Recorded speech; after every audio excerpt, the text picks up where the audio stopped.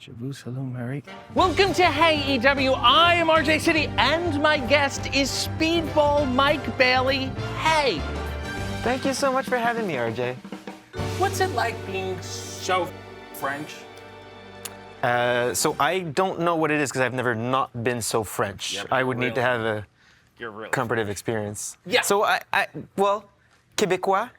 I don't even like French Canadian. I prefer Québécois. Okay. It's not French. When you say French, people think from France. Right. Which people mix up all the time. Yeah, it's a totally different ballgame. I was watching Twin Peaks recently, and they have some. I'm gonna bring this around. Don't worry. It's a long detour, but it'll come back. I hope so. So there's some Canadian characters in Twin Peaks, and even though they're from British Columbia, which is the complete opposite end of Canada, and no one speaks French there, they're still French Canadian because they are Canadian, but their accent is clearly a European, Parisian French accent. So it's all wrong. This happens all the time. Every single TV show, you hear someone with a French accent. It's a Paris French accent, and they can't do the Québécois accent. So let's clear it up right now. What is the difference between French and French Canadian?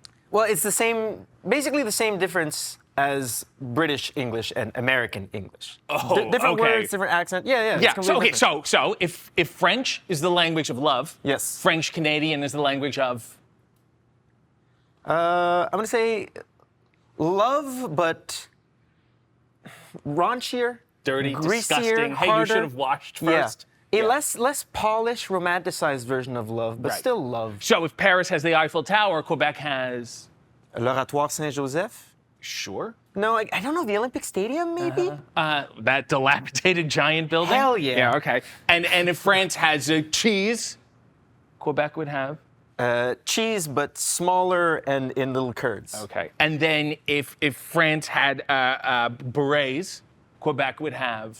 Expos hats. Excellent. Really, really good. I don't mean to break K-fob. Would you tell everybody your real full name, please? My real full legal name is Émile Charles Baillargeon-Laberge. It is so French. So not only is the whole name and the pronunciation crazy, imagine how it's spelled. Baillargeon. Can you try to spell Bayarjon? I have it written down. Yes, right. of course. There's a hyphen. It's a whole thing. Viewers at home, try to guess how Baillargeon is spelled. It looks like the back of a wine bottle. It's really, and you thought, well, let's just make everyone think I'm Irish. Every single time I have to check into a hotel, I just hand them my passport and go, my name's in there. Because if I just go, they go, what's your name? I go, Baillargeon-Laberge. And they go, they just like look at their computer. They try to type something and then they look back at me like, what was that again? Yeah, it's terrible. Internet deviant Justin Wang tweeted that French Canadians are the closest thing to a white version of Chinese people. Your response? I don't know enough about Chinese culture to be able to say. Okay. He's Asian. Is he part Chinese? That makes sense. Something. I don't know. Yeah, I don't know. We'll call it a draw. We'll call it a draw. You call yourself Speedball. Yes. Which is a mixture of cocaine and heroin. Why have such a pro-drug message? It is. So, number one, I don't call myself Speedball. And that's kind of why I like the nickname. Because it was given to me. I didn't just give it. But you continue to, you repeat it. I so continue you to use it, yeah. Yeah. So the man who gave me the nickname was Michael Lacor Ryan, who was, he was a drug addict. You're blaming it on him? I don't know. Okay. He has passed away. I don't know if it's from drug use or other reasons, but he was a writer. He wrote a lot about Montreal wrestling when I started wrestling, so he did a lot for the scene, and he gave me the nickname, and I kind of took it and ran. But also, from the IWS, which is, a biggest independent promotion in Montreal, the promoter, who you may or may not know, is called PCP Crazy Manny. Yes. And he was a big fan of the nickname. Right. But I love the nickname. And again, it's not Speedball after the drug combo, which is like a silly place to go immediately, right? When you see a horse, you go, hey, the animals are named after heroin. No, that's more like saying, the other way around. Oh, my name's Bob Fentanyl, but not that fentanyl. That's kind of what you're saying. Do you know anyone named Bob Fentanyl? I want to. The Fentanyl family? I'm going to list people who have allegedly died via Speedball. You tell me if you feel any guilt. John Belushi. None whatsoever. Chris Farley. Nope. Philip Seymour Hoffman. Neither. A little bit? Nope. River Phoenix? Yes. Okay.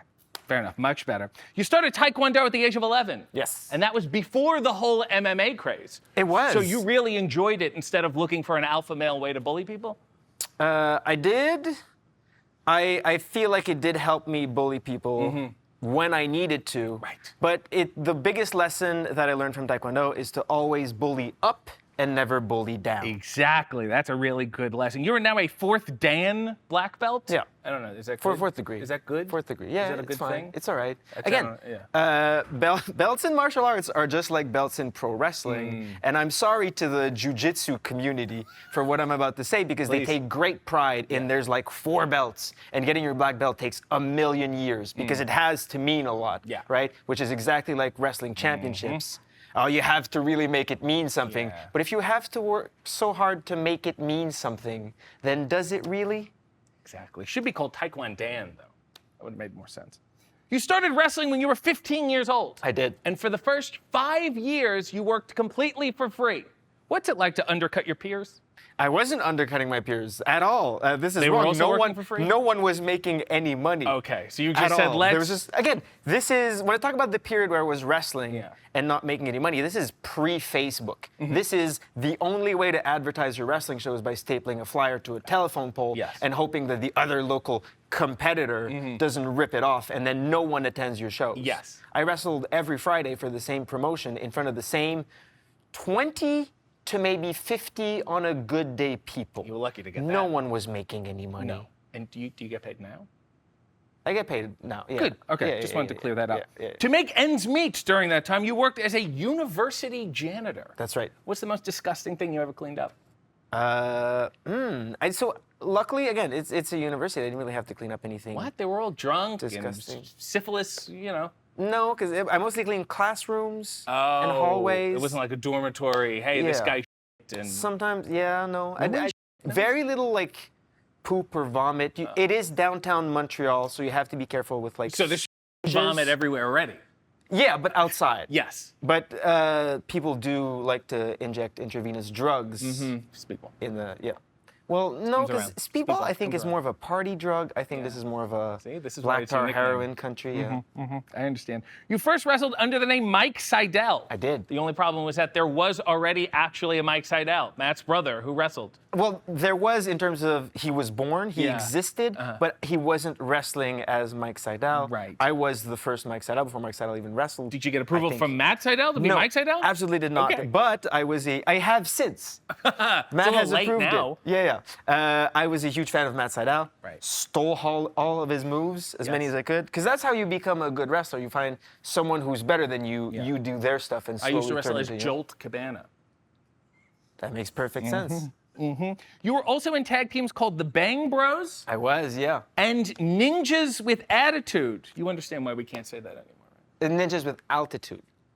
Oh, that makes it so much better. Yeah, because we're high flyers, right? Yeah, I get it. And Ninjas, Yeah, I understand. You also did a Reddit AMA 9 years ago. Do you have any regrets? Nope. You know, I looked at the whole thing, and Oh I'm my God. so upset that there's nothing bad in it. It Well, was a complete yeah. waste of my time. I feel like I was always relatively social media savvy. I have like scrubbed through my own stuff ahead of like background checks and contract negotiations and things like that. And I found very little posts of mine that were like egregious and awful, which is good. However, speaking of background checks, Yes. in 2016, Yes. you're waiting on a U.S. visa, and you say, you know what? Let's go there and wrestle anyway. So hold on. The Okay. waiting on a US visa part is not. So you said, let's just go rogue. Well, I didn't really have a choice, Right. as was the style at the time. Sure. So this is. You're Yeah, blaming sorry. the past a lot. Just do your question. Just Yes. do your Okay. question. Well, so you got banned for 5 years from the did. United States of America. May I say, lucky. Yes. Usually that's a discretionary decision. Why do you think the border guard didn't like you? I think it's just a bad day. It's the border. It's random. Sometimes they just don't like you and they go after you. Yeah. However, it was a race against the clock, and it was for many wrestlers from Canada who tried to make it in the U.S. You kind of don't have a choice. No one is gonna get you a visa unless you have a presence in the U.S., which the only way to really acquire that presence was back then, before social media, was to go and wrestle in the U.S. And I think a lot of Canadian wrestlers went and wrestled in the U.S. had to kind of lie their way around it. You think it's because your name was Speedball? Um, Didn't help. no, I don't. We can think say it so. didn't help. I don't think so. Okay, I'm going to try crossing as Bob Fentanyl. I'll let you know how it goes. You have anything you want to say to the U.S. government right now? No. Excellent. You wrestle barefoot. I mean, hold on. Back to Okay. There's a lot that I want to say. Sure. But you know what I mean? We're in contentious times. Correct. Yeah. And I might get out of the country and have to try to go back in. I understand how it works. Yeah. Perfect. You wrestle barefoot. I do. So much so that, quite frankly, it's alarming to see you with shoes on right now. Yes. This isn't Mike Bailey.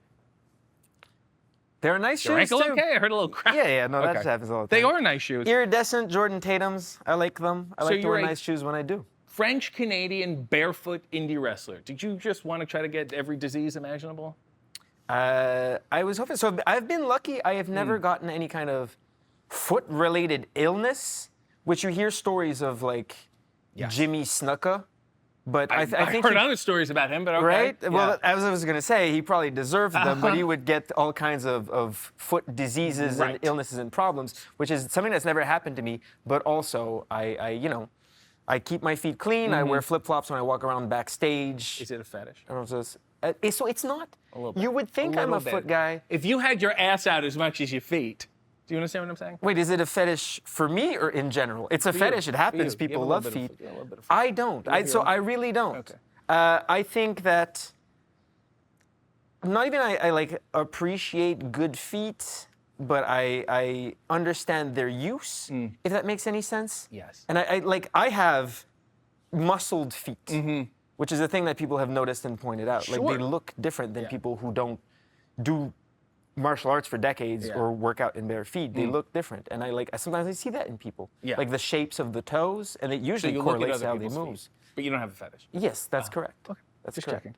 You've said you're a big fan of AEW. Yes. Even though you've mispronounced it on your Twitch many times, and that you've seen every episode. I think so. I've seen most. You have a favorite? Man, so you and Gabe Kidd went on for much longer than it should have. Yes, and we And cut a he lot just- out. Yeah, I'll tell you what he said I afterwards can that we had to imagine. take out. Do you have a least favorite episode? Do I have a least? No, I don't have a least favorite Ross. episode. Jim Ross. Jim Ross? Why Jim Ross? I'm just asking. Was it your least favorite No, episode? I'm just Do you asking. have a least favorite episode of AEW? Yeah. You are an average Twitch streamer. I am. Yeah, why do you need so much attention? You're on TV now. Give it up. It's not that I need the attention, it's that I want to control the attention and control the narrative around Speedball. Oh, don't Mike control your Bailey. narrative. We don't need controlling narratives. Please. Is your mullet ironic? Like, are you earnestly happy that you have it on your head? It was ironic initially. It was a post-pandemic haircut Right. where, like, I assumed no one would see it and it wouldn't really matter for the longest time. Yeah. But I've grown to love it. I've grown genuinely fond of it. I used to have long hair, Right. and I really liked it. I thought that looked the best on me than all the other short hairstyles I've had. Can I? But Can I just yeah, you can touch it. look at how handsome he is? Is that a Look fetish at how for you? handsome he would be. It is now, and I want to keep my hand here for as long as possible. Just however long you need is fine. That's good. That's enough. All right. Thank you. You do a standing shooting star double knee to the stomach. Yes. How many people do you think you've made themselves? I don't know. I'm not aware of any yet, but I'm They're not gonna hoping. tell you. I'm hoping to change that tonight. I think that's the ultimate cruelty. Because even if they win the match, they've still you've won. Right. I want to beat them Yeah. and humiliate them. Yes. You've waited famously 10 years to get your match with Kenny Omega. But you also said it was your dream to team with King Mabel, who is now dead. Why'd you wait so long for that? When did I say that? I read it online. Well, I mean, I didn't really have the opportunity to team with King Mabel. Well, you didn't try. I think the beauty of professional wrestling is contrast. It's the fact that there are no weight classes and no division in terms of styles. Yes. Right? So I think me and King Mabel, I don't think physically there's a wrestler in the world that is further from me than King Mabel. Well, especially since he's dead. Especially since he's dead. Yeah. I mean, I would have tried to make it happen had I had the chance. But do you think if King Mabel were still alive, he would be with AEW now? I would hope so. I think we'd be having my job. He's got a lot of interesting insights. You are openly non-binary. Yes. More shades of gray. And your preferred pronouns are he, him, and they, them. Yes. Don't you think you're hugging the pronouns a little? No, in fact, I want everyone to be able to share and use all pronouns. Sure. I understand that I look like a dude, I present as a dude, that's fine. If you want to call me he, I don't mind. I want everyone to use they, them pronouns for everyone until they know their preferred pronouns. That is how I would like it to be. I just think, you can't have them all. These people who are they, them, and just they, them, and I feel like you're encroaching on their turf. Because if you're a he, him, and a they, them, I'm going to default to he, him. That's fine. Fair. Again, whatever you want. This is about they, them, not he, him. If you see me as more feminine and you want to go she, I won't have a problem with that either. But you didn't list that. I didn't list that. You can't have them all. You got to pick. I think it's unfair to the they, thems. And quite frankly, I don't prefer your pronouns. Fair. Fair. You have a wife named Veda Scott. I do. Who has done commentary for AEW in the past. Her preferred pronouns are she, her, and they, them. Yes. A really greedy couple, huh? Correct. You just got to have them all. We do. We want it all. What did the priest say when he married you? It was a thing. So our priest, which is actually in my telephone background, which I can show you, my lock screen, which as you can see here. And he's a Elvis impersonator? He's a Elvis. That's what he looks like? Post-death? His he's name, not the freshest looking Elvis. He said, what did he say? Partners in love and in life. Which he was like, okay, this is my first non-binary wedding. I want to make sure I get things right. I'm not going to pronounce you man and wife. That doesn't work. So how about, and he had thought of this, and he presented it. How about partners in love and life? I was like, that sounds great. That's perfect. That's what we are. And his name was Travis, and he knows Chris Jericho. Really? Yeah. That doesn't surprise me. I think Jericho knows like every Elvis impersonator. Does Veda use the commentary voice during sex? Whoa, look out! She ever do it like that? I mean, so she does, Veda, use a deeper voice on commentary. And she changes the voice. It's very calculated, but I feel like it's the opposite. Our intimate times are about being free and not beholden to any societal norms. And when she does pro wrestling commentary, it's not her story, right? She's telling the story that's happening in the ring. Yes. When you're private, it's just let's glom every pronoun we can. It's all about us. Yep, I understand. You were part of the Canadian Wrestling Museum exhibit. I am, yeah, Who very should exciting. not be in it? In terms of Canadians? Geez. I don't want dead air. But I don't have a good going through a Rolodex of people you can't mention. Well, okay, how about this? We'll change can't this up. mention them, so I'm not you're very going to. positive about your experiences with wrestling fans, and you claim you don't have anything negative to say about them. That is correct. Say one thing. One thing. I mean, so I don't even like the word fans. I think like implying fanaticism is kind of weird. Well, they're nuts. But I don't think that professional wrestling fans as a group are inherently worse than the average population. Probably better, again, because they're passionate about something that I think is incredible in professional wrestling. Sure. So, like, narrowing it down to one group, I think would be very difficult. They're annoying. They're a little annoying. You can say they're annoying. So I can't say they're annoying. Some are annoying. Yeah. But Most. the percentage 80% percented. Who's annoying? How many? What is the percent? In your opinion, you say 80% of pro wrestling fans are annoying. Yeah. What is the percentage of people in the general population who are annoying? I'd say 78. So two less than, so that's not a significant enough margin to call pro wrestling fans annoying. Data scientist over here. Okay, fair enough. We'll move on here. Your favorite foods are strawberry cheesecake and green tea.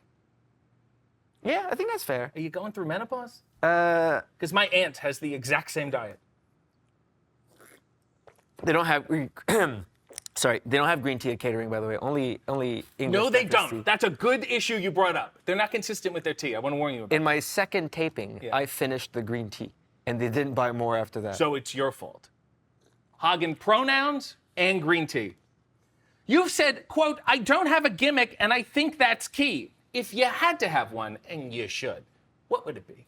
It would be Monsieur Baguette. I would be a Frenchman and very angry, talks about bread and Because one thing I've gathered from you is that you're not French enough. No, I'm not French enough, so that's what, gimmick-wise, I lean into it completely. As for your wrestling style, you've said, quote, nothing with knives or guns and nothing too sexual. When did I say that? This is a quote. Yeah, I read your interviews online. Okay, so this must have been before I went to DDT, because there was a lot of sexual wrestling there. You said, I try to keep the work a little PG. Yeah. Meanwhile, you're a mullet-having, pronoun-hogging, barefoot, you make people shit themselves. That's at least PG-13. Which part of that makes it PG-13? The whole thing. Probably the mullet. The mullet? Yeah. So you think there should be a mullet warning before I don't think kids should be seeing this. Yeah, it gives them ideas. I think you might have a fetish. You want to touch it again? Say something filthy in French, please. No, I can't. Come on. You're putting me on the spot here. Just say something filthy. Something filthy? From your heart.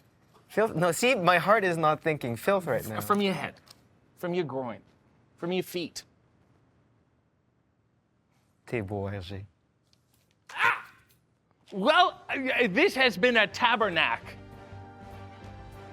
Close enough. And I want to thank you for slowing down your ball with me. You're very welcome.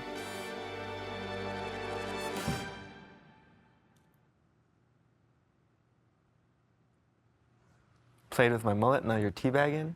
Shh. I read that as Orf Ox. Welcome to Hey EW. I am RJ City, and my guest is AR Foxx. Hey. What up? About a month ago, you came up to me and you said, hey, I should be on your show. I've done some, quote, pretty up Begin. Oh, you remember I said that like that.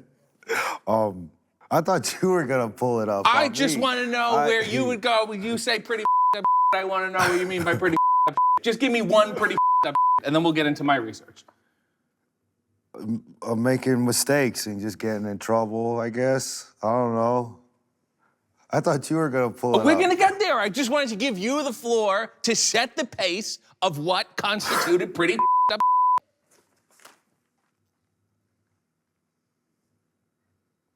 A lot of mistakes. Name one. Give me one mistake. Don't even give me pretty up. Just give me mildly up. Wrecking cars and stuff. Wrecking cars. There we go. That aren't on purpose? mine. On purpose? You would hop into someone's car like Grand Theft Auto and just drive it into a wall? No, some of them were a slow release, and I destroyed them over time. But some of them were instant. Yeah, you said let's just do one big one for fun. Yeah. That insurance scam? What was it? No, not all of them. Yeah. Yeah. Okay. All right. Let's get into my notes. You've been to prison multiple times. What, 3? 3. Okay. Good.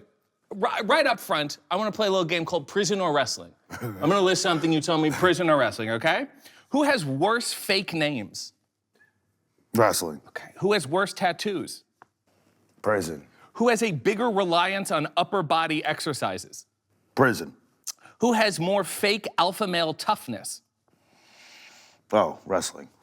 Who has more insecurity-inducing showers? Wrestling. Who has better organizational labor practices? Oh, prison. Who has better food? Wrestling. Who has more closeted alternative sexual lifestyles? Draw? It's even? Probably, Okay, that's fair you know. enough. Who plays more awful 90s rock music? Wrestling. Clearly. Which has more abuse disguised as paying dues? That's a close one, too. Say it, Yeah. Yeah? Yeah, it's a draw. Who has better faction names? Oh, prison. Who has more neglected wives and children? Draw. Who has a greater risk of an early death?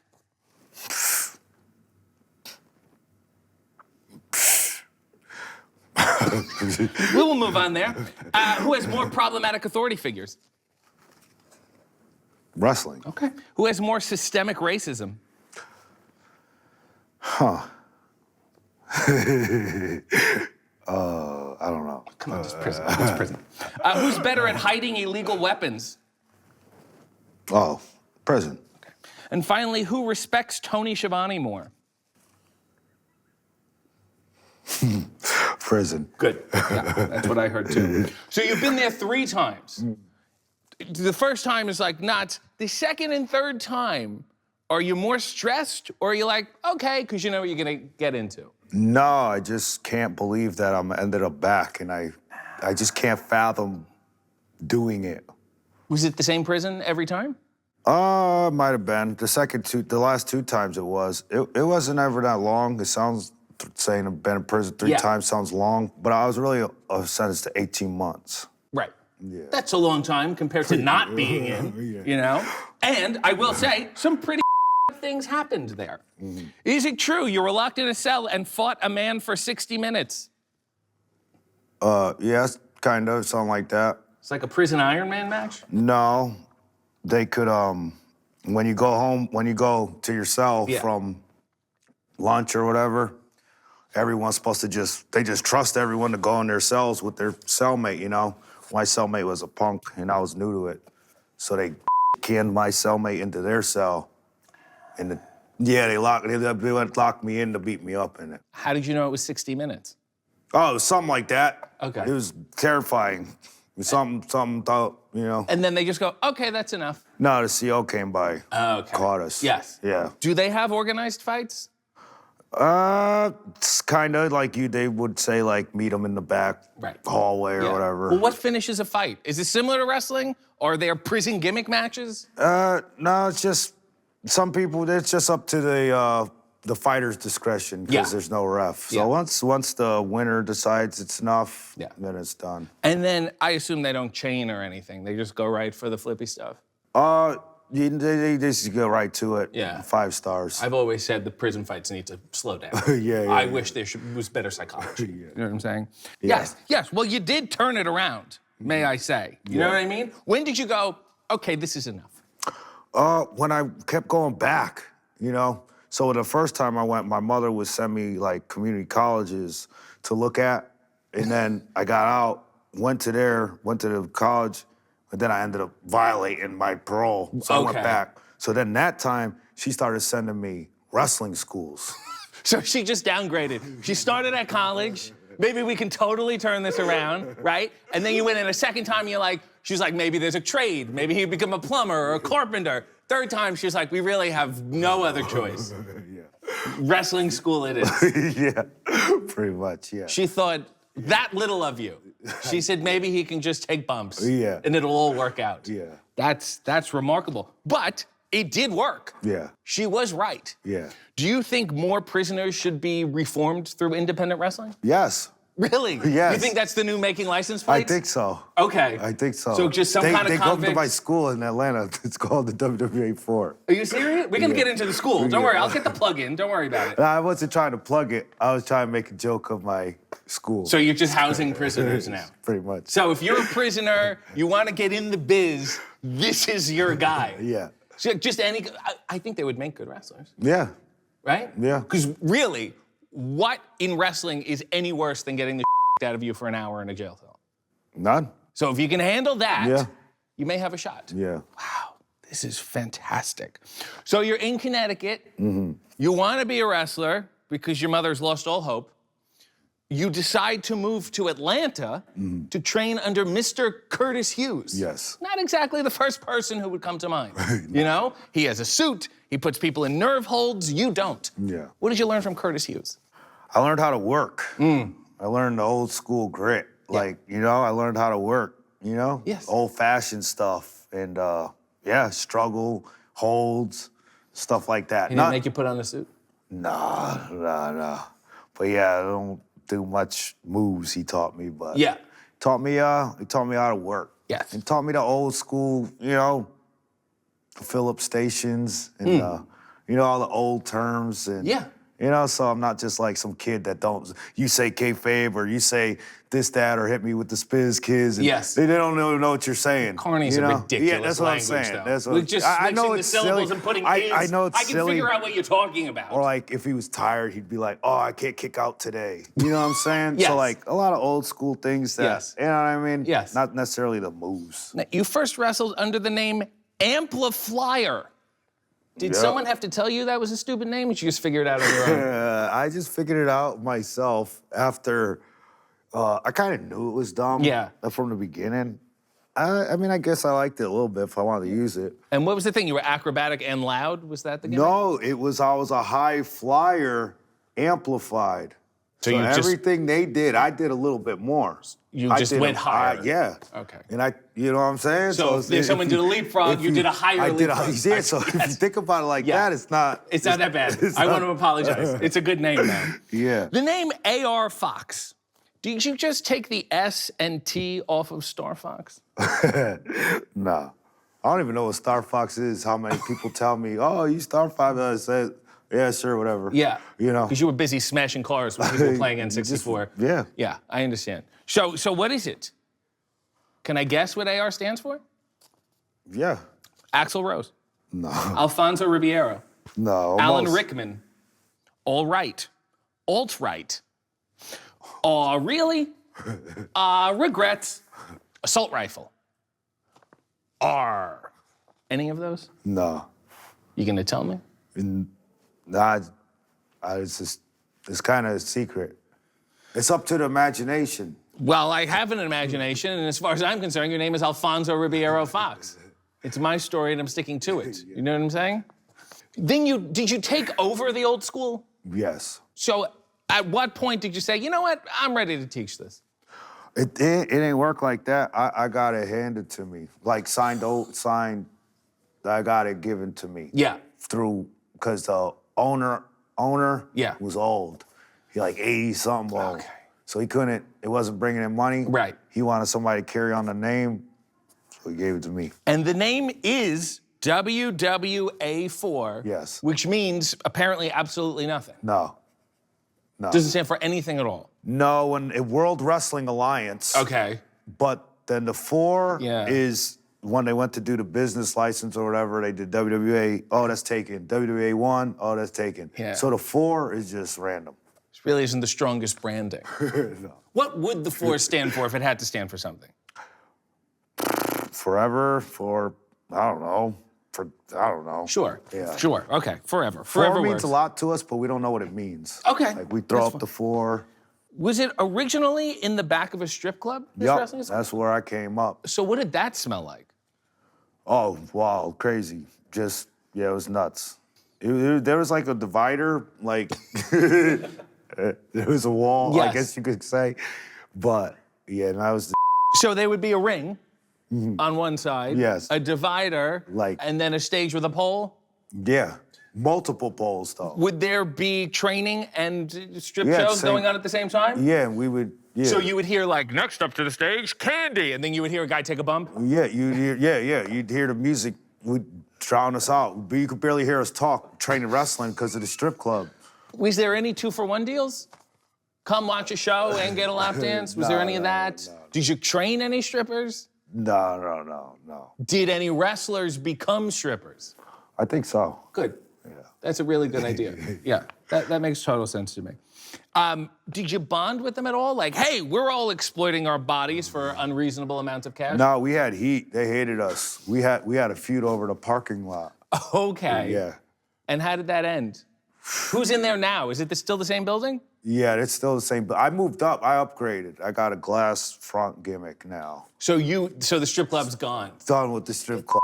Yeah. This is my parking lot. Yeah. Wow. So I set them straight. That's incredible. Good for you, ultimately. That is pretty up. You've trained a lot of people. Give me the list of some of the popular people that you trained. Lee Johnson. Yes. Alan Angels. Yes. Danny J. Yes. I helped Sean Dean. Yes. So then your students start getting signed, Yeah. and you think to yourself, well, this is not going to happen for me. If the people I'm training are getting signed and I'm not, it's got to be over. Those who can't do, teach. And you're already teaching, so obviously, you couldn't do. You said, quote, people didn't want to take a chance on me because I had, that energy. What is that energy? I don't know, just not listening to rules and stuff like that. Are you giving me that energy now? No, I don't think so. Okay. I think you see I'm, just a normal person. Yes. But- No, you're not a normal person. You're pretty up. But it's okay. Yeah. Is ultimately, I think, the point I'm making here. So you stayed humble. You did the work. You said, AEW, I'm going to be an extra. I'm going to go wherever you need me. Yep. You bought a ticket to go to Dark. Yep, multiple. You're sitting on your couch. Yep. It pops up on TV that you're going to be wrestling on Dynamite that week. Yep. That's kind of a way for AEW to do business? Did they give you a heads up at all? No, not at all. I like it though. I like it No, though. I don't like it. That's awful. I wouldn't That's change terrible. it. Did they reimburse the plane ticket at least? I ain't asked yet. That's your own fault. That one's on you. And then you were basically ambushed into your AEW contract. Tell everyone how you found out you were signed. They just, as soon as my match is done, they just told me Tony wanted to sign me as soon as my match was done. Yeah, but they told you on camera, didn't they say? On camera. So Lexi's like, hey, by the way, you're signed. Yeah. Basically pressured you into signing the contract. No, not pressure me. They put, the red light was on. That was pressure. Yeah. Renegotiate if I were you. If you needed anything, talk to me. You refer to yourself as the people's choice. But don't you think people are idiots? A little. I mean, everyone's smart in their own way or in their own head. Everyone in this room is very stupid. People don't know anything about wrestling. Look at what people have chosen. Facebook, Heartburn, James Blunt, and now you? Do you want to be associated with what the people choose? Well, that was a long time ago.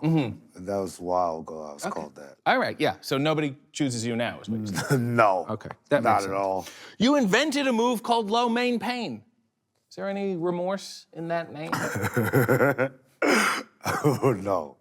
I mean, they can't even call it that in video games. Why not? It's a little racist sounding. This is how we'll balance it out. This is how we'll balance. What? Are you going to defend it?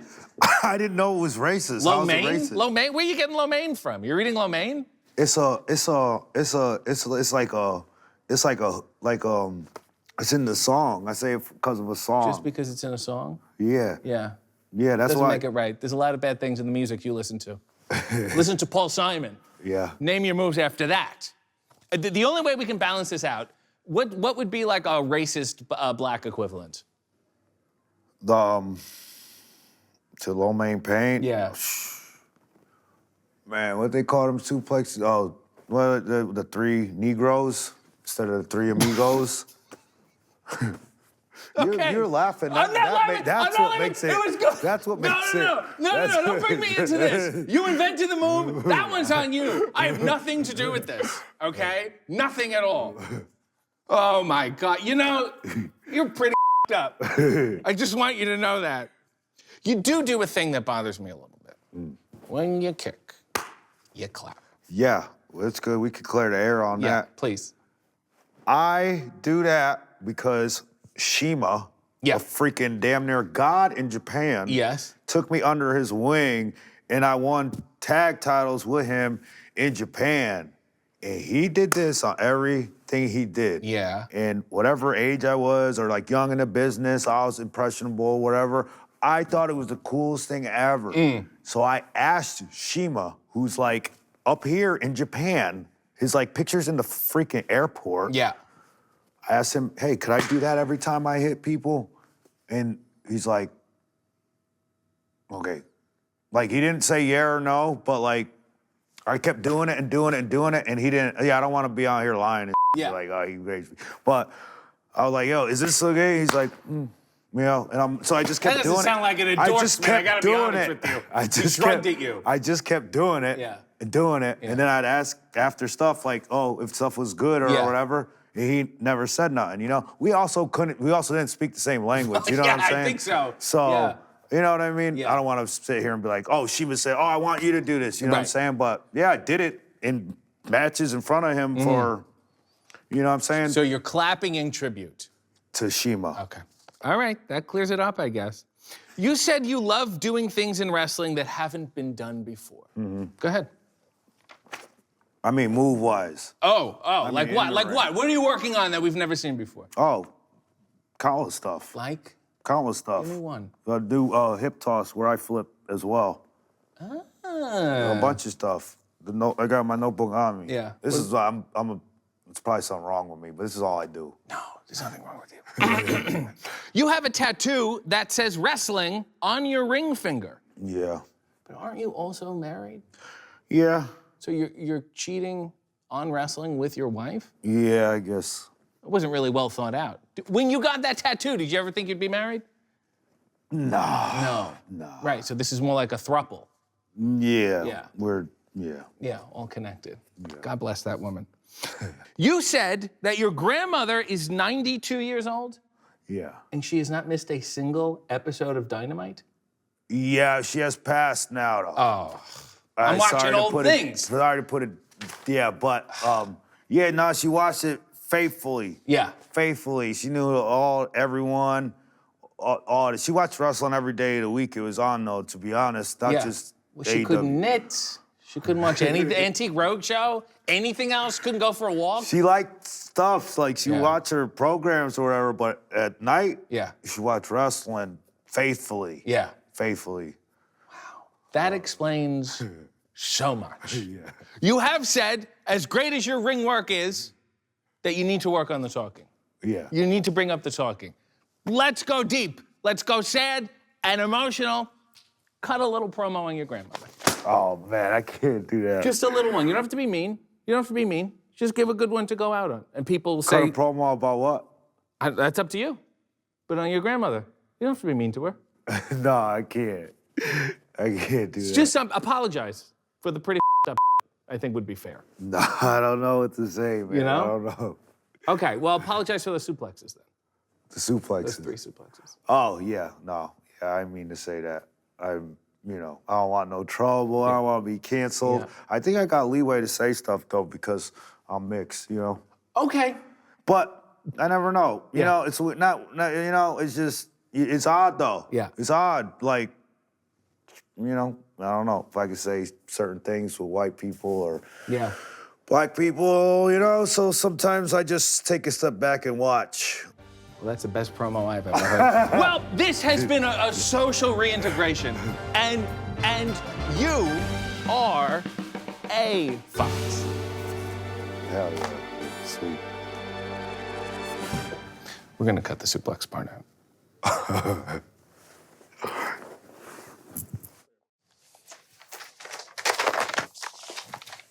Draw me something. Hold on, man. Welcome to AEW. I'm RJ City, and my guests are Shane Taylor, Lee Moriarty, Shane Taylor Promotions. Hey. Hey, hold on. You can't just hand that to him like he's a performing monkey. What's going on, man?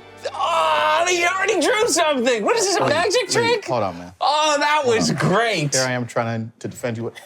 He waved at me, and I thought it said, yuck. Well, he's gonna pay me for this. Do a little doodle. Yeah, we'll see if we can sell it. I don't know. Make some money. Thank Put it you, on your thank you. site. He's learning. Okay, can we get to this, please? learning, please. Thank you. Shane, Wikipedia says you were born in the slums of Cleveland. The slums? Did you write slums? No. Who wrote slum? I don't know. You know who did? It was probably one of these young suburban children that thinks they're hood. Yeah.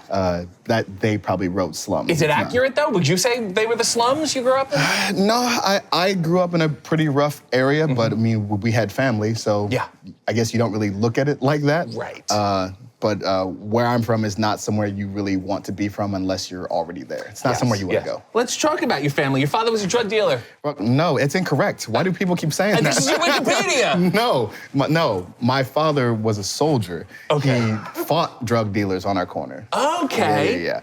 And if you know anything about drugs, which I'm sure you don't, but if you did, you would know that they don't like their money to be messed with. Right. So that caused a lot of problems for us. They would come and shoot up our house about every other week.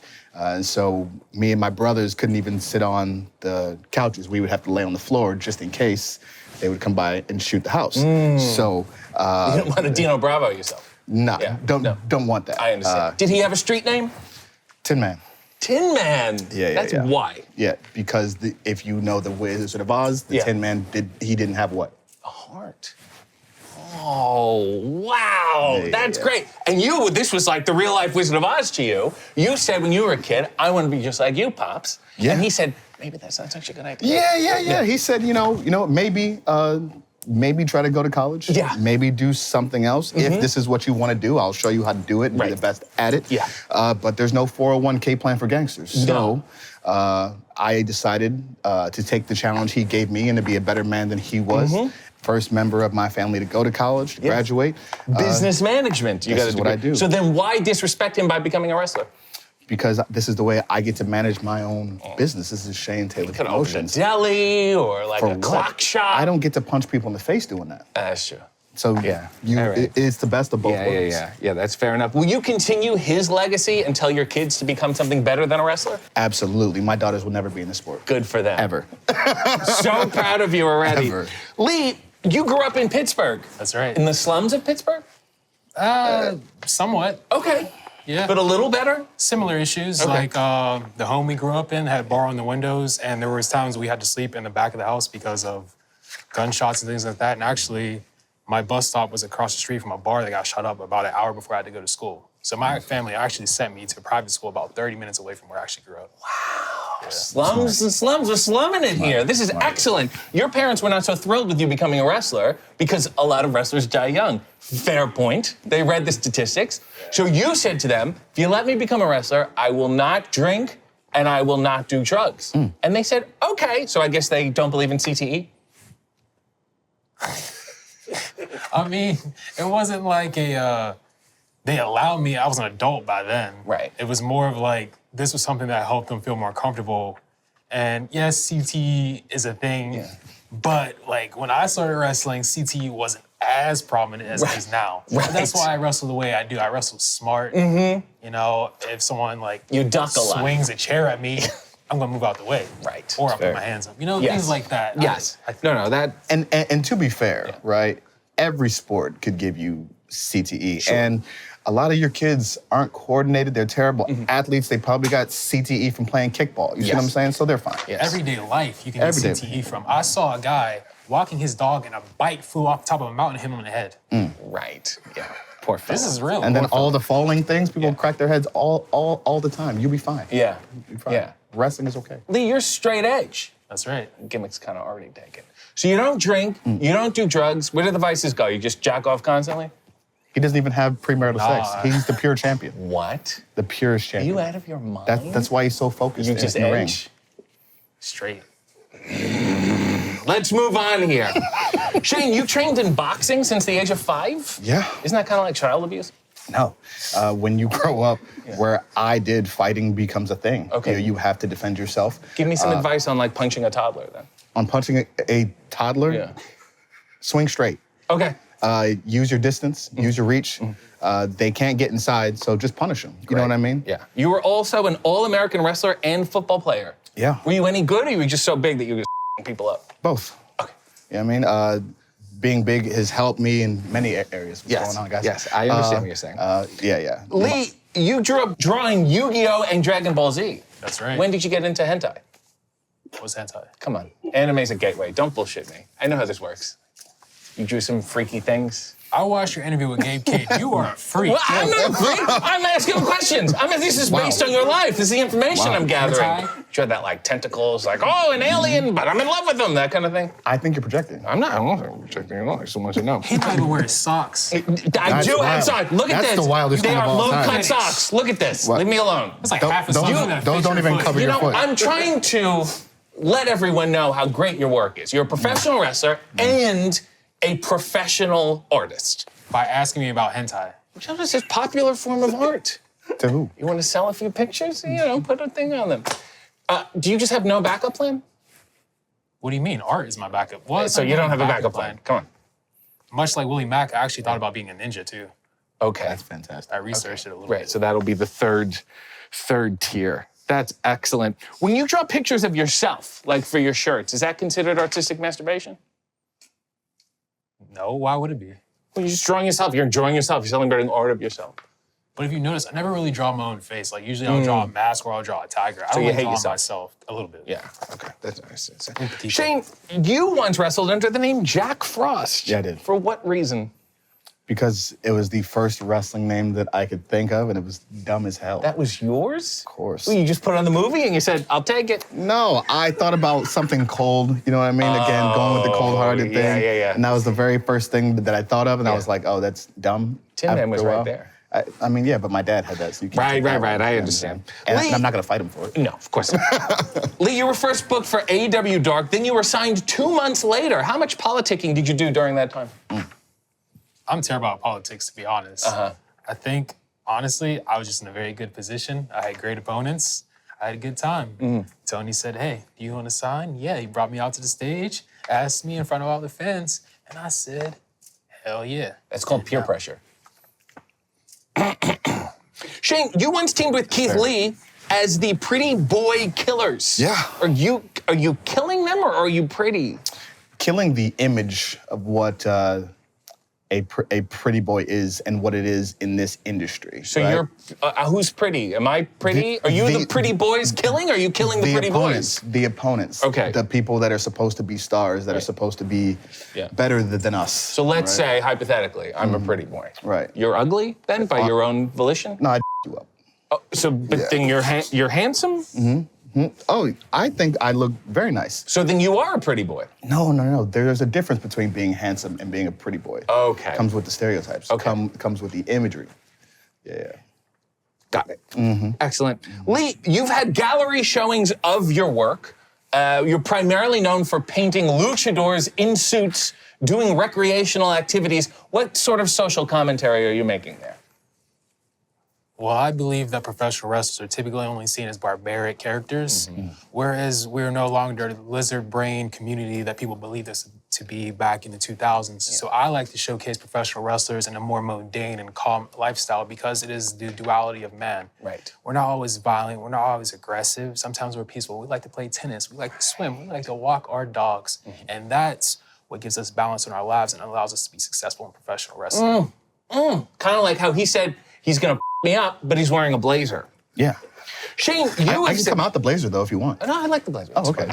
Shane, you have said, and I'm going to quote you here, I'm done with stereotypes of black culture. Yeah. 98% of black men are not pimps. Realistically, what percentage are?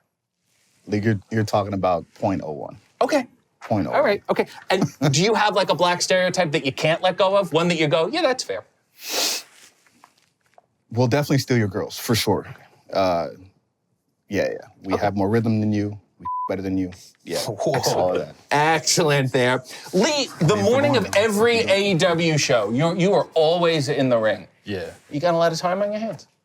Kinda. I mean, I get paid to be a full-time professional wrestler, so why not hone my craft while I have the opportunity to? I guess. Does it bother you that this interview is eating into your ring time?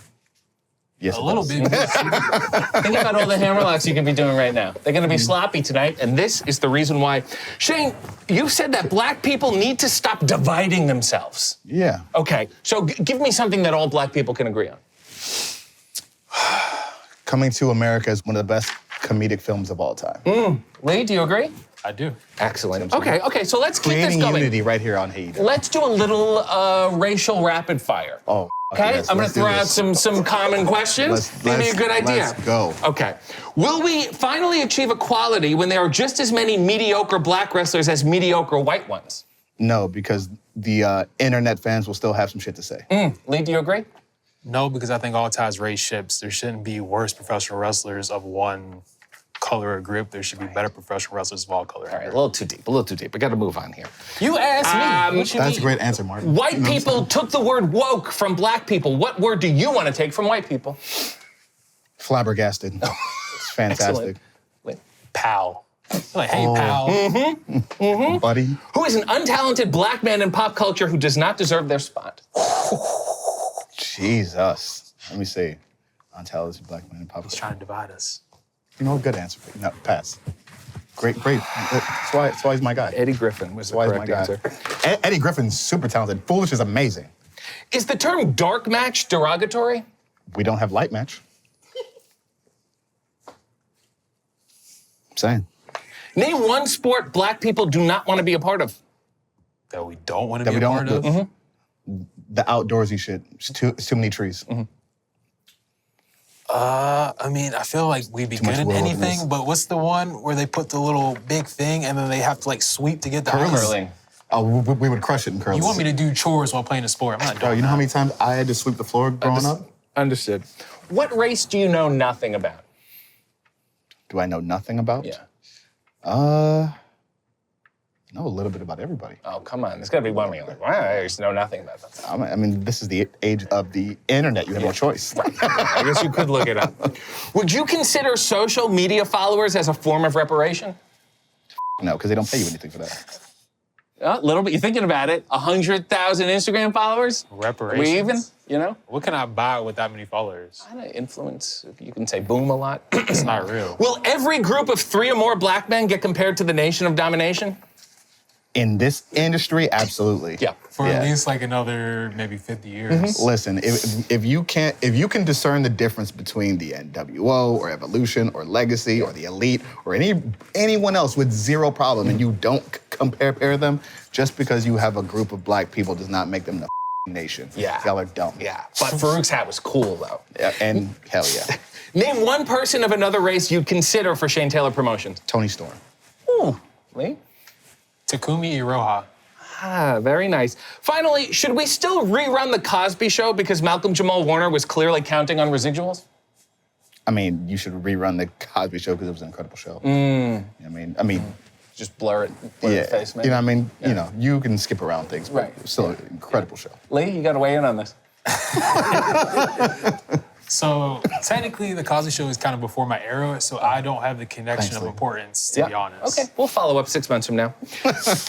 Shane, Lee is unlike anyone you've ever had in Shane Taylor Promotions. Why include him in the group? Because he gave an incredible answer about the duality of men, and Lee is someone who represents not only the culture well, but himself well, and represents professional wrestling well. And I think he's a guy that is going to be able to carry any company on his back for the next 10, 15 years, for as long as he decides to do this. He is the best technical wrestler on the planet. Wonderful. We're going to cut it out, but that was wonderful. Lee, explain Tiger Style. Tiger Style is my version of Bruce Lee's Jeet Kune Do. Bruce Lee created Jeet Kune Do to get around the limitations and patterns of martial arts and fighting. So me, I believe that you should be good at everything that you can be. So I learned Lucha Libre, I learned British wrestling, I learned the Japanese style of pro wrestling. I do all these things and it makes me more versatile and valuable as a competitor. So you don't have a style.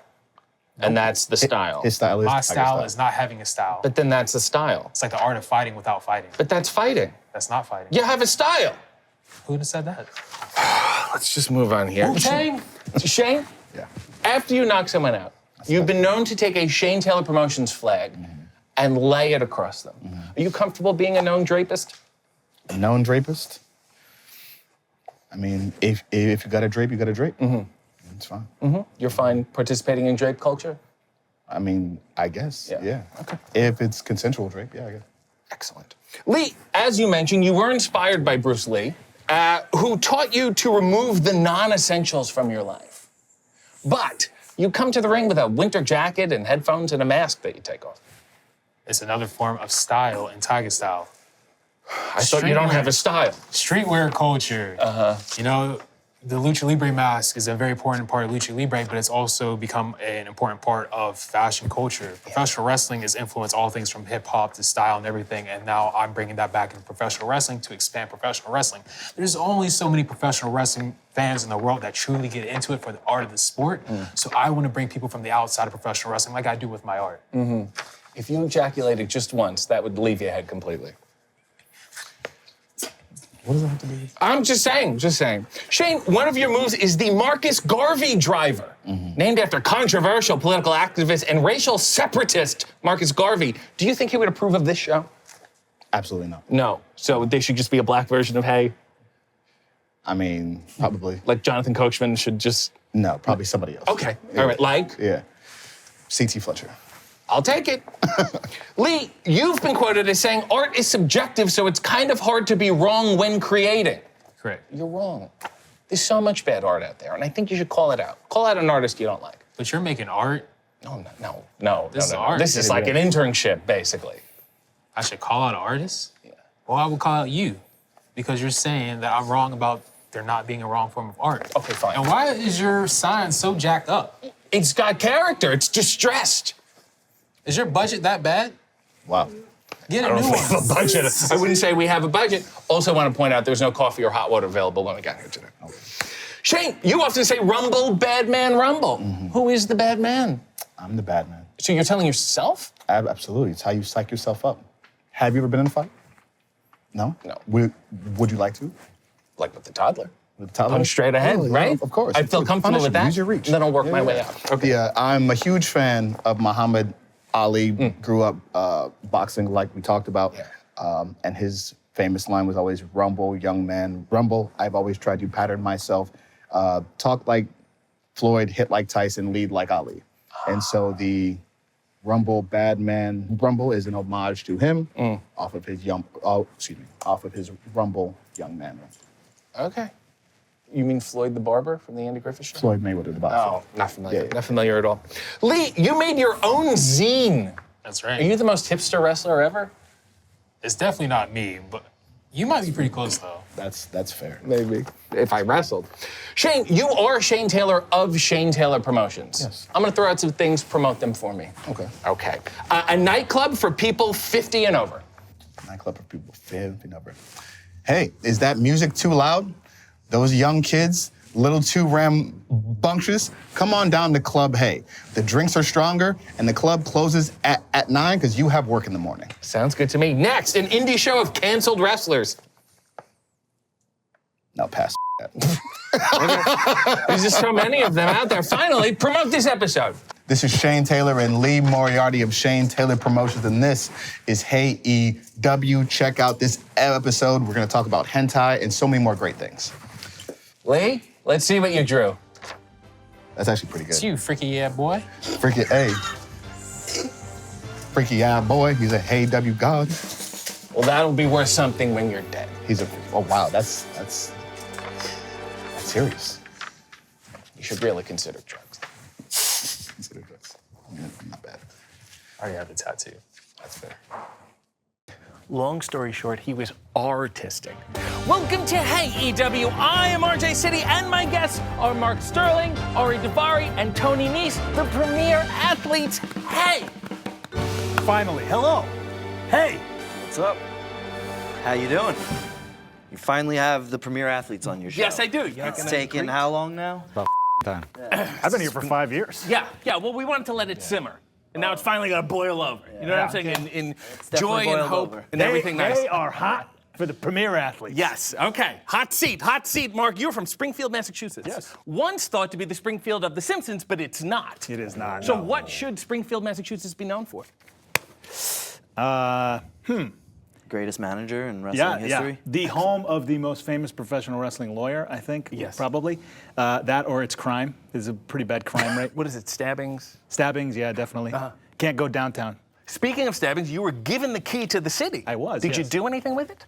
I have not opened anything yet, no. Oh, that's a shame. But I don't even know what the key is to. When they say key to the city, what do they mean? I don't know. Stabbing. You stabbed with Yes. That opens like every door in the city. I wish. Like yeah. that episode of The Simpsons where Ralph has the master key. As a lawyer from Massachusetts, do you miss Boston Legal? It was a great show. Yeah. Tony, you're from Ridge, New York. I am. Is that far enough on Long Island that you're not to New York? You're away from like the Eddie Kingstons. Do you know what I'm saying? So we grow up liking to pretend like we're New York. Yeah. But yeah, no, it's about an hour out. What is the most New York thing you do? Ooh, most New York thing I do, take the train. Yeah, you go, New York. Do you look around like that? But it's tough. It's more of a Long Island thing to take the Long Island Railroad and Yes. stuff. So I feel like New York and Long Island have their own separate things. Long Island is like Queens if everyone had lawns. 100%. Yeah, that makes Yes. sense. As a Tony in AEW, rank the Tonys in AEW. Okay. Well, I'm there at the top. Oh man. Tony Nese. Well, we're gonna have to go with the boss. Tony Khan. All right. And then There's two more. I mean, I go yeah, Tony I Storm know right there's there. two more. It's all right. I'm aware of all the Tonys, trust me. Who's the fourth one? What, Shivani? Oh, that's right. Wow, I guess we'll put him at the bottom then. we'll put him at the bottom. I think that settles it for me. Sorry, Ari, Shivani. Ari, you're Persian. Yes, I A am. term that hasn't officially been used since 1935. Why not just say you're Iranian? People see, because everybody confuses Iran and Iraq, and George Bush did all that. So when people go, oh, you're Iraqi, I go, no, I'm Iranian. So I just say Persian, and it makes it a lot easier. Right, so you And just- as Maz Jabrani says, Persian, like the cat, it's a lot more gentle. Meow. Yes, you know. cats and rugs, and let's Exactly. lie about history. I understand. Wow. Like all great Persians, you were born in Minnesota, but Yes. moved to Las Vegas. Yes. Compare the sex workers. The sex workers, Minnesota, non-existent. Las Vegas, every single corner. Oh no, they exist. You just don't know where to look. I don't really. Tony needs those. That's a great question. Tell me about your sex experiences in Minnesota. It's non-existent. Yeah, I'm gonna say it's not a good scene for the Minnesota escorts. It's a real shame. Mark, you have a master's in film from Hofstra University. I do, yes. And you were an assistant editor on the Oscar-nominated If a Tree Falls, The Story of the Earth Liberation Front. Is wrestling cinema? Yeah, I believe so for sure. And that background has actually helped me a lot. I think, just understanding shots and, how to tell a story, things like that. They say that in wrestling all the time. I haven't seen one story. I just see a wide shot and people getting hit. So what was the deal? Like, if you failed, you couldn't make it in Hollywood, and you said, what about wrestling? Well, actually, I kind of sold out for a couple years. I just started working in marketing after. So the film thing was no money at all. Right. So you just checked your dignity out immediately. Literally, after 2 years, and then I sold out for marketing. Wow, that's remarkable. I don't think he's got it back since. No, but that's part of his charm. Yeah. Tony, you were and still are a personal trainer. Yes. Body shame me. Do it. You gotta give me a harder target than that, man. Have you ever worked out ever? Come on. Yeah, seriously. Have you ever seen the inside of a gym? Did you used to wrestle yourself? I rolled around. Did they tell you that you had to be in shape to be a wrestler?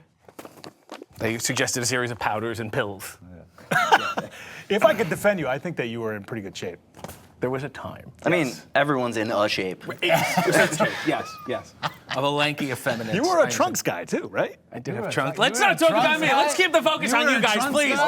This is not about my legs. This is not about my legs. Trunks and boots and knee pads. Ari, you are a second-degree black belt in Taekwondo. Yes, sir. Why aren't you a dick about it? Why am I not a dick about it? So these, kick patty MMA wrestlers, man, no more. I'm a classic wrestler. That's what I always wanted to be. So as soon as I started pro wrestling, I got boots.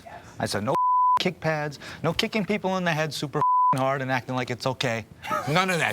All right, so the karate went away, and I became a classic pro wrestler, like how you're supposed to do. But it needs it. If I do need to beat the out of somebody. I understand. So you guys really are the premier athletes. Oh, yeah. Yeah, we're just not about it. Why do you think other athletes are so bad? Well, let's see, because most of them are posing. They think that they're athletes because they got into something that does require some athleticism to it. I don't know. But they are handed everything, so it just feeds their ego and makes them think they're more and more, athletic than they actually are. But see, we live that lifestyle. We've always been. We know who we are. We don't have to sit there and rub it in everyone's face and everything. I will tell you this, though. There was a couple years ago that AEW had a softball game, okay? It was like, I think it was AEW versus Pro Wrestling Tees, the softball game. And Tony... Tough competition. Tony signed up for it. Yeah. And I said, bro, are you sure? Because you have to kill it. You cannot be the premier athlete, go and strike out 3 times. And what I happened? love a challenge. What happened? What was it like? What did I had? A single, a double, and a triple. Single, double, triple, bunch of RBIs, cut plays. I was 1 inning away from a home run, but That's a shame. Yeah. That's a real shame. Unfortunately, it was only 9 innings. Why don't you show everybody what you do when you come to the ring? There's been some issues with your entrance. And the togetherness in the audience response. Why don't you walk everyone through what happened? Yeah, so the problem is we understand, that the people that come to these shows, they might not have, the best lives, they might not be on the best teams, have the best families. So for a brief period of time, we want to let them know what it feels like to be on a winning team. Be a part of something. Right? Right. So we just asked them to say in unison with us, athletes rule. We rule. Always It's on have, the always shirt. will. But then they say sucks. Right. They'll say athletes suck. So some say. Yeah, some say. And they're usually louder than the others. Yeah, true. We understand that. Vocal I've been hearing a minority. lot of rules lately. But I don't know if you ever noticed, that's just what fans do. They always want to be a part of the show. Right, and they're like, wanna- you can't tell us. exactly. We won't do what you tell us to. So this is my suggestion. Because those same idiots are in the parking lot yelling athletes rule in our face while That's we're true. getting on the bus. Right. That's true. It happens. It might not be on the camera. You remember the parking lot, the garage parking lot? Yep, we got I do. 3-4 times. Yeah, It was great. Yeah. My suggestion to you Yes. would be, why don't you say athletes suck up front? Right. Then they won't play along, and they'll say athletes rule. Well, because it's not, we're letting them in. Yes. But that's for us. But you're flipping it around. You're kicking them out and going in. Don't you see what I'm saying? I think it could work. You're winning by exclusion. They're not going to do it. Say, we suck. Give it a shot. Give it a shot. Ah! No, because we're not liars. What if I did? What if I tricked them, and I said, "Oh, you." That would be great. I mean, that would be a great These idea. idiots would yell it and not even know what they did. Yeah, these idiots Trust are looking me. for a hand job in Minnesota. You know what I'm saying? that's Can't hard to do it. find. Just can't do it. Mark, you are a lawyer. It's too cold. So you must deal with a lot of legal issues backstage, keeping order of the locker room. This wrestler's court thing, are you involved in wrestler's court? I'm not really. Once or twice. Well, let's give people an example of what wrestler's court is like. Okay. As a lawyer, I'll throw out an argument, you defend it, and the jury can vote on it. Okay? Okay. It should be legal to pee on your opponent. Where? In the ring. Oh. During the match. Good question. It should be. I don't think it should be legal to pee on your opponent because of the spread of germs. Okay, there's other people that have to share that ring later. You do not want to roll around in urine. You know, Isn't urine sterile? We could lose a building because of the problem with the spread of germs. You know what I'm saying? And we don't want to lose Isn't a it building. sterilized? Isn't It's it good not. to just pee You on know people? what? I don't know. I don't know. I drink a lot Wrestlers of water. get cut in the ring, and you can sterilize the wound. See? It's true. So- My piss is usually just water. And you can tell the ref, I was just trying to sterilize the wound. I would consider this a hung jury. This has been a really good episode of Wrestler's Court. Okay. Thank you a lot, guys. Tony, Hungus jury. Well, I never lose a case, so. are the abs necessary? The abs necessary. They just come with the package. Do you get anything out of them? What if you didn't have them? I What get would a your lot life out of be? them. Huh? Like what? What? 4 kids. That's definitely one of them. 4 that I know about. All right, you were trained by Shelton Benjamin, Ken Kennedy, and your brother, wrestling producer Sean Devari. Is it still nepotism if he's in a different company? I don't think it's nepotism because is the siblings nepotism? I thought it was always father. If my father was a wrestler. I think it's within the family. Within the family? Yeah, then I guess that is nepotism. When I first met him, I thought it was the same person. Yeah. That's nepotism. And then I was like, wow, Sean Devari looks great. He was still very young. You can train really hard, be in great shape, do all that stuff, or just have a famous brother and you can just kind of waltz on in. So much easier. Way easier. Mark, you first wrestled as the dude Mark Malibu. What word of that name makes you feel the most uncomfortable? That's a terrible name. Wait, what was the question? Sorry. You first wrestled as the dude Mark Malibu. Yes. What word in that name makes you feel worse? Maybe Malibu. Malibu for sure. That's my favorite part of it. Really? Yeah, the dude is terrible. The problem is, what I wanted to be was just the dude. I wanted to do. From Big Lebowski? I wanted to do like a Big Lebowski gimmick, right? Like wrestling cinema, I guess. Like not care or whatever. Yeah. But then the promoter was like, "That's so stupid. You're the dude, Mark. Your real last name." And I said, I can't do that. So then he gave me Malibu. I was gonna say your last name's Malibu. And then I ended up being like a surfer, but I don't even like the beach. I've never been tan. kidding. We can It's tell. horrible. Yeah, Should have not teamed up really with nautical the guy. Panama City Playboy. All right, back to being Persian. You used to jump off the top rope with a Persian rug in hand. It was a move called the magic carpet ride. Did you stop that due to societal pressures or your own good judgment?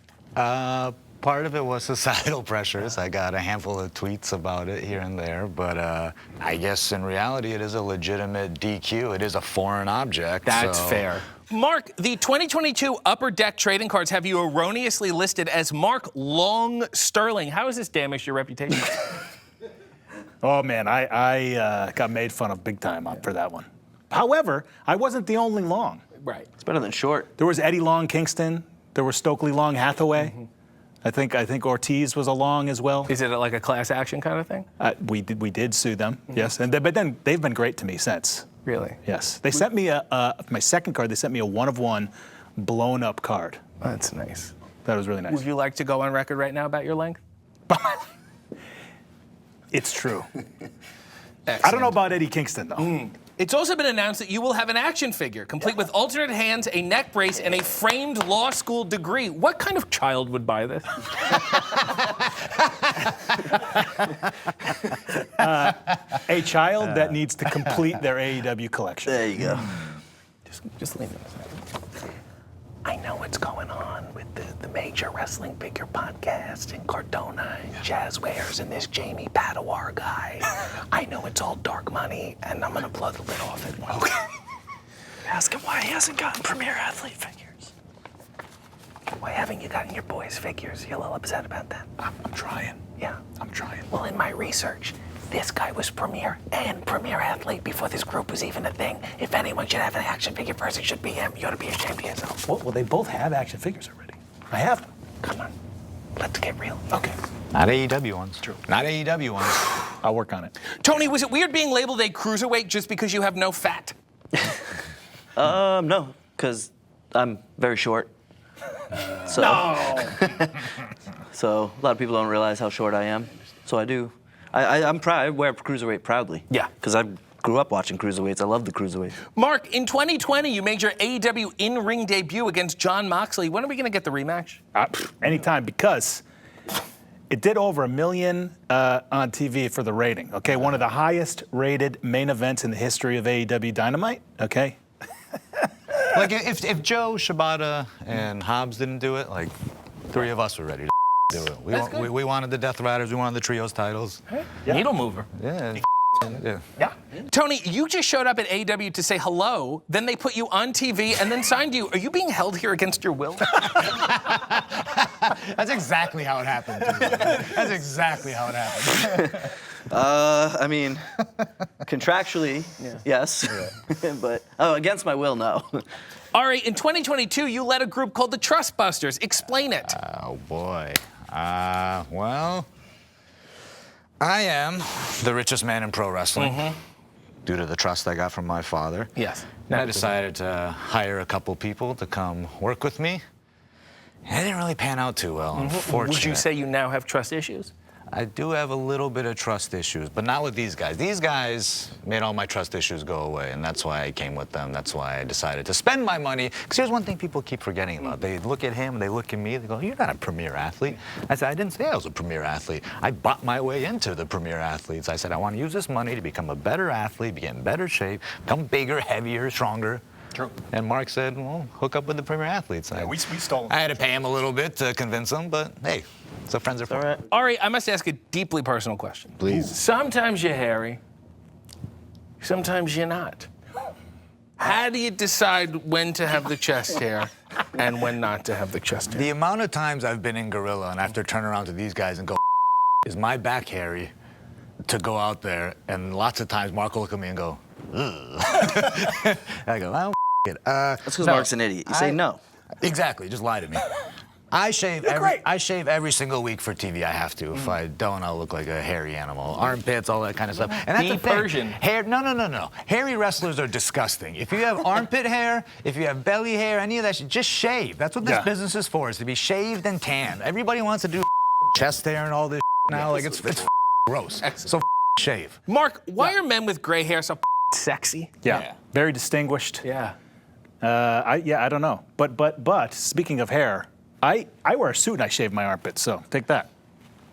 Real professional wrestler. Yeah, True, bare hand on bare hand. true pro wrestler. Yes. Because he knows, just like any wrestler, you never know. Any day. Giant 12-year-old boys. Very sexy. Any day, someone might be looking at your armpits. Tony, you've said that your least favorite crowd chants are Fight Forever and Both These Guys. Absolutely. Thank you. Absolutely. Yes. Absolutely. I don't want forever. If they're not cheering for someone to win and someone to lose, the match sucks. Yes, stop sitting on the fence. Make a choice, right? Yeah, it's very, it's very Do you think they should weak-minded. chant like, fight for 8 minutes? I Take think it fight home for in 8 to 2. 10. Fight a little longer. Yeah. Don't we have lives to get to, right? I think it should be, I want this one to win, that guy. Ari, you have an older brother who's an entertainment lawyer in LA. He is, yeah. Don't you see what's happening here? Yeah. Isn't this beautiful? You've sought the familial bond in your career, and you found this man, and you're really like a surrogate brother.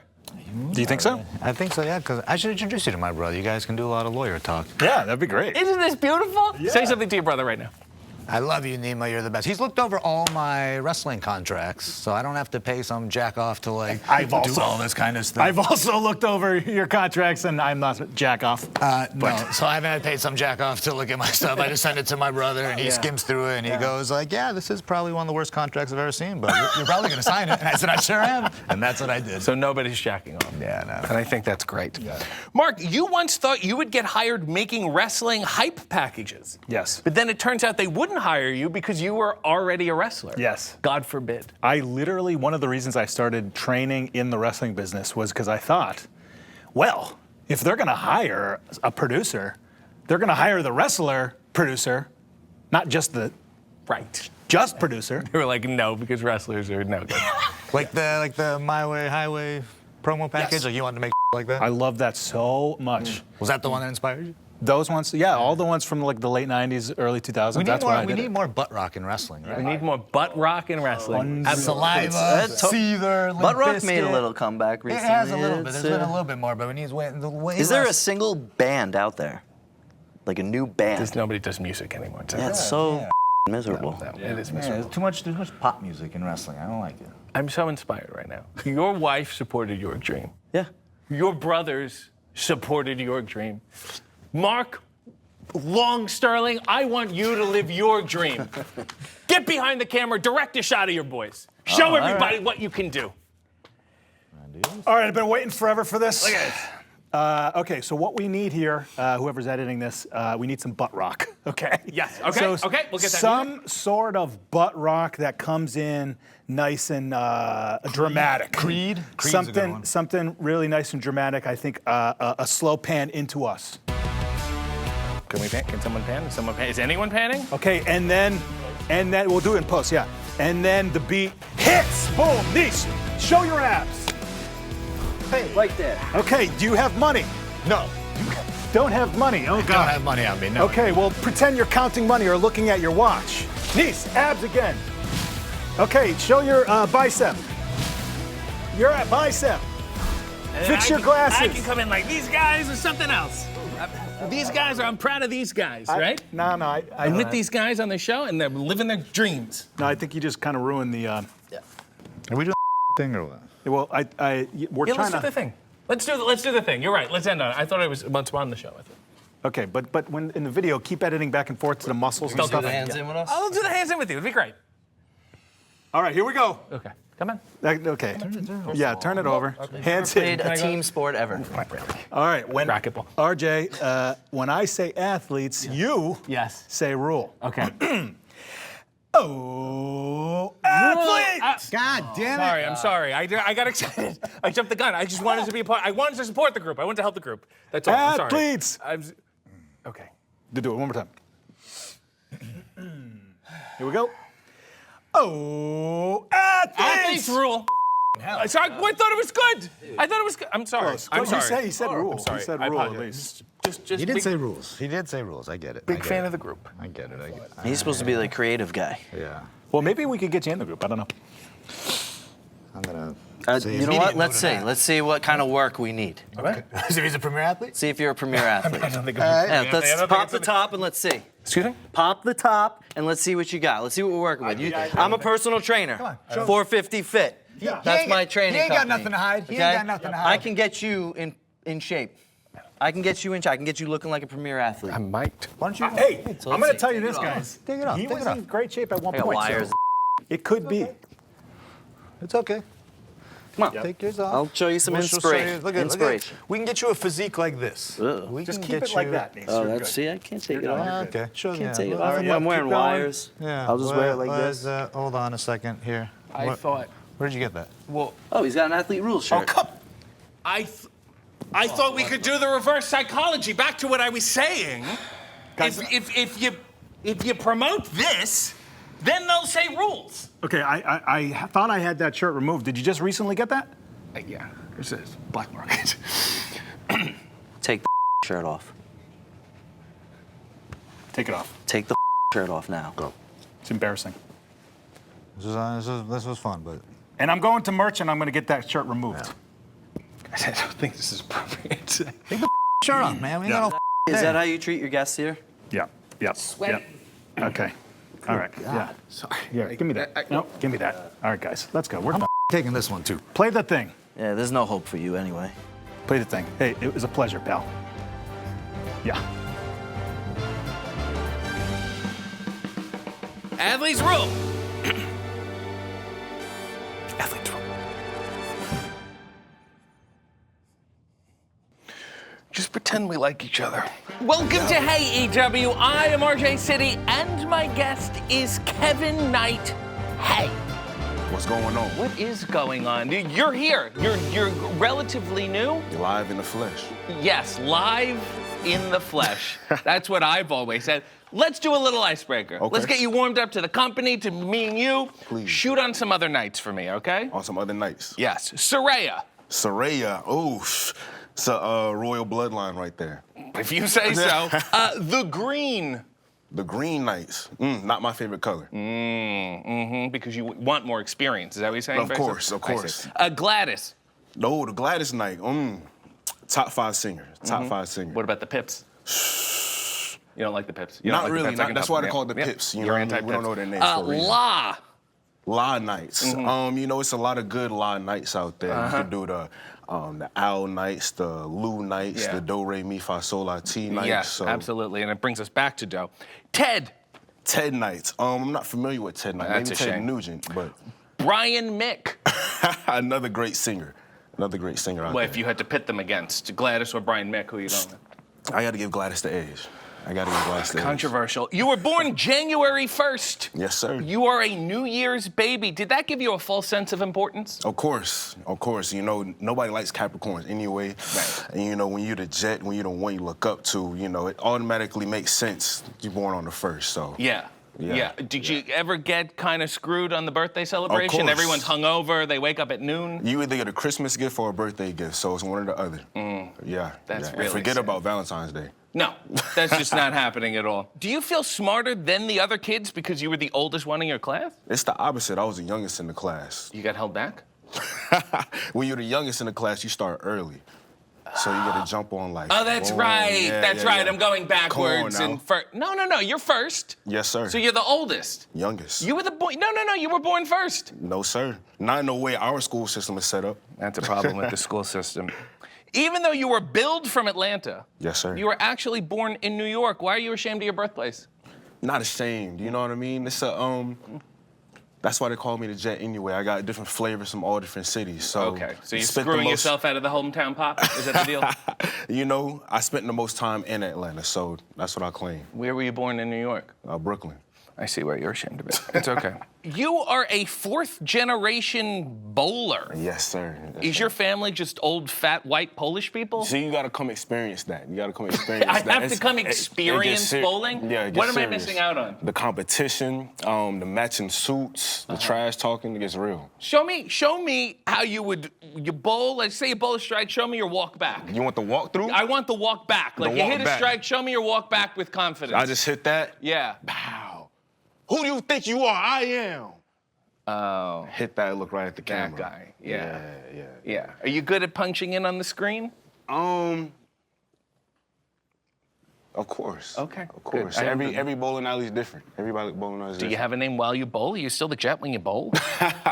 It's still just Kevin Knight, because that's a whole different alter ego. Okay. You know? Wow. Bowling gimmick. Excellent. Let's get unnecessarily sad and deep. Your father passed away when you were 11 years old. What psychological dysfunctions did that cause in you? Man, you going into the Touch my shoe. It's yeah, okay. You yeah. can touch my These shoe. are nice, by the way. Yeah. These is Gators. Look, you're deflecting. I got such a nerve that you're like, let me touch this guy's shoes. I'm trying to even remember the question. It gave me a bunch of bipolar disorder, schizophrenia. You know, we got to take a bunch of supplements to cope with that in the ring. So it's a lot of different mental aspects that went into that loss of that. So Did you get any social leeway from people? They're like, his father passed. Let him be an asshole. Oh, you know, I was always like that in the first place. So I think people just left me alone even more. Right. Yeah. And then what age did that stop? Where you're like, I'm an adult. It's still I going. can't use this. Really? It's still going. It's, wow, God bless you. You know, trauma heals everybody. Trauma affects everybody differently. See? There you go. You also said that because of that, you had to find your own male role model. Of course. Like who? Not you. Obviously. So, you know, it came in many different forms. Well, it's my older brother, a cartoon character, an athlete, rapper. I'm sorry, what cartoon character? I can't give you any specifics. You know, I was a big fan of SpongeBob, but he's not a role model. No, he's not really. Squidward, Mr. Krabs, you know, they teach you lessons, but they're not necessarily role models. Is there anything you want to ask me about manhood? We'll just move on here. We'll pause. One of your big wrestling influences was ravishing Rick Rude. For sure. Do you subscribe to the Justin Wang circulated rumor that Rick Rude underwent a steroid-related penile amputation? This is my first time hearing about any of this. Really? Of course. And he was an inspiration to you? Of course. See, I know what they do in the ring. Anything outside of that, nothing to do so with you me. think everyone's good, healthy, and still alive? In the ring, yes. Come on God bless now. you. God, I'm going to sing you a link and I'll change your mind. Undeterred by your situation, you obtained a degree in Management Information Systems. You did your research. What's the best way to disguise an online porn habit? We had to code that into the back-end system. We had to SSH into another machine. Yeah. And then once we code it up, however you want to code it up, put a password on there, a firewall. Okay. We can get you a couple, redirect you. Does that We can make it incognito mode do anything? I don't think so. Oh, okay. I wouldn't bank on it. Oh, So boy. you might want to check that out. Yes. Because of this degree, you got a 6-figure job in identity and access management. Wow, you're just throwing out all the numbers. And then you had to move to Seattle. Yes, sir. And that's where you fell in love with indie wrestling. Of course, of course. How bad was your 6-figure job that you voluntarily went to indie shows?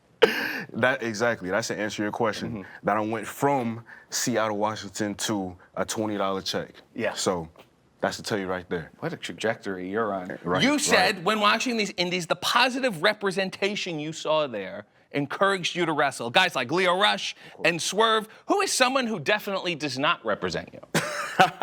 I can give so many names. Give one I name. can give so many names. We can bleep it. We can bleep it? Yeah, sure. I don't want to ruffle any feathers. Give me one. I don't want to ruffle any What feathers. if they're not in the Might company? work. What if they're dead? Can I Name just someone whisper who's it dead. Okay, we have to bleep that one. Yeah, I'm going to get yelled at. You originally wrestled as Jet Knight. Yes, sir. That is the most creative wrestler name I've ever heard in my life. You know, I used to play a lot of 2K back in the day, so it was just putting my attributes together and just putting the name alternator in there and just letting it go. Yeah. Well, now you're Kevin the Jet Knight. Yeah. So much better. The Jet is in your entrance video. Yes, sir. You have it on your tights. Right. How do you feel about them defunding the TSA? I don't think it's where our money should go, and that's why you see a whole bunch of planes falling nowadays, Deltas falling apart. Yeah. You know, it's just a result of what's going on in the office. So Kind I'm of not a changes fan. your gimmick a little. A little You bit. go from like cool and high flying to unreliable and probably going to crash. But you know, we like to stick on the positive side of things. So We do? of course. Okay. Of course. Sure. We as in me. Right. Do you have any plane heat with Top Flight? You know, they're like, I'm like Delta, they're like Southwest. You know what I mean? So you're Just going to different. undercut each other is what you're saying. And ultimately, the consumer will suffer. Is that what you're saying? Right, possibly. You know, it's always competitions, indirect, direct competitions, economics. Maybe so. you guys should have a merger. So maybe sometime down the future. Something for you guys to think about. You were the first black man to graduate from the New Japan Dojo. Do you think you were the first man to apply, or do you think all the others just quit? See, that's the question I had myself. I think there was a lot of applications. And they were just trying to keep black people out, is what you're saying. Possibly. They turned them all down. You know, you said it, so. I did. Yeah. Tell me what a day in the dojo was like. A day in the dojo, man, you up, sweeping, vacuuming, squats, push-ups, a lot of yelling, a lot of bumping, a lot more wrestling, a lot more cleaning, a lot more chanko. You're a chore boy in the sense of the word. So they make you earn that paycheck. They make you earn that paycheck. Isn't that a little racist? Hand a black man a mop Come on now. and say, I'm your master, sweep these floors. He the one saying it. I am the one saying it. I'm doing a lot of heavy lifting here. You're really like the Jackie Robinson of doing too many squats. I think so. You know. That's how you'll be The remembered. story's gonna be crazy. Your master was Shibata. How do you get trained by a guy who doesn't speak English? Body language. A lot of telepathy. Yeah. It's probably the reason why we all kind of went a little crazy because we don't really know what we're doing in there. So, I can tell. yeah. Do you think Shibata was kayfabing how much English he knows? Of course. He knows what he's doing. Yeah. Sabata's smart. Good for Sabata's him. smart. AEW was interested in signing you, but another company offered you a tryout at the same time. We heard about that. These guys, right? Is that what you said? Of course. Yeah. We heard about that story, right? What was the declining phone call? The declining phone call. Yeah. I don't need this. This ain't my job. Really? You know what I'm saying? I think you just hung up the phone like that. Just like that. Okay. Quoted. Interesting. Very, very interesting. So now you're signed to both AEW and New Japan? Yes, sir. So you're double dipping? Double dipping to catch the style. Isn't that unethical? You know, if it's your own sauce, you could double dip. So I see. That was a tight analogy. Good for you. The glasses. Yes, sir. What are we doing here? You want to see them? I would love to see You them. wanna try them on? I would love to try them on. You might got to take yours off because these are prescription. Okay. These prescription Yes. now. Okay. All right. Tell me what you see. Okay. This is very exciting.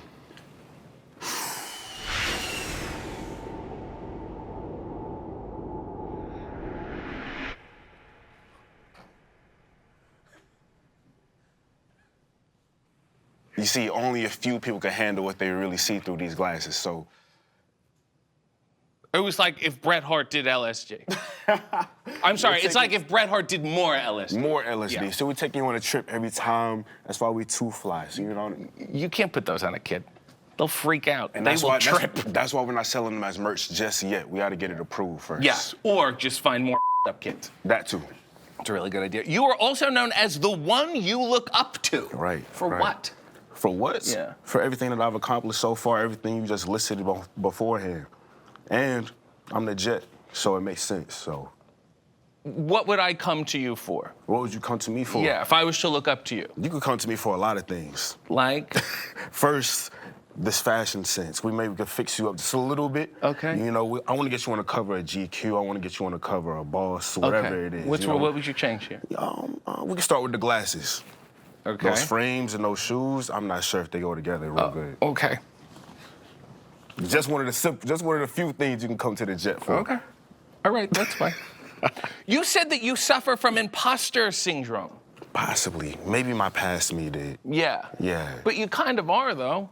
Really? In wrestling, everyone is. Yeah. You have a fake hometown. You're lying Yeah. about that. Right. You have names you keep changing. Right. You have a plain gimmick. It's already been taken. Right. You are one. Yeah. So I think the trick is to embrace it. Yeah. You know, as soon as you embrace your shadow, that's when you really get to be your full self. Put that on a Message. shirt. You said you are like a superhero who is just realizing their powers. What are your powers? It's a myriad of powers out there. I think everybody has their own that they come into. If I let you know my powers, you're gonna know my weaknesses. So I can't explicitly say that out loud on camera for the world to see. Yeah. So your power is vague answers. You know, I study pimps, politicians, everybody else, answer questions without really answering the question. Yes, I'll say. You like older women. You know, they're in my bag. They like me, I should say that. Okay, so what's your biggest age gap? Biggest age gap? Yeah. This is on camera? Yes, it's on camera. I give it a couple years. A couple? Couple years. A couple years? Yeah. What is a couple? More than You three? know, it can mean a few, it can mean several, it can mean, I gotta give a vague answer. I can't just put it out there like that. Yeah. When you went to the movies together, did they think you were mother and son? Auntie and nephew. Okay. Let's say that. So much better. That's at least 15 years. You said that Tony Khan is, quote, a great person. How do you know that? Oof. You know, I've been there for a short amount of time. Yeah. And in my short amount of time, he's been nothing but great vibes. Okay. Positive. Is there anything I should know about him? You know? We'll talk later. We'll talk. That's fine, yeah. We'll talk later. Your message to AEW has been to expect the unexpected. Of course. Like what? Exactly that. If I tell you right now, you're gonna expect exactly what But I then told I'm you not to expecting expect. Exactly. And I'm not gonna get caught in that trap. I see what you're doing. This guy's got some superpowers here. You are now taking acting classes. Of course. Why? You know, I want to be able to compete with the RJ Cities of the world. I want to be able to compete with the characters in this business and know exactly what goes on in this realm. So I want to be prepared. So it's a defense mechanism. That's all it is. It's a defense mechanism. Yes, so much better. You've also started playing guitar. Do you play it well or just enough to get a blowjob? Both of those answers don't apply to me. I don't think I'm good enough to do either at this point. You've never had a blowjob? Off of playing the guitar, yeah, that's something I haven't experienced yet. That's something maybe I got to come to you about. Yes. Yes. Yeah. Yeah. Yeah. Absolutely. Oh my God, that woman's blowing her nephew. This is so bizarre. Need that. You've said that you always compare championships to a quote girlfriend or shorty of yours. Explain what you mean. Of course, you know when you're the one you look up to, the jet. Yeah. Everybody else is just a little shorty around you, and you know, in my personal experience, I've got a few of these shorties, and in a wrestling world, the #1 shorty is that world championship. Whether we in AEW, it's the Continental Championship, the TNT. So all of the shorties, you know, I want them and they want me, so I just gotta find a way to attract them around my waist. So is the woman's belt a lesbian? I'm not sure if I understand what you're saying. Well, if they're shorties, if these belts are shorties, and then it's a woman's belt, that would be a lesbian to you in your analogy. Possibly. I haven't thought that far yet. You're thinking on a whole different realm. And then a tag belt would just be like double teaming someone with your friend. Yeah, that's going to Paris. That's what we call the Eiffel Tower. Right. Yeah, I understand that. You've also said, in wrestling and in life, it's important to get comfortable with being uncomfortable. Don't you think so? Shall we try? I've been uncomfortable with this whole interview, so. No, you haven't. Let me show you how we can get uncomfortable. Talk to me.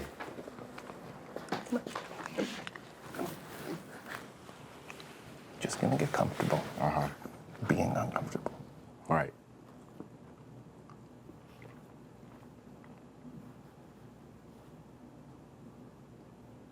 Penile amputation. Rick Rude.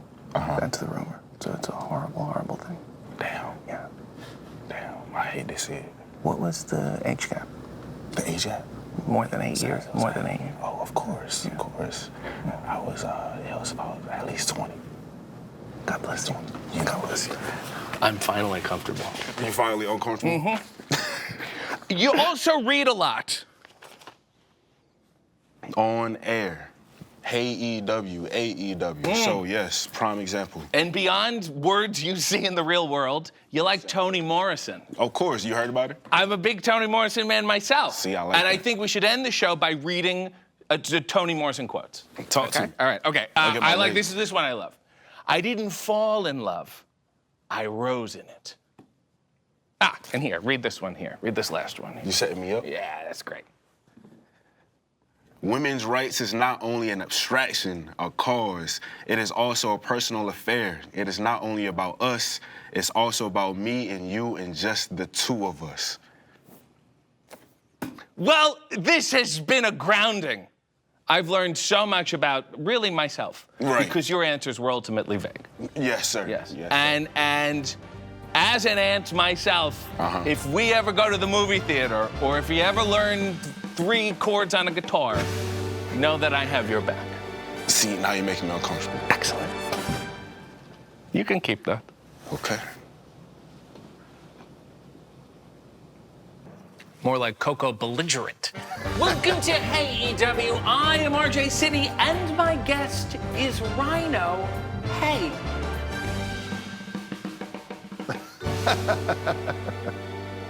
Thought we were gonna do this in our underwear.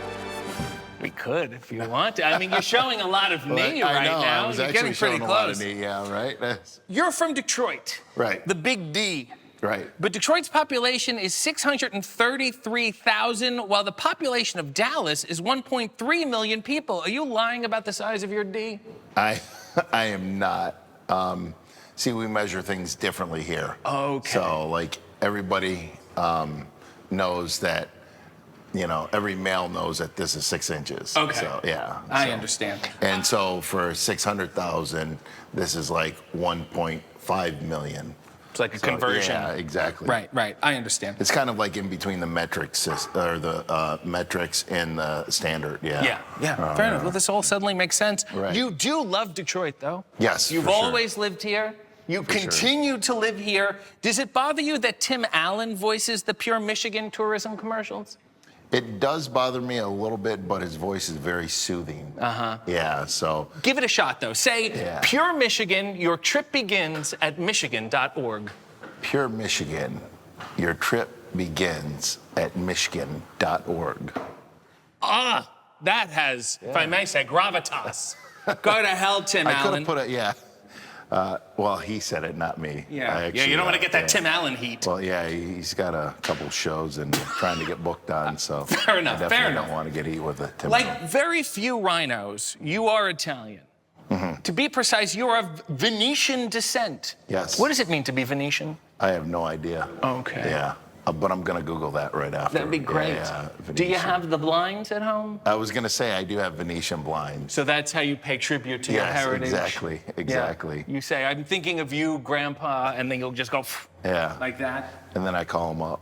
Oh, so he's still, so you don't need to pay No, tribute actually, to him? I'm not. He's not alive, but thank you for bringing up that. I was just. So you swerved me? Yeah, I swerved, yeah. Okay, Yeah. it's one of those old Would you like school to death talk about ribs. my grandma that is also dead? So, I mean, well, let's bring up other family members. This is turning real dark here, RJ. Wow. Yeah. Wow. I'm Suddenly- just kidding, but I do have the blinds. Yeah, okay. But they have passed. Yeah. The blinds have passed. No. Your grandparents are yes, dead. My The blinds are alive. Yes. Okay, that makes That sense was a now. while ago. You are so But the pain, it's just still there. So. It's okay. Yeah. Okay. You are so Can Italian. you hold me? Excuse me? Can you hold me? Do you want me after? to? No, that's. Okay. Well, you know what? There Yeah, you go. yeah. Thank you. Hey, I feel for the comfort. Venetians. For the Venetians. You are so And Italian. the relatives. Can I next? The Yes. next question. Go ahead. You Here's are your show. You are so Italian, in fact, that your middle name is Guido. Yes. Was it hard being named a slur? It's like Paul Wop. You know? Yeah, right. Actually, I never thought about that, but thank you. Mm-hmm. Now I have to rethink this whole middle name thing. I think you should. I was actually gonna, think of wrestling as Guido, but I'm glad, I didn't, because that would have been awful. It's been awful and awkward. Yeah. You wrestled at Annapolis High School. Yes. I've seen pictures of you, and All quite city. frankly, you were built like a house. Yeah. Were yeah. children immediately afraid of you, or did you craft a lovable personality to balance it out? Yeah, I like what you just said, so I'm going to agree with you. You just move That was on there. actually very beautiful the way you said that. Thank you. I did craft a beautiful personality. You were trained in Windsor at Scott D'Amore's Can-Am Wrestling School. How can wrestling repair the strained relationship between the U.S. and Canada? Everybody loves pro wrestling. If you don't, we'll just kick the out of you. Fair enough. Yeah, Canadians and Americans will kick the out. Put that on a bumper sticker. Right. You were dubbed an honorary Canadian on the Indies, and you were in an otherwise Canadian faction with Joey Legend, Christian, Adam Copeland, and Bloody Bill Scullion called Thug Life. Yes. Do you have any reservations about that name now? I have none whatsoever. I didn't actually pick that name, but I'm like, hey, bunch of white Canadians, thugs, that just fit. Yes. So Okay, that works. We're living the thug life. Are you actual friends with Cope and Christian, or are you just wrestling friends? Yeah, actual friends. Yeah. When was the last time you talked to them? Oh, it's been a while. Yeah. Wrestling friends it is. Wrestling. In 1997, you defected to Germany to wrestle for the Catch Wrestling Association. Were the U.S. Indies really that bad that you had They to go were, to... horrible. Yeah, the pay was yeah, so. Yeah, and what did you learn in Germany? I got great beer. Excellent. Excellent. That works for me. You wrestled multiple enhancement matches under the name Terry Richards. Yes. Did you ever think Terry Richards was going to make it big, or did you make sure to make that your jobber name, knowing you could change it later? Aren't we all still doing jobs in life? Come on, think about it. That's really, really true. Yeah. You then became Rhino. Yes. Why? It was suggested, I liked it, and it was way better than Terry Richards. Okay. Yeah. Yeah, but why not pay tribute to your roots? Why not be the blinded Venetian or the Tuscan Boar or Terry Sammartino or I something? like the Tuscan Boar. That's not bad. Yeah, I actually could put a hood on. Would not be bad at all. People would not know it's me. Yeah. Start over again. Yeah. Just hide the face and no one would know it's you. No one ever know. Absolutely. In kayfabe, is your full name Rhinoceros? Yes. Yeah, but kayfabe. Yeah. Rhinoceros comes from the combination of the Latin words for nose and horn. Are you fine with Latin people just thinking your name is Nose? I'm perfectly fine with that. So as long as they buy the merchandise on the way out, get a signed autograph picture. Yes. If I may make a criticism on the work. Okay, go ahead. Why didn't you do more Rhino things? Like, why don't you hail from Safari? I could have. Yeah. I really could have. Yeah. Can we change it tonight? It's never too late. Yeah. This will air weeks from now, and it'll be confusing, but it's never too It'll late. be very confusing. Yeah. I'm going to list some actual Rhino traits. Tell me if you share them. Okay. Herbivore. Yes. Sensitive skin. Yes. Large. No, do they have sensitive skin? The rhinos are you. Well, yes, I have sensitive skin. Excellent. And my feelings. Large. Yeah, well, let's. Yeah, why not? Yeah, definitely. Communicating using infrasonic frequencies. Say that again. You're the Rhino. Yeah. Communicate using infrasonic frequencies. Of course. Okay, much better. Pregnancies lasting 15 months. The last time I was pregnant, it only lasted 7.5. Oh, wow. I like to speed things up because I got bookings I gotta, so. It's much more professional. Very professional. Due to persistent poaching and habitat loss, rhinos are listed as critically endangered. Do you think your gimmick has helped or hurt their existence?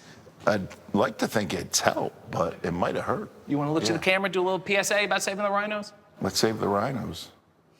Please. Excellent. In 1999, you debuted in ECW, teaming with Nova to face Tracy Smothers and Little Guido. How did it feel facing someone who had your middle slur name? Now that I gotta call him up. Yeah. Italian on Italian violence. It is. Not really setting a good example. It's gotta stop. It's gotta stop. Save the rhinos, and Italians have to stop hitting other Italians. Yeah. You were in ECW for 3 years. You were everywhere else for longer. Does it bother you when people still chant it? No, it doesn't. It doesn't. Don't you want to yell, I got paid better in other places? I do. I actually do. Still owed some money. What is the best way to navigate Taz? No, geez. I'm not. I don't know. Can you tell me? I'm still trying to figure it out after 27 years. Yeah, right. I'd say stay away from them. That's do you have a favorite Taz quote? Oh, no, brother. I don't know. Excellent. In 2001, your name was changed to Rhino with a Y. Did you feel cooler? No, I just didn't know how to spell, really, after having the name for... Excellent, much better. I'm going to skip the rest of the WWE questions so you can sign your Legend Seal.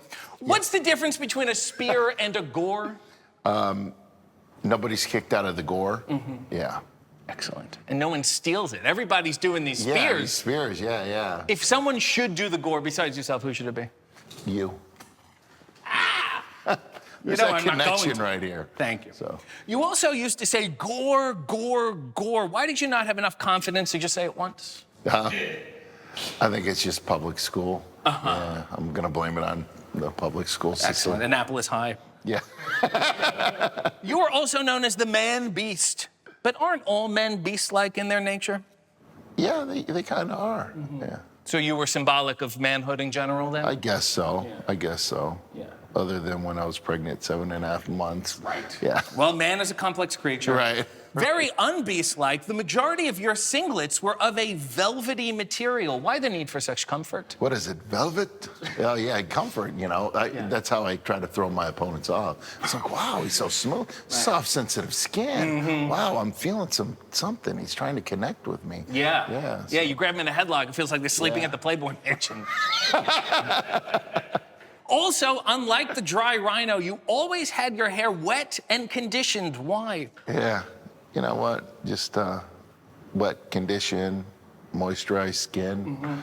Just, You have a reputation in the locker room, and I'm going to go inside now, as one of the best smelling wrestlers ever. Yes. Is that a point of pride for you? Oh, very much so.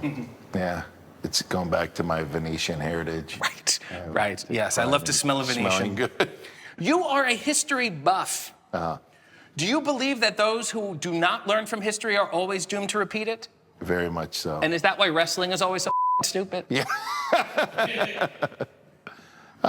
Pretty much so, yeah. If we had to take one lesson from wrestling history, what should it be? Don't do a job when you're too close to your hometown. You are such a history buff that on road trips, you'll pass the time by having someone name a year and you'll identify a significant event that happened. Yes. Right? Yes. Shall we play? Yes, we Okay, shall. all right, that is great. 1990. No, usually it's what happened in my life. Okay, what happened in your, so you're a history buff about your but I'll own throw life.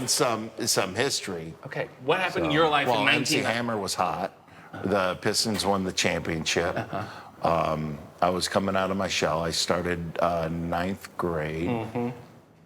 Yeah. Yeah, I also had the debut of the TV series Wings. Yeah. Oh, yeah. Wings. That was a very good show. Okay, how about this? 1918.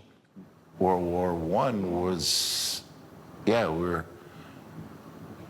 we're just getting out of World War I, right? Yeah. Yeah. I also had the birth of James Daly, who fathered Tim Daly, who of course starred in Wings. Yes. 1828.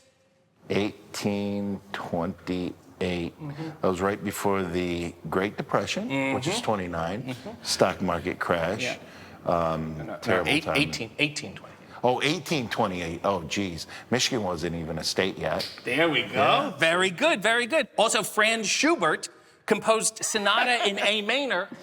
Let me do that again. Yeah. Also, Franz Schubert composed Sonata in A major, which ended up being the theme song for Wings. Oh, yes. You've also run for office. Yes. And while handily winning primaries, you've yet to win an election. Yeah. Do you think your wrestling career has helped or hurt? A little bit of both. Yeah. Yeah, a little bit of both. Because I've seen some of the campaign stuff. You played it very straight. Yeah. Don't you wish you did a little bit of this in the pictures? You know what? Yeah, I wish I did. You know, maybe threw my opponent off the stage. Do you think you will run again? I don't know. Yeah. See, I'm running Big Daddy's Boatyard Marina in Monroe, Michigan, and LaSalle, Big Daddy's Boatyard, Otter Creek, cheap plug. If you're looking for docks, just call the marina up. Looking for winter storage or summer storage, yeah. Why would I take boating maintenance advice from a primarily desert animal? That's a very good question.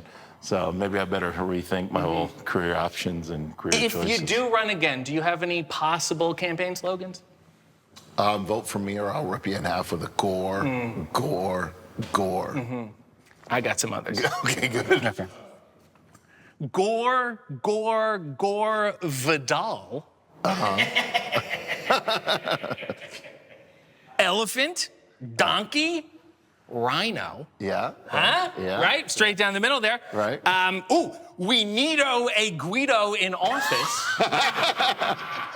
I actually really like that. It's not that bad. Can you write that down for me? I can. Yes, please. Text it. And finally, Rhino for Congress. Please ignore most of my career. You're in your 30th year of wrestling. Yeah. In 2022, you said that you would have 5 more years left in wrestling, which means you now have 2 more years left. Yeah. Is that true, or are you just hoping I wouldn't read old interviews? I was actually hoping you wouldn't read all the interviews because I feel pretty good. Yeah. So maybe 5 years from now. So you're just really kicking the can down the road I'm here. really kicking it down the road. Yeah, I guess every time we come to Detroit, you're here. You're the Tim Allen of pro wrestling. Right. I understand. What do you think the next 5 years are going to look like then for you? I don't know. Definitely hitting gores, not spears. All right, sign off with something historical. Give me a historical quote. Speak softly, carry a big stick. Wonderful. Yeah. Really, really nice. It's all about the D. Basic, but nice.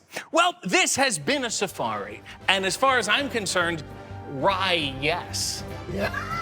And I think you are agorable. Thank you. Might be another actually, a t-shirt. Yeah. Let's work on that. I'd like a cut. Your outfit's a little noisy. Welcome to AEW. I am RJ City, and my guest is Leila Grey. Hey. Very nice. Most people are mortified to come on the show, but you came to me and you said, I want to be on the show. Yes. I want to make the most of this opportunity. Why risk your career like that? Why risk my career? Well, I don't see it as a risk, RJ. I see it as an opportunity for the fans to get to know me a little more. Yeah. And what better way than to come on AEW and maybe make a fool of myself. Yeah. Close up with Renee is a better way. This could go either way. We could either strap a rocket to your back, you know, or this could strap a rocket to your back pointing down. Yes, plummet to the ground. Yeah. So what do you think's going to happen?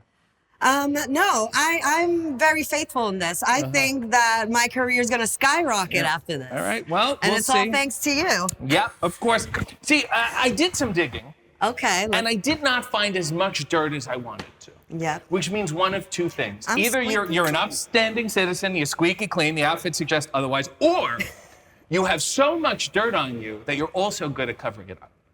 Which is why you won't mind taking this brief problematic survey just to see where the dirt may lie. Okay. When was the last time you told your parents that you loved them? I told my mom like 3 days ago. Excellent. What's one way that they could have parented you better? They could have supported my dreams a little more, gone to my soccer shows. Yes. There's soccer matches. Maybe that's part of the problem. Ever have an STI? No. Ever have an STI transmitted non-sexually? No.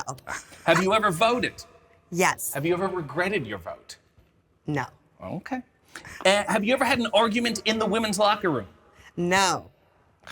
I'm cool with everybody. All right. Everybody loves me. What do you hate about yourself? I don't hate anything, honestly. I've got some work to do. What do you hate about me? About you? What do I hate about you?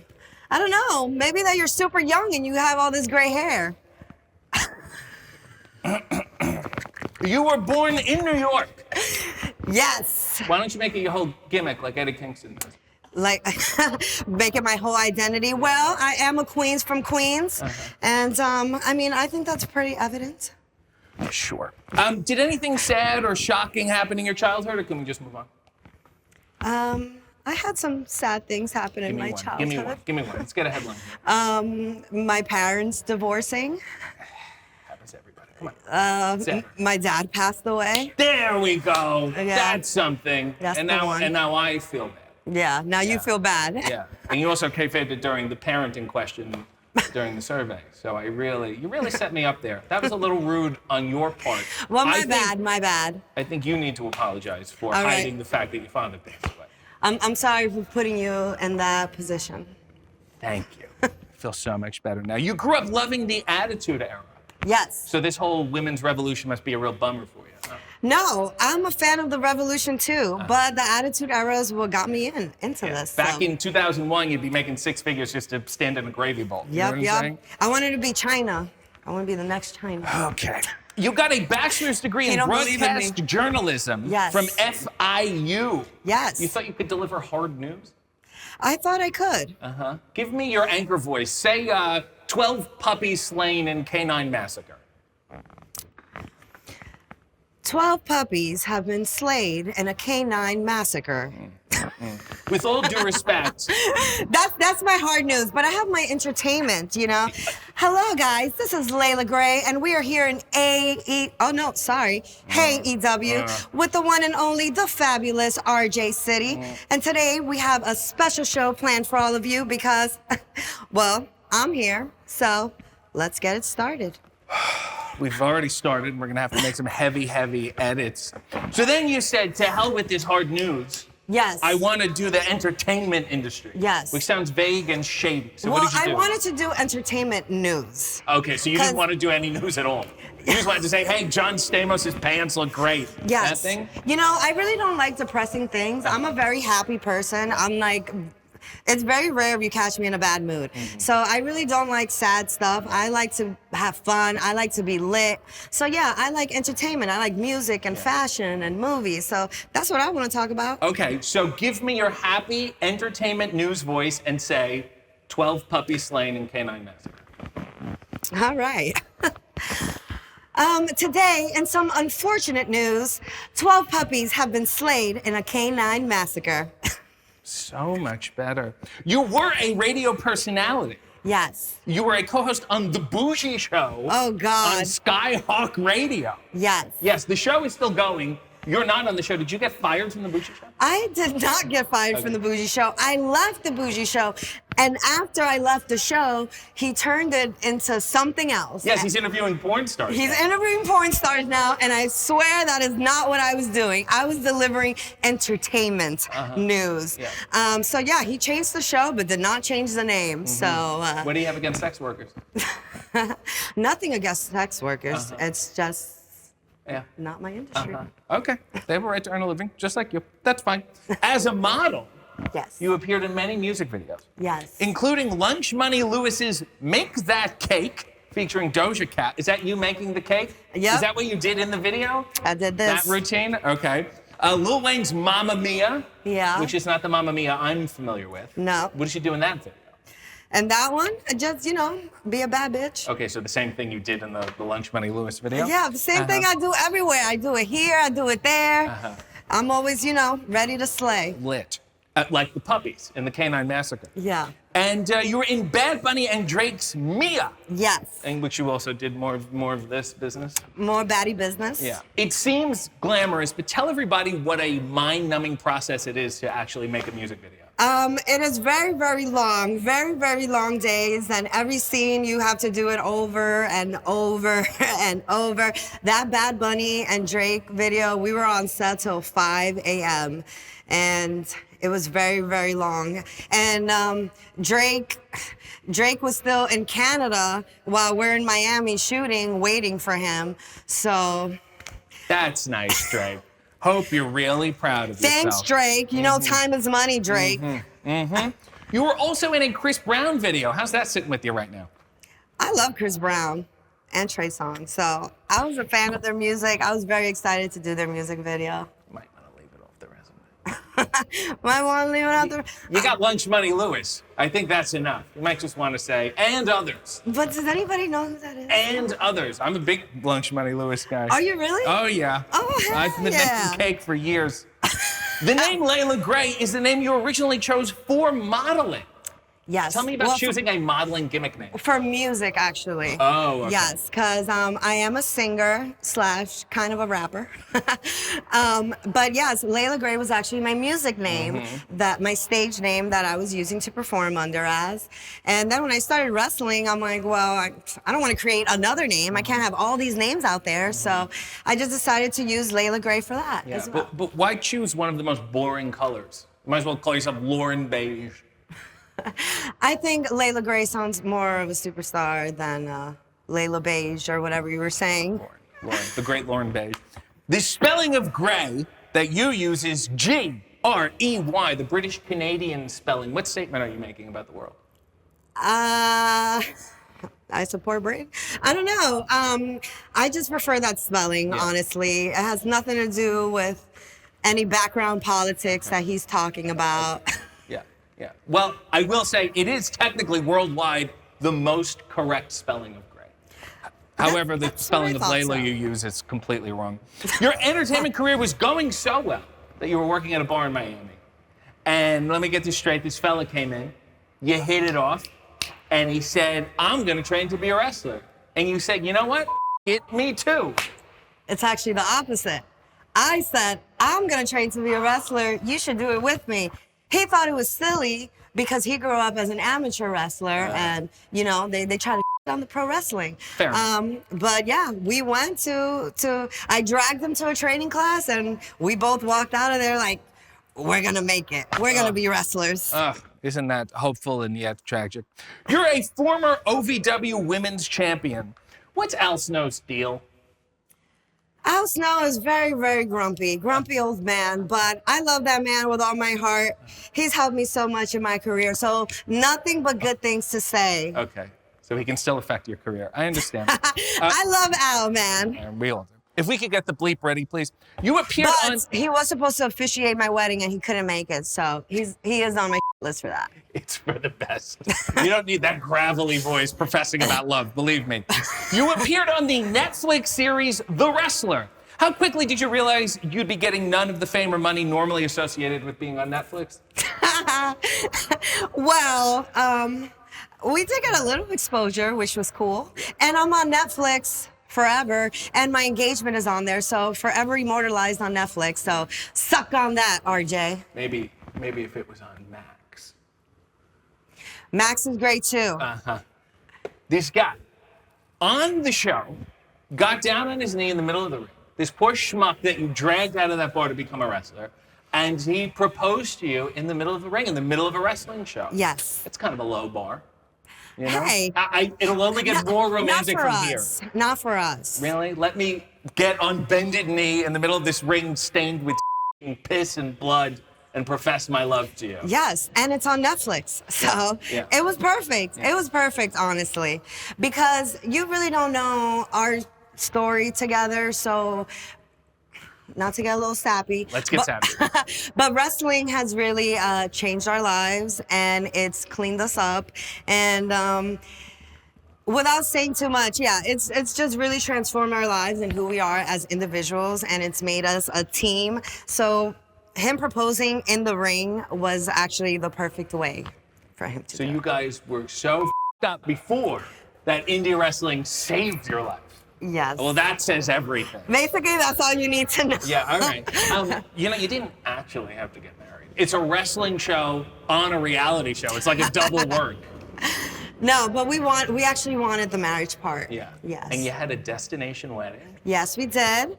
In the Dominican Republic, in Punta Cana. Are you a monster? Why are you doing that to people? I love tropicalness. And you know, when you do destination, it weeds out, you know, the people that...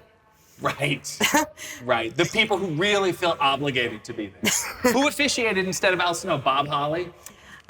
We had some, we had an officiant from the Dominican Republic from the venue, which actually worked out perfect because he was able to do a bilingual ceremony for my Dominican relatives that came to the wedding. So it was perfect. Didn't make any head jokes or anything. No, no head jokes. In 2021, you were contacted about joining AEW. Yes. And they messaged you on Facebook? Yes. What kind of operation are we running here? I want to apologize. No, I want to thank QT Marshall for changing my life because, yes, he discovered me off of Facebook and messaged me about coming on Dark, and the rest is history from there. Buddy, use your email.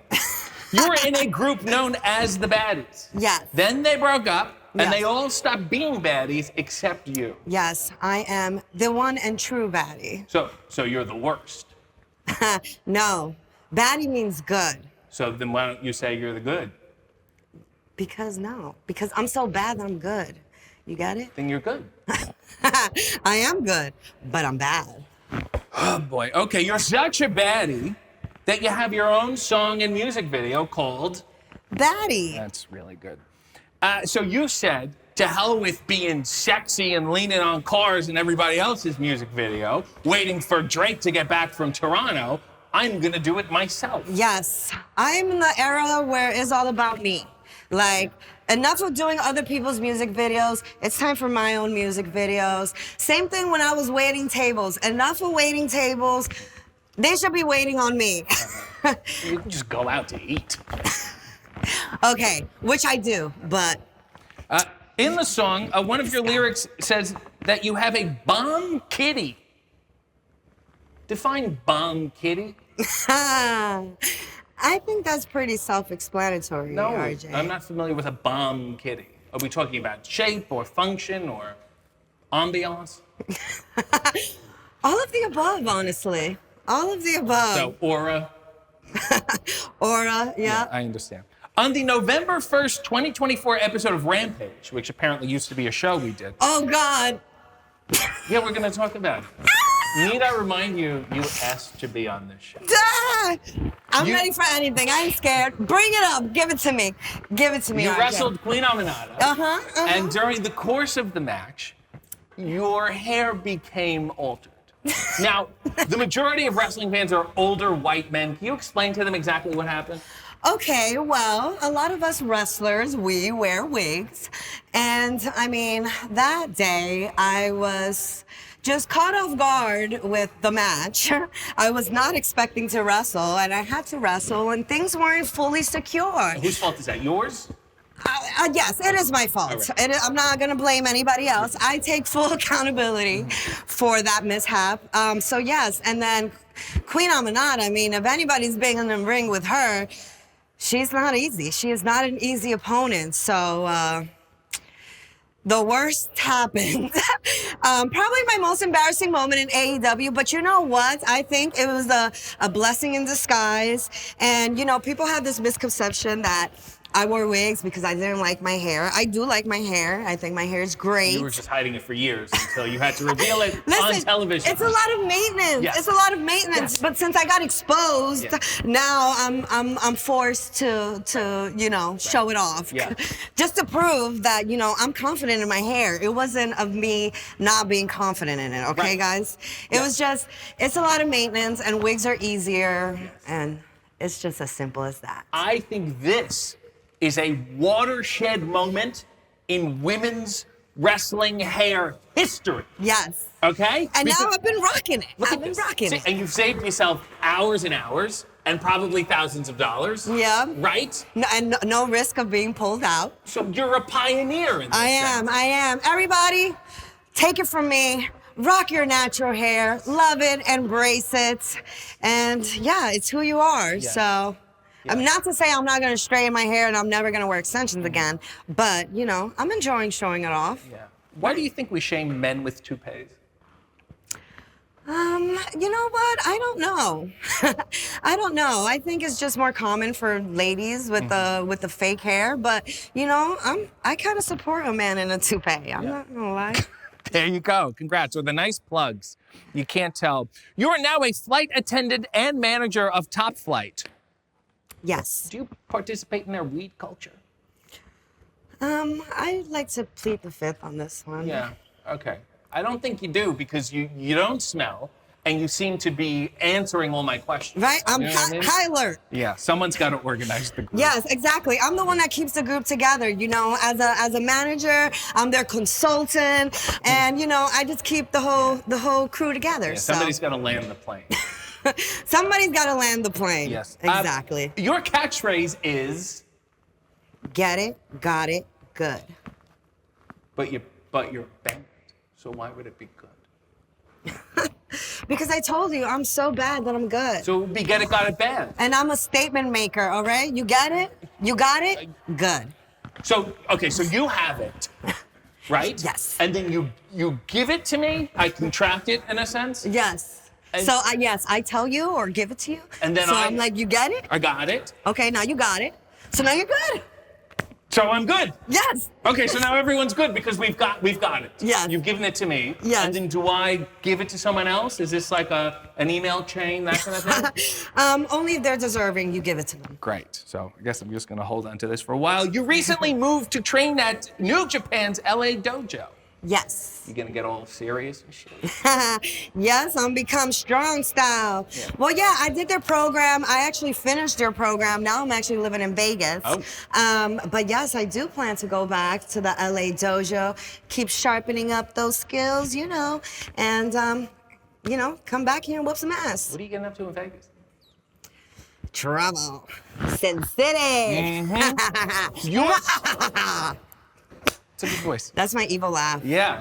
12 slain. Canine Massacre. I have a witch laugh, too. Do the witch laugh. Okay. I'm interested. I think this is good for your career. I don't know if TK sees this. He can say, come out with a broom. Your dream match is with Mercedes Moné. Yes. It has not happened yet. It has not happened yet. Call her out. Call her out. Mercedes, I know you're the top of the food chain here, but you know what? There's a new sheriff in town. She goes by the name, the baddie, Leila Grey, and I'm looking to see you in the ring. You know, Mercedes has inspired me so much throughout the years, and I just want to get in there and show her what I got. I've been watching you for years, so let's get to it. That was horrible, but that was horrible. But Mercedes, you are my dream opponent, and I hope we can make it happen one of these days. Let's do it. That was heartwarming. She's not going to watch this, but that was heartwarming. I'll clip that little part and send it to her. Please don't. Your gear is designed by your friend in Miami that also designs outfits for drag queens. Yes. So that was my first gear ever, my infamous yellow one piece that I debuted on AEW Dark. That was the only gear that guy did because then he fell off the face of the earth. So yeah, finding gear is very, very frustrating. So if anybody's watching this and you can make gear, I'm in need, please reach out to me. I have money, All I will right, pay this is you. not a classified ads video. You don't put this on the newspaper on local television. I'm just letting you know because gear makers are the absolute worst. They have you waiting 6 to 8 months. They're a real Drake. Yeah, like I need my pronto. Gee, what a flat ending. How do you think that this is going to affect the rest of your career? I think this is going to be great. You know, I'm excited that I got to talk, and my fans are going to be watching this and getting to see a different side of me because I really don't talk so much on this show. So I'm excited. I'm excited. Another flat ending. I'm going to give you 10 seconds to redeem yourself and then to the high note. Go! Okay, well, guys, thank you so much for tuning in to my interview on Hey EW. I really hope that you guys enjoyed this interview and got to know a little bit more of the baddie Leila Grey, because there is so much more to come. That's it. We're good. Well, this has been a gray area. And as far as I'm concerned, my kitty has been bombed. The bomb kitty. Hey, Arch. Hey, before we begin, can we not do any questions about my leg? Is that all right? Welcome to Hey EW. I am RJ City, and my guest is Zach Gowen. Hey. Hey. Okay. You were born in Ypsilanti, Michigan. Correct. Do you think you were never taken seriously because Ypsilanti is such a stupid name? I don't think that's the reason people didn't take me seriously. Really, it's got a Y and a P together. It really does. You can't even say it seriously. You have to say it like, yay. Ypsilanti, man. Yeah. Well, it kind of encompasses my personality as well. Just off kilter and juvenile. Some might say, yeah. Right. I'm going to skip ages 1 to 7 because I got to get to the good stuff. At the age of 8, you were diagnosed with cancer. Yeah, this is good stuff. How did they explain that to you? They sat me down. Well, the thing is, I broke my leg in 3 places, and it never healed. So over the course of 7, 8, 9 months, we kept doing different treatments. They didn't work. Finally, they did a biopsy. The results came back. The results were conclusive. The reason why I broke my leg in the first place, the reason why it never healed was because of a cancerous tumor growing on my femur at 8 years old. I'm so glad you brought it up, because the next question just they're considered follow-ups. Did you get it enough to be scared and depressed, or were you like a Tiny Tim, I'm gonna pull through, mister? What is this? It's a small program. What do we... I'm getting to the bottom of your mindset at the time, you know? It's fascinating stuff. Is this what the wrestling business has devolved into over the past 22 years? I wouldn't really call it a business, but we'll get into it. Confirm or deny, the Make-A-Wish Foundation offered you a wish, but you turned it down when you knew you were gonna pull through. That's true, because I was on the road to recovery, and I didn't feel like taking advantage of that opportunity. I thought we could use it for somebody else who needs it a little more than... You just had to be the best kid in the world, didn't you, huh? Look at me, I'm giving it all back. Give it to someone who needs it. This is a foundation that makes the wishes. They give you the wish, you take the wish. It's inconsiderate to turn it down. I just didn't feel like at that time I really needed it, or my family. We were so supported by my community, my neighborhood. Children's Hospital of Michigan did an amazing job. That is so selfish of you. Can I tell you, about 2 weeks after my amputation, they allowed me to go home from the hospital for the first time. Yes. Right? And as a welcome home gift, my grandmother ordered the 1992 WWE Royal Rumble pay-per-view for me, because she knew I was a huge wrestling fan. Great, thanks for mentioning the other company. I thought it was 2025. Okay. Isn't this the internet? So you're watching it, you're watching the Royal Rumble. For those 3 hours, Ric Flair wins his first WWE Heavyweight Championship, and I got to see it live and in color and in person. But keep saying the name. More importantly, for those 3 hours, I didn't feel like the pain of having cancer or losing my leg or being different than everybody else. Everything went out the window when I tapped into the magic of professional wrestling. Right. And that's when the passion for what we do as entertainers, as liaisons of hope. If you say so. That's why I'm very passionate about what we do. What about Kerry Von Erich? Did you relate to him? I didn't know because I didn't know he was an amputee at the time. It was so well hidden. Right. Where do you rank on the amputee sympathy scale? On a scale of 1 to what? Well, let's say you're here, okay? Put your hand here. This is you. I got you. I'm gonna list things. You tell me if they're more sympathetic, these people, or less. Okay? If they are, then me. Okay, I got you.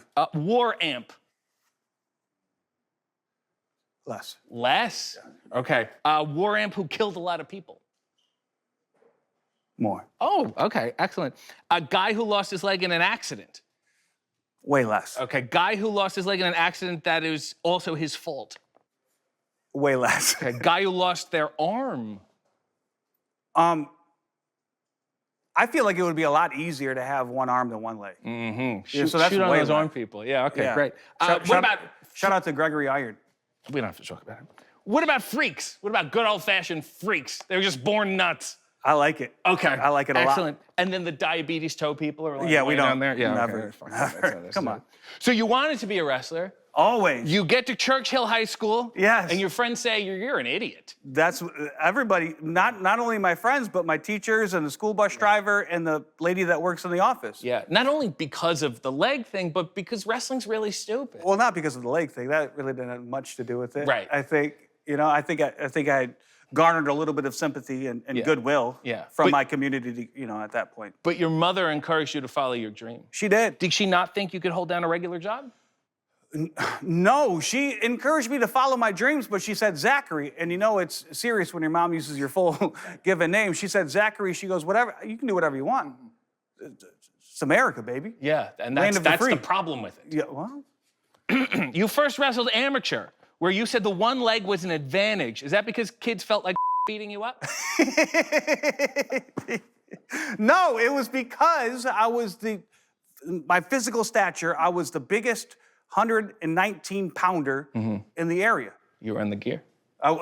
No, it was a different time. I It was a different understand. I understand. You think you're too good for the Special Olympics? No, the Special Olympics isn't for people with physical disabilities. It's for individuals with mental and developmental disabilities. So they don't have one for physical? They do. It's called the Paralympics. The Paralympics. Yes, yes. I thought that was in groups. I thought it was a pair of Olympics.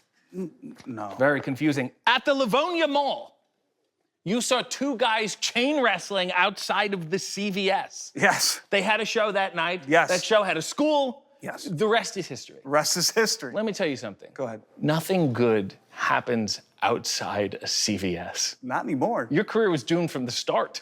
Well, You're lucky you're still alive, quite frankly. Amen. Hanging around CVS at the Livonia Mall. I thank God every day. You paid the school up front. Up you front? Didn't tell them about the leg because you thought they would deny your application. Listen, I'm not a wrestler. I'm a worker. See what I'm saying? So did you just show up one day and pop it off? Popped it off. Excellent. Hopped in the ring. And instead of recoiling in fear, they go, oh, we could make money off this guy.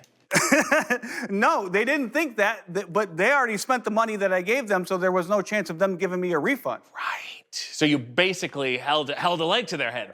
Right to their head. I understand. You opted to wrestle without the prosthetic leg because it felt like dead weight. Yeah, in a small confined space like a wrestling ring, I'm much more agile. I can move a lot better. I can jump a lot higher without the use of my prosthetic leg. It would also kind of kill your gimmick. You can't be the guy with one leg and then you have a cooler, stronger leg.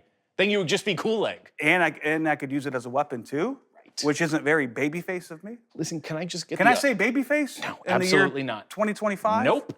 Can I get all the other leg questions out of the way? Can we just do a little leg lightning round and then I talk about the leg at Let all. me. You brought it up though. You brought it up. I'm just trying following to up. go with you. I would be a bad interviewer if I didn't have these questions. Listen, here's the thing. Do you read the comments on YouTube? No. No, absolutely can't. You cannot. No. You cannot. All right, come on. Let's give it a shot. Let's give it a shot. Okay. True or false? The fake leg smells. False. Excellent. What superior muscles do you have from just hopping around? Quadriceps, glutes, calf. Uh-huh. Are there any muscles in your foot? A couple. Maybe. Those, okay. Are you more prone to sitting on your balls? Yeah. Uh-huh. So that's a risk people don't think about. RJ, let me just say, you are so talented. Thank you. You are so talented. Thank you so much. Handsome. That was the best question. I've been interviewed multiple times. Yeah. I've been a professional wrestler since I was 18 years old. Yep. Over the past 24 years, I've been a professional wrestler. I've been interviewed by the top of the top and the lowest of lows. Yeah, and you've had crushed testicles the entire time. The And entire no one's brought it up. Nobody asked me about them. Nobody. It's uncomfortable. Thank you, man. Are you wasting socks? No, I'm elongating the lifespan of socks. They come in pairs, but for me, they come in singles because now instead of buying 6 pairs, I have 12 socks. So you don't put a sock on this? Sometimes I do, but I don't take it off and wash it because why? It doesn't get stinky or sweaty. Yeah. It just sits in my shoe that doesn't get used. This makes sense. Name one other thing you've used the fake leg for. I hid it. I hid it under a desk of a substitute teacher to scare him when he left the room and he came back. Also, in 6th grade, Jordan McClellan scored. He had a stutter? No, that's just me. He scored a touchdown at recess. After he scores a touchdown, he drops down on one knee and he does like the Tim Tebow prayer thing, right? It's just recess, brother. Like what are you praying to God because you scored a touchdown? So while he was bent over like this, I came up from behind him and I just gave him a huge leg drop with the prosthetic leg on the back of the head, which that was my first expulsion or suspension, I think, from that school. Fascinating. Yeah. Fascinating. Thank you. Did you lie about Hulk Hogan visiting you in the hospital as a child? I did lie. I lied. You have to understand that Mike Tenay came up to me in TNA. I'm naming all the companies that. Yeah, okay. It's Impact Wrestling now, right? Yeah. TNA. Mike Tenay came up to me right before my debut and said, "Are there any interesting facts about you?" And I just kind of spit out this lie, thinking it was a good story, which it is a good story. However, it just wasn't factual or true, and it made. And if you're gonna lie, don't lie about somebody in the same business as you are. You know, so that was a lesson that I had to learn at a young age. It was also the one lie that would have helped Hulk Hogan. You know, isn't that beautiful? Arguable, yeah. You first wrestled under the name Tenacious Z. Did you have any idea then that they would eventually have a politically motivated breakup? No. Whose side are you on? I'm on the side that, I don't know. I do like Tenacious D's music. Yeah. Some of them are good. I think Jack Black is such a talent. I saw him in that Minecraft movie and with him and Jason Momoa, and they just, the chemistry and the acting, it was such a throwback to the movies that I grew up watching. I just think Jack Black is one of the seriously most underrated talents. Yeah, I love that thing he does where he's fat and he yells. Yeah, he does it really well. You hit the scene on the indies and a certain company took notice. I'm not gonna say which company. They got on the phone and they said, "Get me that one-legged wrestler." Yes. And they did, except they got the wrong one-legged wrestler. Right. Who was this other guy? I never met him. I'd love to. I'd love to meet him and shake his hand. It'd be great. Yeah, it would be nice, man. But yeah, so he got signed. But the problem with that is that he's 6'3", 275, and he wears his prosthetic. I'm neither 6'3" nor 275, and I don't wear my prosthetic when I wrestle. Yeah, he had nothing that they were looking for. Apparently you had not. everything. And then it happened. Your dream came true. It was the hottest year in the world. You were right in the mix. Everyone you feuded with is canceled now. Is that a little difficult looking back on? Does that taint the experience a little? A little bit. Yeah. A little bit. Yeah. You know, because you don't want to make a social media post. No. With somebody who's canceled. You gotta remember crop this. it. Yeah, You want to separate, but also I'm trying to get my likes up. So I'm just caught, in between a rock and a hard place at this point. The merch, the signings, the price goes down. Shoot, telling me, brother. It's rough. And you're sitting on your balls. Amen.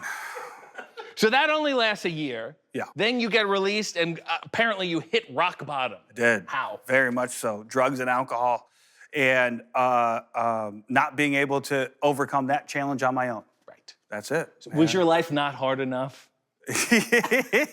You would think. Yeah. You said, what happens if I actually intentionally be an If right. Yeah, push back a little bit against the narrative, I guess. I don't know. Right. Listen, I was so young and so immature and so ill-equipped to handle the amount of fame and what I was doing with that company and all of that. And then my whole identity was wrapped up in being this wrestling superstar. Yeah. And then that was taken away from me. It wasn't taken away from me. I gave it away without question. But then I really didn't know what to do, and I didn't have a purpose, and I didn't have a meaning, and drugs and alcohol came into the picture, and they filled that gap for me inside. So my descent into alcoholism and drug addiction was very, very fast and very, very swift. Yes. So all of this now is like fake. This is not fake. I get it. Then you went back on the indies. You performed at Juggalo Championship Wrestling in a team with the Human Tornado known as Pimp and Gimp. Is it like the N-word rule where you can say that but no one else can? It's not like that at all. Okay. Do you have a favorite ableist term? An ableist term? Yeah. What does that mean, ableist? Do you have like a derogatory term? Do you have one you use? For say you run into a guy without his arm and you say, hey. Oh, I thought you meant, do I have a term for people who are able-bodied? No. You're not listening. Normies or something. Yeah, no. You also did team with Gregory Iron, let's mention him again, who has cerebral palsy, as the handicapped heroes. Why inspire those with special needs to get into wrestling? Aren't you leading them down a dark, dangerous road? Looking back on it, from a reflection standpoint, you might have a point for sure. But that wasn't the intention, wasn't to inspire disabled kids to become professional wrestlers. It was to inspire the professional wrestling audience, to let them know that their challenges can be overcome and turned into opportunities for growth, not only for you, but for the people around you. We can use the medium, the magic of professional wrestling to do that. Yeah, that's why we did it. That's why all wrestling fans are doing so well. You have an autobiography called High Risk Maneuvers. Is it all childhood stuff, or do you bury people too? I don't bury anybody in it. Not one person? No. Name one person you should have buried in the book. Bury who? I don't. I carry zero resentment against anybody. One of these guys. All right, you're now a motivational speaker. Yes, sir. Motivate me. Yeah, I'm motivated. Listen, RJ, this has been the best interview I've ever had. You were so well researched. You were so prepared. You were so charismatic, talented. I met you years ago in a different company. The AWA. What are the rules? Am I not allowed to say other companies' names? I thought this was the internet and we can. I met you in the locker room. I don't know if you remember this or not. I wrestled LA Knight, but he wasn't LA Knight then. He was. That's great. Name them all. Shout out to LA Knight. And I shared a locker room with you, and I said to myself, I go, listen, this is the most talented, handsome guy in professional wrestling. I don't want to see him wrestle. I don't want to see him without a shirt on. I don't want to see him with a microphone in front of his face as he walks another wrestler out. I don't want to see him on the actual show. But there's got to be a place for someone like you inside this wacky world of professional wrestling. And I'm so happy that you found it here with, hey, ooh. Thanks a lot. Sufficiently motivated. Don't plug your speaking thing. AEW was your first appearance wrestling on national television in 22 years. Yeah. Were you afraid people wouldn't recognize you because you've bleached your hair? No, that wasn't the. I was afraid people wouldn't recognize me because I haven't been on television in 22 years. Yeah. So there's a whole new generation of fans that have zero idea who I am. Yeah, that weren't watching Velocity in 2004. Unbelievable. Do you think if you never had childhood cancer and got your leg amputated, you would have become a very average and unsuccessful wrestler? Yeah. I do. Because beyond that, what are you offering? I'm 6 feet tall and I weigh 180 pounds. Yeah, like, what else? Yeah. I can't, yeah, of course. How is it that the worst thing that happened to you ended up being the best thing that happened it's to not, you? It's irony. It's a twist of fate. No. It's what can happen if we don't allow life to define us, right? If we define our lives by our reactions to it, if our responses to life are rooted in faith, rooted in love, rooted in service, rooted in support, rooted in self-care, this is what can happen. Sure, fine, whatever. Well, this has filled my special need. And you know what? It's not about the legs that we have outside. It's about the legs that we have in here. Put that on your little speaking tour. I won't. I love you, buddy. Welcome to Hey EW. I am RJ City, and my guest is Josh Alexander. Hey. Hey. You wanna tell everybody? Tell everybody what? Out of everybody in this company, I've probably known RJ the longest. What's it been, 20 years? Yes! 20 years, and here we are in the same place. We came up in the business together. We were little indie babies, and we grew into men. We ran that. You know what I mean? We were like the kings of the Canadian Indies, you and I. Me and you. Yeah, look, I got a photo here. Look, this is great. Please. Look at this. This is great. Look. Hey, look at that Look, that's me on the right, or the left, with the black hair, and that's you on the other side with something from H&M. And I think it looks smart. I think it looks great. Isn't that amazing? You turned out to be a fantastic wrestler, and I did so many other things. Do you remember when we used to mock each other, but we would take it too far because we both haven't accepted our emotional vulnerabilities? I don't even quite understand what you just said. Okay, remember when you got the tattoo of the bear? Yes. And you came into the locker room and I was making fun of you and you let me mock you for 10 minutes before revealing that it was in honor of your dead grandfather? Yeah. I feel really bad about that. How do you remember this stuff? You should feel bad about it. It was an imprint on me. I felt really horrible, and I want to say now that I'm sorry. Oh, thank you very much. And I hope that, do you have any other, who died here? Let's move on here. What do you remember about me that I've forgotten? Oh, man. The one thing that sticks out of my head more than anything, when we first started, what is this, 2005, 2006? We don't have to put a date on it. Nah, just date ourselves a little bit. Before, Twitter and all this other stuff. We would show up at shows. I'd be getting in the ring, beforehand, working around, and you would get in too. Because you were a big fan of World of Sport, and you wanted to be a fantastic chain wrestler. Let's move on. You were born in Bolton, Ontario. And I guess they call it that because people quickly leave. You say you're from Toronto, of course, but what do you want the kids to know about Bolton? Tell them something about Bolton.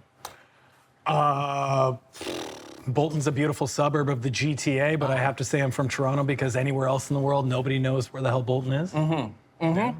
Give Bolton its flowers, Put respect on Bolton's name. Hailing from Bolton, Ontario. That sounds great. Real strong Italian community. Absolutely. You were a fat child. A disproportionate 300 pounds until the 12th grade. Yep. You were so fat, how fat was he? You were so fat, in fact, that you asked your mom to get you a dietitian for Christmas so you would look good at prom. I mean, so I could look better at prom, yeah. Did you get laid? Not at prom, no, I didn't. So you just showed up brand new and they said, nah, it's okay. It had nothing to do with your weight. My date had gotten drunk at a party for the first time ever a month before, and then her parents grabbed her, wouldn't let her go to prom. So I went without a date to prom. Yeah. So you went thin and by yourself? Yes. Excellent. You didn't turn it around at all? That's a real shame. So, and then outside of the body dysmorphia, what's one benefit of being fat on the inside? Do you feel like you have that fat kid aggression when you get in the ring and you're taking out years of repression? Yeah, maybe the chip on your shoulder thing, That's about it. Yeah. Do you go back and reclaim things from when you were that large? Reclaim? Like if you were bad at basketball, you go back and you're like, let me see if I can do a better job now. Still not better at basketball. Oh, okay. Definitely not. So it's just a coordination issue. No, but I can touch my toes now. Excellent. Yeah. Excellent. I'm very, very proud of you in that regard. Your father had an illegal satellite dish, which was your gateway to different kinds of wrestling. Do you feel any guilt for your career being built upon a foundation of international piracy? No. What if some child's watching you right now and you're not seeing a dime from it? Doesn't that bother you? Well, their Fire Sticks and their whatever else they use online is working just fine. I heard the LimeWire is a big thing right now. LimeWire, yeah, a lot of your work is, you were fluent in French until you turned 18. Why'd you turn your back on bilingualism? Well, my other grandfather passed away, and he's the one that I communicated with in French. Oh, wow. Got a little rusty after that. Thank you. What tattoo is his? Actually, it's right there. So he got what is it, an elk? A skull of an elk? So, the bear. Yes. The buck. They owned a hunt camp together called Buck and Bear's Hunt Camp. That's amazing. Yes. Look at what we learned after 20 years. This is really, really something. You wanted to be a policeman. But your guidance counselor said that your grades in math and science were too good. Yep. Must have been really impressive. So you went to Brock University for their sports management program. What were you going to do with that? Well, on the first day of I didn't know. I just knew I had an interest in sports. Had to go to university because my parents wanted somebody to go to university in my family. Fair enough. And I showed up, and on the first day, the professor comes in and goes, if you guys want to make money, this is the wrong program to be in. And yeah, it didn't last too long. No, you dropped out. Yeah. Yeah, that guidance counselor should be fired. Yeah. Yeah, okay, good. So then, from there, you got into wrestling. Yep. And you thought, this is a better way to make money. You originally wrestled under the name Jay Phoenix, but there was already a Jay Phoenix in England whose reputation was so bad that Chris Hero told you need to change your name so people don't confuse you two. What the hell did that guy do? I believe he stole somebody's wallet in a locker room, and then, as legend would say, Samoa Joe might have been the one that made an example out of him for everybody. But you'd have to ask Chris Hero. Right. You never ran into him? Jay Phoenix? Yeah. No, Samoa Joe had seen him prior to me starting, and then I don't think he ever resurfaced. So he dealt with him completely? Yeah. So you don't have any residual Jay Phoenix heat? I definitely do. Chris Hero reminds me every time I see him. Yeah, that's great. That makes me happy. Say something to the old Jay Phoenix right now. Thank you, because it was a terrible name that I used when I was backyarding, that I used when I was wrestling, and I'm glad I'm not Jay Phoenix right now. Yeah, you really owe this guy everything. Oh. You were also briefly called the baby-faced assassin. Didn't you give me that name? I don't know if I gave you that. You had a baby face in a good way, though. Yeah. It was like, oh, this guy's got the head of a toddler, look out. Were you ashamed of your baby face? Yes, but then now, you know, with a few wrinkles and a few scars all over my face. Yeah, you're so rugged. No hair, I kind of miss it. Yeah. Well, you changed it. You really became a man. And I am slowly turning into Rosie O'Donnell. You were also in a team called Le Tigre. Are you upset that I'm the only one who remembers that? Not at all. Yeah. What was it? You were fashionable? You wore polos? What was the deal there? We just thought Zoolander was funny, and we were originally Blue Steel, and then we changed the color of our gear, and then we called ourselves Le Tigre for a couple months. Really nice, really relevant. Yeah, man, the Ontario Indies were hot. It was hot, and we ran them. Groundbreaking shit. Mm-hmm. We ran them. Yeah, I mean, I would say AEW is AEW because of people like us, who really paved the way. You are now the walking weapon, a grenade with feet. Explain it. A grenade with feet? Yeah, well, like, why not just call yourself Weapon? I mean, I don't know. I didn't come up with the name. Well, what about your walk is so special? I have a good little saunter going on. Can we see it now? Can you just want walk me to do across? an example? Yeah, go over there and just walk across. Yeah, let's see. Let's see a little walk. Let's see the walk here. Here we go. From here? Yeah, that'd be great. To where? Just to there. Check that walk out. You see that? Excellent. All right. Excellent. Now get maybe a stroll. Try a stroll. I don't even know how to do a stroll. What about a waddle? I left those days behind me a long time ago. Well, I didn't mean to. What about limp? Do you do a limp? After every Wednesday night. Excellent. Until oh, for the wrestling. Yeah. Sorry. I was very confused. You broke your neck twice.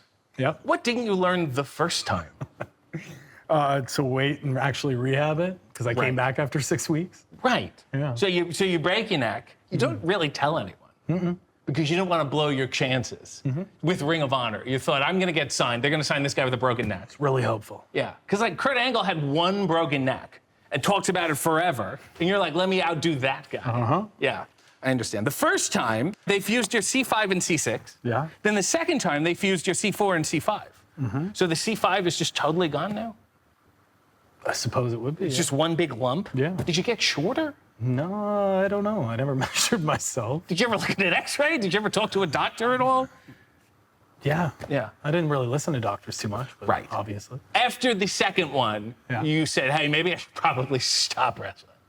Yeah. Well, no, the doctor told me I had to stop wrestling. Okay. So you retired, you had a retirement show, and you even wrote an article entitled, Why I'm Walking Away from Wrestling. Then the doctor said, you know what, it's not that bad. Just do some rehab and you can come back. You must have felt like an idiot. Well, I woke up from surgery and he told me he didn't have to fuse the second level. He was like, surprise! Yeah, he's like, it wasn't as bad. And I was just like, oh, wow. Okay. And he's like, you can go back to wrestling, just actually rehab this time. Wait, was this the same doctor that told you were going to have to retire? Yes. Was he licensed? It's Canada. I don't know. Yeah, it's fair enough. Free, it's free. You get what you get. Yeah. I understand. So now you do so much rehab. The doctors have told you that your neck is going to be the last thing to go on your body, if anything. I don't know if the doctor said that, but... You said that? He said that in passing. He Who was is like, this guy? It's titanium now. You'll be fine. Has he not gotten kicked out of the I don't medical keep field? track, man. Okay, I've because never he was talked to him again. completely, I would hope not. Yeah. What do you think's going to go on you next? Anything but my neck, hopefully. Excellent. You should have just done the neck My exercise. patience, if this continues. This is amazing. Look at us. Look at us. Isn't this a journey? This is fantastic. The kings of Ontario indie wrestling. Your right here. finishing move is a double underhook pile driver called the C4 Spike. Is that for the vertebrae, or are you just looking for an endorsement deal? C4 Spike? Yeah. What is Isn't that the name of endorsement? Isn't that the drink? Oh, I don't drink energy drinks. I didn't even know. No, yeah, it was a play on words with the Yeah. C4 in the neck and the spiking on the thing. Because I have a move called the Woo Energy Bomb. Also, I'm a walking weapon, and C4 is an explosive. Woo energy bomb. Ah, that makes sense. I get it. That makes sense. And it's all coming together. I'm so glad we still have our chemistry. May 2021, you get kicked in the ear, and it explodes. 2021? Yeah, that's what it says. That's what you 2012? said. Shh. You get kicked in the ear and it explodes. Yes. It's dangling off your head, and you had to have it surgically reattached. Yes. And the doctor said, hey, can you stop wrestling for a minute? And you were like, no. So thus the headgear was born. Yeah. How many people think you have cauliflower ear, and how many people think you just have sensory overload? I don't know, but a lot of people think I look stupid. Yeah, but in a fun wrestling way. Yeah, fun you know what I wrestling mean? way. And like that real viable wrestling way. You have legitimate cauliflower ear now. It's hardened. Yeah. It's solid. So you don't really need the headgear anymore? No, but I'm like very sensitive to getting cauliflower ear for whatever reason. Emotionally? That as well. Yeah, I understand. So how do you feel about your signature look being based on a lie? Moving on. Okay. How do you feel being the one guy in headgear who doesn't yell at trans people? Excellent. Pretty good. You lost a great deal of hearing in the cauliflower ear. So do you just think the crowd's not that interested in you? You're fucking good. I'm just saying. They must not like this. I got to work harder. Maybe if I bring back a third time. Yeah. Okay. Yeah. Excellent. You first inquired about joining AEW 6 years ago. Yep. And you were told, quote, not right now. Yeah. Who told you and why? Can't tell you. Wow. You don't even know why? Well, I know why. Okay. Why? Because I hadn't built my name up enough. I was a guy in the indies. So did you get better or did we get worse? I definitely got better. Okay. This place got better too, but I caught up. And they called you and then they said, you know what, now. Yeah, it's a good time. It is a good time. Yeah. It is a good Look at time. us. Yeah, that's right. That's right. Look at us. Yes. And like all great indie wrestlers, you also worked as a construction insulator until 2021. Give the folks at home some home insulation tips. No seams, no airflow. Get a lot of condensation, mold, and everything else if you don't do it properly. That'd make a great shirt. When you're working in construction, did you have a cat call? You good at cat calling? See a lady walking by in jean shorts. Hey, baby. What is this? Am I a steel worker in 1930s I don't know. New You York? construction work. I don't know what they do. You don't whistle? You don't have a good whistle? Give me a little whistle. What if I'm from behind? It looks the same. But that's a construction worker. You can insulate me. You worked for another company I'm not going to say the name of because it stands for boobs and buttholes. But you won your first world title from Christian Cage. Do you think it's wrong for pro wrestling to pit Canadians against each other? Sometimes, yeah. But that time it was pretty cool. Yeah. Yeah. Why? Because he's moved to Florida now, so you're like, oh, it's okay. I mean, they've all moved to Florida except for me. It's a and disgusting. Yes. Why do you think that is? Is it because of the free health care or because of the general safety of the country? I think it's just loyalty and the general safety, yeah. We're proud Canadians. Look at us. We're proud Canadians. Look at us bonding. This is fun. You also had an extended heated feud with Bully Ray. Yeah. Do you think he's the best wrestler of all these Sirius XM radio hosts? 100%. Yeah. Because Jim Norton can work. He can really throw a punch. You've said it was never your childhood dream to main event WrestleMania. You don't like Kid Rock? What?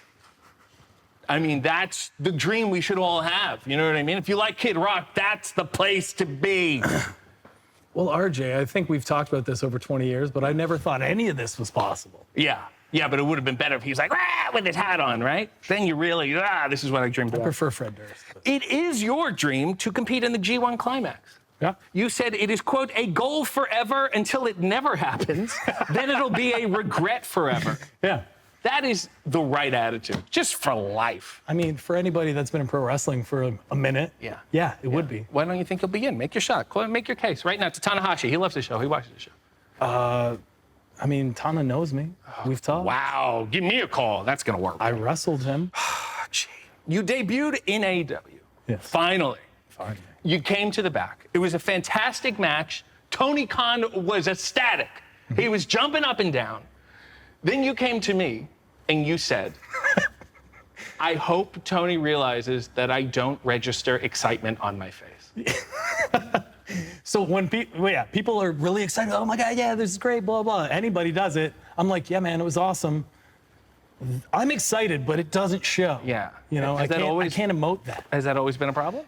No, like I'll do it for like my kids and stuff. Okay. Yeah. I'm gonna call out some exciting scenarios. You show me the expression on your face, okay? You won the lottery. There you go. Complete shock. Wow. You get a statue of yourself in Bolton. That'd be disappointing. Well, okay, all right. Ooh, your wife wants to chain wrestle naked. Ew. Construction worker vibes. Don Callis bakes a mean bread pudding. You don't like bread pudding? No. It's a Callis specialty. Okay. Ooh, you got front row seats to the new Kevin Spacey movie. That's correct. That's the correct response. Your wife is Ring of Honor legend, Jade Chung. Yes. Do you show her the proper respect because she's actually the vet in the relationship? Absolutely. You carry her bags? Yeah, I do. Good for you. I drive her around. Mm-hmm. Yeah, I carry all the groceries. You two got together when neither of you were in the business. You were both retired. That's right. Boy, did that backfire. Yeah, and she reminds me all the time. You guys had it made. It was going well. And then I didn't get into this to be with a wrestler, but I'm happy for you. Is it hard for her to pretend to enjoy all your work? I don't know, but she's really good at it. Yeah, it's tremendous. It is really tremendous. You have a son named Jet. Do you think he's going to be the coolest kid ever or an asshole? You can only go one of two ways with that name. I mean, he's just turned 7, and both of us are on the fence on which one it's going to be. Yeah. I like how it's Jet with 2 T's, like it's a real name.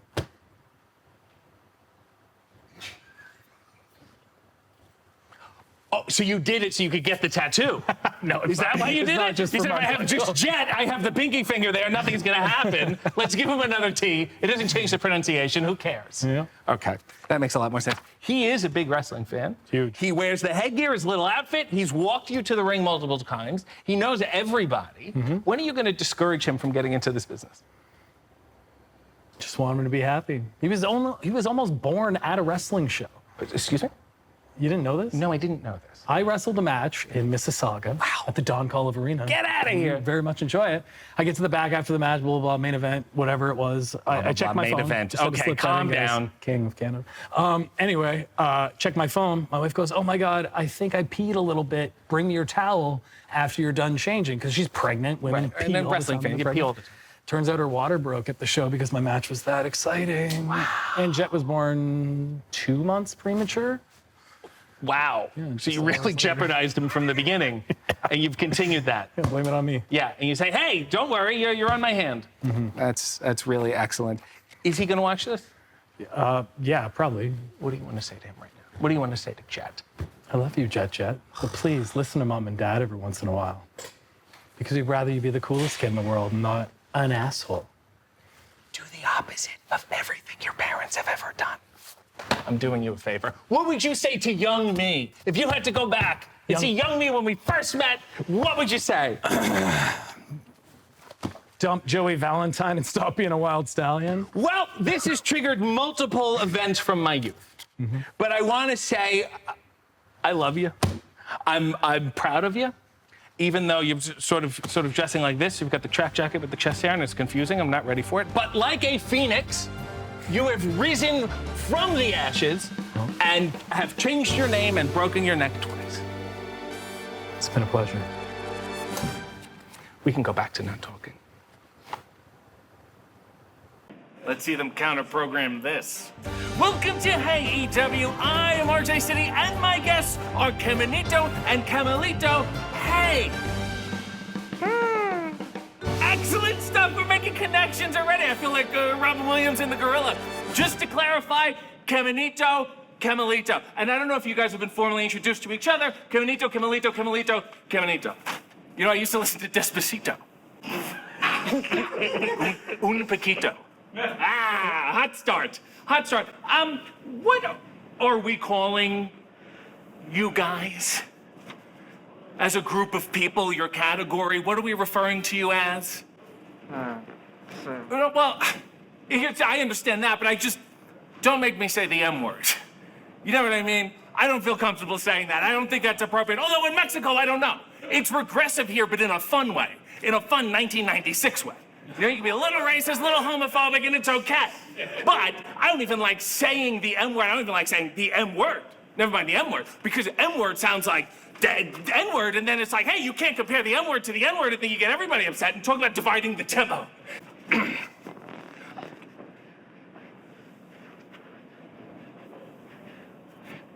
They're joshing. It's one of your old vet ribs. This is fun. This is great stuff. You know, I could also call you little people. Are you people? No, I'm not saying. Well, so this is my issue. This is the issue. Let's discuss. Round table. Little people, if you are people, to say little, I feel like we're denying the essence of the humanity. So I think it's wrong. No. Wait, so it's bad. So I'm going to suggest, first of all, dwarves is a little medieval. It's a little No, it's I'm saying. Boo, dwarves. No dwarves. No, hey, come. Let's have a civil discussion here. Let's remember what this program is all about. Thank you. Please, gentlemen. Look at this. They're bonding. They're connecting with each other. My suggestion would be to stick with minis. I like minis because minis is not just minis is fun. It's on the McDonald's menu. Cadbury mini eggs. It's not a lesser egg. It's a fun egg. What do you fellas think? Yeah. Yes. You're a decent size. And you're very strong, especially for your density. Yeah, I understand. Another question. Merchandising-wise, if you guys got micro brawlers, would they be the same size? Would they be smaller than the average micro brawler? Do you understand what I'm saying here? Right? Okay, I understand. You're right. This is I'm not going to ask the typical questions. Red and blue. Yeah. And blue. Excellent. Yeah. Red and blue. That's clear to me, and that's it. Red and blue. Red and blue. Oh, that's what I'll refer to you as. Okay. Red and fine. blue. Yes. I got it. And I'm not gonna. Okay, fellas. Okay. What are we doing here? I see. So, but this is a question. In this business, is it better to be taller or to be smaller? Like, aren't you the tall of the small? Like, no, I'm not saying. I'm just saying, it's a height business, but maybe it's a low height business, right? And I'm not going to ask the typical questions, okay? I think I have a pretty good idea about the size of your genitalia. I just got a vibe from it. It's an aura thing. I got the gist. And I'm saying it's good. I'm saying we're probably all similar, which says a lot more about you than it does for me. That's all I'm saying. I think it's great. I think that's excellent. Let's move on here. Just amongst friends, American wrestling is right? Yeah, yes. They make a joke. They make a mockery of it. They parade people out. They look like idiots. They make fun of them. They criticize them. Here, this is respected. Lucha Libre is art, it's culture, it's tradition. You guys are like gods here, right? To me, they look at me like I'm Geraldo Rivera. You go to the United States, you guys, at best, you'll get 3 seasons of a show on TLC. It's not worth your time. Although, let me say, why hasn't Tony Khan booked you in AEW? Yes, here. Yes, is he discriminating against you? Let's levy some accusations. Think about it. Yeah, maybe he's worried you guys are gonna blow up and he'll have to upend the whole show. Tony Khan is good. Oh, okay, Tony Khan is good. This is the corporate one, evidently. Okay, that's excellent. Yeah, no, it's good. I like business. We all like this. I got other questions here. I think maybe if you did come to America, your names are a little too close, too similar to each other. We should Americanize them a little. You could be Kemonito.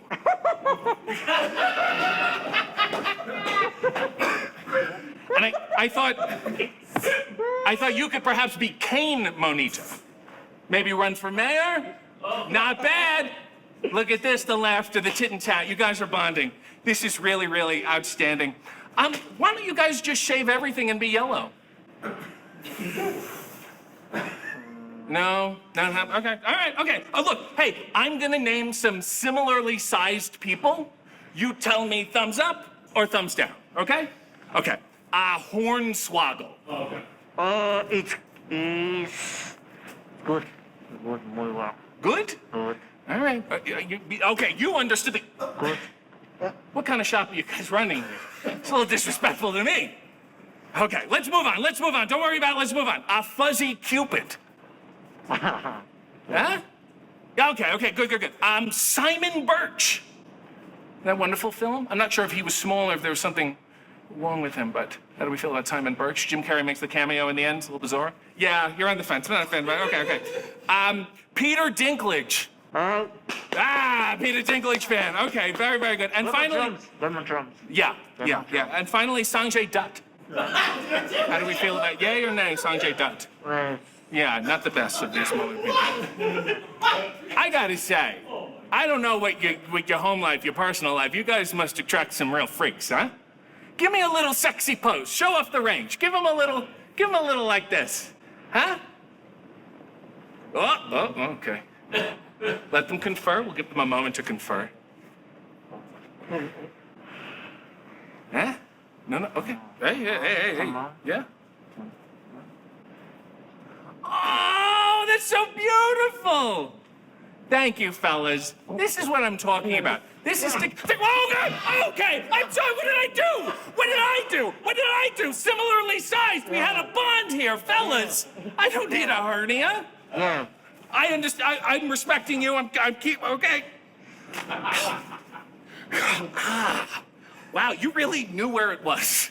Let me put it that way. I have a question. Arena Mexico, the steps, they're a little steep. Isn't that cruel for you guys? And then you're in a regular-sized ring, you got a regular-sized ref, and you drive around in that car that's too small for you, even by car standards. Is it hard being memes? You know what I mean? Like, you get your ass kicked, somebody screen records it, and then they tweet, like, sliding into your DMs, like, and then it blows up. You guys don't see it, darn, it's ridiculous. Uh-huh. It is ridiculous. Okay, good. Thank you. I think you guys should have a bigger social media following. You should be doing the Reels. You should be doing the TikTok. Have you heard of the Costco family? I'll introduce you. You come over, I'll introduce you. It'll be fun. It'll be great. Let me see if I got the backstory straight. The K part, I don't quite understand, so let's skip that. Monito means little monkey. So my understanding is that you're the essence of early humanity, right? Where we went wrong, you're at the precipice, you're still the moral good. You know, we used to be simple, we used to hunt, we used to gather, and then, we eat the apple and then we get all crazy, right? So you are who we should be striving to be, where we lost our way, and you're setting us back on track. You're an arbiter of justice. And Melito means bad. Yeah, that's pretty much the deal there. Melito is good. Red. It's good. Can't you two feel the chemistry that is existing between the two of you? Huh? It is palpable. You guys are always at odds. And I can't watch it anymore. It hurts me. Let me come here, fellas. Think of this statement that you two would be making if you guys finally got together and made up. Huh? About the world, about society as a whole, about us as men or be creatures or yellow. Allow me. Huh? Wouldn't that be something, fellas? Yes, I love this. This is togetherness. Yeah. This is humanity, and this is who we are as people. This has been exploitation at its finest. But okay. Sorry. No, please. Okay. My apologies to Mexico and Seattle. Somebody help me, please. I'm sorry. No. Sorry, please. Go! Kemalito! Can you shut the sign off? Can you shut the sign off? I got it.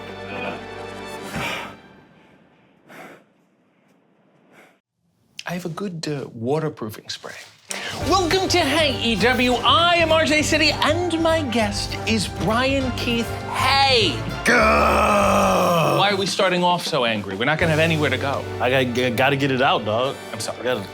Yeah, I know how you feel. We're gonna be here for a while. We're gonna be here for a while. Let's start at the beginning. You're a Houston man. You know it, baby. More specifically, Greenspoint, which has such a high crime rate that it's often referred to as Guns Point, baby. Is that true? It's true. That's true. If you go to the Shell, anywhere in Imperial Valley, as soon as you pull up in that crime. So you gotta have to be packing at all times. Crime. Yeah. Yes, sir. Yes, sir. In a fun Skid Row kind of way? Or? Exactly. Yeah, hey thieves, hey murderers, that kind of thing? You should do that. Yeah. You should just pull up. I should. Greenspoint is referred to as a majority-minority neighborhood where only 5 to 10% of the population is white. That must be nice. It's great. Yeah. It's great. You guys must feel like you really run And at the same time, it brings unity. You know, because representation. We got the homies. Yeah, we have the homies. Yeah, We're all in this together.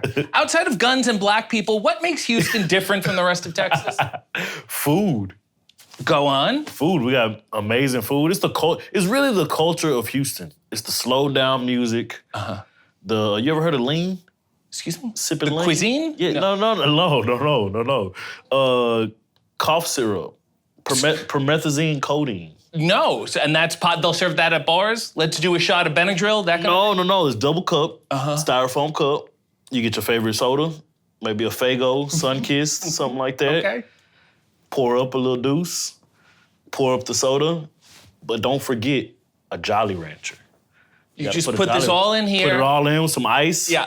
Double cup. And you say, I'm not gonna cough, but I will have diabetes. There you go. And then That's you excellent. throw on some DJ Screw and you're in Houston. DJ baby. Screw. See, you are like an ambassador of Houston. I am. And you previously suggested that I should list some Houston slang. I did. And then you could define it for the people at home. For sure. I've done that, so let's do it. Let's do it. Okay. Trill. Trill. Trill is a combination of keeping it true and real. What? You keep it trill. Why not just say give true and real? It's a synonym. Why are we putting it together? There's no need to put it together. Stay true, keep it real, trill. That's the vibe of Houston, really is. All right. Buffalo Bio. Buffalo Bio. That's where the bats be at night. So if you're ever downtown and you're walking around, I want to say like around Herman Park. I don't need the address, or whatever, but yeah, you know. You might hear some bats chirping and stuff. There's like a big old bayou. It's pretty cool. And then it runs all through Houston. Okay. Honestly. Yeah, you ever take the gun and just shoot some bats? I don't be shooting guns like that, but I got homies that got guns. Okay, excellent. Swangin', baby. Swangin'. All right, now this one. This is gonna take some explaining. Oh no. So when you're leaning, I don't condone sipping and driving.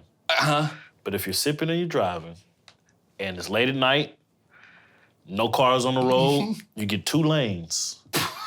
And you just, with the whip of one hand, DJ Screw's playing in the back, you got the cup here sipping, and now you are officially swinging. Right. Notice the stance too.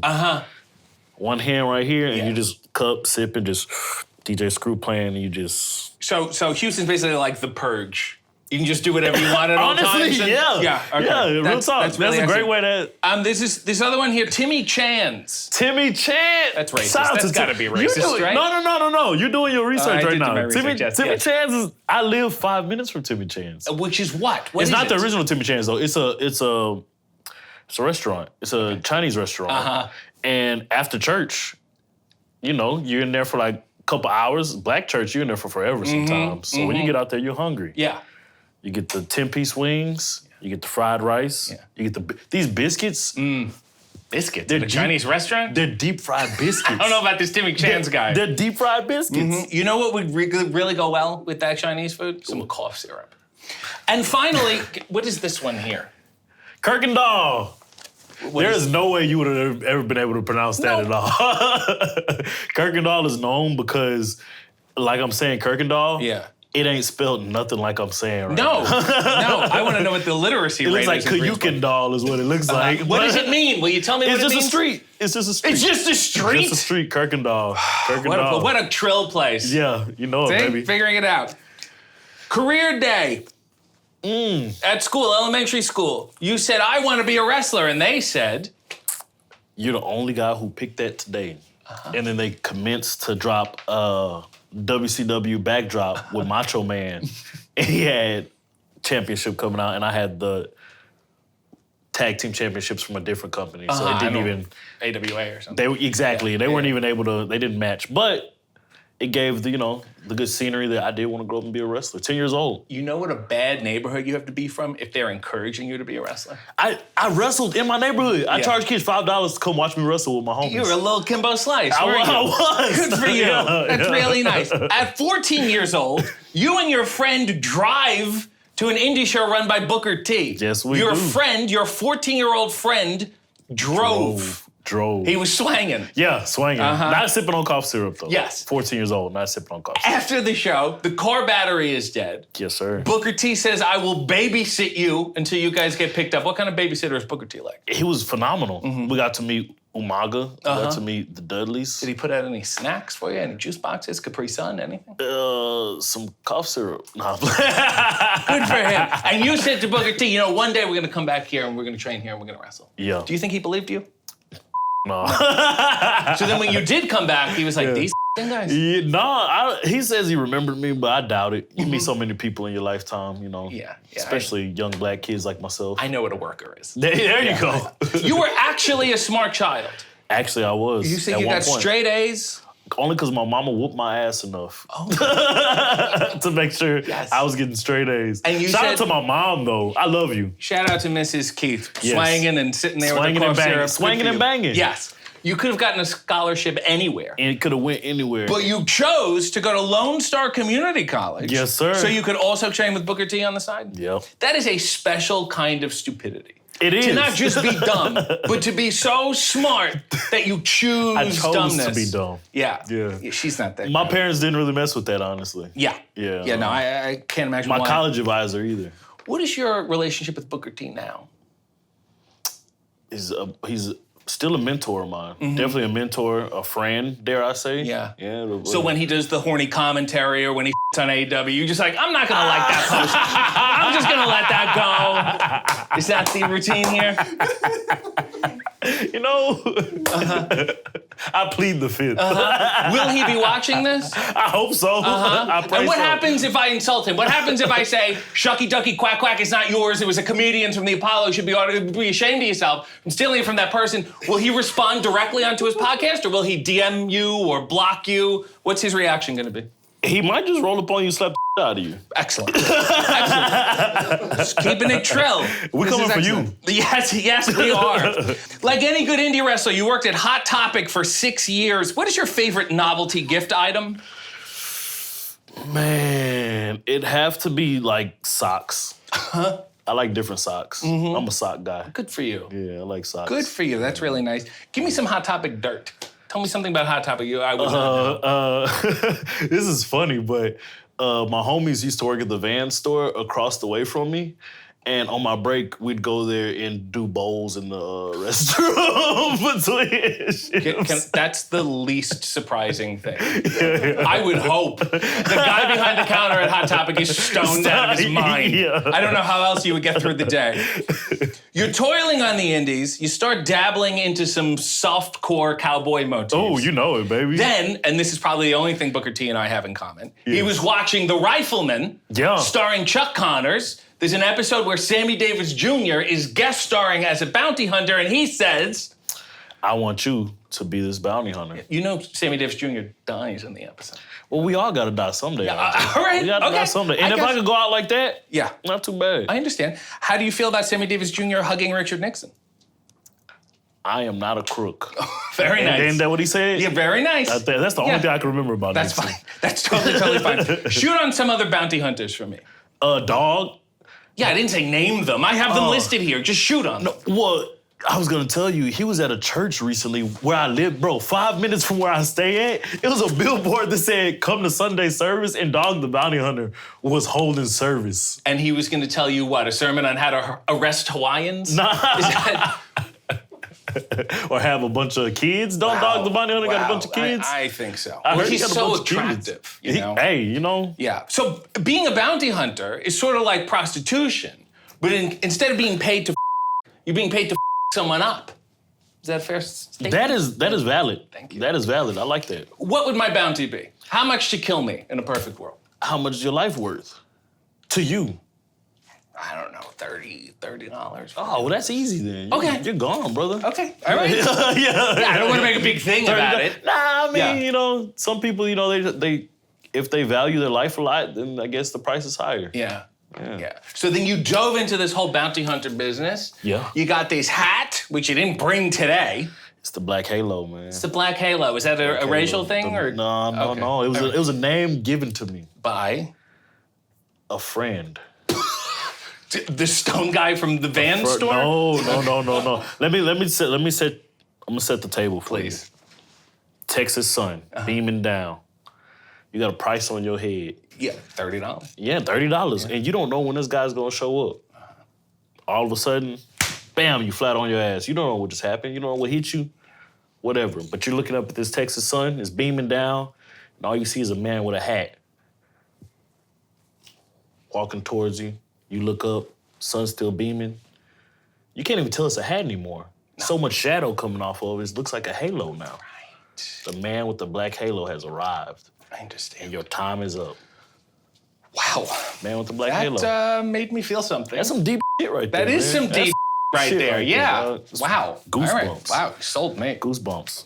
You're also called the quickest kick in the South. Yes, sir. Why does every other direction have faster feet than you? Oh.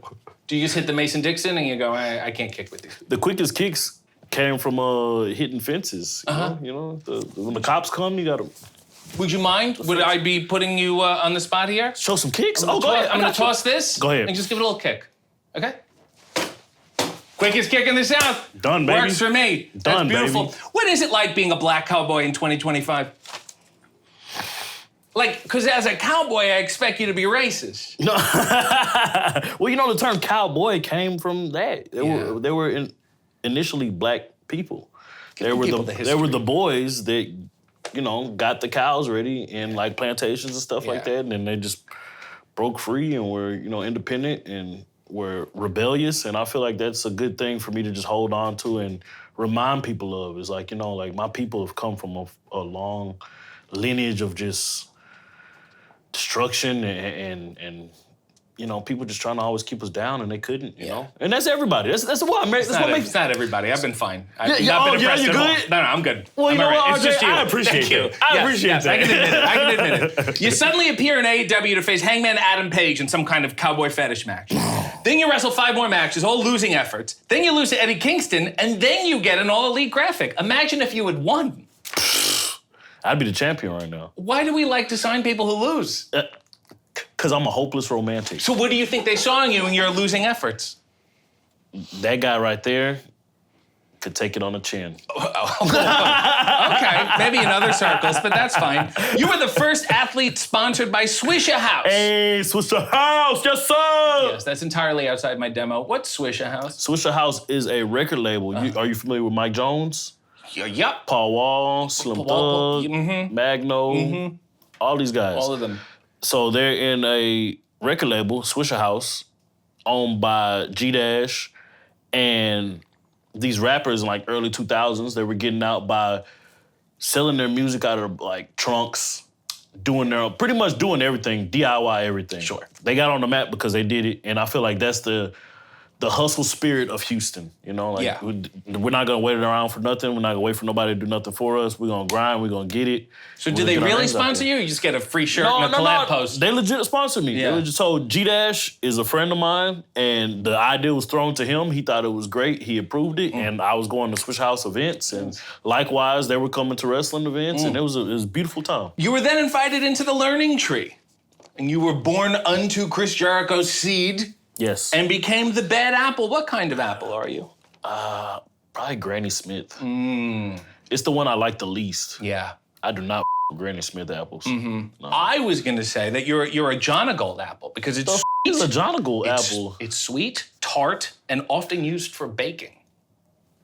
Hey, you know what? I did my research. You're onto something. Isn't that something? You're What have onto you something. not learned from Chris Jericho? What have I not learned?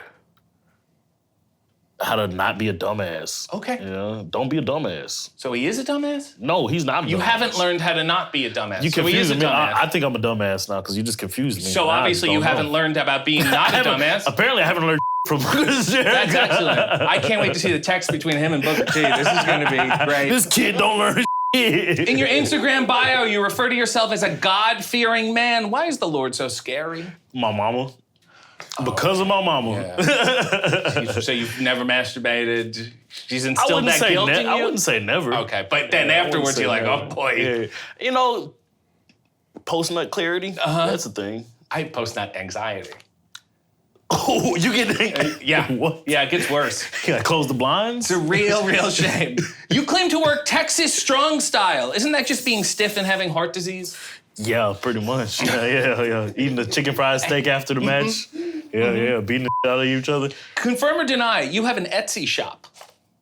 I got a homie that has an Etsy shop. And that's not yours? No, it's not He mine. just sells He yours? does sell my though. Well, he used to. He doesn't sell anymore. Were there problems? Good. Well, You had a falling out? I'm You here had- now. Okay. So he can't sell my So you shit. had to close the Etsy. Yeah, we had to close the Etsy. But for a while, that was my boy. Shout out Cheapo Grosso. I'm shouting out everybody in this thing. Yeah. I've learned so much about you today. You know a shitload about I me. did learn recently, but I'm learning so much more. You're an engaging person, but I happen to notice you don't really have a catchphrase. Pay the damn price. No? What? I'm trying to... What do you think my catchphrase should be? Oh, Yeah, give it a shot. Houston, we have a solution.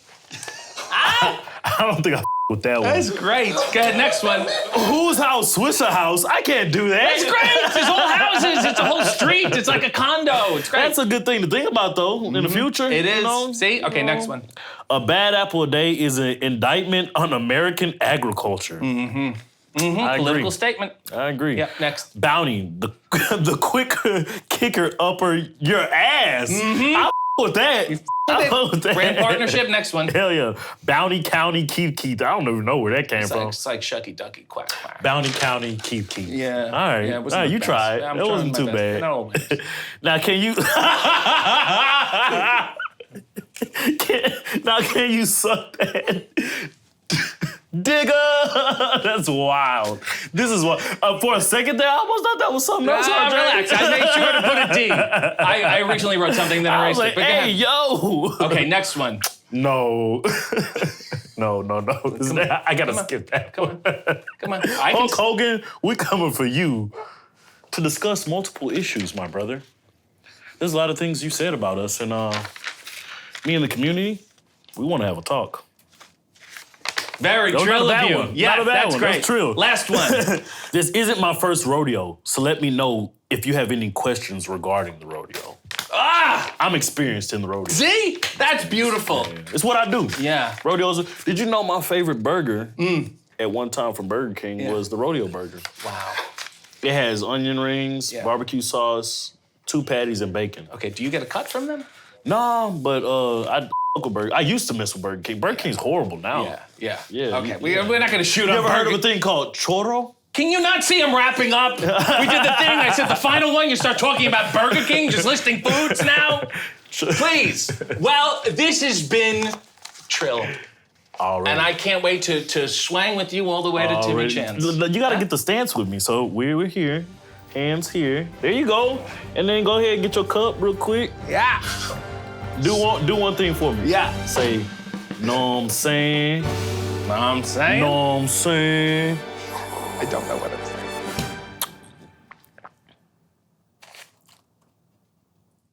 It's only as good as you want it to be. Welcome to AEW. I am RJ City, and my guests are Megan Bayne and Penelope. I can see it. I can see what it is, but I can't quite. Penelope. I can look at you and say it. I can say Penelope like this. When I read it, it's Penelope. Penny. Miss Ford.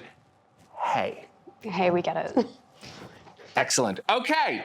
Megan, you are known as Mega Sus. Why do you think you're so suspicious?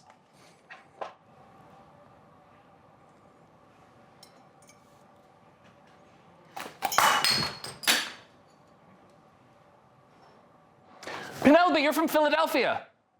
And you are so from Philly that in 2006, You were Philadelphia's Wing Bowl's Wingette of the Year. Can you tell the folks at home what that is? It's just a contest where you stand up and look pretty. Okay, and then men eat wings and leer at you? Is that the gist? What is the wing there's part? a wing eating contest that goes around it. And they say, while we're here and bloated and then they pull have to... 10 women, and then Just out of the you audience? do a dance on stage, and then they What vote. was the dance? I can't dance, so I just did a back handspring into a split. Well, that would be easy. The other ones are trying to shake, trying to move. The cartilage is not working. And I have talent. Right. Well, that's fantastic. You said in an interview after winning that you did not know what you were going to do with the prize money. How much did you get and what did you do with it?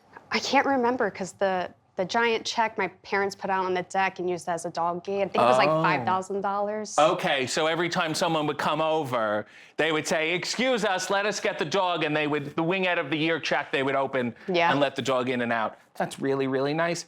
Megan, you hail from the Greek city of Thessaloniki, but spend most of your youth in New Haven, Connecticut. Why not just sign with the other company? They're like right there. They're like right across the street.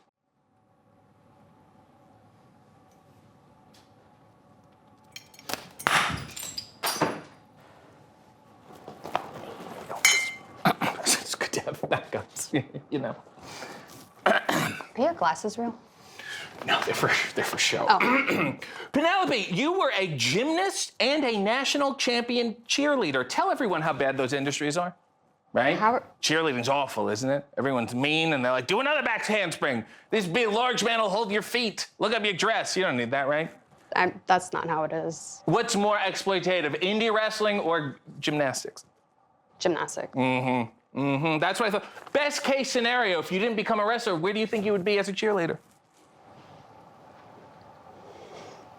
Wow, you didn't have any faith in your... But you would have been maybe two-time Wingette of the Year. No, you can't win twice. Oh. Yeah. And then you're out of the running. You're disqualified. Yeah, you can't. And that's a shame. Well, someone Politics. complained.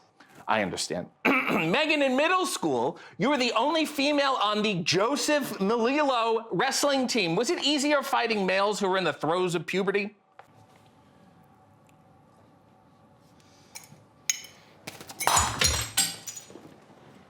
Would you say that you're now an expert at fighting 14-year-old boys?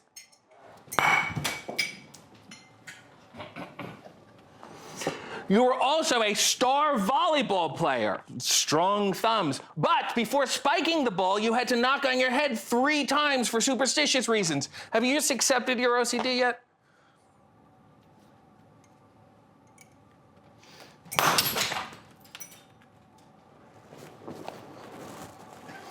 Also, as a sign of good luck, you would not wash your knee pads for the whole season. What was the strategy there? Just to disgust your opponents?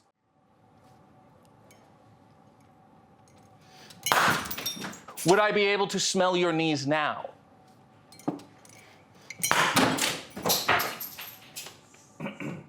Penelope, your friend was a wrestling fan, and she drags you to a deathmatch show. You knew nothing about wrestling, and you thought all wrestling was deathmatch wrestling? Yeah. I thought it was all deathmatch wrestling. And you were okay with that? You were in? Yeah, I love blood. Wow. And then when you started training, you must have been like, what? This is it? Hammerlocks? I want to cut my own head off. So were you disappointed with real wrestling? Very, still am. Yeah. I know the feeling. Believe me. So your friend wanted to do a tryout. She did not want to do it alone, so you did the tryout with her just for fun? Yeah.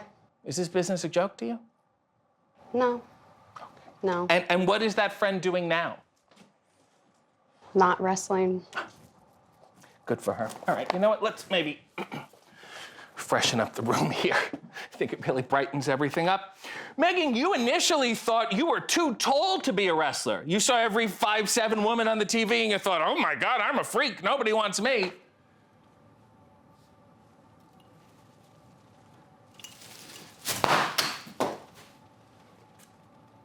I think your height is just swell. As a larger woman, and I mean that in the good way, you know, the good large, there's you're well dimensioned, good proportion, you know, just do this one, maybe. Okay, I'm gonna list some tall girl problems. You tell me if you have them. And before we do, I think this is a good time to announce I'm working on my new dishware set, a AEW dishware set, available soon at shopaew.com. Okay, I'm gonna list some things. Tell me if you experience them. Not fitting what women's retail stores consider large clothing. Getting your head cut off in group photos. Wearing heels just to upset people. Oh, not bad. I think we've broken new ground here. Crushing watermelons.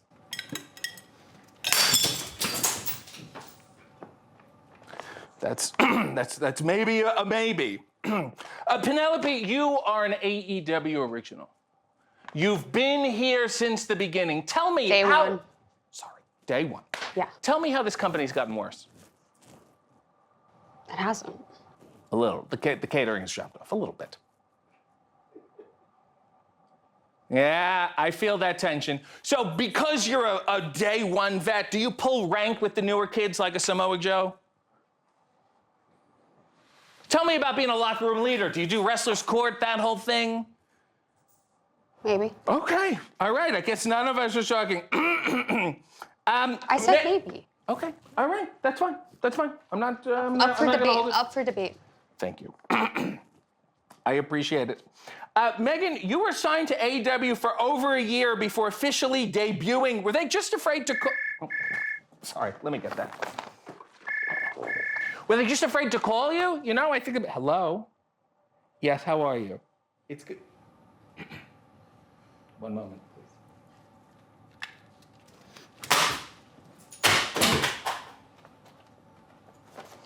I'll save this for the next question. Penelope, you are married to male bimbo Kip Sabian, but you kept your last name. Easy exit? Who? Kip. Please, Kip. Sabian. Sabian. Sorry. It's a typo. Who's the bimbo? You're the bimbo? No, him. He's so hot, but there's not much there. You know what I'm saying? No, that's a lie. Okay, I don't know about that. When he got shoulder surgery. I actually just changed my last name too. To what? Oh, wow. Sabian-Ford. Oh, you went for the dash? You went for the hyphen? I don't think we need to live in that society. You know what I'm saying? You're confusing people. Commentaries can be confused. Justin Robinson's gonna go, what the hell is this? When Kip was getting shoulder surgery, you went in too and you said, you know what, I'm gonna get Botox. Not on the same day. So you said, I'll just wait till he's healing. I had to get, sympathy pain. Right. If he got something else injured, let's say if he broke his leg, what would you have done? Lip injections. That's really good. That's a really nice, classy thing. Megan, you have an OnlyFans. You can plug it here. We'll put up the link. Is it a normal OnlyFans up, or is it like really up? You know when it's like non-sexual? It's like, this is me sanding a boat. This is me cooking lamb.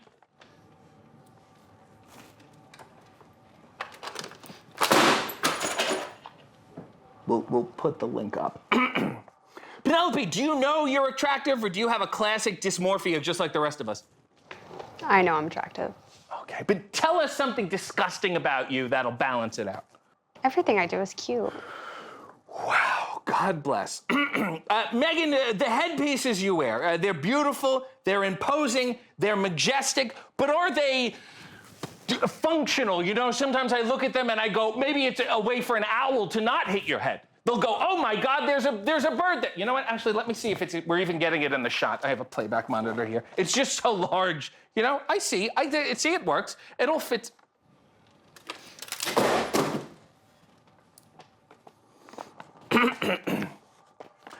Penelope, you had surgery to remove a fibroid that was the size of a cantaloupe.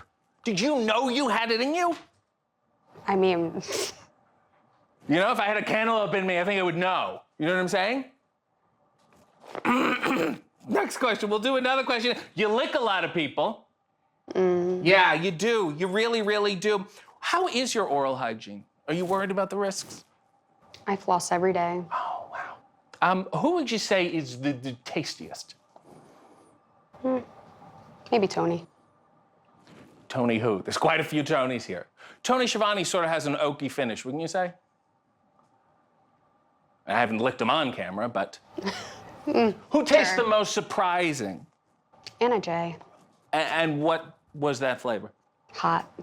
Do you sometimes lick her just for fun? Sort of like a practice lick before you go out there? Let me make sure I got this together. Do you tongue scrape, or do you say, maybe let me lick Kip with a 5 o'clock shadow and that'll double up?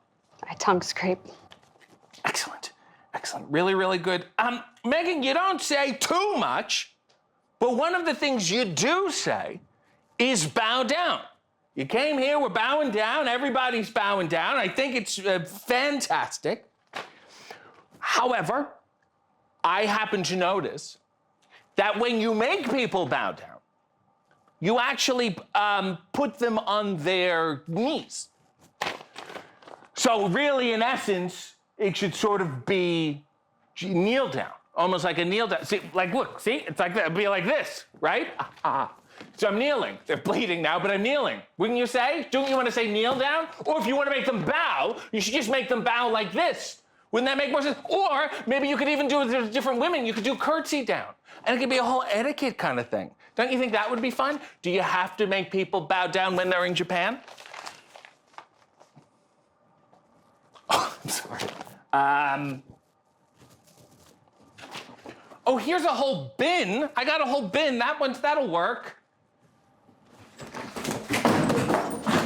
It wasn't satisfying. It wasn't good. Here, laptop. Enjoy yourself. Knock yourself out. Much better. Well, this has been blatant vandalism. And I think you're a hoot and a joy and a pip, and I think you are a mega sis.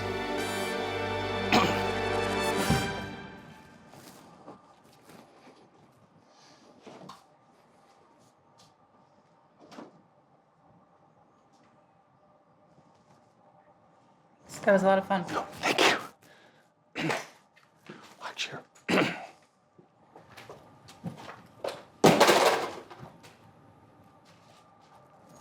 Unbelievable. No, we're not doing this again. No, come This on. is it. I heard we're moving to UPN. Welcome to Hey AEW. I am RJ City, and my guest is Brody King. Hey. Okay, let's talk about the barking. Okay. Up top, because you do it. People come out and they bark along with you. Yep. It's a heavier dog. Is that a specific breed you're going after? Yeah, it's more of like pit bull, Rottweiler, like big dog. Right, you a know? big not like a No. that kind of thing. Yeah, little dog, too yappy. Mm-hmm. And why do you think it's okay to appropriate Arsenio Hall? In what way?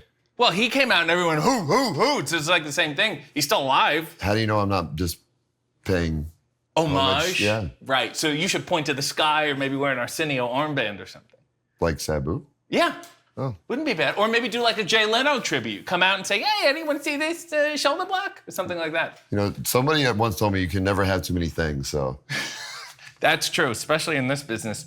You're from Van Nuys, California. You said it right. That doesn't explain the complexion. It was, of course, named after Isaac Newton Van Nuys, who founded the Hollywood Cemetery. What dead celebrity would you like to go pay your respects to? Richie Valens. Okay. Yeah. And so just the Four Seasons? Yeah. I'm thinking of Richie. Yeah, you're Frankie. wrong. I'm thinking Frankie Valli. Big Bopper. Which dead celebrity would you like to go pay your respects to? No. We're not doing this again. No, come This on. is it. Nope. Don't let them know This that is I it. didn't know Frankie Valli and Richie Valli. I know Big Bopper. I know La Bamba. Everything that happened. I've never seen It was a horrible, Someone gets tragic you, crash. RJ. Wow, he's crossing his legs. He knows the references. Growing up, you loved two things: pro wrestling and alternative music. What parenting dynamics caused those interests in you? Well, my dad was kind of a drifter. My mom was kind of a burnout. And, you know, they met, they fell in love. And that leads you down a road of a little bit of leniency when it comes to freedom, you know? Right. It's beautiful and romantic in its tastelessness. Yeah. You know? That's excellent. Wait, what? You're a big proponent of straight edge. Yes. Quite frankly, I couldn't care what his sexual orientation is. You then got into the hardcore music scene. What is hardcore music? It is the mix between metal music and punk music and is the baby that they've made. Okay, and then the rest of music is softcore music? But yeah, essentially. Okay. 'Cause there's only 3 things that are hardcore. It's like wrestling, music, porn, and they're all bad for your body. Yeah, so like punks have the mohawk with the green hair. Metalheads have the jackets with the long hair. Yeah. The hardcore guys look like a regular person with jeans and shirt and usually a shaved head or something. Okay, you know. so how hard am I? Next question. Okay, I'll take that as al dente. Let's play a game I want to call Can I throw it wrestling. against the wall and check? Not now, not yet, you know. Let's play a game I like to call wrestling or hardcore music. Okay. Who has more black shirts? Oh boy. Hardcore music, because there's a lot of ugly colored shirts in wrestling. Yes, there is. Who uses more illegible fonts? Probably wrestling. Hardcore is more like bold. Who provides more cover for neo-Nazis and perverts? Well, hardcore music is notoriously against neo-Nazis and perverts. So they've been kind of beaten out of the genre. Okay. So that's how I'm going to answer that one. Okay, fair enough. Who has more illogical group names? Illogical group names? Probably pro wrestling. I mean, there's a lot of Japanese factions that contextually in English don't make a lot of sense. Who wears more studded belts? Also, again, probably pro wrestling. You know, punk dynamic. That's more punk thing. Who's more disappointed by modern Fred Durst? Pro wrestlers. Well, no, they are very impressed by modern Fred Durst, but I don't think hardcore kids were ever impressed by him. Who is worse at catching dives? Oh, that's a good question. Probably hardcore kids. Okay, really? So these mosh You got to pits- catch them off guard. You don't tell them you're coming? Oh, absolutely not. Okay, because otherwise they would all clear out. Numerous times I've seen and then they go and Yeah. you're done. These mosh pits, they're a work, right? Sure. Yeah. You should try. Oh, yeah, I'd love to. So you just kind of say, hey, I'm gonna, maybe nudge you in the shoulder a little at the bridge. Yeah. You watch for my kick in the chorus. Watch for my kick. That's to the what side of your happens? head, Yeah. Do you ever say like, hey, brother, you're pretty stiff out there? Yeah. Yeah, slamming around. I've been told that a few times. Yes. After middling musical success, although I did like the Sleepwalkers, you formed a successful hardcore band called God's Hate. What does God hate? Well, if you want to know the origin of the name, if there is a God and if he is real in whatever sense, then he is not an all-loving God. Right. So it's a Christian band. Yes. No. Well, it is. I mean, you put in God, the first word's God. I would say some Christian It's hardcore a band. hypothetical. Well, yeah, and the hypothetical is you guys are a Christian band. You guys He are is talking about he's not a benevolent God. It Okay. is. Yes, and he hates some things. You're God's hate? Look at the he world. He hates you? Probably. Okay. All right. Okay. I'm learning now. You're the lead vocalist of the band. I am. And what is that like? Roar? Is that pretty much it? Yeah. The barking kind of comes from that as well. Right. I thought you said phlegm. No phlegm. Okay. Excellent. A lot Good of for you. bass. Right. So, From the diaphragm, from the gut, do you have a good voice or do you have a bad voice? And that's why you're good at this. In the context of hardcore music? Yeah. I don't know. It's a very polarizing voice, I would say. Like, can you sing any other genre? No. It's just this. I don't know. I could probably have a baritone, Bum, bum, bum, bum. Yeah. That's not bad, Very actually. low. You should branch out. Maybe some Richie Valens. I don't think. Oh, He died in that awful crash, and he is not So you do Frankie know who he Valli. is. I am familiar. I'm regrouping myself. You're so dedicated to your music that you once performed an entire set with a broken jaw. I did. Well, actually, it was like the first 3 God's Hate shows, pretty much, as a band. And did you sound better per genre? It was probably about the same, but it was a very big mistake to take that on. Is there like pompous fans who are like, I liked him better when he had a broken jaw? Maybe. I don't know. Before making it big, you're a parking lot attendant at the Kia Forum. All right. Here's where we set the record Okay. straight. All right. That's just what I heard. Okay, go ahead. I don't know how this became a thing. Yes, I worked in the Kia Forum parking lot. Yes. Not as a parking attendant. Okay. I was a lighting technician for Union Local 728. Okay. Yes. And we built the Trevi Fountain and Roman Square for the movie Angels and Demons. Wow. So I was not a parking lot attendant. No, you were just But- wearing camo pants, and they went, "This guy doesn't." And work I'm for looking us." at the forum being like, man, it'd be cool to do something there one day. You to know? tell a Kia where to line up, like that kind of thing. I don't even know if it was the Kia Forum at that time. Yeah. It might have been. Fascinating. What else did you do? Give me Check your some notes. other. What year credit. was it, the Kia Forum? I don't have everything. Oh, you don't know that I don't one have either. everything on me. Just mainly notes on Richie Valens. Criticize this lighting. How do you like this lighting here? Show me your expertise. It's very harsh. In a hard way. It's very bright. Yeah, it is a little bright. Yeah. You wanted something moodier? A little warm tone. It is a you little know? warm tone. Yeah. This is not warm. This is very blue. No. Yeah, it is blue. I don't like it. Just per his notes. Let's get some diffusion on these guys. Come on. So after starting God's Hate, you also became a wrestler because you just hate having a 401k? I have a 401k. You have it? Yeah, with both. Really? Yeah. Good for you. I was so Full wrong. retirement plan. I was wrong. No about it. dental. It's No. too expensive. I said this parking lot attendant has no future, and you've proved me completely wrong. You trained at the Santino Brothers Wrestling Academy. I did. There's 2 Santinos? There was 2, yeah. Actually, there's 3, I guess, if there's saying the other. Because snake one guy. is enough. He's going to get canceled soon. I think it'll thin it out. It's great. You've only had one Canadian ring name ever, Yeah. and that is Brody King, which That of is course Brody King. is in tribute to the legendary Adrian Brody. Yep. King Kong, favorite film. Mm-hmm. What about The Pianist? The Penis? Yeah, well, yes, in many ways, because it was directed by Roman Polanski. But we don't have to get into it now. Your theme song is Be Harder by God's Hate. Yes. You Not double Frankie dipping. Valli. You double dipping. Yeah. This is a scam. It's true. Where AEW pays you and Hey. like 3 times. Is that how that Listen, works? they don't know, as a lot of fans somehow don't know. They go, wait, that's the same guy? Mm-hmm. As if there's 2 people that look like me doing 2 different things that they like. You use it to jack up the SoundCloud clicks. Is that how that works? SoundCloud, I don't know. We're not on SoundCloud. Yeah. Okay. All right. Fair enough. You appeared on one episode of I Think You Should Leave with Tim Robinson, now did. streaming on a platform I will not name. Well, Mike the Rock Davis did. It's your alter ego. We look similar. All right. Okay. Have you met Tim Robinson? Yeah. Did he do one of his fun, awkward things where he's weird and everyone laughs? I mean, I think that's just his face. Yeah. Yeah. Oh, that must have been fun. That must have been really, really fun. Can't believe we're keeping I Think You Should Leave, kayfabe. You're the comedian. Haven't you met him? I only met Richie Valens. Oh. Yeah. How do you maintain your overall thickness? Thickness or fitness? Thickness. Because Thickness. you're thick, but everywhere in proportion. Do you know what I'm saying? I think that's mostly genetics. Okay. Yeah. Is there what's like the thinnest part of your body? We're not going to talk about Okay, that's fine. It's fair enough. Are there any tattoos you do regret? that. Well, I have a tattoo on this whole front Of an angry as face? a cover-up Of? of a worse tattoo. Of? It was like a skull with wings and, Okay. You said very early 2000s, like, mistake, puddle of mud type No. of. Oh, okay. Never mind.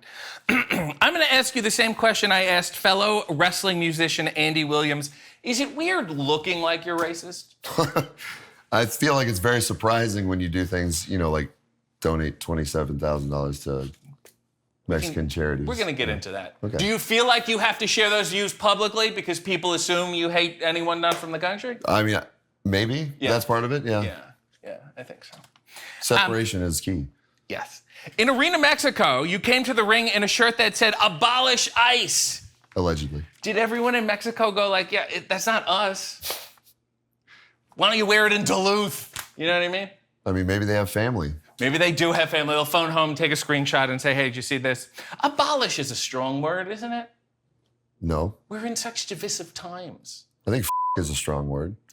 I think I would have gotten in more trouble wearing that. Yeah, but maybe if you said tone down ICE Nah. or a little less ICE, I think it would have read better.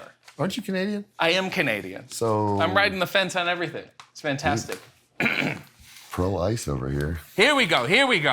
You released a limited edition shirt and donated all the proceeds to ICE-affected families, raising over $27,000. How dare you? All the proceeds? All of them. I know you want to be Mr. Let's help everybody because I look like I'm racist, but what you don't consider, and the people you are harming, are the other celebrities who only donate partial proceeds. Partial proceeds, yeah. 5 to 10%. Yeah, that's and always here my you favorite come swinging your big woke around, saying, let me donate all the proceeds. Apologize to those poor celebrities who now have to donate everything. I will apologize for you using the word woke because that word is ridiculous. I said big woke though, but that would be a good shirt. I think it'd be a really, really good shirt. What is a political issue that you just don't give a shit about? Oh, I don't know. Transportation. Potholes. Yeah, I don't care about potholes. Okay, excellent, excellent. But you crank up God's hate and just bump it up and down in the car. Driving SUV, you know? That's fun. You're part of a non-musical group known as the Hounds of Hell. Oh, yes. Does that fly in the face of the popular theory that old dogs go to heaven? Well, probably because it's based off of, Cerberus, the Hound of Hell that guards the gates of hell. Yeah.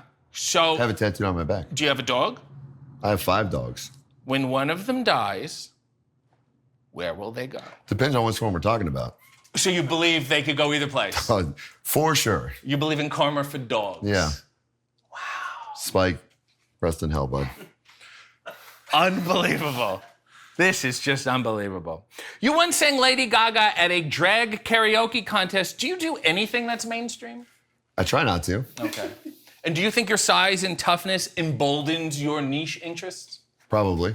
If you were smaller and weaker, you'd say, hey, maybe I should try to go with the crowd. Sure. Yeah, this is all making sense. You've been known to do the rope hung choke. I have. You'll put a guy in a sleeper hold and sort of dangle their feet like a dummy.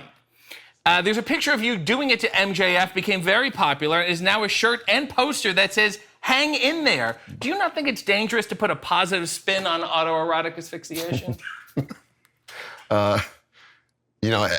I'm not here to kink shame. People are dying. Well, R.I.P. David Carradine, Yeah, R.I.P. David Carradine snatched a pebble out of his own hands in many ways. How are you going to age into being hardcore? Well, I think I've aged very gracefully, And you're 18, you said? Yes. Yes. What happens when you get older? Are you still going to wear these? Are you not going to switch to old beige? No, I think the camos is going to amplify. Okay. More camo. Isn't it more hardcore to eventually leave hardcore? No. Really? What if you went into jazz and be like, this guy's insane? That happens too much. What about Zydeco music? You ever heard of a band called Glassjaw? They just...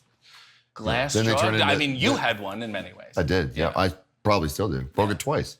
Wow. Just singing? No. Oh. One was a kick to the face. Fair enough. But, again, the mosh pits should lighten up a little. You know what I'm saying?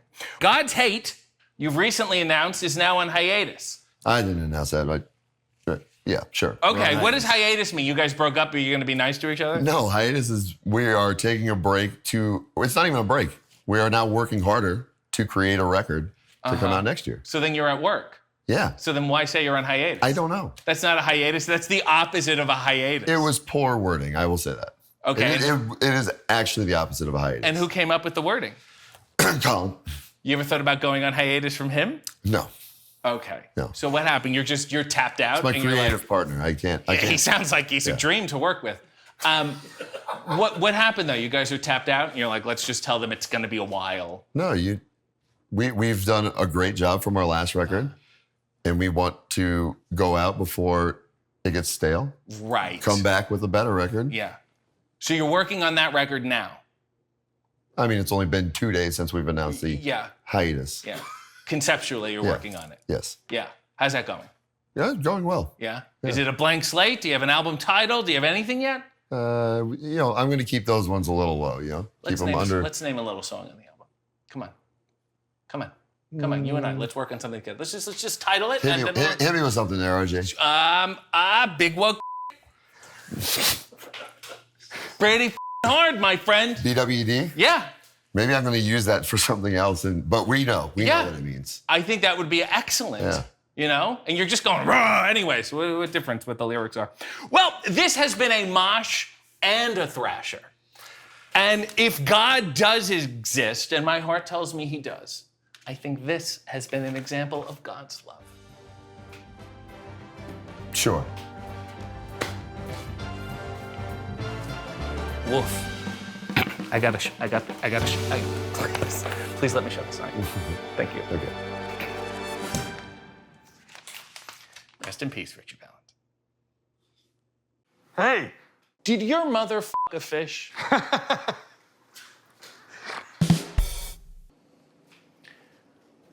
I want you to know that this is a low for me, both personally and professionally. Really? And I do not know how my career will recover. Okay, all right. Well, I appreciate you having me.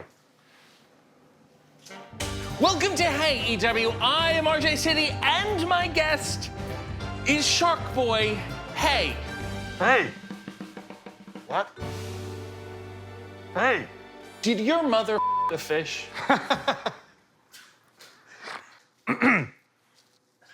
You know what? I wasn't expecting that question. So I'm sorry, Shark Boy wasn't expecting a question.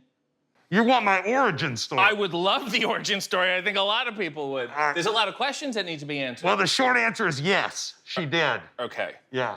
And so it was a fish and your mother, and then your mother gave birth to you. Yes. Right. So you're half human, you're half shark. Correct. The penis is which half? The penis is human. Oh. The appetite is shark.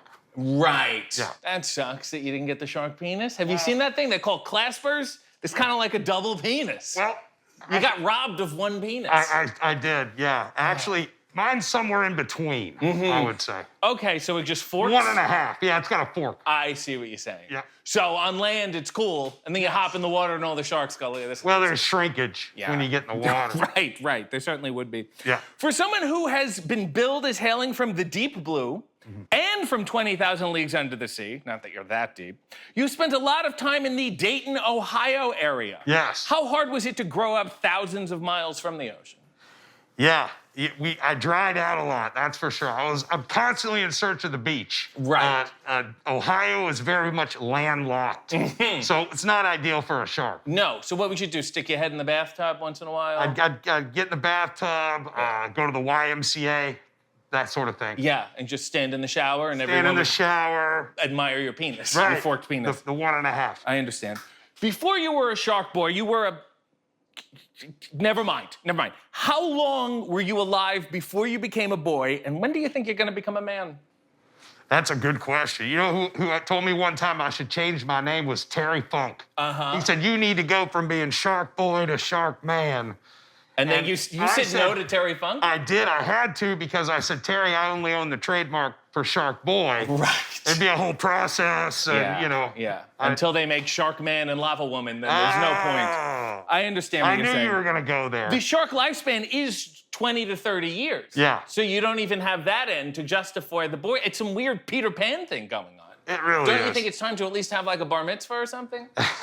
Well, I love a good bar mitzvah. Okay. I love a good party, that's for sure. Yeah. So I'm open to the idea. You know, it's nice if you're always a boy, whenever you die, they'll just say, you know, he died so young. So young. He was just a boy. Yeah. That's a shame. So as an amphibious mutant, what were the career options? Well, I guess zookeeper would be one, or, you know, like work at an aquarium. Yeah, like SeaWorld. SeaWorld. That's horrible. What they do. Lifeguarding, maybe. Pro wrestling. Yeah, or freak show. Straight up freak show. Yeah. Or, you know, hosting a podcast or something frivolous like that. What would the podcast be about? Conspiracy theories? Could be. Yeah, alpha male business. Could be, yeah. Hey, before we go too far, I want to let you know. It's too late. I want to let you know I'm a big fan of this show. I really am. Let's move on. You were trained by... I've never actually watched your show. I meant this episode. I think it's going really well. So Yeah, it's going really... Swimmingly. I have a standard to uphold. Do you understand what I'm saying? Starting when? You were trained by Les Thatcher at the Heartland Wrestling Association. Was wrestling training harder because you have straight up cartilage and no bones? Made it easier, actually. Oh, because they wouldn't break anything. Didn't hurt as bad. Right, they would just do chain on you and just be flopping around and say, twist my arm however you want. Flopping around like a fish, and I'd wind up on top sometimes. Yeah. Sometimes. So mainly your bottom. Yeah, you could say that, I guess. You know, HWA, I remember a guy there called Dean Baldwin. He was sort of good-looking guy. Very, very handsome. Yeah. Stunning eyes, dreamy blue eyes. Sure. And he was like the lost Baldwin brother. Yes. Right? And he would wrestle to earn his family's respect. What do you think happened to that guy? Last I heard, somebody saw him at a bar. Yeah. And then after that, they saw him at another bar. I don't know. I think maybe he drowned. He drowned at a bar. Oh, wow. Yeah. That's a shame because I thought he's at least doing better than Alec now. Well, Alec would be here today, but I heard he's shooting. Your first wrestling match ever was at a prom after party? It was, yes. It wasn't my prom. Okay. But it was a prom. And how many teens do you think lost their virginity after watching you wrestle? Couple of them during the match. It was that good. Yeah. And they were taking Blue Chew, I guess. Well, it excited people. You wrestled 2 matches as El Piranha. Isn't it pretty up to appropriate another fish? Hey, wait a minute. I want to set the record straight. It was a lot more than 2 matches as El Piranha. Really? Yeah. You were dipping into it. Isn't that like fish racism? Maybe. Yeah. I never thought of it that way, Yeah, actually. well, I've heard you were always known internally as the Great White. You were first featured in MTV's True Life, I'm a Pro Wrestler. Did you feel like you made it at that time, or was it as sad as it reads now? Yeah, at the time, that was huge. I mean, how many indie guys were on MTV or national television to begin with? So. Right. And how do you feel about Tony Atlas's foot fetish? It's disturbing. It actually kind of, I skip that part whenever I go back and watch. Right. You don't relate. You have a fin fetish. I have a fin fetish, that's right. I'm getting it now. You were also on an episode of The O'Reilly Factor in a segment called... That's bull. You weren't? Complete bull. Lying about this. My ex-girlfriend thought it'd be funny and she put it on my Wikipedia. Really? And whenever something's more entertaining than the truth, I leave it on there, so. That's how you get back at someone.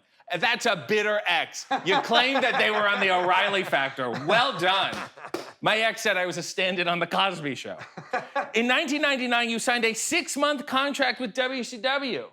It must have been great to... It was a 3-year contract that lasted 6 months. Oh, wow. Yeah. That was the hope, and then this was the reality. Yeah. As soon as I got moved to Atlanta, I got my termination letter, so. It must have been great to finally get your big break and then watch the entire company crumble before your very eyes. Yeah. Some say I helped bring it down. I didn't make the death of WCW, the book, but I don't know how. Right. You were that insignificant. I must have. I didn't even make the book, yeah. Shoot on some other sharks in popular culture for me. Well, you got to start with Jaws. Yeah. How do I shoot on Jaws though? He's like, that'd be like shooting on Ozzy. He's like the Harley Race for you. He's the Harley Race, the Ozzy Osbourne. Okay. Well, what about Meg? Who's Very Meg? popular. They made 2 movies. Jason Statham is a bigger shark than Jaws. Oh, okay. I like Jason Statham. I never saw that movie though. What about Land Shark? Land Shark from the Saturday Night Live bits, yeah. I'll do that sometimes. I'll knock on my kid's door and terrorize them? Candygram. Yeah. Sound like a fun father. What about Card Sharks? It was a good show. It was a great show. Yeah. Yeah. Not too much in the way of sharks, though. No. No, mainly cards. Heavy on the cards, light on the shark. Heavy on the card, light on the shark. We used to play that with a deck of cards. You can play it at home. You could play it at that home. game at home. Yeah, it'd be a lot of fun. What about Street Sharks? That's a cartoon. Yeah, I didn't watch it. That was after I was already old. Really? You didn't I think so. You didn't feel represented? Maybe. Yeah. It's nice to see Now yourself that on screen. Now that I think about it now, but at the time, Yeah. no. And what about Shark Tank? I would love to be on Shark Tank. What would you sell? I would have no idea. I got to come up with something. My 10-year-old is an inventor. He's got an invention. I'm not kidding about this. He's going to the National Invention Convention contest. So what I'd probably do is just bring him. Right. And let him talk to them and hopefully.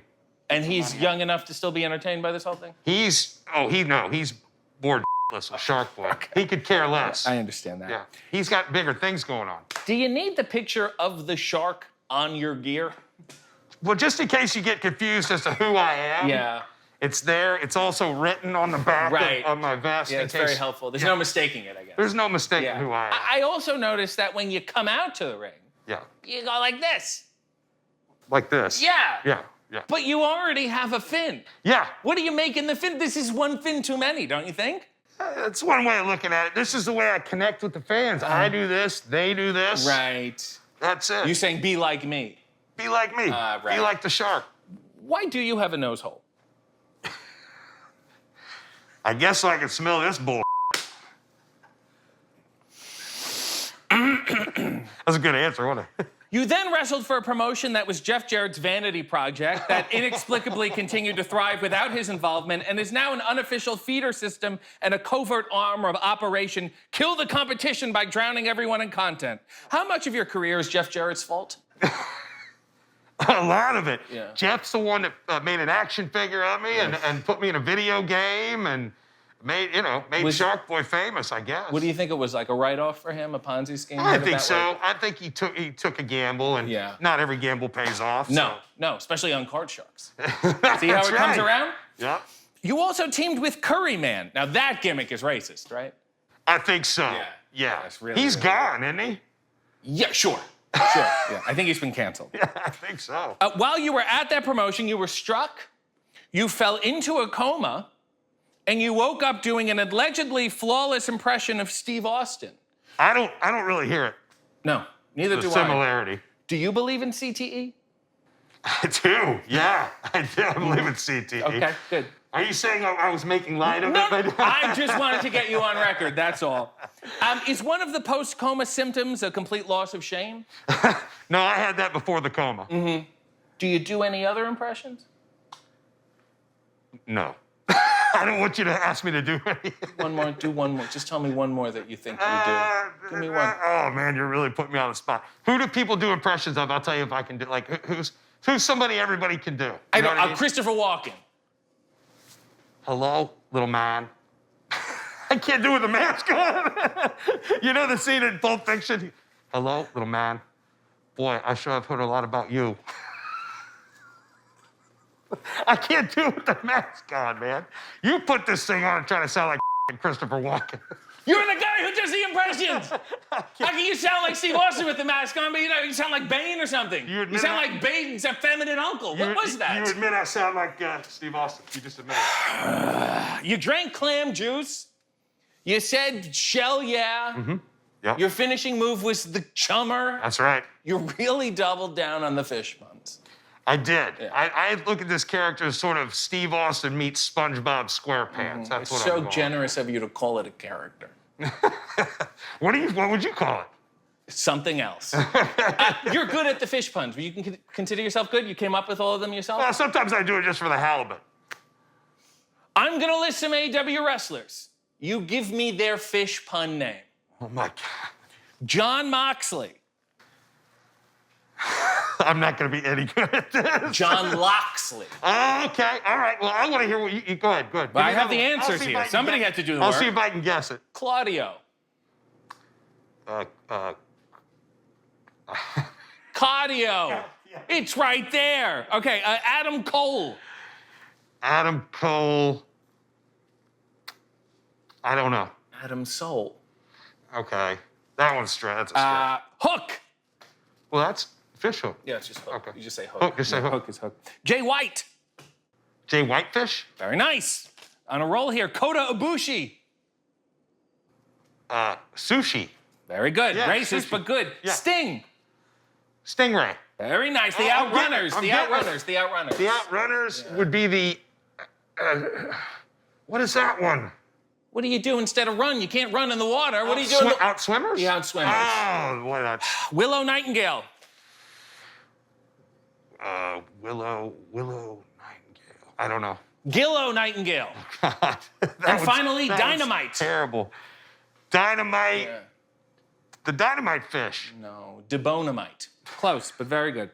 You were referred to as a preeminent comedy wrestler, but shouldn't comedy be funny? I think so. Preeminent? Who called me that? Well, I read the message boards. Oh, really? Yeah. Okay. Well, as long as somebody thinks that, that's pretty great. Mm-hmm. Yeah, comedy should be funny. Yeah. If you ever figure it out, let me know. Can we talk about the lawsuit? No. Ever since it was passed into law in 2022, how has your life improved under the Shark Fin Sales Elimination Act? That was a huge piece of legislation for me and my family.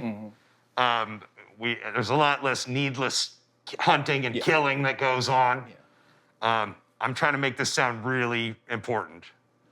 You're doing great. Thank you. Why do you think people love shark fin soup so much? They're like, we have to have it. It's a delicacy. It's hard to get, right? Yeah. I mean, anything that's hard to get. You ever dip your head in some broth just for the fun of it?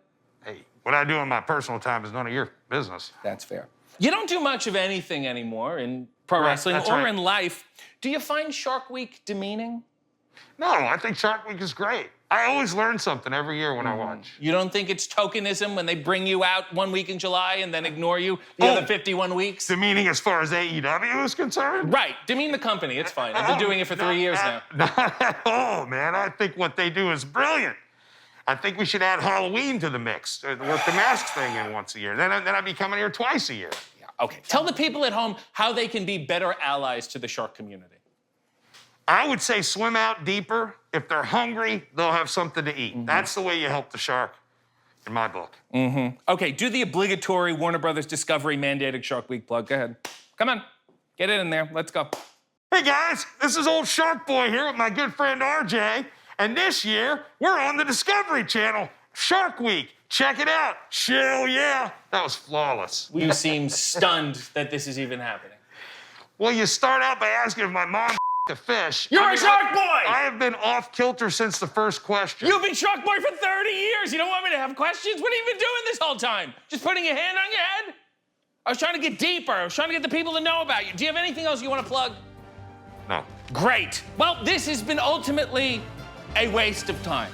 But I want to say thank you. You're welcome. Smile, you son of a bitch. Gotta. Please help me. It's pretty Someone good. get this guy. It's pretty good, actually. Oh my God. We can't do it like this. It's not good. It's disorienting. It's gonna make me sick. It's gonna make all of us sick. We can't turn. Can you just at least? Okay. All right. We good? Jesus. Welcome to Hey EW. I am RJ City, and my guest is Thekla. Hey. Hey. Excellent. Yeah. Wonderful stuff. Not too bad. You are the toxic spider. Yes. I'm arachnophobic. Please help me. No. You're also toxic. As a poison or as a person? Both. Okay. Yep. I'm gonna list some social behaviors. You tell me if they're toxic traits or not. Okay. Okay. Ghosting. Breaking up via text. Ah. Not answering texts and then posting on social media. Not great. Gaslighting. That's not great either. Saying, I'm sorry, that's how you feel. That's gaslighting. That's the same thing. Okay, fine. See, I was gaslighting in the gaslighting. Yeah. You figured it out. Very nice. Smart one. Following Russell Brand. Russell Brand? Yeah. Why do we not like Russell Brand? Did I miss something? I'm gonna send you some links later. You'll be fine. Saying you wrestle strong style without ever having been to Japan. Let him have some fun. Okay. Booking Jelly Roll. I don't care. I don't care. Neither do I. Ordering CVS after sex. What is CVS? Finally, in the shower. I'm waiting for that day to happen. Sorry, what? I mean, it's gonna happen to everybody at some point, right? I mean deliberately doing it. Say, I'm gonna go to... deliberately doing it. We all have accidents. Yeah, accidents are okay. Yeah. If he likes it, or she. Okay. All right, hey, God bless you. On your gear, you wear the government-mandated symbol for nuclear waste. Yeah? Yeah, why tell people that you're toxic? It's actually quite considerate of you. It's in my name. I'm getting myself over. Yeah. The name, yeah. So it's like fair warning. Yeah. Right? And then Yeah. if you drink bleach... It says toxic on my butt too. Just to Because you in the shower. I don't in the shower. Okay, all right, just good to go on the record about that. You are from Austria.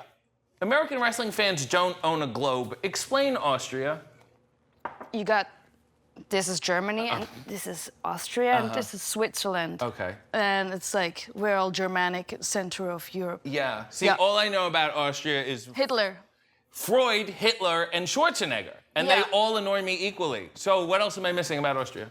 That's pretty much it. Mozart. Some people like music, so they will like Sound of Music. That's a big thing I heard. I don't really know. Yes, too well, much. Evita sang goodbye. Would it be fair to say that Austria is like Sweden if it wasn't gay? If it because of Bruno? Is that the joke? No, just in general. Because we're all gay? Oh, I'm asking you. Where does that come from? That just a vibe perception? I got. From whom? From just I've been around Freud? some people. Who are the people? Freud was a little Which gay. people? I've been to some clubs. Who? I've been to some What- clubs. what- I don't what need to get into clubs? specifics. I was just asking you to go on the record about the gayness of Austria If versus anything, Sweden. bi at most, but we're not that. I mean, Right. not more than other countries, I'd say. Yeah, Austria does give off a very top energy, regardless of the I sexuality. like the sound of that. That's excellent. Do you shoulder any burden for Germany? For what? Are you like, yeah, we were kind of part of the German thing too? Or are you like, hey, there's a border here for a reason. No, We're not that was- taking any responsibility. That was our dude. I mean, that was Hitler's so- the most Austrian you can get. Actually, he did the thing. You also feel together bad with- about it then? Yes, just say yes. Just say yes. Yes. Yes. Yeah. Okay. I've got to clarify that. I've got like self-loathing Jews on one side. Oh, okay, so you're Jewish. So self-loathing. So no. No, Jewish Yeah, is I mean, part ish. of self-loathing. Yeah, but I mean- also the other side is maybe a little very Nazi. Okay. Like trying to hide away from. So you don't have family reunions, is what you're saying? No more. They're I understand. No, More specifically, you are from Vienna. Yes. Does the Billy Joel song bother you? Does it what? Bother you? The Village? The Billy Joel song. The Billy Joel song? Yeah. I don't know it. You've never heard Vienna? Never heard it. Can we hear it? We have to go for a drive down to Long Island. It's going to be great. We can't hear it now because I'm not going to pay him a dime. Right, But no, it's we don't about, like that. Vienna waits for you, and it's a woman who's going too fast. And he's like, There's- slow down. Only one song I like, that's Vienna Calling by Falco. Do you know Falco? No. That's the man, yeah. That's the Vienna man. Calling. Okay, can't sing that. Okay, not going to Yeah. get sued by him either. And then the sausage jokes, you're over them. We find them annoying, right? The who? The Vienna sausage jokes. He said, Know what you're talking about. None of these things. well, that's why I'm asking. I was trying to get you on the record. I thought you And did I your thought- deep dive. I'm dude. going to deep dive right now. Your father was cares? Austrian, but your mother was Georgian. Yes, sir. And you were born She is unto still. Eastern European sin. Yeah. Your father was the technical director for the Berg Theater. That's true. Yeah. Yeah. Isn't that fun? And growing up, you did ballet, martial arts, and played the violin. So your parents were just liberal arts vagrants and you had no intention of ever holding down a real job?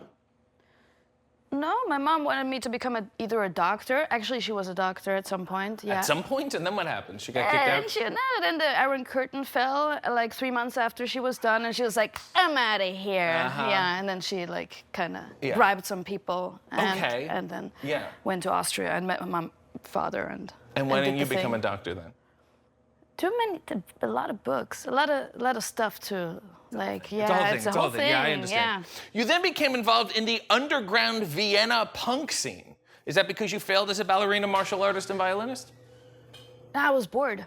Okay, so Yeah. you're just wandering the streets? I was wandering the streets and doing what I do, Yeah. and then I saw that at some point, and I thought I could be good at that. Yeah. And I happened to be all right at it. Yeah. Define punk. Punk is a lifestyle that is very difficult to define. Yeah. You It know really who's punk to depends. me? What? In the shower. In the shower, in many ways. Yeah. Yeah. Len. You remember the band Len? Lennon? Yeah, Len, L-E-N. They were great. Are they dating? Are they related? They never told anyone, and that's sticking it to the man. You had your own punk band called the Death Row Groupies. Yes. Explain the premise of the name. Are you on death row? Or are you having sex with people on? More that. I think I got very interested in this rare. What? Why? Well, I'm it telling doesn't sound good. Death Row doesn't a story. Sounds I'm like the not Green dumb. Mile. Why are you cutting if me Michael off? Clark Duncan got a blowjob, go ahead. I never watched The Green Mile because it's very long. I love movies, but it's I always see it. It's on top of my list. It's 3.5 hours or something. I was like, You're not missing and the it. premise isn't like what I'm not missing. Everybody says it's good. I'd like They to don't know watch what it. they're I talking might about. watch it. It's fine. It's fine. Go back. So you're saying Death Row Groupies. Death You're Row interested in Groupies, prisoners. yes, I was. There's this phenomenon of women falling in love with people who are sitting in death row and have done terrible, terrible things, and I was fascinated by that. So I was like, that's fun. Death Row Groupies. Also, we love to watch bands and like go out and like do our thing. So it's like. Yeah. Yeah, you were dubbed as the most dangerous punk band in Vienna. How hard is that? It's pretty easy. Yeah, you just have to like push one person. Yeah, also maybe IDUB does that. There is a possibility. Right. You said we'll be fine. We'll be fine. Yeah. Nobody's gonna fight us on that. Yeah. You said, like any good punk band, your playing was bad, but that your songwriting was great. Yeah, we sucked at playing. Yeah. Yeah, and usually like halfway into the first song, I was like, what are we doing right now? Like this does not sound at all like what this is supposed to sound like. Yeah. And then the next thing would be a beer can thrown at my head. Right. That would wake me up usually, and then I'd kind of start turn the amp on because that's sometimes what I forgot to do. Let's talk about some of those lyrics right now. I listened to a few of your songs. Oh, don't. My favorite by far is one called ACU. Do you want to tell people what that stands for? All United.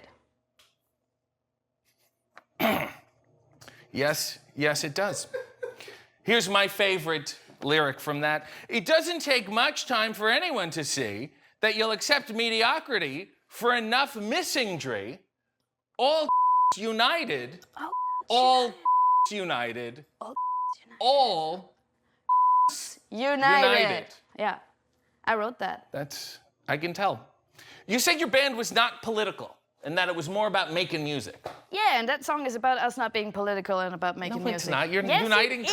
That's like the most political thing there is. What is the song about? What do you think? Just sewing the lips. What? Just, the womanhood, togetherness. It's not. It's the opposite of that. It's about. So they're supposed to be open, is what you're saying? Okay. Yeah, it's about making art. Were the drugs good? Huh? What, if they were good? Yeah. They are solid enough. Okay. All right. Just checking. On this debauched musical journey, you stumbled upon the Rock and Roll Wrestling Bash. Yeah. Where a wrestler named Boris the Butcher beat his opponent with a dead raw chicken. Yeah, that left an impression on me. Yeah, you said I want to be a part of this. Yeah. It was awesome. There was like chicken parts flying through the audience because the chicken somehow landed in the audience and then they tore it apart and then just one piece just landed in my friend's face and she thought somebody had slapped her. So she turned around and was like, what do you want? Immediately, and there was like a little blood on her face. I was like, that. It's a great way for multiple people to get salmonella. And you said, I want to be a part of this. So you found a man named Humongous. Yes. Who trained you in his basement? Yeah. On a thin mat with no ropes. Yeah, 5 centimeters, no ropes. I didn't see a ring for the first 2 years of my career. Are you sure this was wrestling training? Are you okay? Like, I'm kind of worried about you. It was harsh. I thought I saw people throw up. I'm sure you did. Yeah. Yeah, what do you think they did in awesome. the shower? It was like, I don't know. Yeah. That makes no sense. Yeah. While training, because you had to balance it out somehow, you got your MFA from the University of Fine Arts in Vienna. What did you just draw a bunch of and they were like, that looks good? That's basically what I did, yeah. It's the easiest MFA you can get, really. What a wonderful country. Free healthcare in Austria? Yes. Yeah, you should probably leave here. I'm very healthy. I don't think you're gonna like it here at all. It's good to train hard like that, because then when you get in the ring, it's easier. But it turns out there was no ring in Vienna either. I found a GIF of you wrestling. That's how rare the Vienna footage is. Can we see this here? Let me see. Can I see that too? You want to see it first? Ah, beautiful headlock. Oh, DDT. Yeah. Can we get a look at this? So it was just a mat on the stage? Yeah. And you didn't see a rope for 2 years? Yeah. And so at some point you said, I gotta get the out of here. No. I said, I want to go to Japan and do the exact same thing there. Okay. So you never had an interest in ropes. Do you run the ropes now? I mean, they eventually taught me. Right. I understand. So you go to Japan, you start underground in Japan. This is my 4th match ever, actually. Oh, wow. Yeah, right? I was terrified. And the ropes were not ropes, they were chains, actually. But you had nothing to compare it to. Exactly. I was like, it's almost a thing. Yeah. Yeah, and I was actually kind of like, wow, this is an upgrade, right? It was a total crazy upgrade. So then you worked your way above ground, in It Japan. took a while. It took right? a while. You Yeah. stayed there the entire pandemic. Yeah. I also happened to notice you went through a phase of having bangs. Were they earnest bangs or were they like ironic punk bangs? No, I was rocking that look for 10 years. Yeah, and then what happened? Level up? Yeah, a little bit. okay, Yeah. all right. It's like, you know. Yeah, I understand. In Japan, you were known as the idol killer and took a stance against Japanese idol culture and pro wrestling. Explain your position. That would take a lot of time. Also, I've done a lot of interviews on that. Okay, well, give me a soundbite. Well, idol culture in Japan is all based on idol culture, right? Yeah. So, and idol culture is based in music, in pop music, very young girls. I don't know, doing the thing for kind of older, disgusting audiences, and So then just say you- Japanese girls would, you know, Japanese wrestlers would adapt that and do like, yes, yes, and I couldn't stand it anymore. So So just say you don't like pedophiles. You know what I mean? It's easy. It's, yeah, it's a but pretty it's- common, like everybody Yeah. be like, okay, I get that. That's it. That you can't do a good. Give me a good catchphrase with "I don't like pedophiles," where That's people it. don't go. That's not. I don't like pedophiles. It's not something that people will pay money for. If you called yourself the pedophile killer, you would skyrocket in this business, and you would have plenty of opponents, believe me. While in Japan, you continued working on your art, opening multiple galleries, including a Nada one in New York. You're one of the few examples of a wrestler creating real good art, as opposed to like, I was just high and doodled. Why are so many wrestlers bad at art? They don't have an MFA. Right. Yeah. They didn't put in the work. They didn't pay their dues. I actually did that. You know? Yeah. Mhm. So it's not easy to be a good artist. No. It takes a lot of like. No. Yes, it's not. You know. Yeah. I mean, and I take what I have in wrestling and I put it into, you know, and I go and then I do the thing in my basement. And With then humongous and no ropes? He inspires me. I guess so. He's my muse. God bless. Let's take a look at some of your art right now, shall we? Shall we? Okay, this one is called Fractured. Yes. Huh? Yeah, I was drawing that with a fractured wrist. I had a broken hand. So the I was- artist is the one that's fractured. Yeah, but the life actually leads me, you know? Yeah. Yeah, and that's I guess, a woman getting up. And then this one called Woman at the Garden. Yeah. Yeah, as we can see there. And It's that women at the garden. Women at the Garden, excuse me. And that seems to be women getting up. And there's this one here called Fighting Spirit. Yes. Yeah? And these are two women about to each other up with a mountain in the Yes, background. I was inspired by Japanese art and mountains. Yeah. I went to a mountain. And painted this? No, I just went to a mountain. Uh-huh. Is it all women getting up? Was that basically what you did? Yeah, that seems to be wildly popular. Yeah, and it inspires me. Yeah. Is wrestling art? Yeah, of course it is. No, what? It's not. What is it? I think it could be if all these people weren't involved in it. Do you know what I'm saying? Yeah, but okay, who would you like? Who are all these people, and who would you leave if it was supposed to be art? Turn on the TV. Are you an I'll artist? see you on Wednesday. Are you an Absolutely not. What are you? No, I'm a fool, basically. I could have done more, but I petered out What around would you 30. have what would you have wanted to do? How old are you? It's none of your business. I'm both 12 and 67. Let me put it that way. I could have done more things with my life and my work. I don't have an MFA, I'll tell you that. And I regret it, and it burns inside me, so I take it out on because everyone. you're poor. Let's move on here. In Stardom, you co-founded a group called Hate, which is a name you came up with. And Hate stood for... How do you know that? You said you Did I say that? Yeah, you said you I came thought up I with hadn't said that, actually. Well, we're outing you as coming up with the... I'm actually singing on this song. Really? Yeah. Uh-huh. And what is it called? Genitals Together. Is that the name of the song? No, it's called Hate. Okay. Yeah. But Hate stands for... Don't make me say that. Okay, I'll say it. Even though every word in here can get me canceled. Harass, abuse, terrorize, eradicate. I'm going to be on some sort of watch list here. You were then kicked out of Hate. No, I was kicked out of Japan. That's different. I wasn't kicked out of Hate. So you're still in Hate? I'm still in Hate. You're just out of Stardom, but Hate's Yeah. in Stardom. And Hate's in me. Right. So you didn't out-hate Hate. So you like Hate is what you're saying. Yeah, Hate forever. Shouldn't you hate Hate? Huh? Hate? Shouldn't you Hate if I need to. Yeah, okay. Well, you were certainly fired from Stardom for assaulting Stardom's owner, Taro Okada. He had it coming. Yeah, that's a choice. And then Tony Khan placed you on a 45-day probation before you got your All Elite graphic. I guess I'm still in probation. Were those first 45 days, was that you on your best behavior? How long has it been since you haven't gotten your... It's been over 3 years. Really? Have you asked multiple?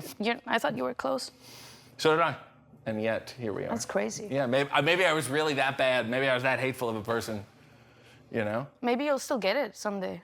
Will it be like meaning anything? At this point, yeah, no. at this point it would be an insult if you actually get it, right? Exactly. I'd love you to get it. Thanks. So anyway, 45-day probation is up. Yeah. So now you can do whatever you want. Yep. Go ahead.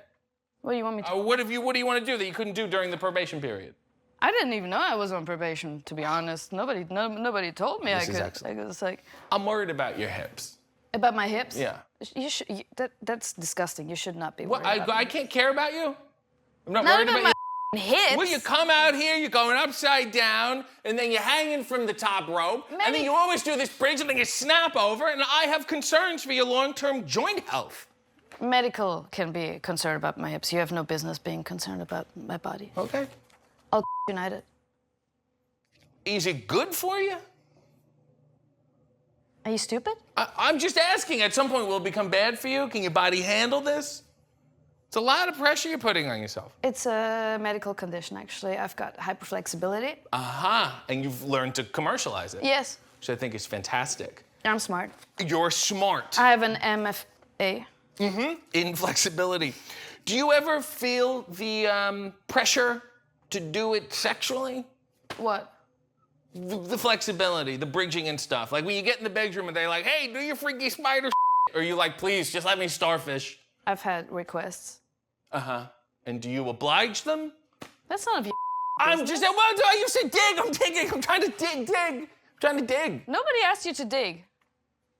It's kind of the show. I mean, can you do it? Can you do it now? Or do you have to warm up for it? Is it a whole process? What kind of show is this? At this point, no one knows. We are not really sure. I've done it before. Uh-huh. Could you do it now for us? No, I wouldn't. Why? What is that gonna prove? You do it all the time. Every time you come out, you do it. Without warning, nobody's saying do it. You're like, here it is for free. I'm just asking. I'm not a fucking monkey, I'm a spider, bitch. It's your show. Well, that's not bad. Train spiders, I'm allowing you the platform to do your thing. I don't need your platform to do my thing. Ask me some smart questions. Some smart questions. Yeah. Okay. You posted a picture recently saying your morning routines and facial creams. Work hard, play hard, make a mess, and clean up after. Define making a mess and cleaning up after. Are you trying to back refer to the shower thing again? No. No, it's just a question. It's just a random question. You're the one connecting the dots. Make a mess. Yeah, what is happening in that picture? I'm smoking a cigarette. Uh-huh. Yeah, I didn't want to say that, but yes. Uh-huh. Yes, Yeah, so you're not worried smoke- about your lung health either. I'll smoke a cigarette if I feel like it. That's not gonna me up more than being than the what? Then the bridging. The bridging will me up eventually, I think. But yeah, I know how to live life. You know, people don't know how to have a good time anymore. Mm-hmm. And what do you have against facial creams? It's just a business that makes billions of money, and people will just indulge in that way too much. It's boring. You don't put anything on your face? Come on, you must put something on your face. Name one thing you put on your face. Come on, you have good skin. You're smoking, you're drinking, you're doing drugs. You're underground, you're in them. Like I put the stuff there. What do you put? Name one thing. I got this little thing, one thing. Name I it, guess name soap will do it. Soap will do the f***ing thing. What kind of soap? It's all natural. It's medical. It's Yeah. I will, I gotta. Shh.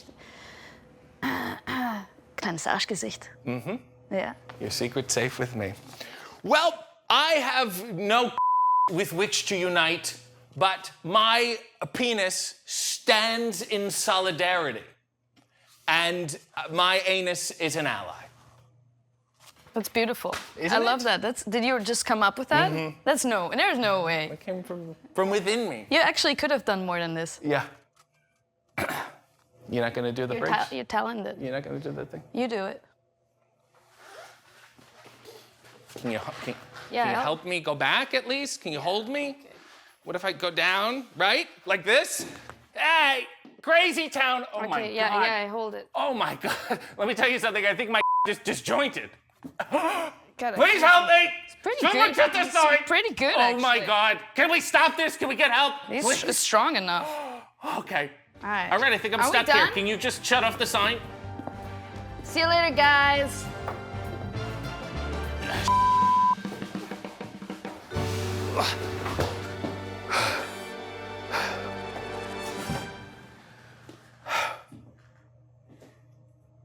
You look like a guy who knows what to do if they themselves. We have competing energies. Welcome to Hey AEW. I am RJ City, and my guest is Grado. Hey. It's yourself.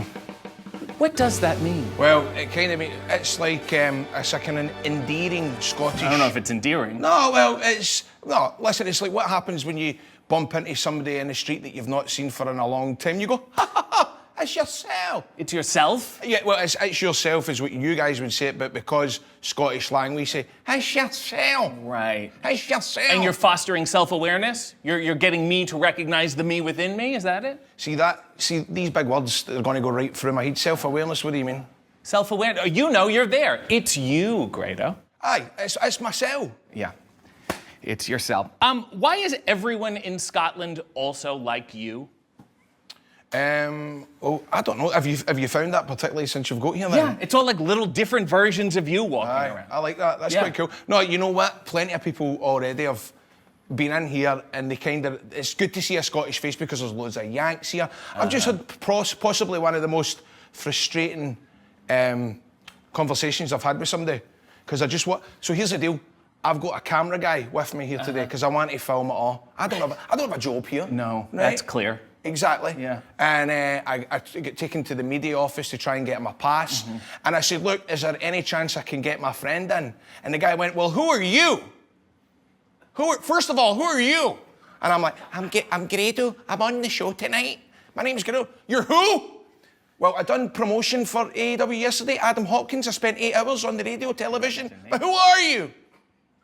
And I went, I'm a wrestler. And I went, can I get my friend in? Absolutely not. My friend has travelled 4.5 hours. Now he's gonna have to sit in the stands. So that was embarrassing because you know what, all the wee mini Grados witnessed that. Yes. And I'm big time here in Scotland, so they saw that. Sure. It brought me down a peg or two. Yeah, it's just weird. There's just no diversity here. Scotland is so white that you're their D'Lo Brown. You know what I'm saying? But what is the deal with Scottish people? Is it just let's always act like we're drunk so people can never tell if we're drunk? Well, I think we do like we're bevy. We call it bevy out here. Bevy. And I think just Scottish people, what we like to do is just have a good time. We love it. It's funny because any time I spent in America, they would go, oh, we're going day drinking. Yeah. Day drinking. No, it's just drinking. Yeah. Doesn't matter what time it is. Aye. Yeah. It's 5 o'clock somewhere. You know, when I was walking around Scotland, people kept calling me a cigarette. I'm not touching that with a barge pole. I think it's tremendous that the UK people are so homophobic that they gave a derogatory name to an inanimate object so they could still keep saying the word.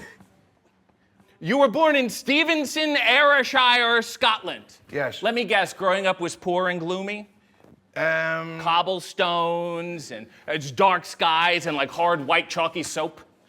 Well, we did have that sort of soap. Aye, we did have that sort of soap. I mean, my dad was a taxi driver. My mum was a chef in the hospital. Yeah. Well, a chef, she was a cook, she chopped the onions. She made and stuff like hospital that. food? She made hospital food. Hey, she must have been a real gourmet. And what was the best case scenario for you career-wise? Working in a mill? Probably, I mean, I really wanted to be a police officer growing up. Because people like police officers here? What are you trying to say? You don't like police officers in the States? They don't have the best reputation. No, right we now. look up to the police officers over here. Okay. But you know what? It helps because I play a cop on TV.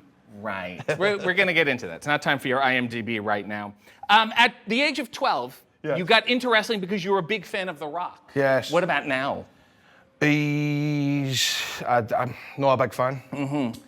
No, it's just, I don't want to see The Rock having a steak at 3 a.m. in the morning, waking himself up, cheat day. Oh, look at me, I'm eating off, there's my nothing. I can see his influencing your work in how you like show up and disappear sporadically without any explanation.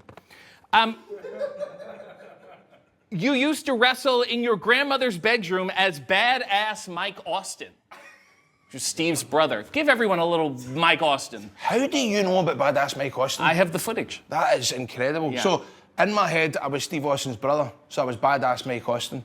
And I would wrestle in my granny's bedroom. Yeah.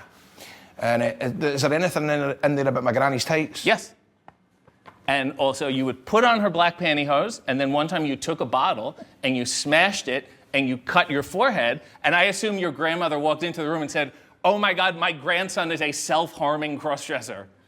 Well, actually, it was my uncle who walked in and witnessed his nephew wearing his granny's tights with blood streaming down his head. And he said, "You should pursue this as a career." Yeah. But do you know what? Coast to coast, even for a young age, coast to coast. Yeah, it's with good football. advice, really good advice. Badass Mike Austin. Confirm or deny, you were first trained by Jake Roberts in a post office? Oh my God, how do you, yes. That sounds illegal.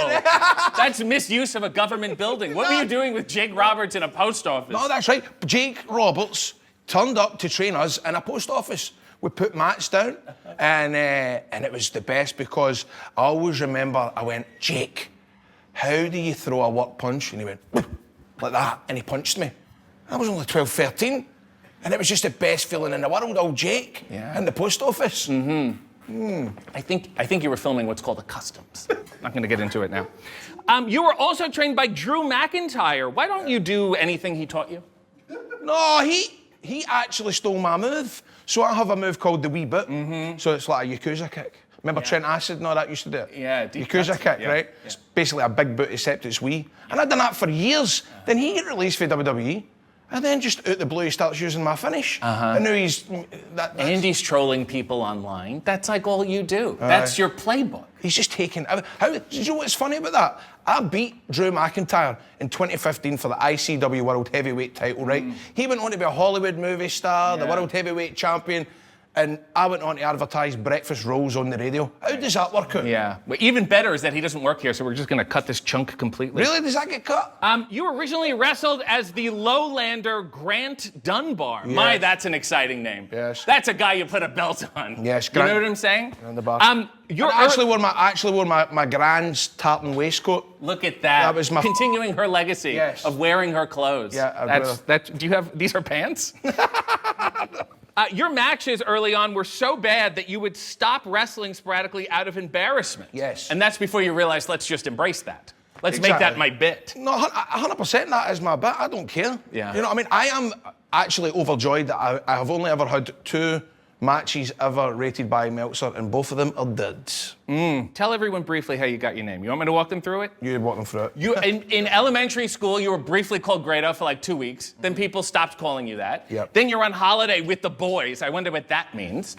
And you all get drunken tattoos. They're getting memorable things. And all of a sudden, you convince yourself that your nickname is still Grado. Yeah. So that's what you get on your arm. Yep. And you just tell everyone that's my nickname. Well, I got it tattooed, and then I went back to the hotel where my friends were, and they went, "Who's Grado?" And I went, "I'm Grado, no, remember? Grado." And they went, "We've never called you that." And I thought, well, there's nothing worse than having your own nickname on your arm. Never mind a nickname that nobody calls you. I was going like that, going, "Bad bastard, get off, try to get off." And then it never came off, and then suddenly go, "There's Grado," and it stopped. Yeah. You also have your favorite Chinese restaurant tattooed on your lower back. Correct, right? And let me tell you what it is. It's called May's Kitchen. It's the best Chinese restaurant in Europe, right? Look, there it is there, right? And the phone number's there as well. Can we see that? Yeah. As if it wasn't shameful enough to eat your ass. Hey, can I tell you, right? So, I got this tattoo, and then it ended up in the papers. Grado gets Chinese restaurant printed on his arse. Yeah. And I was actually quite embarrassed about turning up to May's Kitchen, because I thought, this is maybe a wee bit embarrassing. Did you get a free egg roll? Right, well, this is what happened, right? For months, I avoided May's Kitchen, and then one time, we got blutered, right? And I thought, let's go to May's Kitchen. So we went to May's Kitchen, and I walked in and went, "I'm the guy, they got the tattoo." And the woman went, "Oh, there you go," and gave me 2 bottles of Fanta. That's all I got. 2 bottles of Fanta. Wow. For a And life. then, I'll tell you something better. 3 weeks later, they changed their name to the Spicy Walk. I've permanent. I've Because got a of permanent you. tattoo. I've got a permanent They said tattoo. we can't be associated with that guy's ass. So then you started making videos online to promote your shows and started to catch on. That's called the Cardona method. And then Vice did a documentary on you called The British Wrestler. Yeah. You were like Dark Side of the Ring before Dark Side of the Ring. You were like Dim Side of the Ring. Yes, You that's know? right. You were just as depressing, but too young to die. That's right, Yeah. exactly. Isn't that beautiful? I've never actually looked at it like that, but actually, Dark Side of the Ring, it was very dark watching it if you actually go back. It's depressing. It's pathetic. It's pathetic, Yeah. but you know, I got a career out of it. Well, Cole Cabana saw it. He shared it online. And you also found a big supporter in Sanjay Dutt. Yes. If anyone could identify and foster comedic wrestling talent, it is not that guy. Who's Sanjay? Yeah. What did he do? He's probably behind the camera laughing all the time, that whole routine? Do you know what? I'm looking at that guy who's bored out his tits, Yeah. right, listening to me. Yes. And I so wish that was Sanjay. That He stepped on the Sanjay? jokes. That's fine. He couldn't show up for this. You also teamed with Colt Cabana as Iron Jew. Yes. Which one of you regrets that tag team name more? What, you can't get away with that anymore. What inanimate object do you refer to as that? Is it Iron Jew? None Because of this is good. None he's of your Jewish. career is. Wow. Yeah. This is a bit of a wake-up call. You famously came out to Madonna's Like a Prayer. Mm-hmm. What are your thoughts on the church's influence on the culture of sexual assault and racism in today's society? You real? I can't answer that. Well, it's what the song's about. Let's talk about that. You show up in Wembley. You've been trying to get this song made cleared forever. It's never getting cleared. First of all, you don't even use the original Madonna version. No. You use a cover of the Glee cover. That is amazing that you know that. And you just don't want to pay any artist at all. No. But do you know what? I was so close to getting it for another company because we done a taping out there and we done Like a Prayer. Yeah. And I always remember I got a message saying, look, they're actually going to let you use Like a Prayer on the show. Then 3 days before it, we got an email. The following request for Madonna Like a Prayer Glee cast cover for Grado has been denied by Madonna. Yeah, she probably said, is that the guy who has my favorite Chinese restaurant on his ass? But the best part is, when you showed up at Wembley, all in 2023, they started a hashtag campaign, What Else Is New? And then, is it true that Tony Khan did say, I'm not with Madonna? He did say that? Yeah. That night, he also bought songs from Metallica and Queen. I think he just doesn't like you. So they are. And I'm going, but Tony, listen, have you got Zoom? And he went, yeah. And I went, have you ever heard of the mute button? What you do is you mute the feed, right, and play it for the house. And then that's me. I just need it for the live crowd. Yeah, because without it, you're nothing. And then the bell rang. It's one of the ones. I know that. I have no idea what I'm going to do tonight. I have no idea. But I did say to him, I said, what was it he said to him? No, right. So the next day, because I was so excited about the fact that I'd been at Wembley and I'd done a podcast, and I told the podcaster, I went, look, I was in Tony's office and I was begging him, please, can you just let me use Madonna Like a Prayer? And he's going, well, can you sing it? And I'm going, life is a mystery. Then he's on the phone to his lawyer going, hey, if he sings it, is that okay? No, you can't sing it. Anyway, the next day I went on the podcast and I said, Tony, they didn't want to pay the money, blah, blah, blah, blah, blah. Then all the dirt sheets get it. So Jeff Jarrett messages me going, what the are you doing?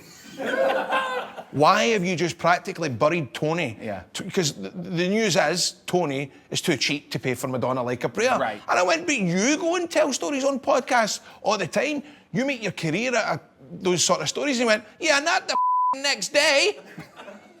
I think it's so brave of you to come back here and bury Tony Khan again. You've also used a Goldberg-like entrance. That was the best. That's the best one. Do you think you'll ever have a Goldberg retirement? Do you ever think you'll just ramble for 20 seconds and then get cut off and complain about it? Well, it could be tonight. Yeah. Because like you said, am I going to lose my job? I've not got a job. That's right. Did you kill Impact Wrestling? I think I did. I genuinely did. I do think I did. Yeah. Because as soon as I signed, the next day, Samoa Joe left. Then Bobby Roode left. Then practically everybody left. And I swear to God, see if you look at a card from Impact Wrestling 2017, right? Yeah. Every member of the roster that's on that card gets signed elsewhere apart from me. I'll tell you who moved up the card. That's Sanjay Dutt. He did? Yeah, He did? good He for did? him. Good for him. Isn't it wild to think that if you were in better shape, your career would be worse? I love that. Yeah. I love that. You're not fat shamed, you're fat glorified. No, I remember one time I did try to get fit, and Tommy Dreamer went, "You're killing your gimmick. You got to be fat. You can't not be fat." And I went, If anyone would know, it's him. I think it's so brave of you, with all the other outside endeavors that you have going on, to still dip into wrestling once in a while just to get a pop and a payday like you've been contributing the entire time. That is, I know, I love that. I love that. It's beautiful. I've wrestled 3 times this year. Every single match has been a shambles. And tonight will also be the same. This doesn't air tonight. I'm only Can someone tell him this doesn't air tonight? You are what I would describe as on the ball. Right.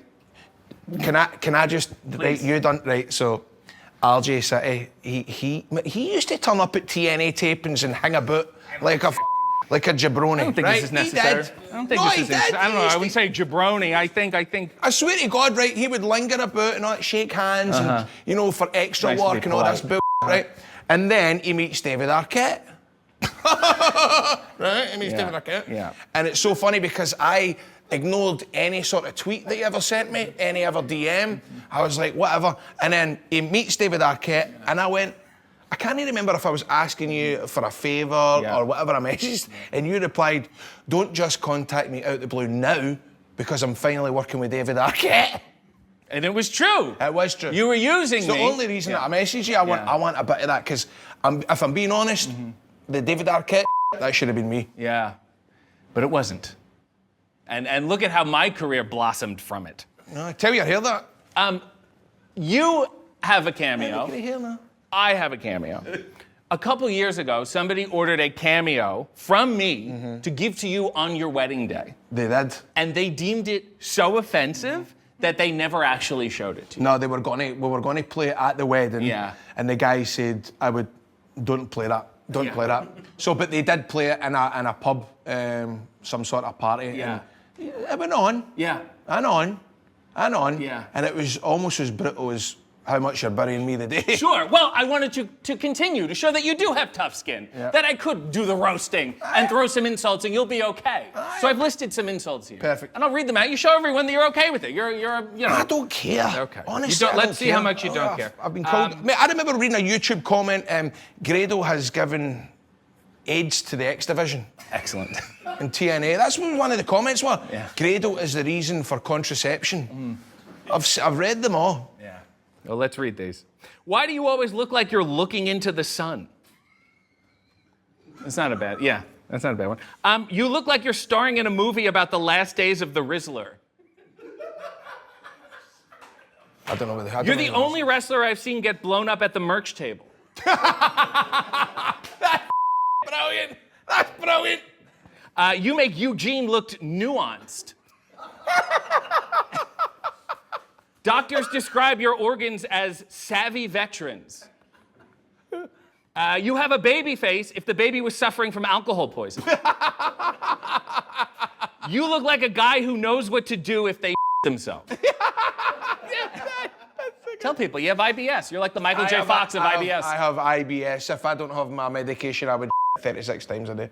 Isn't that a nice PSA? If they booked you in Saudi Arabia, they would make you wear a full bodysuit.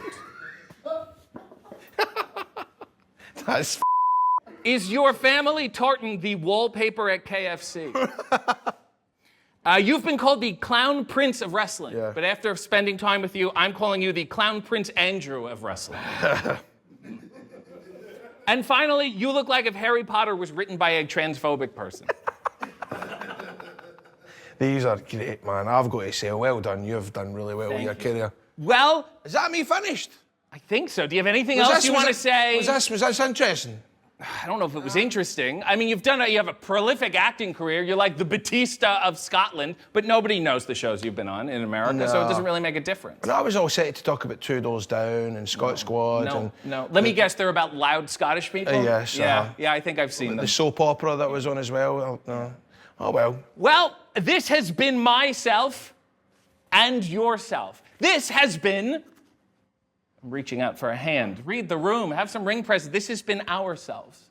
And next time I go to my favorite Chinese restaurant, I'm gonna think of your ass. Thought you would have a close. Thought you were supposed to be big acting man. You don't have a close. You don't have anything. This is to go- it. I don't know. I thought you would have a closing line. I I'm shall giving you- say. The same line. Great, great, great. Story of his life. Hey, what are you, a f***ing loser? Nice knees, freak. Please be interesting. Welcome to AEW. I am RJ City, and my guest is Alex Windsor. Hey. Hello there. How are we? Am I saying that correctly? Yeah, Windsor. Yeah, why do you do that? You do that a lot. You're not going to do it now? No, I save it for special occasions. This is not a special occasion to you? We'll see how it Need goes I first. remind you that you messaged me about being on this show? I had one written, but you messaged me for being on the show. This is not a special occasion. You're in formal gear. I have the nice penny loafers on. You do have very nice penny. It's a special occasion for me. Okay. Why do you say Alex Windsor like that? And if you say it like that, why is it spelled Windsor? Why not just change I the was spelling? just about to do it then, but the moment's gone. I have to wait now. Can we get back to it? No, it's gone. Please. Has to be organic. You picked the wrong business for that. You are from the English coastal village of Happisburgh. Haysborough. What? Yes, Haysborough. And it's spelled H-A-P-P-I-S-B-U-R-G. There is a lot of places in England that are completely not spelt how they sound. So the town is illiterate? Yes. Okay. And are they happy poor people or sad poor people? They're definitely poor people. What makes you think that? What makes you think they're poor? I've seen pictures. There's a lighthouse. It's all gloomy. It's lovely. Uh-huh. I loved growing up in Haysborough. Yeah. Uh-huh. Big house?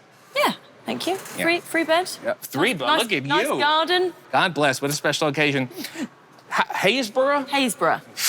Like Haysborough. Oh, that's offensive. It's also the archaeological site of the oldest evidence of early humanity in the UK. Do you believe in evolution? Yeah, I do actually, yeah. I'm talking about the women's pay-per-view. Do you think they'll do another one? Yeah, I don't know, maybe. We shall see. Women supporting women. Excellent.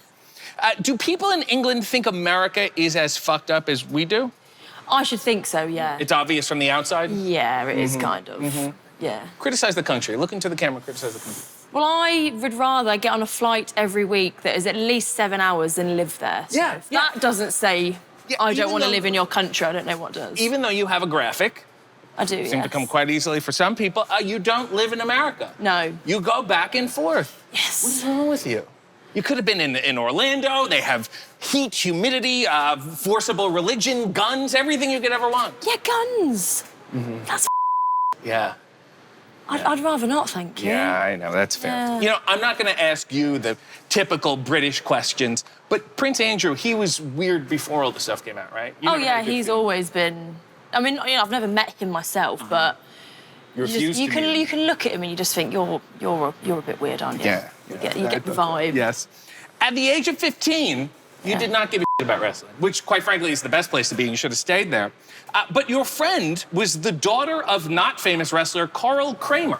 Yeah. And she wanted to become a wrestler, too. Yeah. So you decided to train with her because you had nothing else going on in your life? Pretty much, yeah. She was like my only friend in school. So anything that she thought was cool, I was like, oh, I'll give that a go as well. And wrestling was that thing that she liked. So Yeah. by default, I just thought I'd give it a go one day. And who is Literally she? woke up and thought I'd become a wrestler. That's awful. And did she make it in this business? No. Okay, so she tried and failed. Yeah. You did this by accident and succeeded, and she became a second-generation failure. Yeah, pretty much. When you put it like that, yeah. Do you keep in touch with her? Every now and again. Yeah, I'm sure she really, really loves you. Because you didn't grow up a fan, you must have some sizable blind spots in wrestling history. I'm a bit of a wrestling historian. Is there anything you want to ask me about this business? About the business? Yeah, How long have you got? Just give me one question. One question. What do you want to know? I know it all. One question. Ooh, how'd you get over? You just repeat your last name over and Yeah. over again. Hang in there. I'll try. I'll You keep said trying. the first match you remember is when Brock Lesnar beat The Undertaker. Yeah. Isn't that so nice, that full circle of now you're on TV and then they're weird people? Fascinating. Yeah, it's funny how the universe works. Beautiful. You are unfortunately trained by the Knight family, of which Saraya is a member. I think she still works here. Are they as angry as they seem? Yeah, they're worse in person. They Just are. screaming in your face the whole time? Yeah, they're all right if you're in their good books, Yeah. which I mean, it didn't really happen a lot, but if you're not in their good books, then I'd... Where are you now? You're in their good books or not? I don't think I want to know anymore. Excellent, excellent. Well, and then Fighting with Your Family came out, and you're like, this was not the experience at all. No. Nice scam, Stephen Merchant. After 2 months, you had your first match. Must have been some real extensive training. And they gave you the name Liberty. Yeah. Why did the Knight family name you Liberty? Because they just thought, you know what, you're Liberty, and I wasn't going to say, no, I don't like that, so there I was. You were free. Liberty. Yeah. You also had some really bad hair. I got a picture. Oh, I've been through some If we can just give people phases. the context here. You got That's the thing, this. Which One is style like you gonna bring well, up? it's like Which a- one is it? Oh, So that's we not. get That's it's not sort even of a the worst large one. comb over. Get a shot of that there. Excellent. And then this one. Oh no! This is really you're making some power moves. Very This is accidental haircut. That was. 90s comedian. That's excellent. Do you blame your parenting or the music you were listening to? Neither. It was. I left the bleach on my head for too long, and my hair fell out. So it really was an accident. Yeah. Yeah.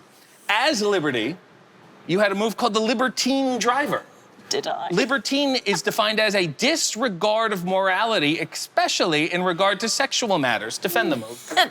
That's what happened at WOW. What can I tell you? Oh, excellent. I had a move called the pedo stretch.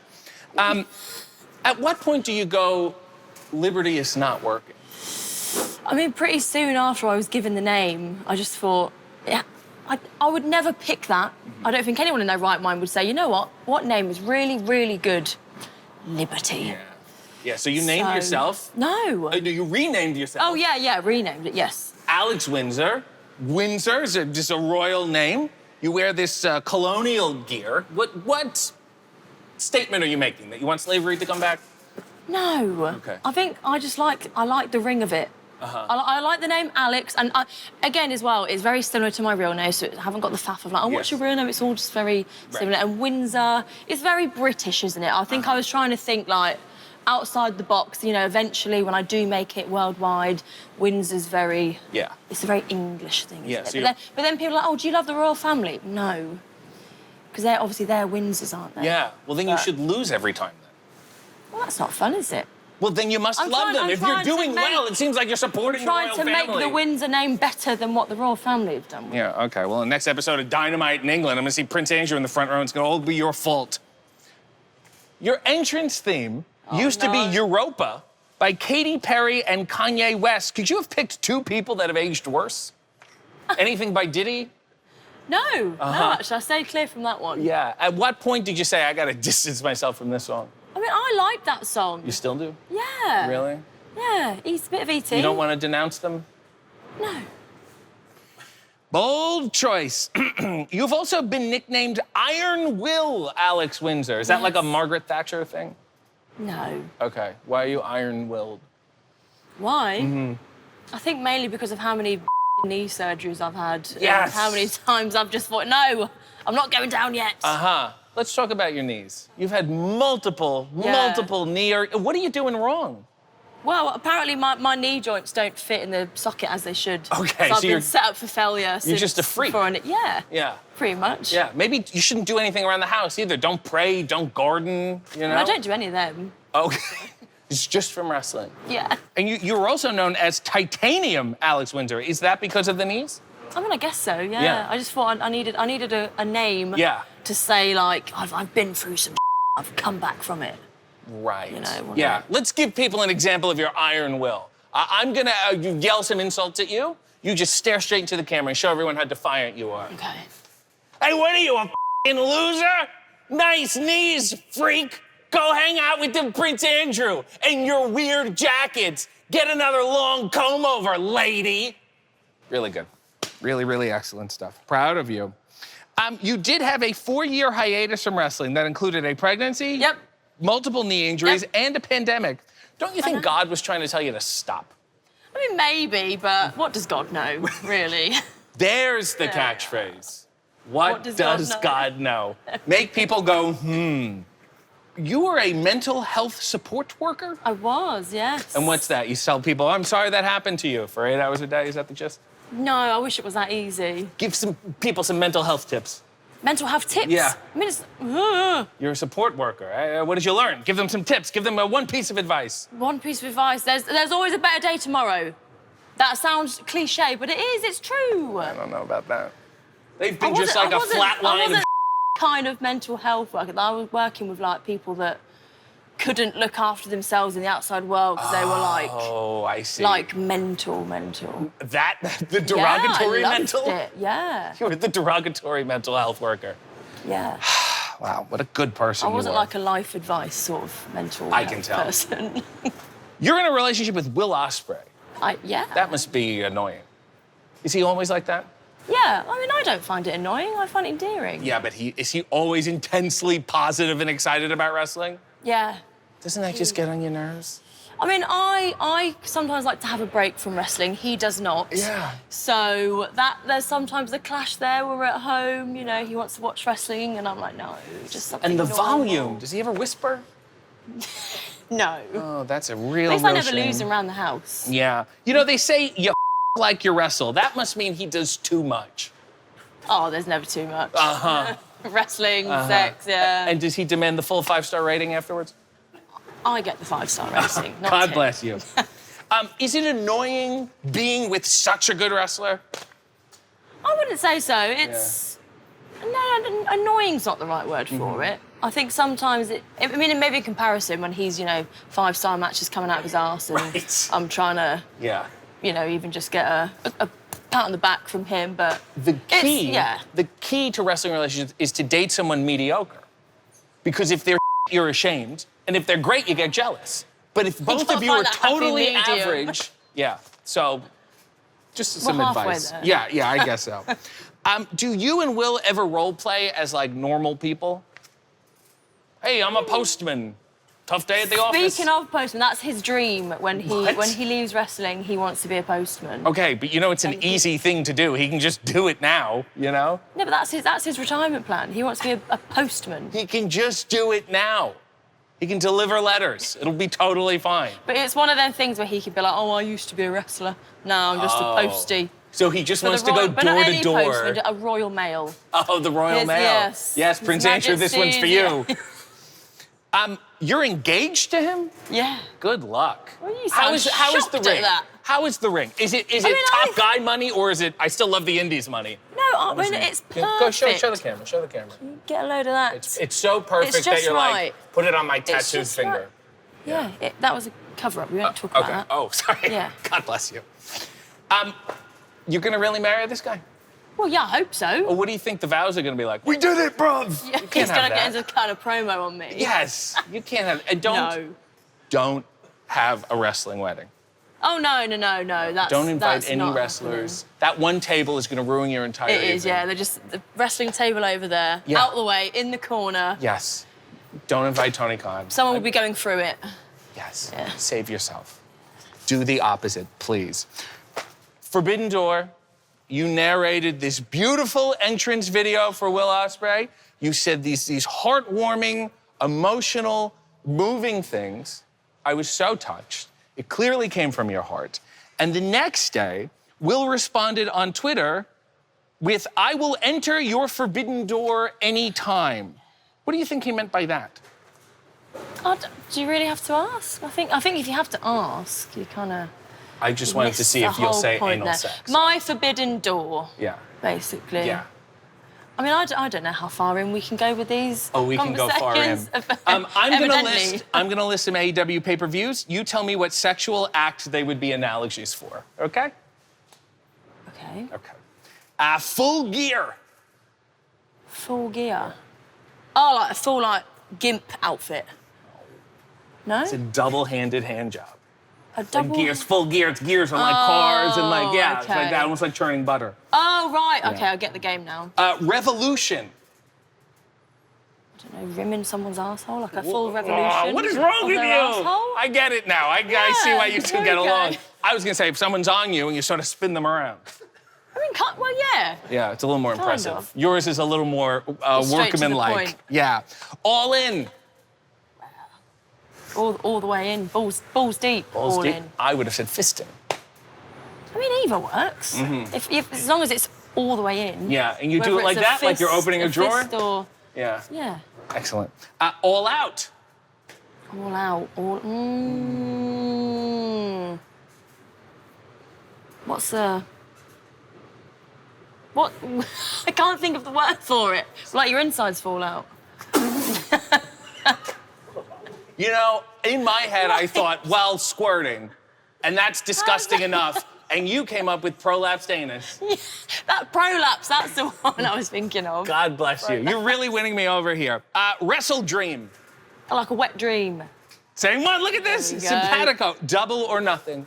Double penetration. Mm-hmm. Now, my question is it 2 in 1 or is it in both holes? Like a bowling Double ball? or nothing? I would say 1 in each. I don't know. Double is like two at a time, isn't it? So. Yeah.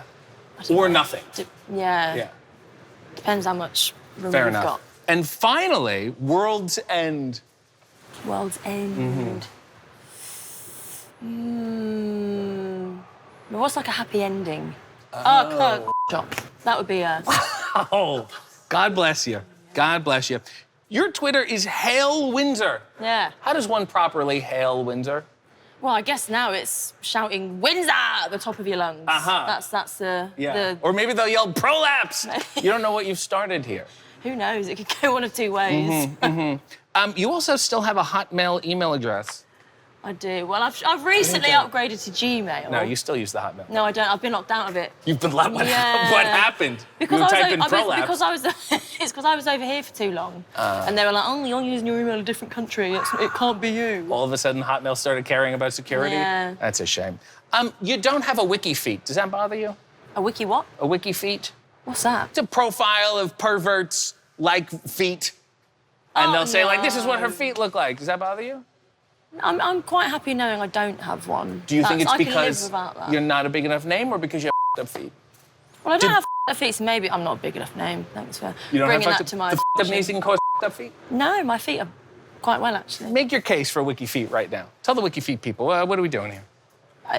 Is there something wrong with my feet? Am I not a big enough name? Have I not got pretty enough feet under these clunky boots? Dare you, you Who perverts, awful people, to exclude her. Or maybe my feet are too nice looking. Maybe that's what it is. Maybe they're prolapsed. It's just so hard to tell.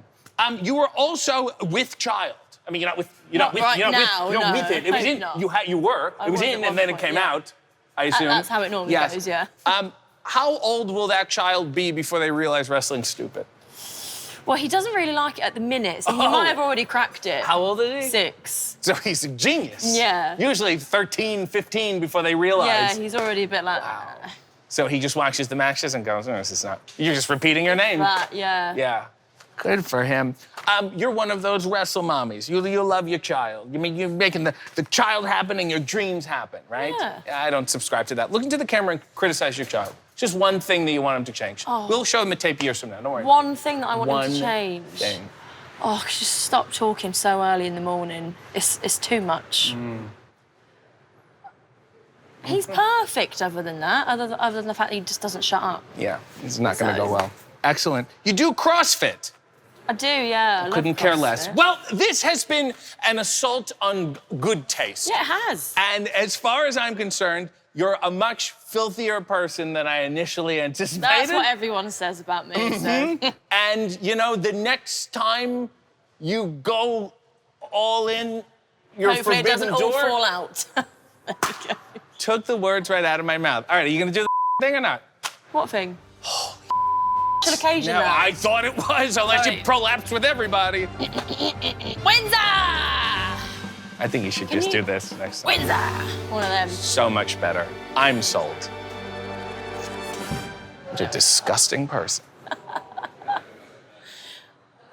And the normal person would just cover up. Right. If I said, no, I jumped up and went, oh, no, the cops are here.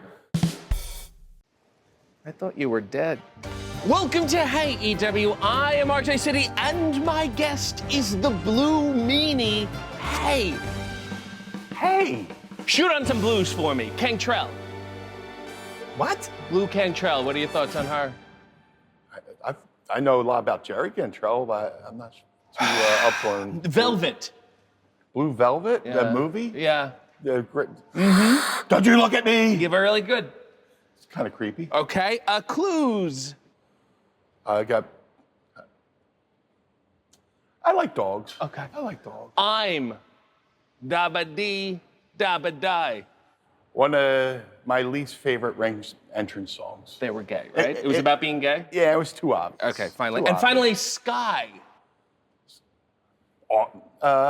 Tremendous. Okay, sure. Good political answer. You were born in Philadelphia. You were raised in Atlantic City. By your mother and grandparents, you were very Irish Catholic. Was it hard to masturbate because all of the guilt? I found my ways. I found ways. There's very ways to be creative when you gotta let the air out of the tire. Right. So, just whether it's a sock or your Catholic school hanky, just whatever you need, whatever. I would MacGyver the heck out of a good rub and tug. That's so admirable. Yes. I really, really respect and that. respectful to the realm of the house. Right. Because they thought I was this Catholic boy. Yeah. And I was this. You were this, but the hands were stuck together. Yes. You were a hefty child. You were a severe asthmatic. Yes. You couldn't play football because you were allergic to the grass. Yes. You got shots every Thursday. You would watch children play outside while hooked up to a nebulizer. You would spend your autumn and spring months in the hospital. Yes. What are the benefits of being isolated from society? I got to watch a lot of wrestling and daydream about doing this. How much of the weight was medical and how much was you? It was a little bit medical, a little bit emotional. Yeah. You brought up all the horrible things in my life. Yes. So this is going to be my Barbara Walters moment. Yeah, let's get it out here. I love a good cry. Yes.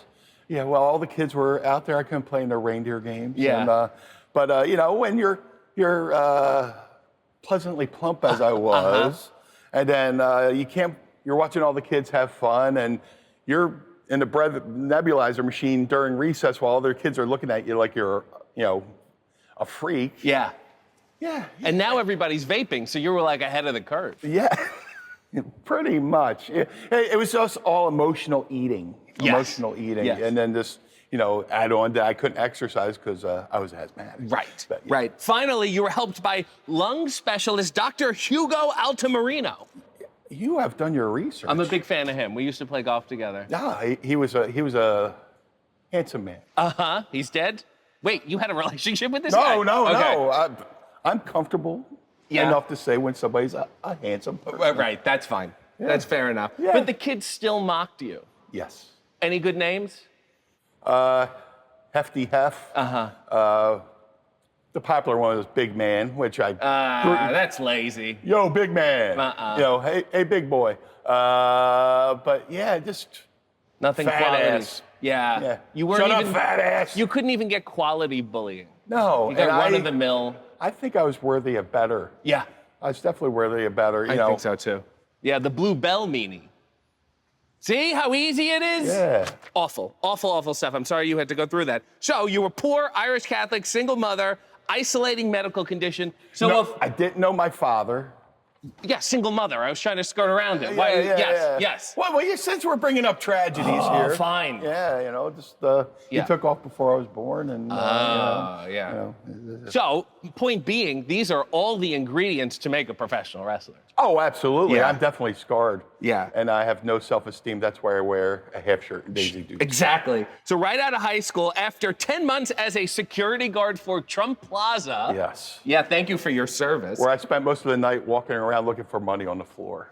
A real Robin Hood. Yeah, somebody's getting robbed over there, but I found a $100 poker chip. Excellent. Put my foot on it, act like I was tying my shoes, scoop it up, put it in my pocket. And that went towards my wrestling school. Now you could work for the Department of Self-Defense. You leave home to become a wrestler. You almost trained with the Malenkos in Florida, but then for economic reasons, you chose Al Snow's Body Slammers Gym in Lima, Ohio. Imagine how better of a wrestler you would be if you were trained by the Malenkos. Oh, absolutely. I wouldn't be the Blue Meanie. I'd be, maybe the Lavender Meanie now, Right. or the Magenta Meanie. Yeah. A better quality Meanie if I had gone to Tampa, Florida. Any regrets about Al Snow as a trainer or person? No, No, he was the big brother I never had, and we were equally as immature. Right. So you lived at the training school. Yes. You trained twice a day. Yes. Every day. Yes. Isn't that beautiful? Isn't that just incredible? 2 months in, your grandmother calls you and says, hey, more bad news on top of your whole life. Your grandfather has asbestosis. Yes. Did he get in on one of those lawsuits? Yeah. Really? Yeah, he did. He's the one person had mesothelioma. I'm gonna pick up the phone. Yeah, that's what helped support my wrestling habit through those years. Wow. Yeah, he worked in a chemical plant, and it was crazy. He was my superhero. Yeah. And to watch him get sick and Yeah. everything, but I modeled myself after him. But yes, we got in on that action. God bless. And Yeah. he picked up the phone and he said, hey, I know I'm very sick and my illness is funding your wrestling, but he told you. He picked up the phone and went, and they said, yes, we will represent you. No, he told you not to come home. Oh yeah, he said that too. Guy doesn't know his own life story. He said, don't come home, you have a job to do. He knew what it meant to me. My grandfather raised me. He took me to my very first wrestling show in '82 with Andre the Giant, headlining. And, I would go on to learn that he was friends with Buddy Rogers growing up. And I was just like, yeah, BS. And I found out they were really friends. And he was my hero. But to hear him say, knowing how much wrestling meant to me and saying, don't come home, it would have been, it would have brought a tear to a glass eye. Sounds like he was just tired of you. It could have been. Yeah. Could have been. I was really gassy as a kid. He was trying to have a peaceful end. Yeah. He didn't need you around the house. I think he was snooping around my room and found one of those socks. Yes. So you had more Irish Catholic guilt on top of it. So you had to make it as a wrestler. To this day, I'm still. See how it affects you? And you're masturbating okay now? Oh, twice. Thank God for detachable shower heads. Yeah, beautiful. Your first match was under the name Brian Estevez. Oh, unfortunately. Because a hot girl once told you looked like Emilio Estevez. You needed a blowjob that badly? The things I would do for women who didn't know existed anymore. Because you look nothing like Emilio Estevez. Oh, absolutely not. And, any kind of compliment at that age. Yeah. What kills me, though, is that you look like a Sheen. I could be a Sheen. You could have been a Brian Sheen. Estevez was the wrong choice. Yeah. Sheen is the path I should have taken. Oh, boy. And I blame Al Snow for not correcting that course. So. I blame him for a lot. You then changed your name to the Zebra Kid, Brian Rollins. Yes, sir. The Zebra Kid. I had the brilliant idea. We went to go buy wrestling gear at K&H, which was what you did. We took a class trip, and I found a pair of zebra tights, and I went, zebra tights? I'm a kid, zebra kid. So it meant nothing. Absolutely nothing. You didn't do Zebra Kid, like hooves or any. No, nobody rode me to the ring. I didn't have like a kimchi. Right. There was no safari. That's a real shame. And that's why it really didn't take off. Because you were hoofing it on the indies to basically zero success, but you had a nice moonsault. Yeah, that was my calling card. That was my that was my kung fu fighting. Yes. Yeah. It was your ticket to the big time. Raven and Stevie Richards are at an indie show. They see this Zebra Kid do a moonsault, and they say, that's exactly the goofy idiot we need for our act. We need a Zebra Kid on an indie budget. Yeah, and that was it. I saw him on 3 different shows. And then Baltimore, Maryland, a horse barn. This isn't Cage Match. We don't need all the details. A horse barn in West Virginia. Yes. And a show in Pittsburgh where I wrestled Batman. Wow. Yeah. And the funny thing is, I actually looked like King Tut at the time. You do have shades of Victor Buono. Yeah, a little bit. A little bit. Absolutely. So Raven comes to you and says, we want you to call yourself the Blue Meanie, based on the character from the Yellow Submarine movie. Was Raven on so many drugs that the Beatles' LSD phase made sense to him? Yeah, because when we watched it, the character made no sense because I was completely sober. Yeah. But Raven's a visionary, impaired or sober. Yes. So, yeah, I trusted his vision no matter what because he's like, you're going to have to wear a half shirt Daisy Dukes. I go, but I'll be in ECW. He said, yes, I'm in. Just do your hair, but you want to paint your whole body. But I'll be in ECW, right? Yes, absolutely. So they continued the fat shaming, but they made it commercially viable. Yes. That's beautiful. Yes. You were a big part of ECW. Are you surprised you haven't been canceled yet? Well, if they want to cancel me, they got to renew me first. Okay. So Fair enough. Yeah. You just sort of faded away. Yeah. I understand. What do you regret the most from that period? I wish I had my 52-year-old brain and my 22-year-old body. There's so many pitfalls I could have escaped. Yeah. But Anything you want to apologize for now? the time my balls fall out of my tights. We'll get there. That was in the other place. That wasn't in ECW. Actually, let me adjust while I'm Thank here you. now. Can we get a close-up of his balls, please? Thank Yeah. you. What about the time you were naked in a park doing a vignette and the cops came? What about that? You feel bad about that? You want to get ahead of that? Yeah, let me get ahead of that. Thank you. I was trying to avoid that, but it was a kids' park. In a suburban neighborhood in New York. I had to do blue dust in the park, and I was going to paint myself, but I forgot the paint. And Sandman stooched me off. He goes, "Yo, Meanie forgot the paint." So me and Tommy Dreamer, we go to the local supermarket. We buy whipped cream and blue food coloring, and the hardcore Tommy Dreamer lathers me up. I go into a park, lay on the bridge.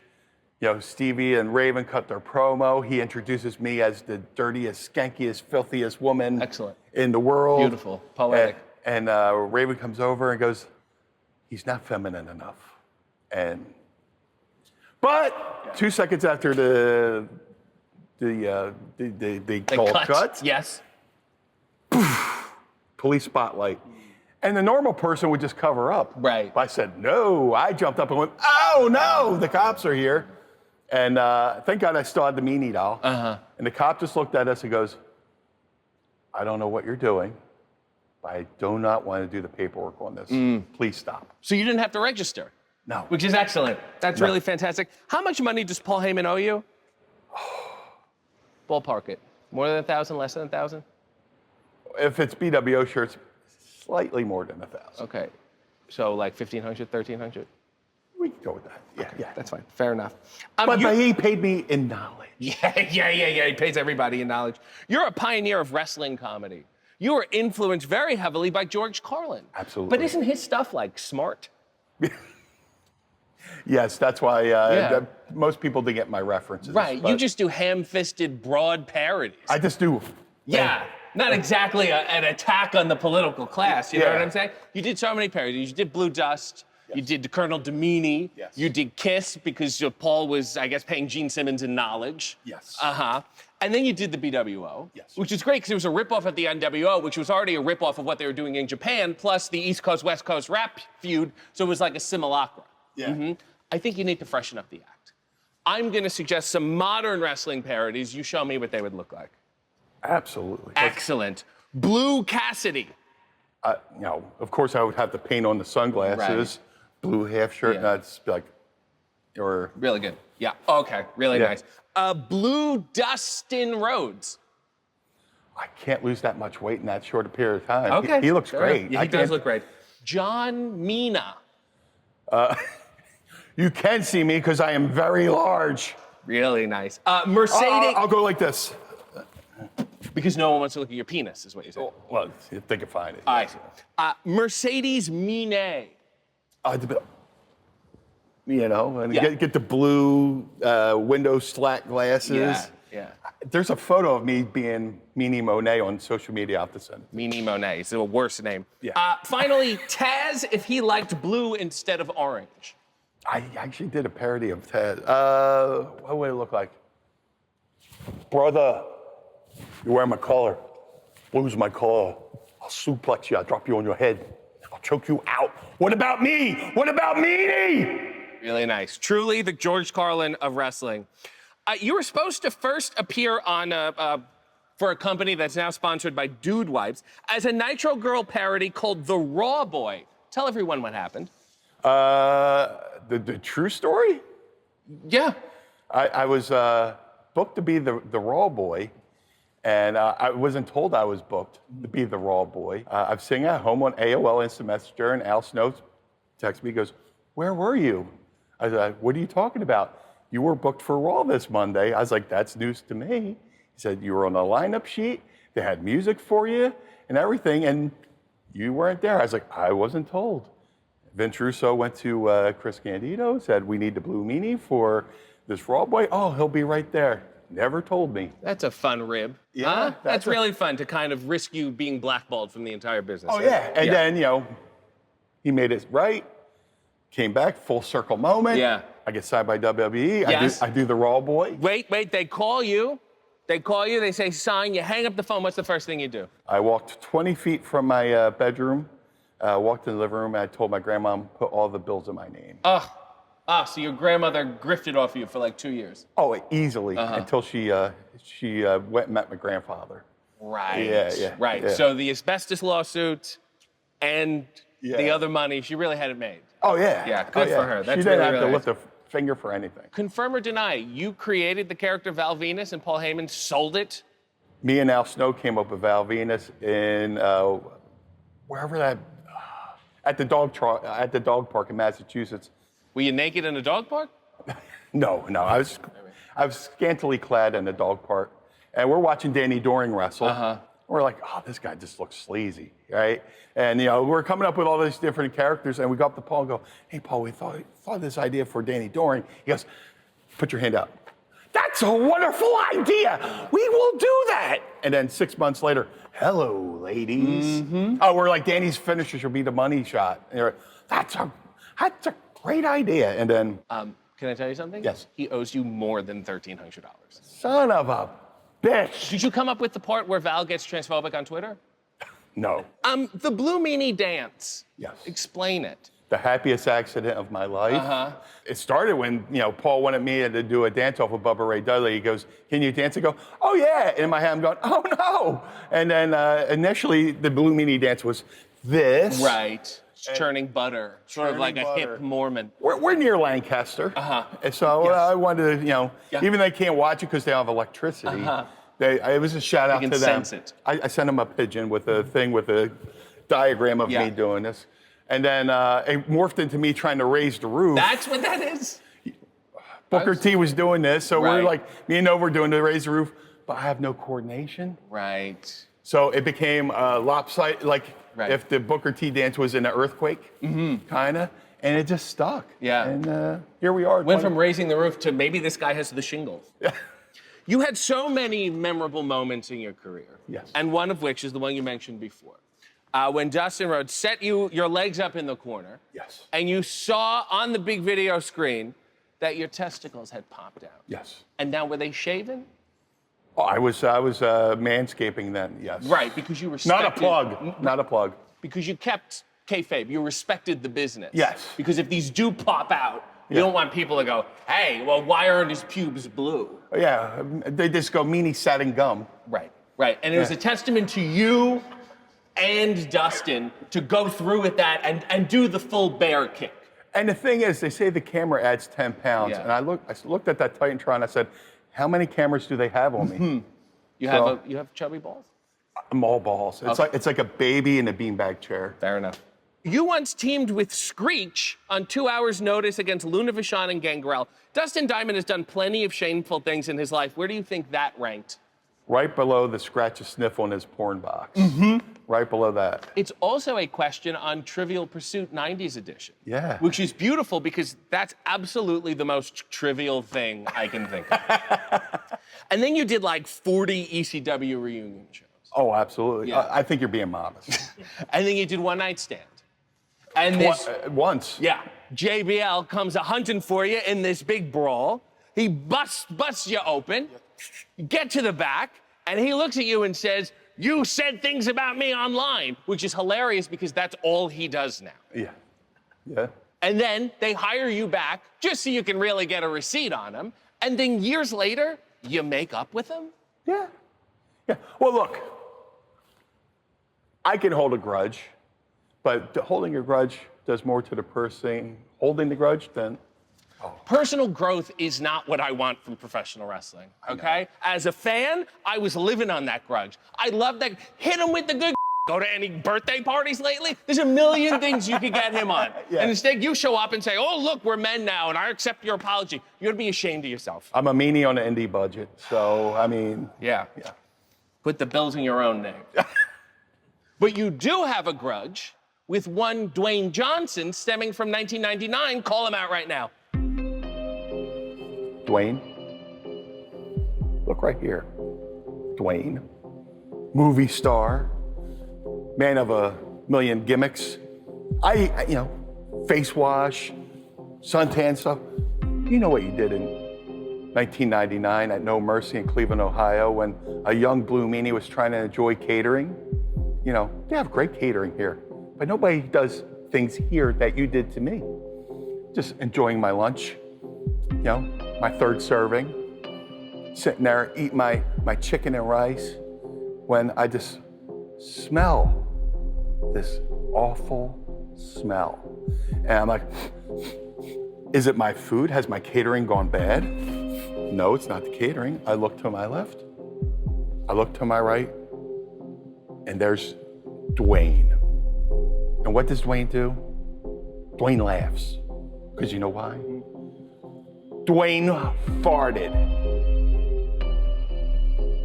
You know what you did, Rock. You crop dusted me in Cleveland. And that's worse than a Cleveland steamer. That was a Dwayne, whatever you would call a fart in Cleveland.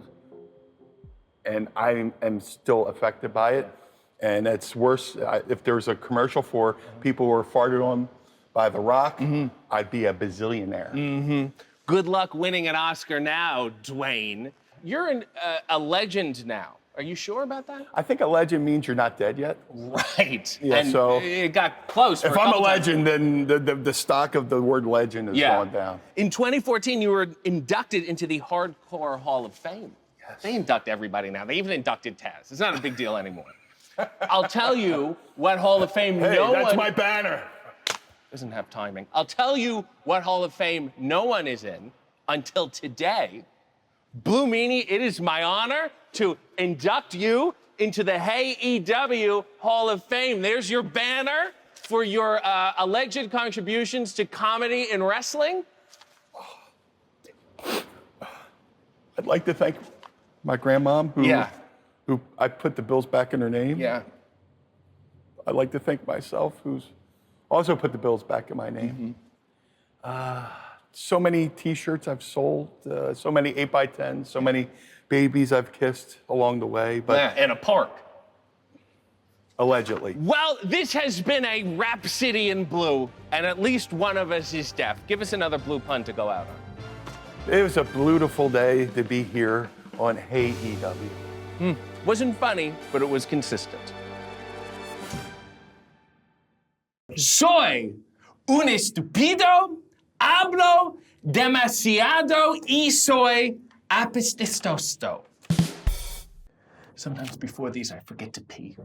Welcome to AEW. I am RJ City, and my guest is Kommander. Hey. Beautiful. Show everyone what you do. Command me. Command me to do something. Ok, ¿qué le ordenamos?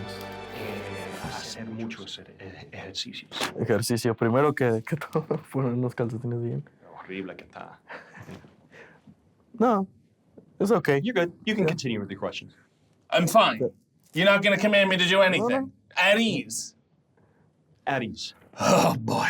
Fine. You were born December 15th, 1998, but you were born prematurely, and you almost died twice. Explain. Yeah, that's true. Mis padres dicen eso, que fue difícil. Yeah, his parents said it was very difficult. It was a very challenging time, and he did indeed die pretty much twice. Pretty much like your career. Hey, at least when mine died, it stays dead. You know, I don't go back and forth. Why twice, though? Isn't that the fault of the Mexican medical system? Well, we shouldn't get into that here. All right.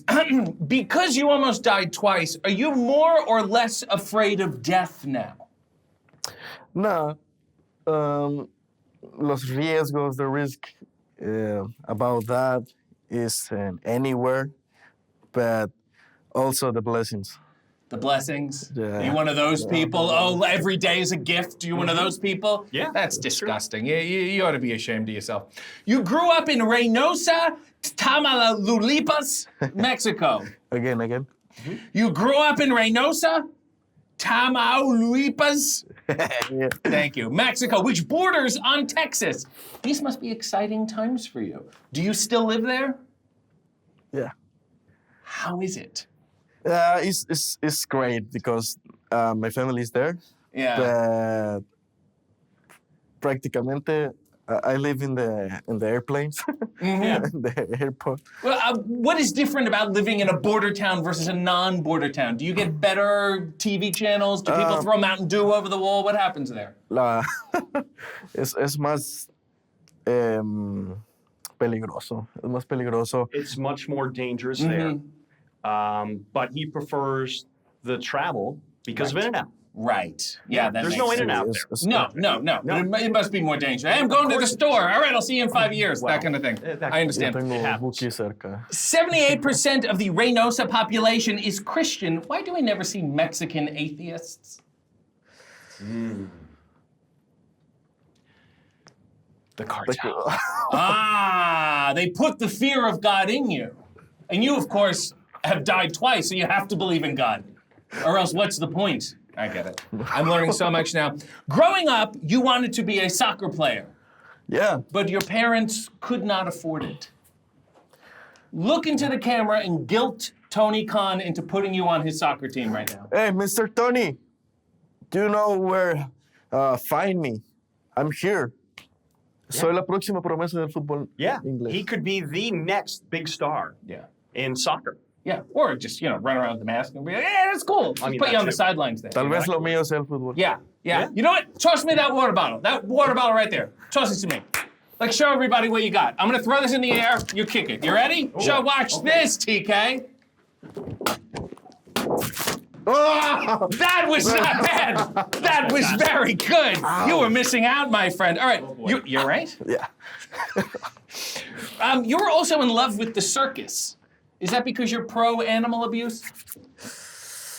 Me gusta el circo, pero no me gustaba el maltrato animal. Yeah, he likes the circus, just not the mistreatment of animals. El arte que hay detrás de. I was hoping for so much more there. Obviously, your parents couldn't afford that either. You said that your father was the angel that God sent into your life. It's actually the other way around, because your father was here first. So you're the angel that they sent. You can't send a retroactive angel. Do you understand what I'm saying? Yeah, he says you're right. Okay, good. Excellent. So your father took you to Lucha. You fell in love with it. After the show, all the kids, you're like 12 years old, you get in the ring and you start doing backflips. Yeah. And you land them. And then your parents went, this is an affordable waste of time we can get behind. Yeah, mi papá vio eso y se dio cuenta que algo había ahí más que el fútbol, las dominadas. His father saw that and said, you know what? There's something there that's even bigger than soccer or football. Right. It's also very affordable daycare. Absolutely. So they bought you a ring to put in your backyard and train. Yep. So they could afford that, but not a soccer ball. Yeah, eso tiene sentido. Sounds like a little bit of a scam to me. He says you're kind of right. It's a little suspicious. Isn't it a little suspicious? Oh, we don't have money for this. Here's a ring. It's thousands of dollars. Pero fue pieza por pieza. It was piece by piece, little by little they built it. I think there was also a sale at Costco between you and I. This family likes their kickbacks. Is it true that your mother actually sold land that she owned to help pay for your training? Fue una parte de su herencia. It was part of her, basically handed down to her. So she sold that portion. Okay, and what is that land doing now? Estaba vendido. Oh, they sold it. I think they're trying to put donde estaba entrenando ¿Sí? yo? Ese estoy en planes de adquirirlo. Oh, he's trying to buy that land right now. You hear that, you wealthy Spanish landowners? Get this guy his land back. He's owed an acre. I don't think that's... He says he plans to put a Buc-ee's on it. Good for you. That's an industrious, you're an entrepreneur. I really, really admire that. Ponerlo para ayudar a los que So, you're training as a teenager. and your father is just happy that you're not in a gang, would you have made a good Mexican gang member? No. No? Mm-mm. No, I don't think he's capable of that. Oh, he's a sweet boy. We all love a sweet boy. Your parents said that you can't leave home to wrestle until you go to college. So you, while training, get a degree in physiotherapy and rehabilitation. Can you actually just press on this? I have a knot here. Would you maybe work on it and show everyone what you do? Oh, yeah. Give me a He'd little be work. happy to. Está tenso. Oh, very tense. You're very tense. This is exciting. Yes, I would love this. This is excellent. You know, this is education. Touch here. Oh, yeah. Is this bad? Is this something bad? Should I be worried about it? Thank you. Yeah. Is it concern? Can you do anything now in the meantime? You're gonna have to breathe. Okay. Yeah. All right. And then here. Okay. Relax you. Oh, yes. Yes, I'm feeling the Latin flow. Yes, this is one. Yes. Oh, yes. Yeah. Okay, it's getting a little light, and then the blood rushes back. Yeah. Okay, I got it. Yes. Okay. Feel better? Yeah, it does feel a lot better, and I can see how you almost died twice. You debuted in 2012 as Kommander. Why? Mi padre me lo puso. His father actually gave him the name. Wow. Yo solo dije, no tengo nada que perder. He didn't have anything, and his father said, you know what? You are Kommander. Oh. Now, Kommander is actually a singer. Es un cantante en México, ¿no? Yeah, fue influenciado por eso. Yeah, he was very influenced by that. I mean, it was either that or Michael Jackson. So that's like if I wrestled under the name Tony Bennett. Yeah, it probably wouldn't work for you. Yeah, no, it wouldn't. I left my heart on a hill. That's fantastic. You're known as El As del Espacio, the ace of space. Do you believe in aliens? ¿Tú crees en aliens? Sí, creo que tenemos uno aquí. Aquí está. Next question. I don't think we need to go down that road. in Mexico, you rapped on and produced your own theme song. It's called ¿Quién anda aquí? Can you sing a little for us? How you know that? Do a little for us. Come on. How you know that? I do my research. Pero soy malo ahorita. No puedo. Oh, he's... Wow. What a worker this guy is. Próximamente haré mi grupo. In 2022, you debut in AEW's Face of the Revolution ladder match, but you were not under AEW contract. Did you have the other guys trying to sign you? It's easy question because AEW is the best wrestler, you know. Easy to say that when you're wearing their jacket. Yeah, aparte, la comida es rica. Yeah, catering is very good here. That's all you need to hear. Go to hell, Jelly Roll. You team with Hologram as Los Titanes del Aire. Hologram is in the conglomeration. You are not. Why doesn't the conglomeration like you? No, pues. Estuve 4 meses lesionado. Well, he's currently injured, and quite frankly, they're kind of tapped out at the phone plan that they've got. You know, the family plan. I don't think they can add another. Pero vi a Hologram y me abrazó muy bien. However, Hologram did give him a hug recently. Oh, so wow. They're still on good terms. Okay, so you're pro AI. Yeah, that's excellent. Your full name and face are not a matter of public record. Only you know what you truly look like. Now, the legend is that all luchadors are attractive under their masks. But you have made a very bold move. You have completely exposed your entire mouth and both your eyes so everyone knows how really attractive you actually are. Isn't that beautiful? Get a shot at it. Unless you have a f***ed up nose. You don't have a f***ed up nose. You have a normal nose?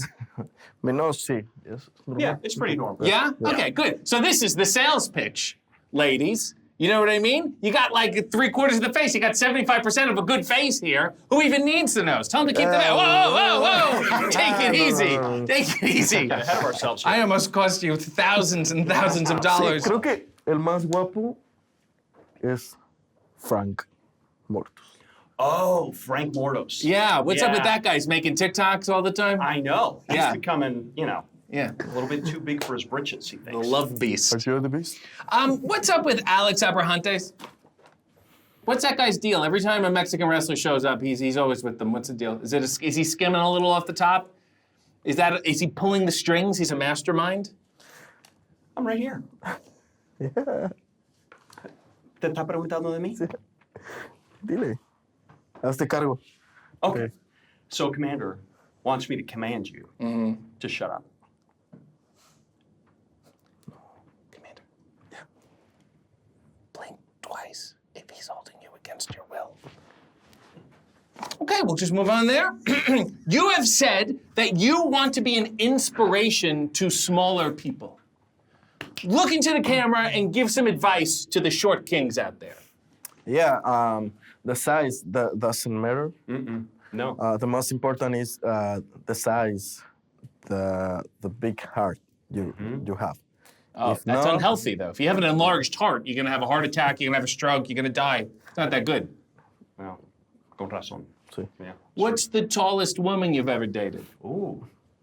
No lo sé. He's thinking so many of them. Wow. I mean, Yeah, but you covered the mask. You saw 75% of his face. Yo le entro parejo. Todo. Oh, he likes them the same size. How Yeah. diplomatic of you. How Very brave. kind. Yeah. Yeah, that's Mi novia es beautiful. alta. Oh, his girlfriend is very tall. So she broke the mold. And hello to you. I hope you have lifts on. You have said many motivational things, and I want to dissect them right now. You have said, quote, say no to drugs. Drugs don't do you any good. On the contrary, they ruin you. I think you just need to do different drugs. You know? I mean, this, no.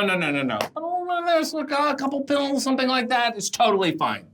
No, my drug is the lucha libre. Yeah. We'll do some microdosing later. You'll change your mind in a heartbeat. And people, the fans, thank you, love you. Yes, because they're not on drugs. Quote, I never did this for the fame. I do it for the love. Yeah. Then why are you on TV? Why are you not still doing it in your backyard for your parents to scam off the land? Porque mi patio me trajo acá.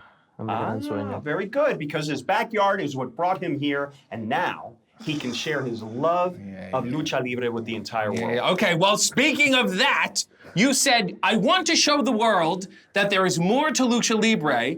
I want to show our country and culture at our highest point. Unfortunately, the only thing that sells in wrestling is racism. So, what is the most stereotypical Mexican thing that you do? ¿Qué hago en guacamole malo? Oh, he makes a mean guacamole. There we go. Nice and racist. A two-dimensional Mexican. That's fantastic. That's gonna sell. The rope walking. Why? Why do you do that? ¿Por qué lo hace, dice? Empezó como un juego de relajación para mí. Oh, it started as a game of relaxation. Relaxation? Sí, Yeah. es que That's not yo hablaba relaxing. mucho Like como él. meditation. Es que yo hablaba mucho como él. Oh, he says that he spoke a lot, just like you. Yeah, por eso Helped him necesitaba calm down. calmarme, Yep. caminar, y ahora es mi filosofía de vida. And now, it's the way that he basically gets in a Zen state of mind. Sí, mantener el balance. And you don't microdose. Sure. Well, I've taken the liberty of getting a rope here so you can show everyone what you do. Do a little rope walking. Let's see this in action, huh? Get up there. Give it a shot. Huh? Yes, Kommander doing the rope walk. Fantastic. Everybody's got to be a babyface. Yeah, but look at these 3 steps. Okay. You need 3 steps. Okay. You know? Yeah. Climb up. Yeah. Breathe.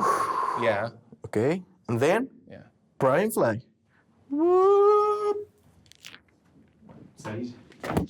Okay, so climb up, Yep. right? I'm up. Acomoda tu máscara. Come Oh, on. you gotta adjust your mask. Close your mask. Yeah. And breathe. Okay. You got it. Woo! One step at a time. Woo! Okay. Woo! Oh, that's excellent. Sensei, hey. This is my Zen state. I'm trying to meditate. Well, just sit down.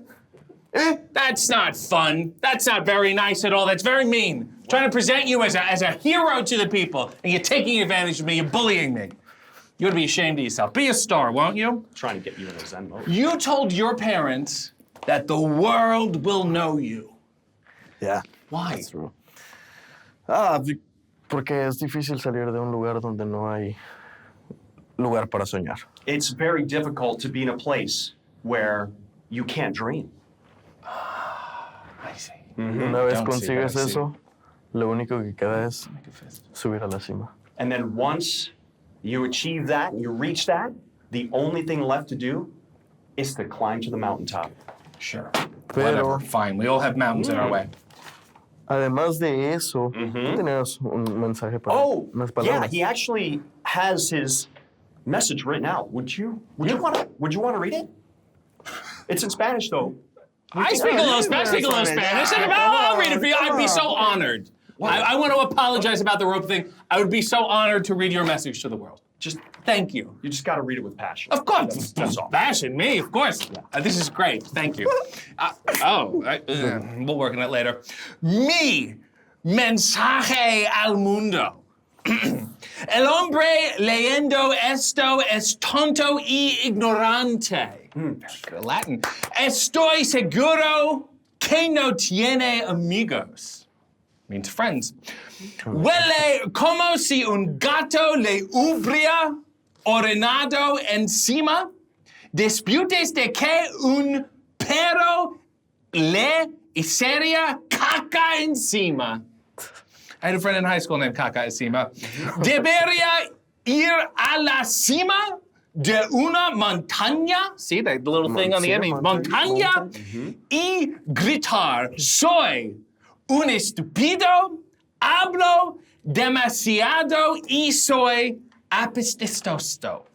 Apististoso. That was. Yeah, Thank you. Climb the Thank mountain you. and say, Estúpido. Yeah, stupido. Well, this has been a commandeering. And if I was a tall woman, I'd be all of you. Wow. All right. Excellent. I'm gonna get that translated. This is about your career. This is about your career. 3, Just do it. 2, Just 1. I don't have my glasses. I don't have my mugs. I don't have my on-air sign. I don't know what I'm doing on a street in the middle of New York with him. We're on the air. Welcome to Hey EW. Welcome to Hey EW. I am RJ City, and my guest is Darby Allin. Hey. Hey. Great. What do you think we have in common? I don't really know. You like films? Of a certain kind. I went to film school and I dropped out. Hey. It's in the notes. Okay. Would you calm down? You were born January 7th. Yeesh. Huh? That was a close call. You know what I'm saying? Hours later saved you decades of embarrassment. My mother's birthday is on January 6th, and we haven't celebrated it in years. Is she dead? No. Do you not? What are you talking? You ever read a newspaper? No, I don't. I don't have a TV at my house. I'm about to blow your mind. I don't have a TV at my house. Okay, so you're just not aware of any current news. No. If it's not happening in your front yard. Ignorance is bliss. Obviously, you missed the whole invasion. You and my mother are both Capricorns. Do you think you exhibit similar psychological traits as my mother? Honestly, I don't know shit about the Capricorn, Cancer, all that stuff. Well, tell me if you have these traits. Hardworking? Yeah, very hardworking. Critical? Yes. Honest? Yes. Suspicious? Very. Pessimistic? Oh, yeah. See, I want to call you Mom. You know what I mean? I want to suckle at this teat, which I think is pierced and has been through a lot of things. All right, well, did your mom ever whip you when you were younger? Yeah. Did she? She threw me down the stairs once. It was more of an accident. I'm gonna throw you a curveball right here, because right here, I got a question for you. It's what is this? Trivia question. No, I have the question. No, I don't think quick. A trivia question. No. Okay. Is it about perfect strangers? I love that show. It's from AEW trivia. watch From AEW. AEW trivia right here. If you don't get it right, you get whipped by the belt right now. Really? Ready? Myself Who is today. the first wrestler in AEW to pin Riho? Nyla Rose, Emi Sakura, Britt Baker, DMD, or Shoko Nakajima? Don't around, RJ. Britt Baker? Wrong. What the? How are we doing this? Lift up your shirt a little Lift bit. up my shirt? Yes. I have a mic You on? asked me. Is this professional? You asked me I didn't before- ask you to you asked This me is before about you. your This fucking is show. about your career. This is about your career. Lift This it is up. about your career. 3, Just do it. 2, Just 1. You're from Seattle. On the spectrum of Kurt Cobain to Frasier, where do you fall? Kurt Cobain, definitely not Frasier. Really? He's punk. You see him in a towel? Talk to his ex-wife.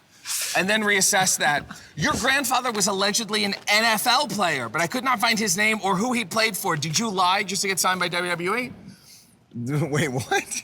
Your grandfather. No, okay, so what happened is my grandfather literally came to town, had a one-night stand with my grandma. My dad never met him, but he played for the Vikings. That's all I know. You never went through the roster of the Vikings? He's dead now. I can't remember his name. We could try to call my dad and get to the bottom of it. Wouldn't be a bad idea. But yeah, no, so football runs in the blood. My dad won state championship football, and then I dropped out. I stopped playing football in middle school. So in your high school years, my back is raised now. I feel it's heavy. Do you understand what I'm saying? In your high school years, you did track and field. Yeah. Like No, what? not high school. No? Middle school. Okay. Yeah. Do you know how shocking an image that is? Not really. You in like the gray shirt and the red shorts? That's like horrifying to people. Yeah, no, I did all that until I literally picked up a skateboard. The moment I picked up a skateboard, it was all over. Yeah, you did some stuff in between that. Let me stay on the path. I'm gonna ask you another question. I would love it. I'm gonna ask you another Yeah, let's do trivia another question. question. Why don't you fire up the questions here? This is great. You also tried amateur wrestling because you thought it was professional wrestling. Yeah. Did you own a television back then? You just seemed totally uninformed about the world. No, I had a television back then. Yeah. Oh yeah. I took like amateur wrestling when I first walked in there. I was like, where's the chairs and Right. There's none. But then I took it very, very serious, and I won third in state in Idaho, which is like 5th grade, like first year is crazy. Show people amateur Darby. Do a little bit of this. Just show people the range you have. Do that part. Look at this guy. Put some headgear on him. Isn't this incredible? Did you like learn anything? What, from Like a amateur three-quarter wrestling? Nelson that you're gonna bust out one day? Yeah, I don't know. Yeah, I don't know. So the thing is, people always think I can't wrestle. I don't know technical stuff. Right. It's not that you can't, it's that you don't. Yeah. Yeah. Then you say, actually, never mind, I want to be a film director. So you go to film school in Arizona and then drop out. Well, I could have told you a film school in Arizona wouldn't have taught you anything. Why did you do that? Why did I drop out, or why did I go? Why to did you film go school? there, of all places? Because honestly, I wanted to skate all the time, and the weather was so good. Because Yeah, but Los Angeles is good for skating and film directors. Yeah, I don't know. No? There's something about Arizona that, like, I was born in Arizona. Okay. Oh, okay. So I the just- dry heat. Yeah, and it's cheap as to live there. There's your real answer. What kind of films were you making? So I wanted to make all types of films. Like, the big thing that I really wanted to do was make, like, documentaries. I was, like, really big into documentaries. Because you didn't want to pay anyone. No, because you didn't really want to work on making a shot nice. So you say it's real and it's much like this No, I situation. just like Not the crazy. deal. I just like crazy. Like whipping people with belts, right? Can you check on my back? Because just can we? Yeah. Is there anything on it? Yeah. Okay. All right. Okay. No. Makes me feel great. From there, you drop out of film school. You pursue professional skateboarding. You could have just done both. Why do you always have to commit fully to a thing? Dude, honestly, there were so much rules at the film school. Yeah, like set up a shot, use lights, good audio. The filming, they wouldn't let me make the movies I wanted to make, so I said. What did they say no to? So we had this project at the school where we had 8 hours to film, and then I had this storyline where this guy was a janitor at a plastic surgery place. And one of the breast implants got a life of its own, and like started running rampant. Yeah. And then it was with the janitor and like that. And then the teacher walked in while we were filming it in the high school bathroom, in the college bathroom. And I got the gist. I know what kind of film it is now. And then, yeah. Real political dramas. So then from skateboarding, you become friends with Matt Schlager. Schlager. All right. Who gets your videos on Ridiculousness, which is like America's Funniest Home Videos, but without the funny voices. So it's not really the same. It's currently on MTV still, and it's in its 45th season. How do you feel about your contributions to the death of the music video industry?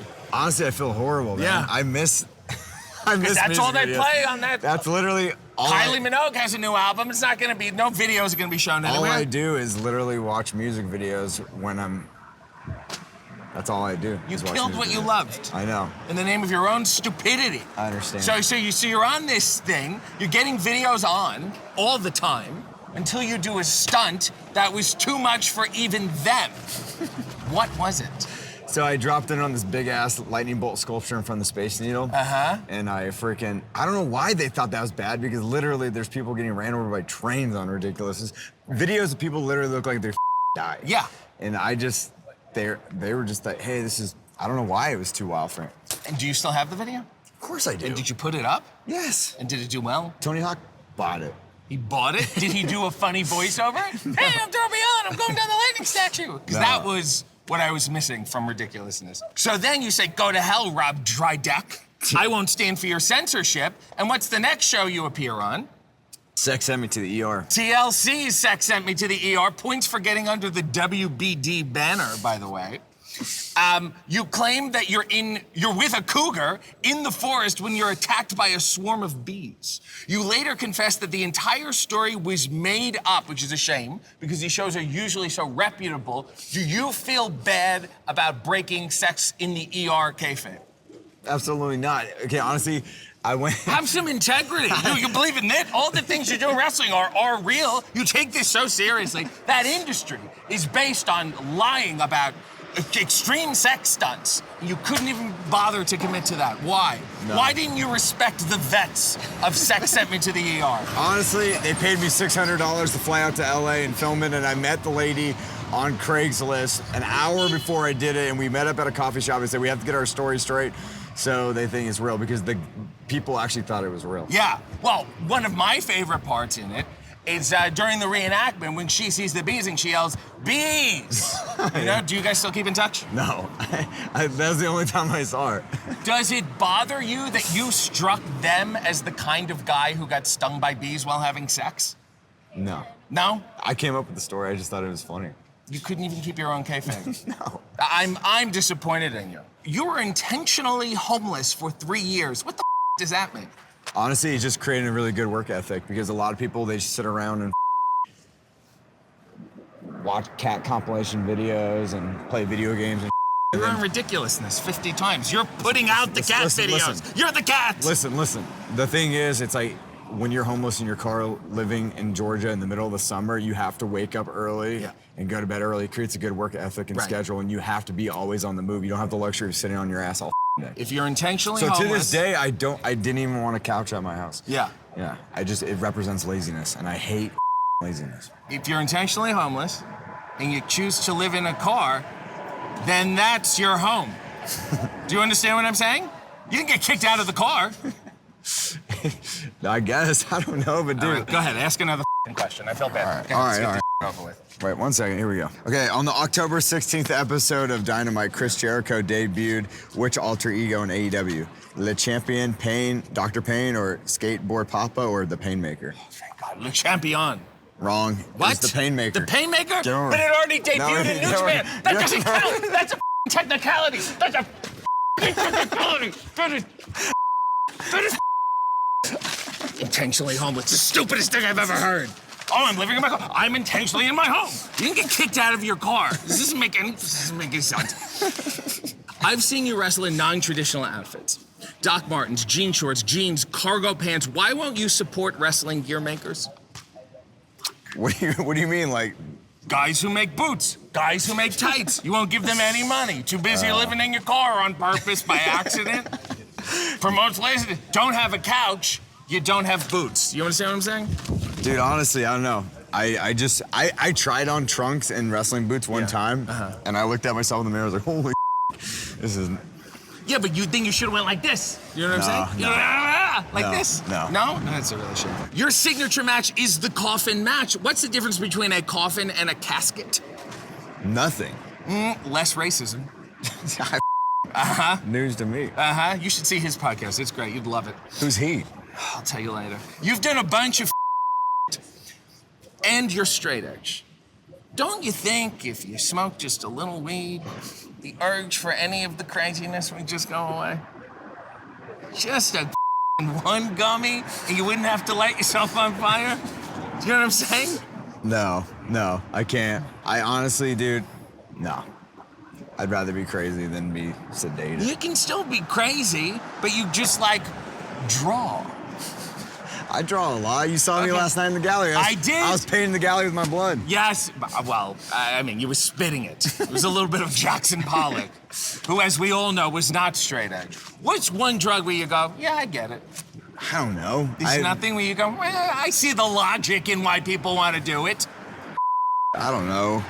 Aspirin? Okay, all right, fine. What's been the one big no from AEW? What's something you always wanted to do, and TK's like, absolutely not? During the pandemic, I wanted to get ran over by a car, and he's like, the roster's already so short. He can't be having you get hit by a car. Well, you know, I do have a little bit of.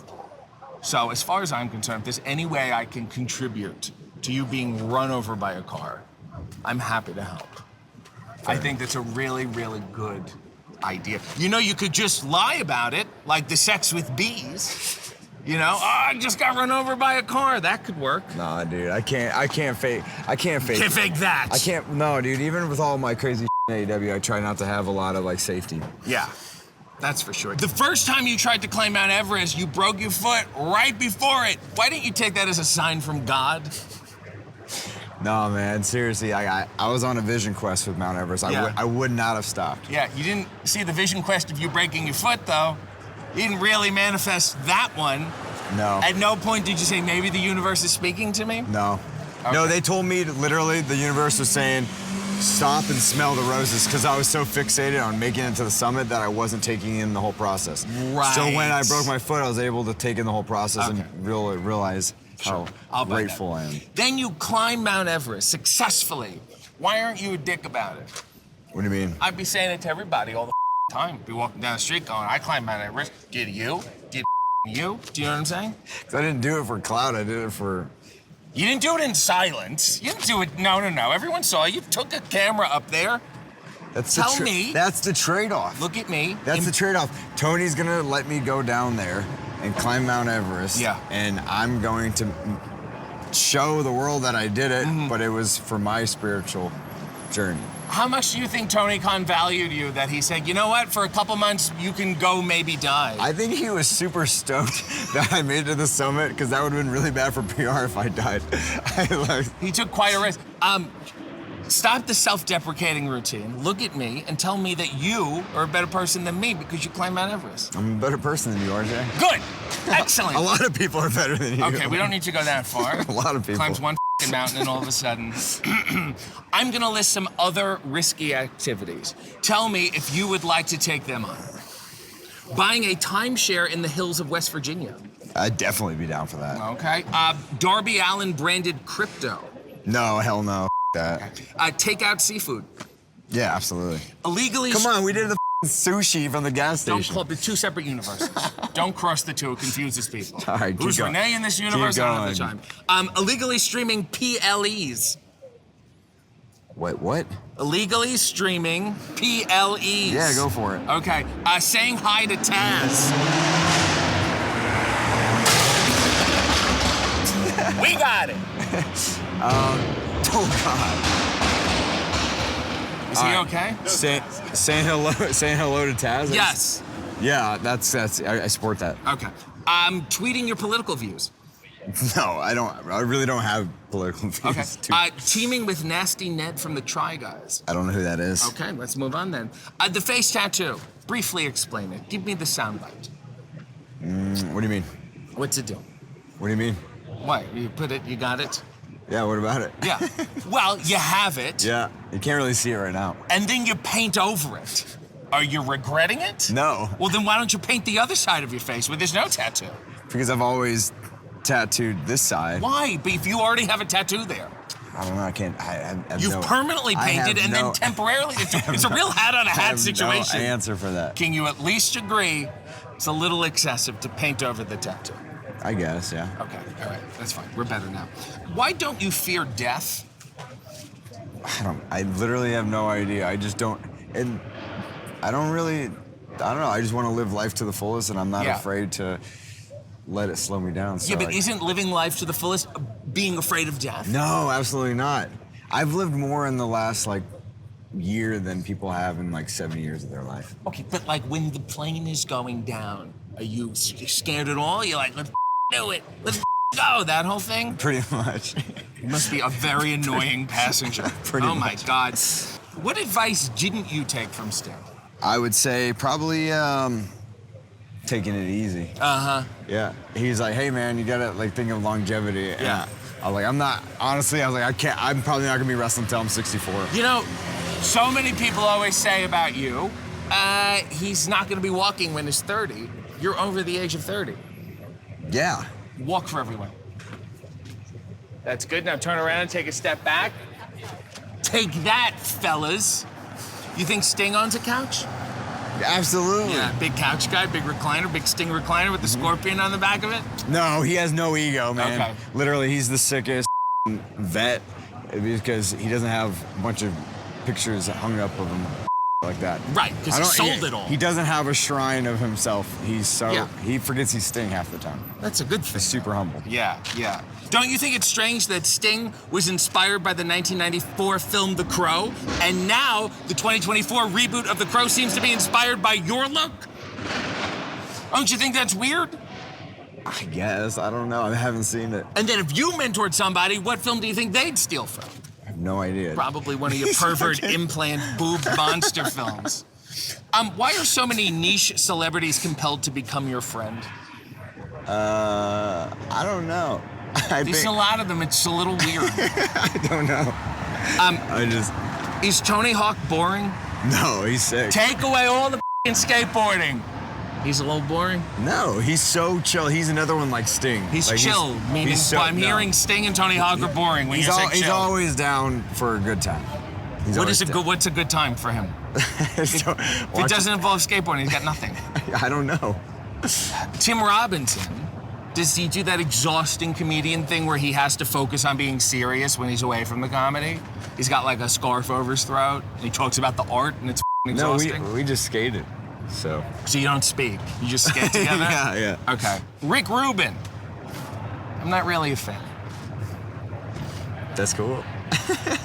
The vague motivational stuff on Instagram, I'm not buying it. Well, if you met him, you would understand the method to the madness. Okay, but he tweets things like, oh, a song is like a building or a sunset. And it's like, there's no real thing there. You know what I'm saying? Yeah, no, he actually sent me to TM school. Uh-huh. You got the Transcendental mantra. meditation. I Yes. know what it is. Yes. I know how this works. Do you do meditation? I do. Meditate? And it didn't really work. That's No, why I you have a couple don't. issues No, with you it. don't. Yes, I No, do you meditate. I do. I sit and so we can meditate. You want to go meditate one time? Have you went to TM? I haven't got to TM. I wasn't shelling out for that routine. What? They make up a word and don't tell anyone. Okay. No, dude. Paul McCartney does. Works. Yeah. Okay. It Do you does. think he really produces music, or do you think he just goes, "Sounds good, guys"? Sounds good, guys. Yeah. Excellent. Good He'll for be him. the first to tell you that. Nice scam that guy's running. He'll be the first to tell you that. Okay. So if you had to have a mantra to share with the world, what would it be? RJ. Go ahead. One more time. Let's get this. No question. One more time. I hope you feel good about yourself. I hope you feel good about yourself. No, I'm at the end of the interview. Do it. You want to be a big shot? Climbing your mountains, hanging out with Rick Rubin. Oh, that's a great post, Rick. Life is like a sunset. Yeah, post that on your Instagram. Go ahead. Do it and get it over with. I hope you feel good about yourself. Why don't you ask me a question? I'll let you whip me if I get a question wrong. Okay. Ask me a question off the top of your head. During AEW's first ever dog collar match, who showed up in the crowd to watch? Greg Valentine.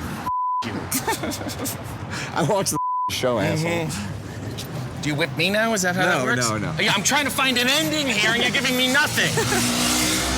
Well, this has been a kick flip ollie. My brother can come kick you in the balls for the ending. Max, come kick him in the balls. Hold the light, Art. Ridiculous. Hold the light for like 15 minutes. Okay, this isn't about you. This isn't about your war It's not stories. about you, it's Just do about- it and get it over with. That's the. She likes it. It's just random women. It's just random women. Thanks for that. Really appreciate the whole. Are all the Allens up? Goodbye. Did you an Amish person? Did you take the on-air sign? I can't. How am I gonna? Okay. Is this in your way? Not anymore. Welcome to. We're live, pal. Hold on. We're gonna make it our set. Hold on. Yep. Oh, that's Just much like better. that. I feel at home Yeah, now. Thank you. that's I feel great. comfortable Okay, now good. on this small couch that you got for us. And the on-air sign is fantastic. somewhere. Welcome to Hey EW. I am RJ City, and my guests are Jack Jameson, Cole Carter, Griff Garrison, Preston Vance, the Frat House. Hey! You got a little something right here. Do I have to introduce the bear? You do. Yeah. So do the whole thing over one more time. Welcome to Hey EW. I'm RJ City, and my guests are Jack Jameson, Cole Carter, Griff Garrison, Preston Vance, and the bear. His name's Bernard. Bernard. Hey. EW. Great. Aren't you guys a little old for this? For what? This whole thing. I mean, are you still in school, or is it like Greece where you're playing 19? Do I look like Justify I the go to framing. school? We're just buddies that drink, man. What are you talking We about? were never in school. Okay. And, you know, age is just a number. Oh no. Oh no, it's not. Oh no, it's not. Okay, no, it's not. Hold on, Take not it like back. that, not Take like- it back. That's That's not all what- it means. that's That's all not it what means. I What meant. else did it Speak mean? for everyone. He Oh does my not speak God. for the Okay, group. the He frat does house not of what? speak for the group. The frat house of what school? Like what campus? Does doesn't this make speak any for the sense? group. You understand what I'm saying? It's symbolic. It doesn't. It's not a. Symbolizing what? That we're drunk. So it's just that you're drunk. Yeah. That's it. And the frat house, there's no name of the frat house. It's the fraternity of the frat. There's no It's Latin. just, you know, like when things are getting wild and there's a bunch of dudes just broing out, partying down. on a couch. You know, Yeah. on a small couch. We've been here before. With one camera pointed at them. You know how it Absolutely. goes, I right? And then absolutely do. You get drunk and some things happen. May I slips in, suggest a slips Latin out. motto for you guys? Yeah. It is mentulum cacao. Nice, I love Latinas. I on your Think about it, fellas. And they can't bleep it. WBD doesn't know. They can't bleep Latin. Oh, Think about it. I Yeah, think it's good. that's where I said. What? No, it's not. No, you topped out already. Good for you. Your regular catchphrase is. Win or lose, we booze. What happens if there's a draw? We booze. We booze. That's pretty simple. So it's all. Self-explanatory. I mean, is the win boozing the same as the lose booze? No. Lose booze is probably a little harder, I would say. Out of sadness. It honestly depends what city you're in. Okay. That's really what it matters. So like to. a Duluth Sure. versus, let's say, a Chicago. Yeah. Where are you boozing more? Where there's nothing going on, or where there's something going on? Once again, sometimes the little dive hole bars are more fun than like the big cities. Which one of you is starting to show the long-term effects of alcohol? Okay, great. May I suggest doing drugs? So we tried. Oh, you like? Come on. So he had told me actually last night he chugged a whole bottle of Z-Quil. Oh, okay. And he said he's still feeling it today. Yeah, but your chest is clear. And so I was it's like, pretty dude, good. if you're gonna do it, go a little harder than Z-Quil. Yeah. So. Yeah, we had him snort some vitamin C when we got here, so. I'm feeling good right now. Good for you. And it numbed your gums. It's so much fun. Yeah, that's what it's from. Cole Carter. I think Bernard's trying to say something. Could we please get to all of you guys and then the bear? Please be professional, bear. Thank you. Just keep it down, Bernard. Cole Carter, you were born in Charleston, West Virginia, but the dance, the Charleston, was actually created in Charleston, South Carolina. So what dance do they do in Charleston, West Virginia? Cotton Eye Joe. I mean, come on. Yeah, that makes a lot of sense. Yeah, Okay, show fair us. enough. Show us how to do it. I don't want to see the. Show us how to do it. Where did you go? Oh, wow. Very professional. He's making us way. Good for you. Griff, you were born in Austell, Georgia, and then you moved to Welcome, North Carolina. Pause. Powder Springs, but continue. Wow, somebody get me a map. Fact check. You Fact then check. moved to Welcome, North Carolina, where the welcome sign says, welcome to welcome. Was it annoying growing up in a meme town? No, welcome to welcome. It's a friendly place. That literally says it right below it. If you continue to do your research, it's a friendly place. Everybody's friendly. There's no meme town. Okay. Fair Quit enough. using Wikipedia. Welcome to welcome. Preston, you were from Clare, Michigan. You lived on a dirt road with Amish neighbors. Did you with them at all? Did I with them, Yeah, or did turn I on the lights, or did like, I them? Did you an Amish person? Don't say what you said earlier. Maybe. No, I didn't. Good for you. Jack Jameson, you are from Buffalo. 716. Okay.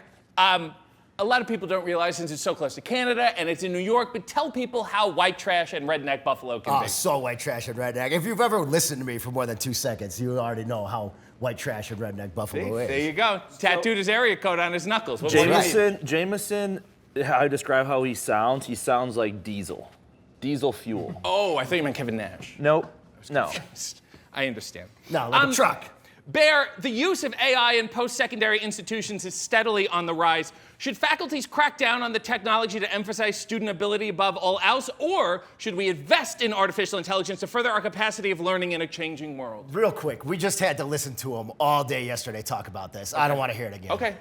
Oh, wait. Oh, he seems to have an answer. The bear seems to have an answer. Okay. Oh, my God. All right, he's just gonna do the robot in silence. He's been pretty drunk. Can you see? Okay, we can move on here. Cole, here's your drink, buddy. you started wrestling at Pittsburgh's IWC, a place that I used to wrestle at. Did anyone think I was good? I thought you were good. I wanted to wrestle you. Oh, thank you. Thank you. I'm just kidding. You were also IWC Super Indie Champion, championship that I held, and then you vacated the title to sign with the place that's run by AI. Yeah, had to do that. I understand. Things happen. Bought me out. Griff, you grew up doing sign language. That's true. In the 2nd grade, there was a spelling bee, a sign language spelling bee. That's good. And you came in 2nd, and it eats away at you till this day. What happened? You. Why? How did you find that? Is that real? That's true. This kid named Parker Wait, Tilly. do some sign language right now. Well, I can't. I can only do letters, but A, B, C, D, E, F, G, H, I, J, K, L, M, N, O, P, Q, R, S, T, U, V, W, X, Y, Z. I think the problem wasn't the sign language, is that he couldn't spell. The word, Griff, was Don't say it. apartment. Yeah. Spell apartment. How I spelled it at the spelling bee? Yeah. Well, no, now. Redeem yourself. A-P-A-R-T-M-E-N-T. In sign language. Can we get somebody All to right, I fact guess check that's that? correct. I don't really. I forgot the T. That's why I lost. Oh my God, Preston! At the age of 10, you were diagnosed with Crohn's disease. That sounds horrific. It wasn't great. Yeah. Yeah, you were in the hospital a lot. You Yeah. had to take 14 pills a day. Then they switched up your treatment, and you've been in remission for 17 years. And I'm still taking 14 pills a day for fun. Okay, so then you don't have it. Not for You know? No. If you've been in remission for like 17 years, I don't think you really have it. I'm You know kind what of an saying? anomaly. So you've been cured. Yeah. So you don't have Crohn's disease. Technically, I do, but like You don't. I beat it. You know? You beat it. You beat it. You beat Crohn's disease. Good for you. Yeah. The only Proud thing of he you. I don't think you had it to begin with. Jack Jameson, I found nothing about your youth, but you seem like a guy who did some shady.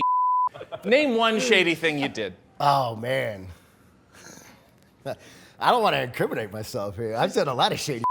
Please, people get away with crimes on AEW all the time. I used to work for a dude that was supposedly connected to the mafia, and we used to take people out back behind a dumpster and beat them up when they owed him.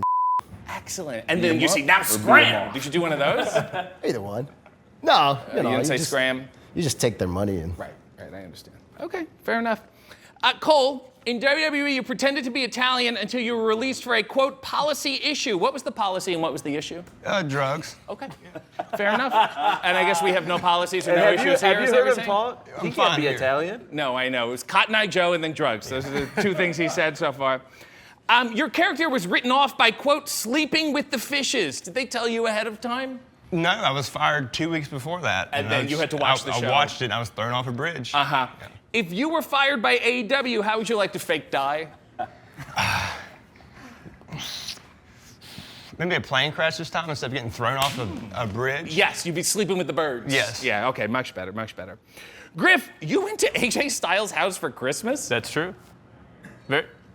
Yeah, we're Just once? Twice.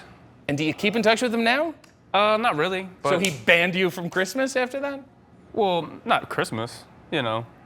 Christmas is for everybody. Maybe just ban me from his house. Did he talk about the Earth being flat? He's a flat earther? That explains everything. Preston, you missed your college graduation to attend a tryout at the Monster Factory. Then you lived in your car for 3 months in a Snap Fitness parking lot I and did. cooked on a George Foreman grill in the bathroom at night. When did you begin to think that wrestling was a mistake? Probably day one when I was let out of my car. Yeah, honestly, I was kind of embarrassed that I was like quote unquote homeless. But I was at the gym so much that they just offered me a job at the gym. So they felt bad for you. So, you know, I went from living in my car to working at Snap Fitness. Real rags to riches story. Come from behind. Yeah. I normally come from behind, you know? No, I don't know. And don't say the thing you said earlier. Okay. Jack Jameson, you have many, many nicknames. One of them is the Big Bad Bully of Buffalo. Bully me right now. I don't like those glasses at all. Good stuff. Those look like lady glasses. Yes, they do. Lady glasses. Yes. You also call yourself Posed Malone, which are your social handles. Aren't you worried he's going to get canceled and you'll have to change them? I think it's okay. He's like... you never know what's going to happen. He's pretending to be all country right now. Those guys usually pretend to be religious, too, Yeah, right? like Jelly Roll and Kid Rock. Yeah, That yeah, always is a yeah. good trajectory to It's be all on. fake with their face tattoos. Might as well call yourself Jelaine Flexwell. That's right. You also call yourself Flex Luger. Yeah. Here is my issue. Lex Luger is already Flex. He's a jacked guy. Are you a more jacked version of the jacked guy, or is it Lex now when he's in the wheelchair, in which case it's I actually think that was this club I used to work at, I think it was a DJ's name, and I stole it from him. Okay. So it's fine if it's like a second generation Yeah, it's not appropriation? from Lex Luger. It's from somebody that stole Lex Luger's name and made it his own DJ name. That makes and then I stole his DJ name and made it my wrestling nickname. Fair enough. You also call yourself Arnold Pumpinator because you're inspired by Arnold Schwarzenegger. Is that because you also bareback your housekeeper? I don't have a housekeeper. Okay, so you're just barebacking? Cole's actually his housekeeper. And congrats Why are for you you. telling people that? Hey, sleep with the fishes. He has to man. wear the Bernard costume while he's doing it, too. Speaking of Bernard, not Bear, should educational institutions accept preferential government funding for abiding by demands, or should they strive for academic freedom at the cost of less programs and services? Second one. Okay. All right, you're just gonna Hey, that was a great mime answer. Yeah, drinking. that's a great answer. This is a question about. I think it's an important. He's pleading the fifth. Excellent. Really, really good. Cole, you debuted in AEW disguised as Sting, helping Jay Lethal beat Darby Allin. How does it feel to be the least popular imposter Sting? Sting. I'm Sting, actually. Okay. The most popular Sting. Do a little Sting for everybody right now. Yeah. I'm Sting, baby. Excellent. Wow. Excellent. Really, Nailed really it. good. He nailed that. Really, really nice. Griff, say one nice thing about Brian Pillman Jr.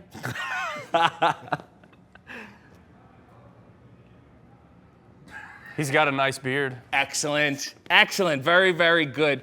You also teamed with him in the Varsity Blondes. Are you doomed to do school gimmicks forever? Seems like it. Mm-hmm. So what's next? Maybe But this the isn't a school. Again, this is just buddies. That's right. We're hanging because out. You know, age is a strict demarcation of things you're allowed in society. Thank you. Bingo.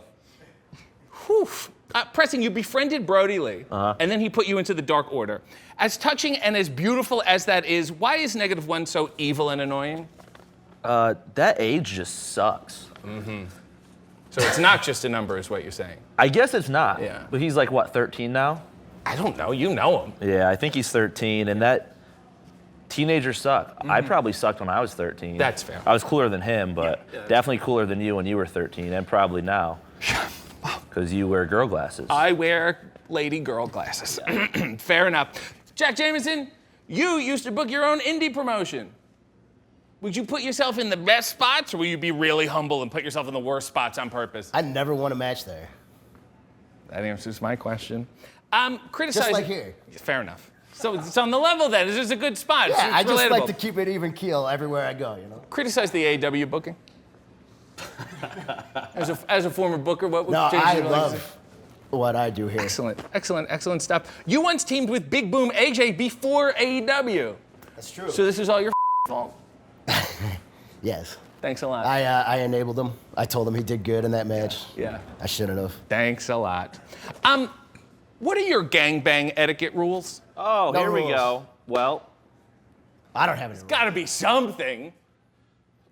Because back in the day, it used to be, look over there, plop, you know, have a nice night. You can't do that anymore. Shoes off. Shoes off. Okay, Yeah, that's a good one. Yeah. So going back to the age thing, you do have this. to be a certain age. Great. Rule number 2. Just to get that over, you have to be a certain age. Yeah. Eye contact? Sometimes. Okay. With your Boys, of course. With the Well, boys? I guess that's just my rule. It depends. Are they wearing But girly not like glasses? strong eye contact. Yeah. Are they wearing girly glasses? I don't know. What if they did this? You know what I mean? Now you look like a librarian. It's a little better, actually. Put them back down.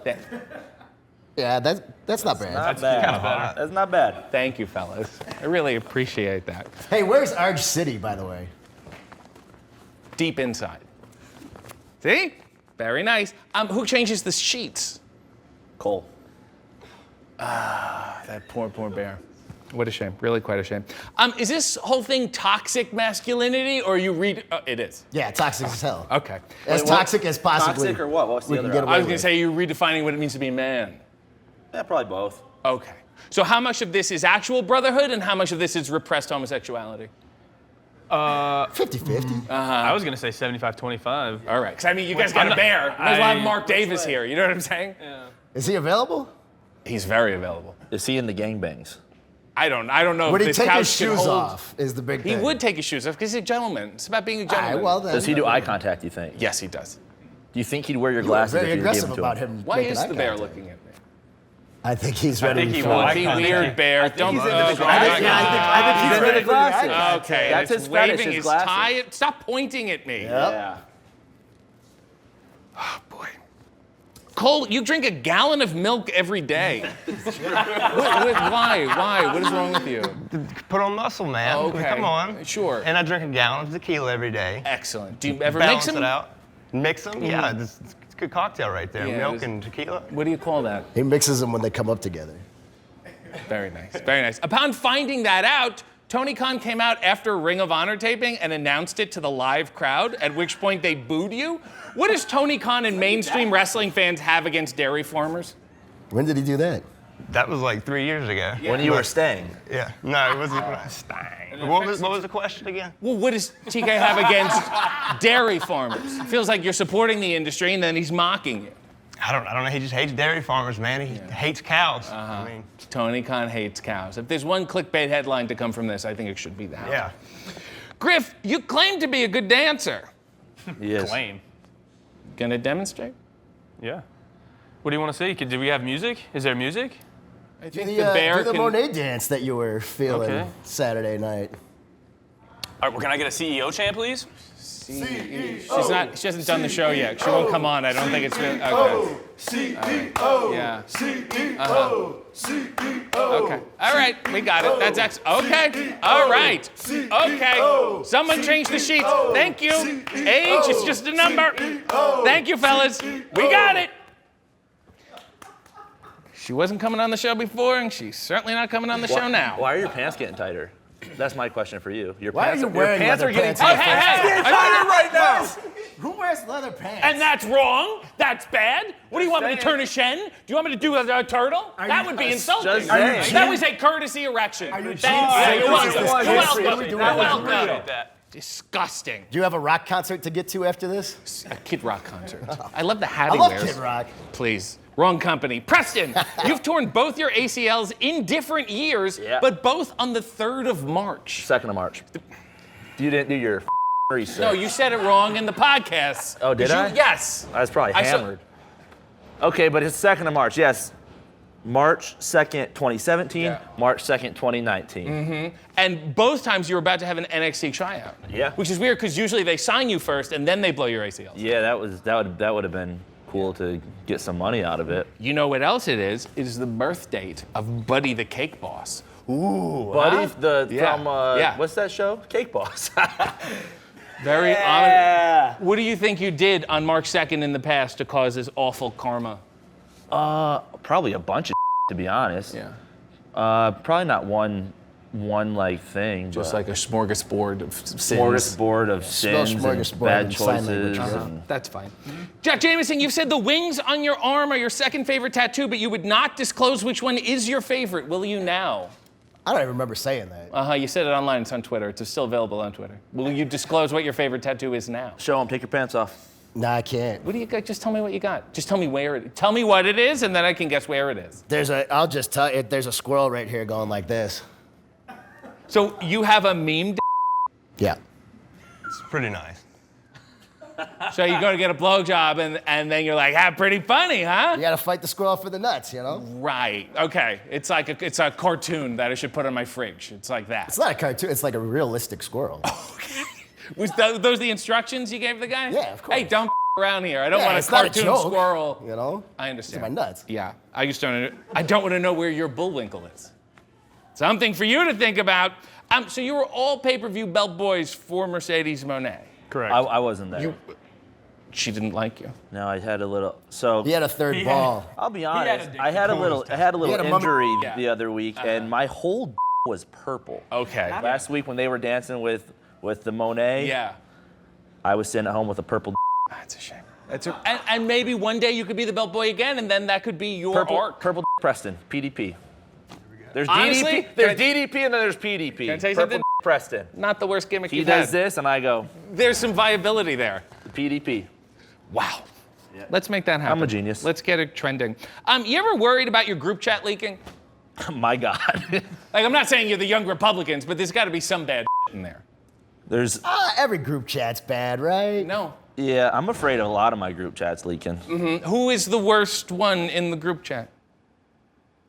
Who are you pointing at? Me? Vance, yeah. I think everyone's clearly pointing at you. The guy who said the questionable off the Mummy- top of the Mummy show. over there. The one that's on camera and it's going to be played, and I'm going to have to deal with editing to take it out or leave it in. And PDP, he's crazy. yeah, PDP is crazy. They've been saying that. That PDP is wacky crazy. purple Preston. That's fantastic. You also had to wrestle nasty Ned Fulmer from the Try Guys. That's true. I'm so sorry. We didn't know everybody was upset at him. Yeah. Yeah. Well, hey, at least you We fought would have him. brought him with us. Yeah. He could have partied. Like, that's our kind of guy. You know what I mean? No, Like, I don't know what I you feel mean. bad No, he's that not he your had to kind of hang guy. out No. with Angelico. No. And, you know. Well, this is awful. Bear, do you feel like university DEI policies violate civil rights laws? And in states where it is banned, does it have an impact on campus culture? No, see, that's where I think you're wrong. I don't think we're empowering students, and I don't think we're helping them. not a I think we're student. Not a stifling student. the diverse. No, it isn't about educational strength. That's not the case, Bear. This is his best dance. No, he's getting me upset. These are controversial views. And if you want to know why you guys don't think you're getting the push you deserve, I think this Bear's holding you back. I think I you're tried just to getting talk to upset because you don't speak Bernard. He's clearly true. illustrating his points to you very clearly. Alt-right And you're just Bear. getting worked up. That's what we need. Are you guys looking for new members? Not you. Yeah. Yes, absolutely. If that was you trying to get in this, absolutely not. But someone, maybe. Yeah, the frat house. Hey, the Okay, frat but house is a big house. it's a big house? We got multiple, bedrooms. Someone to clean the sheets, you know? Yeah. Hypothetically, though, if I was pledging, Yeah. You'd have Right? to bring a bunch of girls. No. All right, now, from behind I look like Gina Gershon. What difference does it make? I don't know who that is. I'll send you a text later. Okay. What would be the pledging process? What do I have to go through? Put me through my paces. Well, it depends. How good is your liver? It can be worse. It can get bad. Willing to take abuse. Good. So you'll Wait, have are to you still train. talking about your liver? Yeah. Okay. Oh, boy. You gonna take a nap, bud? Let's see what you're working with. Take your shirt off. We gotta see your abs. Abs is a big thing in this group. If you haven't noticed, we're all pretty. Oh, you can't do that. Yeah, so we can just do this. Well, you can take off your pants. I could take off my. What do your quads look like? Yeah, let's see the quads. Yeah, just get completely fine. naked right now. I can't. Honestly, that might be best. Can we get a little music going? CEO. CEO. I'm trying to get it out of it, Joe. Now we're talking. All right. He's got some quads there. Not bad. So I'm in? No, You're not in. no. But thanks for pulling your pants down on camera. Okay, please put your pants back on. Well, this has been a spit roast. And as an ostracized theater kid in high school, I feel like I've made it. Let me sit with you guys here. Come on, let me sit between the guys. Huh? Nobody's getting spit roasted. Let me hear you say, Frat House. It's so cold. And we can't end the show because we don't have the on-air You know, this is where the best part Get the bear away from me. It's going to show up on Fox News. All right, you know what? I think you can come party with us tonight. You took your pants off for us. The least we can do is get you drunk. Excellent. And can we use this thing? On you. Yes. You're already halfway You there. want that used Which on you? end? I'm trying to end the show. Sorry. Both ends. Oh, do we You do really that? want to get We just spit stopped roasted? talking? Holy All right. Vance, wait, you got to tell them the rule. Okay, Before we hold close. on. You can't If you leave. do join us, There's a whole thing you know, that we you know do. How You I'm, can't you know just how I'm, wrap the show I'm up. PDP. I'm Yeah. Purple Preston. You can be SRK, Spit Roast King. There you go. Nice. And the number one rule, win or lose, we boo! I don't think we have to be so loud. Part of it. This would be excellent. I would love it. And just sort of in the Good job. You went on close-up before Hey, and I take that as a sign of personal disrespect. Welcome to Hey AEW. I am RJ City, and my guests are Blake Christian, Lee Johnson, Swirl. Hey. Hey. That name's racist, right? So in retrospect, like probably, but it can mean a bunch of different things. Yeah, right? like racism. Why do you say that? Well, tell me what else it means. I think it's two different styles of wrestling swirled together. And what are the styles? White guy and black guy just wrestling together? I think you're making it racist. I don't think I'm making it racist. I think Renee had you on her show, and she endorsed the name, and I think it's fair to say Renee Paquette's a I think racist. she set us up. Possibly. A little bit. Set us up for you to come at us. I have some other options. I want I you to think hear you them have out. beef with Renee. I don't have beef with Renee. I'm No. excited for Her, this. you know, she's got strong racial views, and I think we all know that, but we can put it aside. Like a show war. Let's not get involved here. Let me just throw out some other options, okay? Tell me what you think of these. Backup, Osprey, and Swerve. I think that's racist. I don't think it's racist Where are you going at all. for there? Mellow, don't Miz. That's terrible. Okay. Are they friends, or do they just work together? Oh, I think we're buddies. I don't know. I'm asking the question. We'll get matching gear eventually. We have matching gear. Yeah, but and you we got baggy have pants for and you have months. tights. It doesn't match. I don't have. I have joggers. You got joggers now? Jogger He wears pants. joggers. I don't know about Jogger that. pants. 90s sitcom casting. Okay. We voted differently. That's crazy. It's good. It's topical. We're getting topical, right? Here. DEI writers. No. Cinnamon chocolate babka. I like that one. That's it. Hold on, let's go back to DEI writers. Yeah. Because that's a crazy one. It inspires conversation, I think. Right? Only one of us will make it. Wow, that's a crazy one. Well, it's suspense. Who's going to make it, right? Ebony and Pale. Ebony. It wasn't mine. It was a message board. Gingers with attitude. I'm not ginger. Okay. And finally, Blaxium. Blaxium? Wow. I think he has some history Any with a part of takers? that name. You know? Are there any takers? I like that one. Okay, fine. Keep it in your back pocket. Blake Christian, are you? All right. What? It would be weird if you were Jewish. Oh. No, I'm ginger. Okay. And that's a religious belief for you. in Yeah, many yeah. ways. Okay. You grew up in Friendship, Tennessee? That's right. Was it hard being an asshole? Yes, very.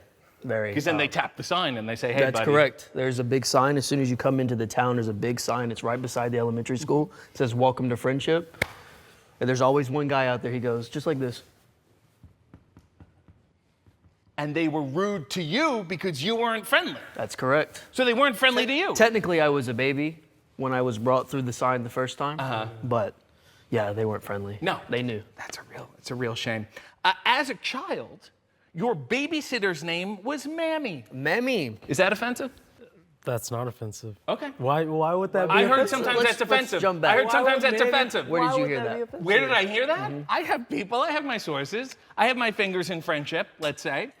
But it's there, it's at that house. Her husband kept watching wrestling. That's correct. And that's what got you hooked. That's correct. Isn't that beautiful? Is Mammy she and still Day-Day. alive? Are they both No, both dead. dead? Met Jesus. Okay.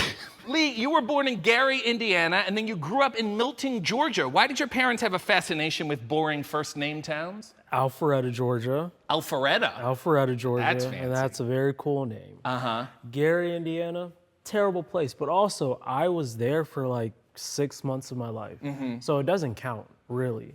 Okay. So I don't count it. You were born But you there. want I to said know you what's were born cool? there. Well, what's Did cool about it? you come out there? Michael Jackson was born there. I don't So know if that's that's why I stick with it. Right. Because Michael Jackson and we have something in common. Two legends. Oh, no.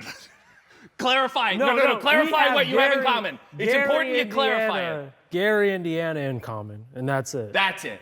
He That's swirled all. too. He did. He swirled. He was a one-man swirl. Oh, yeah. He by really came all the himself. way around. Lee, your father is a music producer. Yes. He has worked with people like T.I. He has. And I don't know who that is. Does he work hard or does he just go like, hey, man, sounds good?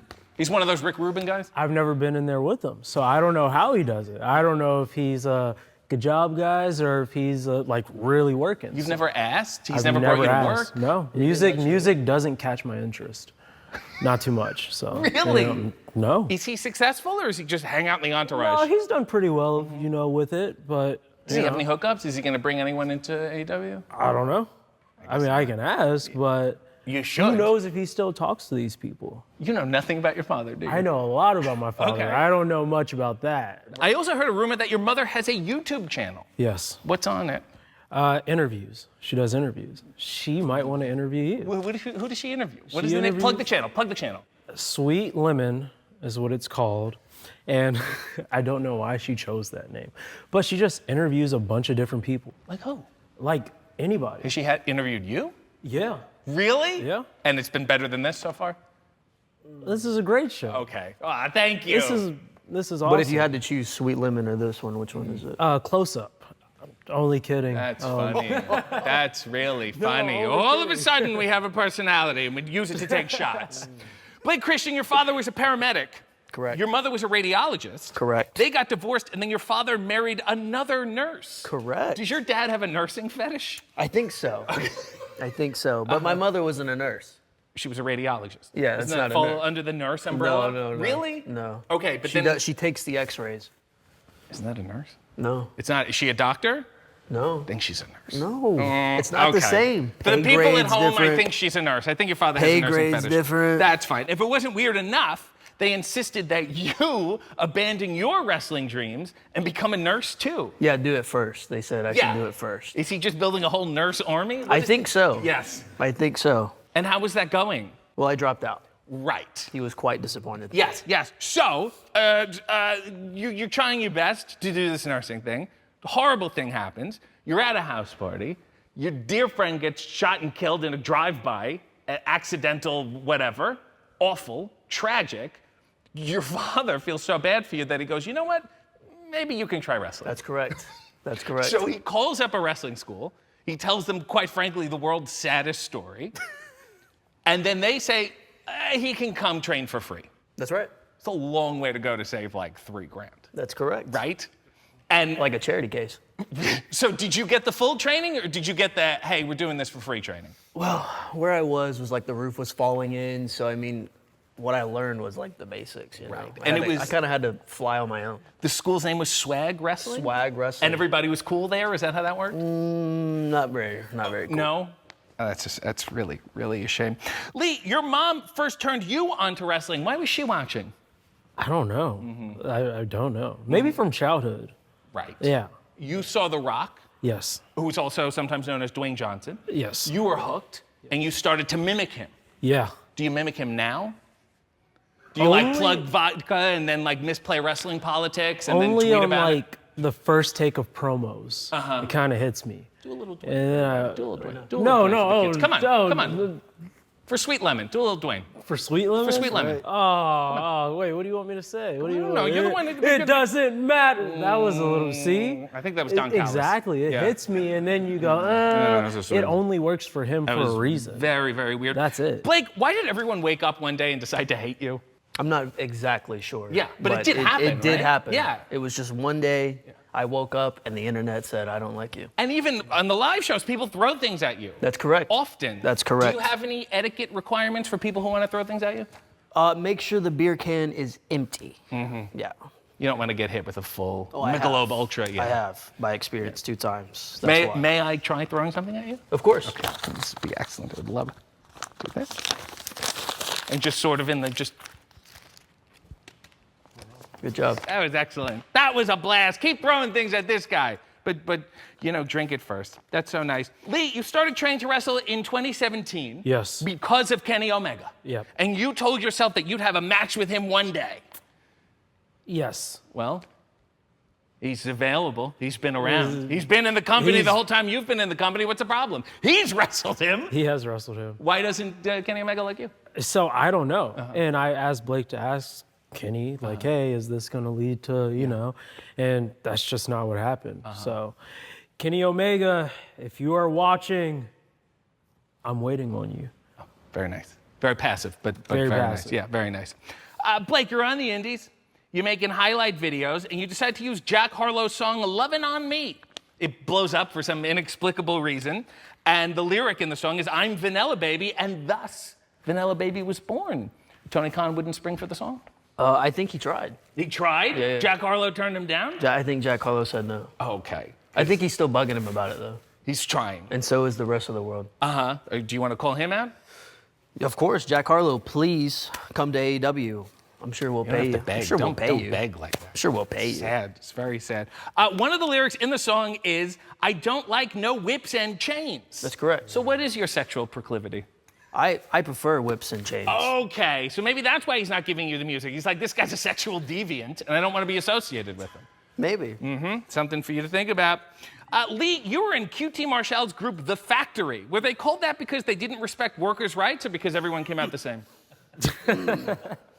Maybe the second part. They do it, the hip toss the same way, Yep. that whole routine? Yep. And it doesn't exist anymore, so is it a stance against industrialization? That might be the case. Someone stood up. Getting political. Lee, you were also managed by Arn Anderson. I was. What was the most useless advice he gave you? I don't think any of it was useless. It was all wise. It was all and applicable. wise. You ever hear him pronounce mauve? No. Don't. Blake, if you're vanilla, Lee would be chocolate. Okay. Interesting that you said it, but you wouldn't. I'm going to name some other ice cream flavors. Tell me what AEW personality they would be. Okay. Okay, pistachio. I don't like pistachios, so I wouldn't. So it would be someone you don't like. Play the game a little. Sorry. Who would you say? I don't have anyone. I feel like the first person that came Is to this my a mind trick was question? Hangman. Hangman. You don't like Hangman? No, I like pistachio. I like divide pistachio. here. Wow. I like pistachio. Split nuts. Rum raisin. What is that? You don't have rum raisin? No. Ben and Jerry's Chunky Monkey. Oh, that's great. That's a great one. Probably Swerve and Osprey. Okay. Oh, two people. Really nice. Really, really nice. Finally, passion fruit. Maybe Willow. Yeah. That's really beautiful. And you just hand waved it to continue the racism mark. Okay, very good. Lee, you call yourself Big Shotty. Yes. Why? So, I had an uncle, and because he passed away, he played college football, and he called himself the Shotgun. So it started off as the Shotgun Lee Johnson. And then you thought better. And then I did an independent show, and there's a guy that called himself the Human Shotgun. So then the promoter goes, hey, there can't be two shotguns. Right. This guy is, being used more than you, so you have to change your name. I came up with Big Shotty. So you said, what if I just shorten it and put a Y And on put the a Y. end? And it sounds like slang, like But for Shotty nothing. sounds like slang. Yeah. So I was like, it's cooler anyway. And you have a move called One Shot. I don't know where that came from. That's a lie? I've never called Why a don't move you One have a Shot. move called One Shot? I mean, I could come up with one. I think that would be nice. But whoever made that up just lied. Yeah, well, people need to get their facts straight. You have a brain buster over the knee. Yes. Called Brain Dog. Yes. Tell me about raising awareness for canines with mental health issues. I'm all for the cause. That's you That's see a all I got. Doberman and go, Yep, you dumb all son of a for bitch. the cause. Yeah. That's it. How are you feeling today? Yeah, I understand. Blake, your first finishing move was a 450 splash named Elia. No, that's incorrect. Are you going to correct it? I don't know exactly what it was, but it was not a 450. I would jump sideways and I would twist, and it was very unique. Sounds like a guy who can't do a 450 splash. I can. I've done Okay, it several all right, okay. times on this show. All right. But it was named Elia? The 450? Yes. No. Well, what the side twisting thing? Yes. Okay, yes. I'm just trying to get to the point here. Named after the person who was shot, the person you lost. Correct. Did you do that so people would feel bad kicking out of it? I don't think anyone ever kicked out of it. Exactly. See what I'm saying? Mm-hmm, mm-hmm. You also have a submission called Vanilla Choke Zero. That's correct. That's a good name. Why don't you have someone cool like that? I don't know. That's One a great shot. name. What is that? That's a great name.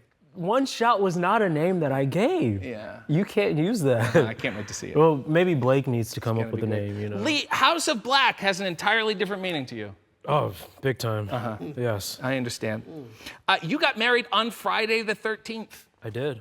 Do you not believe in omens, or were you just trying for like a double negative? I am a big horror movie fan. So on our car, we actually have a Jason mask. I wore a Jason mask at the end of the wedding. Yeah. So on our car dashboard, we have this Jason mask. And you put the mask on, and then everyone in the party just sighed, and they went, ugh. No, everybody went crazy. Yeah. It was the highlight of the night. Friday the But I would 13th. say in these horror movies, the black guy dies first. Not in smart horror movies. You we live flipped it longer. around. Real Jordan We Peele live over till the here. end. Yeah. Blake, you were signed to the Paul Levesque Vanity Project for 9 months. That's and correct. then were released due to, quote, budget cuts. The Crown Prince couldn't chip in a few dollars. I wish he would have. Is that why they're so profitable now? Because they got rid of your contract? Probably. I was Yeah. very expensive. Balanced everything out? I was very expensive. While you were there, you had an idea for a superhero-ish character? I wouldn't say it was my idea, Okay. but I was given the idea. Oh, you were given the idea. And then I came up with the name. And the name is? Blaxium. Excellent. And then they got rid of you, and they gave it to another guy. So they stole it from you. Yes. Yes. And you've been really nice. And you said the guy who's doing it does a better job than you ever could. That's kind of what I said. Yeah. But that's still a pretty thing for them to do. It's okay. I wasn't really under the idea that I would love a mask. You enjoy breathing. Yes. Yeah, I correct. understand.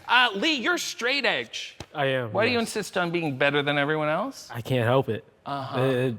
Born this way. No, but seriously, yeah. I've had like 2 drinks. Will Hobbs and Sean Dean. Okay. A few Bad years ago, influences. they, coerced me, got me to have like a glass of wine, and that was all I needed to know. Okay, I'm going to continue being straight edge. Just wasn't for me. So they were so bad to drink with. They were great to drink. Yeah. They were great to drink with. Yeah. It was just one drink let me know everything I needed to know. And Blake, you just do all the drugs for the team? Normally, but I like to stay away from the drug part. I just, You drink just a little drink. bit, Okay, that's fine.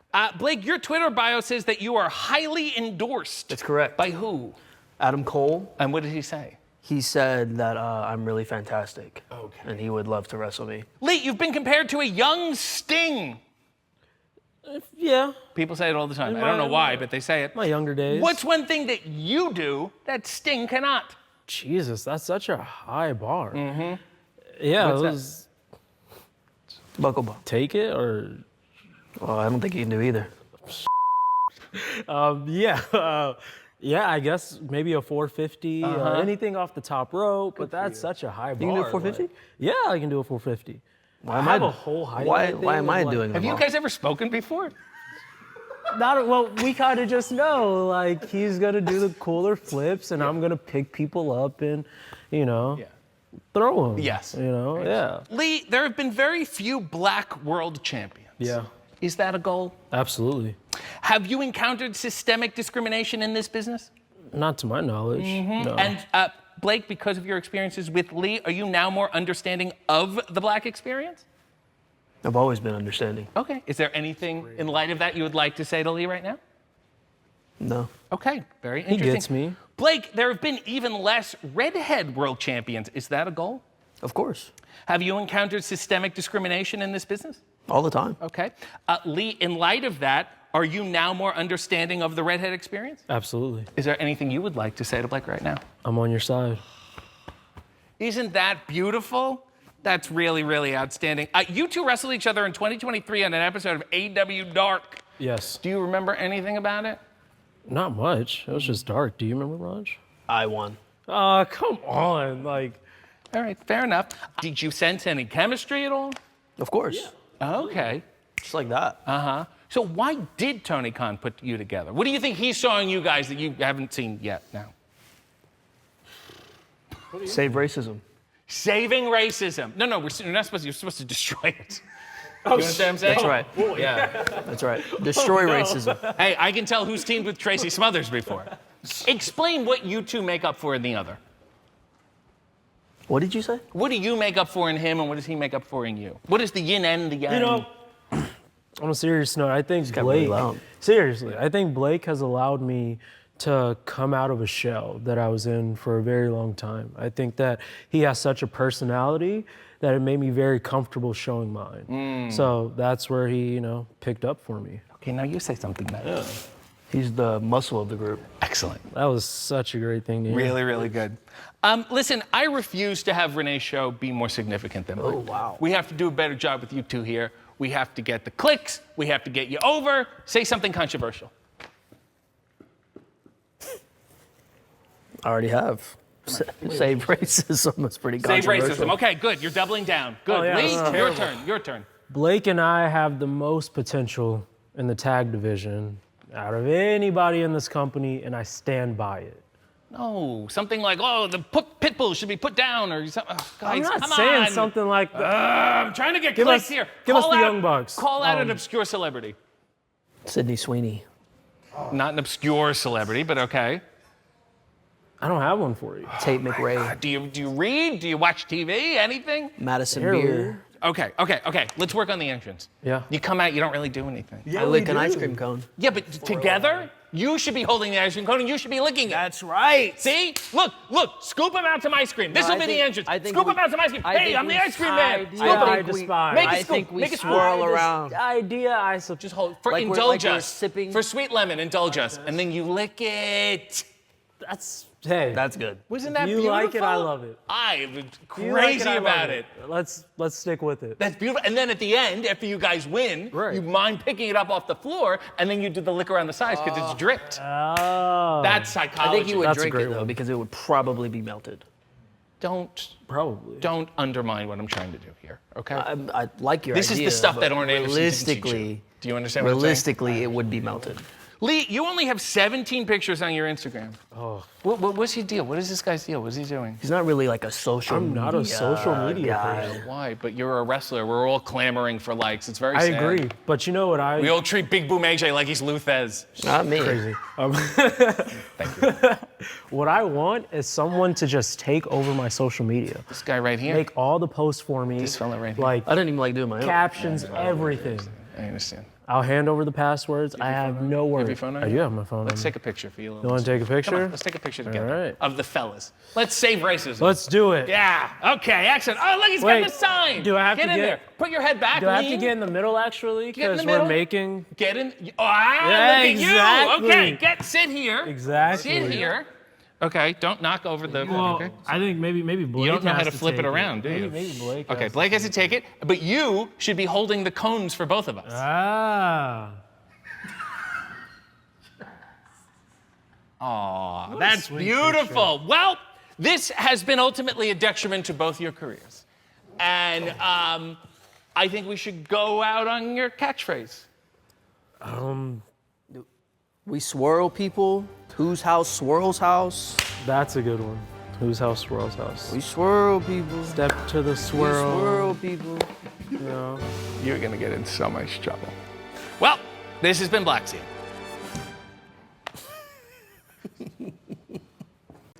You want to take that jacket off? I'm getting hot. yeah. You are getting hot. It's all this condom talk. Yeah, speaking of jacket off. It should actually be pronounced Von Erichs.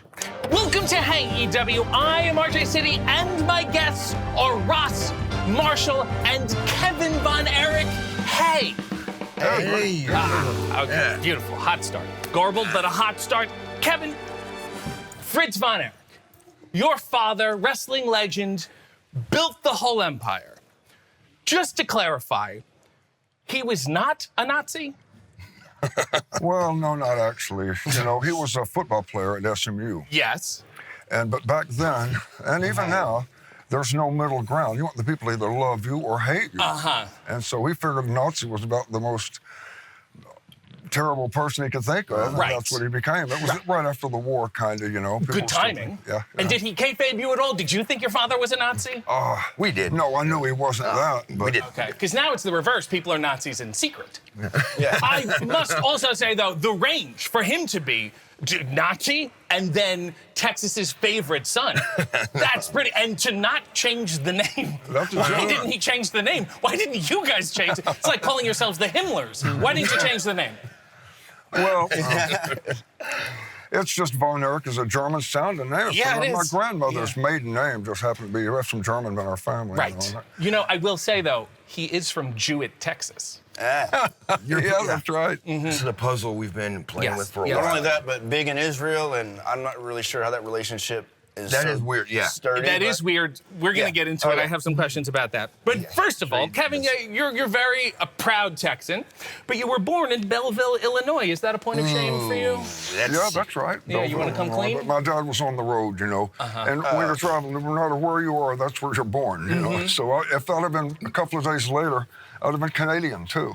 He's playing it cool. That's like the biggest, that's an insult. We insult him with that all the time. I Yeah, was like, you should have put the Sportatorium in Chicago. Yeah, exactly. Really. Yeah. It's just awful. But you two are from Denton, Texas. I was born in Marshall, Texas. Oh, gosh. Yeah, I was born in Grand Prairie, Texas. Okay, wait a minute. Marshall was born in Marshall, Texas. That's you were right. just out of names. Is what you're He's saying. like, Marshall, he's born there. my That's dad home. claims that it wasn't because we were in Marshall, Texas. And didn't I get named like a week or two after y'all left the hospital? In my mind, I remember driving home thinking, or I remember the conversation, everyone, what are we going to name him? Like it was a pet or something. Yeah, just like it. Wow. Yeah. If y'all I knew think the they said truth, it too. if y'all knew the truth, it's not a cool story, and it kind of is, I guess. But I have a friend named Steve Simpson who was with the South African Army, and they were having a war against Angola, I believe it was, and he had a lieutenant named Colonel Marshall, and he saved that whole helicopter man, saved my friend Steve's life, and he was a heroic son of a gun, and these guys have got hero written all over them, I'm telling you. I just did it because... Okay, out of respect a lot for of that pressure good on you. son. And Steve Simpson, my friend. Kevin, you have 5 brothers. You had 4 children, and you have 19 grandchildren? Yeah. Why don't the Von Erichs believe in condoms? It's a hot, you know. You're the most virile topic people around I've ever met. You can't even masturbate in the backyard. You might grow something. What is wrong with you guys? What is going on here? Take a weekend off, will you, please? My grandfather, he's a racehorse, and God bless my sweet grandmother, but yeah, it's, the name lives on. He made sure of it. He made sure of it. Yeah. Live on. Are you guys done having kids? No, I haven't had any kids, so that's all. Hey. I'm with you. Oh, yeah. Congrats. Suckers. Jeez. You want to take that jacket off? I'm getting hot. yeah. You are getting hot. It's all this condom talk. Yeah, speaking of jacking off. Very nice. Wow. Okay. All right. So here's my next question. Is it weird having a hot dad? You know, yeah, that's been a debate. Yeah. They're usually, I consider them the lookers of the group. Well, you guys are also very attractive. The whole family is attractive. Oh, man. Every Von Erich. Who's the ugliest Von Erich? Let me tell you, we're all ugly and proud of it. Because we're men, you know, who needs a pretty man? You know, I couldn't help the way I was born, I'll tell you that, but I am not any pretty boy. I agree with everything my dad says. That was a hot guy thing to say. Yeah. Like because this guy, so he ran track and stuff, and his hair was in his eyes, and so he grabs his hair and just cuts it out. He doesn't care what he looks like at all. Right. And so he's more natural beauty. We gotta go to the gym and stuff. He's a stallion of a human being. His workout advice is eat Twinkies and drink some Mountain Dew and do some sit-ups, and he's just great genetics and stuff. So look at this. It's his all Yeah, my dad was like a racehorse, really. I'm so lucky that I eat. My favorite food is chocolate milk, you know. And, I eat whatever I want. I don't get fat. It's just, you know what it really is when you start young, when you start training young, you know, it just becomes part of you. Like these guys, they aren't bodybuilders at all. None of us are bodybuilders. Would you just admit that you're hot? Just look into the camera and say, I'm aware that I'm attractive and we can move on. I mean, Please, this is nauseating. For them to make a movie about you and use like the Hollywood hunks, Right. Imagine if if it was Paul Giamatti, how insulted you would have been. Okay. But, he won't do it. All right, okay, that's fine.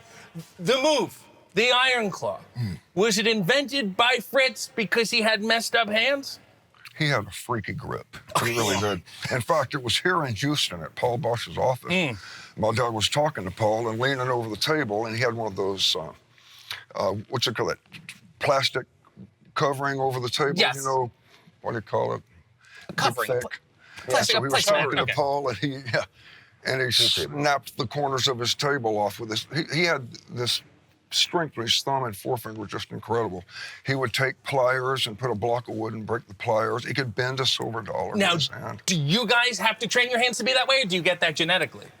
We do. We do like upside down push-ups on your fingertips and stuff like that. Can you turn the strength on and off? No, like we have no control. Like when we grab a cup, you never know what's gonna happen. So then you guys all have to be lefties. Like if I get pissed off, my hand will come up and. Right. Why not use the stomach claw? Here's my concern. I think that's just a painful maneuver. I think the stomach claw is. We would. I think we start using the stomach claw actually. Yeah, the claw. I feel like it's like a last resort. We want to see what we have. That's if right. We can, if we can win their match in a technical way, and then you've got the claw in your back pocket. You know? I understand. Yeah. Would you just give me a little? Would you just claw my forearm a little, just so I could get a little? I take that. Okay. All right. Thank you, but also thank you. I felt multiple things that I wasn't expecting. Kevin, you wrestled barefoot, and now you're often barefoot like all the time. I see you on Dark Side of the Ring, you're walking around barefoot. Yeah, I am. I love being barefoot. So what happened here? You don't respect me, or do you respect me? It's a nice show. It's a nice building and all, and so I've got my Sunday You can be clothes honest, on. it's not a nice show. But yeah, if you're gonna give me the okay, I'll ditch them right Let's here. do it. Let's all take our shoes off. Come on, let's enjoy ourselves. Get those socks for me, bro? Give me the socks. Oh my God, these are high. Oh, thank you kindly. Jeez, enjoy yourself. There we go. Put them there. Yeah, those are mid-thigh. Wow, this is so much better. I feel so much more engaged. Now, Marshall, you followed in your father's bare footsteps. That's right. But Ross, you rebel by wearing shoes. Why? Why are you the punk of the Von Erich family? Just figured he's already. He's got the feet thing. I think we'd only be known for feet if we're just a bunch of barefoot family. Like That's fair. Oh, the feet people, right? Yeah. It's a little bit of a fetish, right? You can. Well, there's a technical reason. No, I'm on foot. Okay, let's hear the technical non-fetish reason. We're known for our drop kicks. Right. We are, and we can kick like a mule, you know. But Ross has got a point. It's like making it a Magnum with those boots on. Yeah. You really kick a lot harder drop kick. What happened to you, young man? I'm really barefoot all the time. He's always barefoot. Yeah. He's just like me. All day. What's frustrating? So's Ross. We're in Hawaii most of the time, but as soon as we came to San Antonio, we got stickers. There's rocks, limestone, and stuff. So scorpions, tarantulas, coral snakes, rattlers. Yeah. So my feet have been taking a beating, but it's just I'm rebelling in the opposite way. I understand. I appreciate it. Trying to build my following on Foot Finder and all that stuff. You know, there is a movie out there that reminds me of your guys' life story. It's called Four Brothers with Mark Wahlberg. Have you ever seen it? No. You should. You would love it. Heard of it. There's also a biopic called The Iron Claw. Not really crazy about it. I'm not really getting the relation to the whole thing, to be honest with you. There's a lot of inaccuracies. How up is it that one of the comments is it wasn't said enough? Yeah, no, seriously. Really? I didn't hear that. I heard it went the other way. Well, what are you happy that they left out of the movie? Oh, my God. Oh, God. There's about 4 or 5 hours of good stuff they left out. Right. But, Go read a book. It's okay. Well, you know, they're all real nice people, and they spent $20 million or so making this movie, and so I'm not going to come out and shoot them down. No. And what am I going to gain from that? Exactly. You know? Why weren't they nominated for an Oscar? What's going on there? It had everything. It's a tragedy for 2 hours. That's an Oscar movie. I think it was because it came out at the very end of the year. Didn't give it really a chance, right? Yeah. They sabotaged That's it, what quite I frankly. told myself. What was up with the guy playing Ric Flair? The guy who played Ric Flair. Confused everybody. Oh, man, yeah. Yeah. It sounded like someone just described who Ric Flair was. Ric Flair's got so much personality. Yeah. It's just busting out of him, you know, and I don't think you'd find a man on earth that could play Ric Flair. Or my dad. Yes. I'll have to say this. That guy did a pretty good job. Hope McCallum did a great job, I thought, of my dad. There's one point where he yells out a cuss word at my brother, "Wow, Mike!"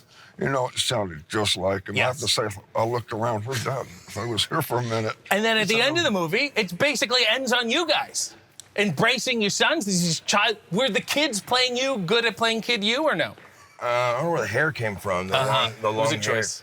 Yeah. And you guys sat there and watched it, and it must have been emotional. And you were sitting there going, "We're not making a dime from this."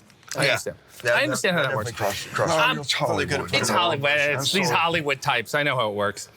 Kevin, you were called the Golden Warrior. Why? Yeah. I never knew why that was. Blonde hair? I wore gold trunks a lot, and then I have blonde hair, but that's all I can figure on that. If your sons had to be warriors, what kind of warriors would they be? There we go. Oh, shoot. Well, that's when... you know, Ross and Marshall Von Erich are TV names. The truth is, this one is Dutch, and this is my house right here.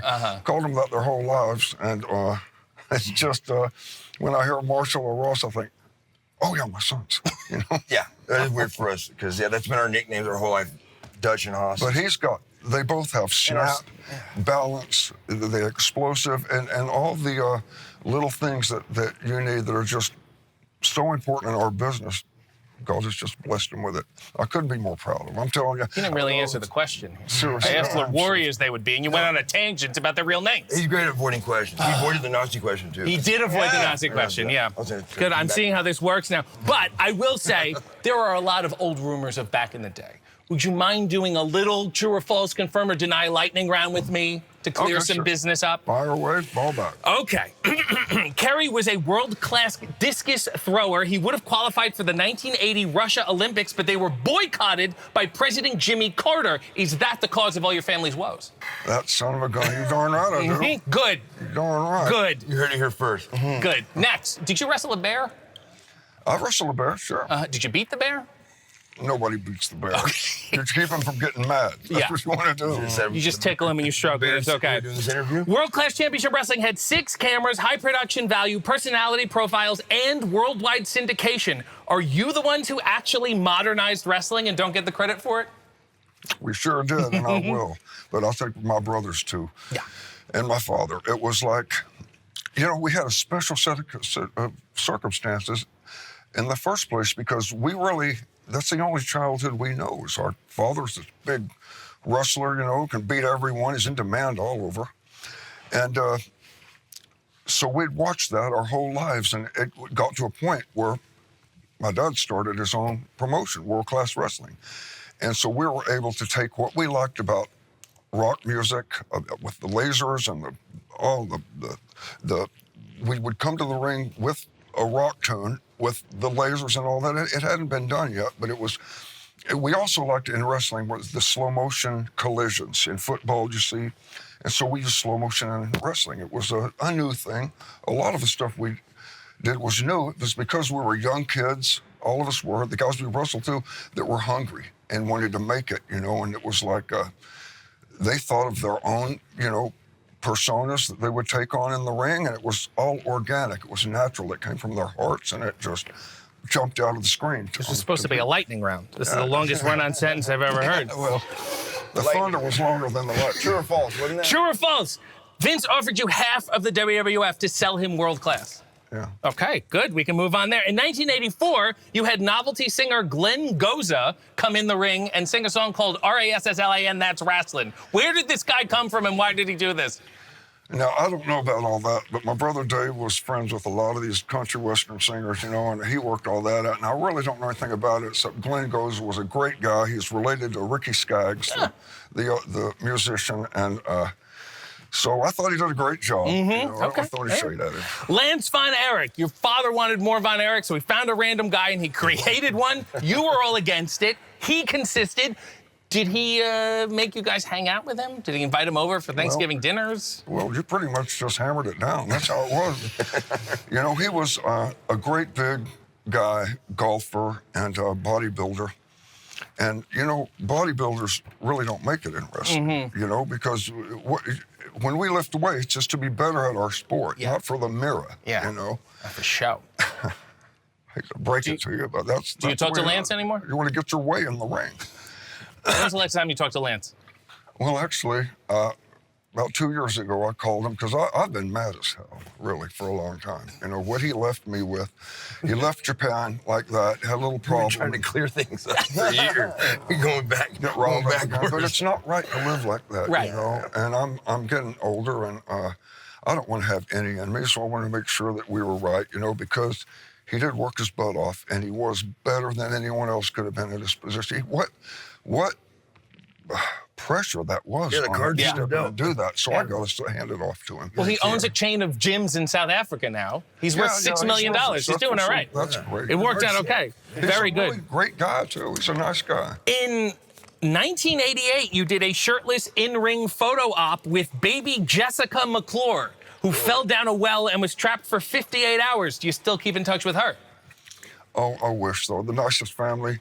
The mother was a big fan. Okay. And so I got in the ring, and they wanted to do a little thing with the baby. You were going to put the claw on baby Jessica? Yeah, no, well, she gave me a kiss, and I passed out. Oh, very and next nice. thing I know, she's covering me, and I went to get even, but I saw the cameras, I let it go, you know. But, Wow. She beat me. Wow. How selfish, baby Jessica. That's disgusting. When did you throw her in a well? She liked What'd she do? No, she was at her house, and she stepped in a hole and fell in the Publicity stuff. Mm-hmm. Yeah, she was there for a long time. Talk about this in the car. Lastly, true or false, you ripped up your Vince written Hall of Fame speech scripts before you went out there. Where did you get all this stuff? Hey, I have my sources. I talk to people. True or false? Answer the question. He called me before the interview. Well, yeah, that's true too. I've always like when it comes to a speech like that, I'm not a professional speaker or anything like that, but I had 5 minutes to cover, you know, and so Vince wrote me out a little speech, and I looked at it. I'm not going to say that. Would have said, like, in this very ring. He said, don't do it. Don't win it. That was sick, man. You're right. This is nationwide. I said, trust me, Vince.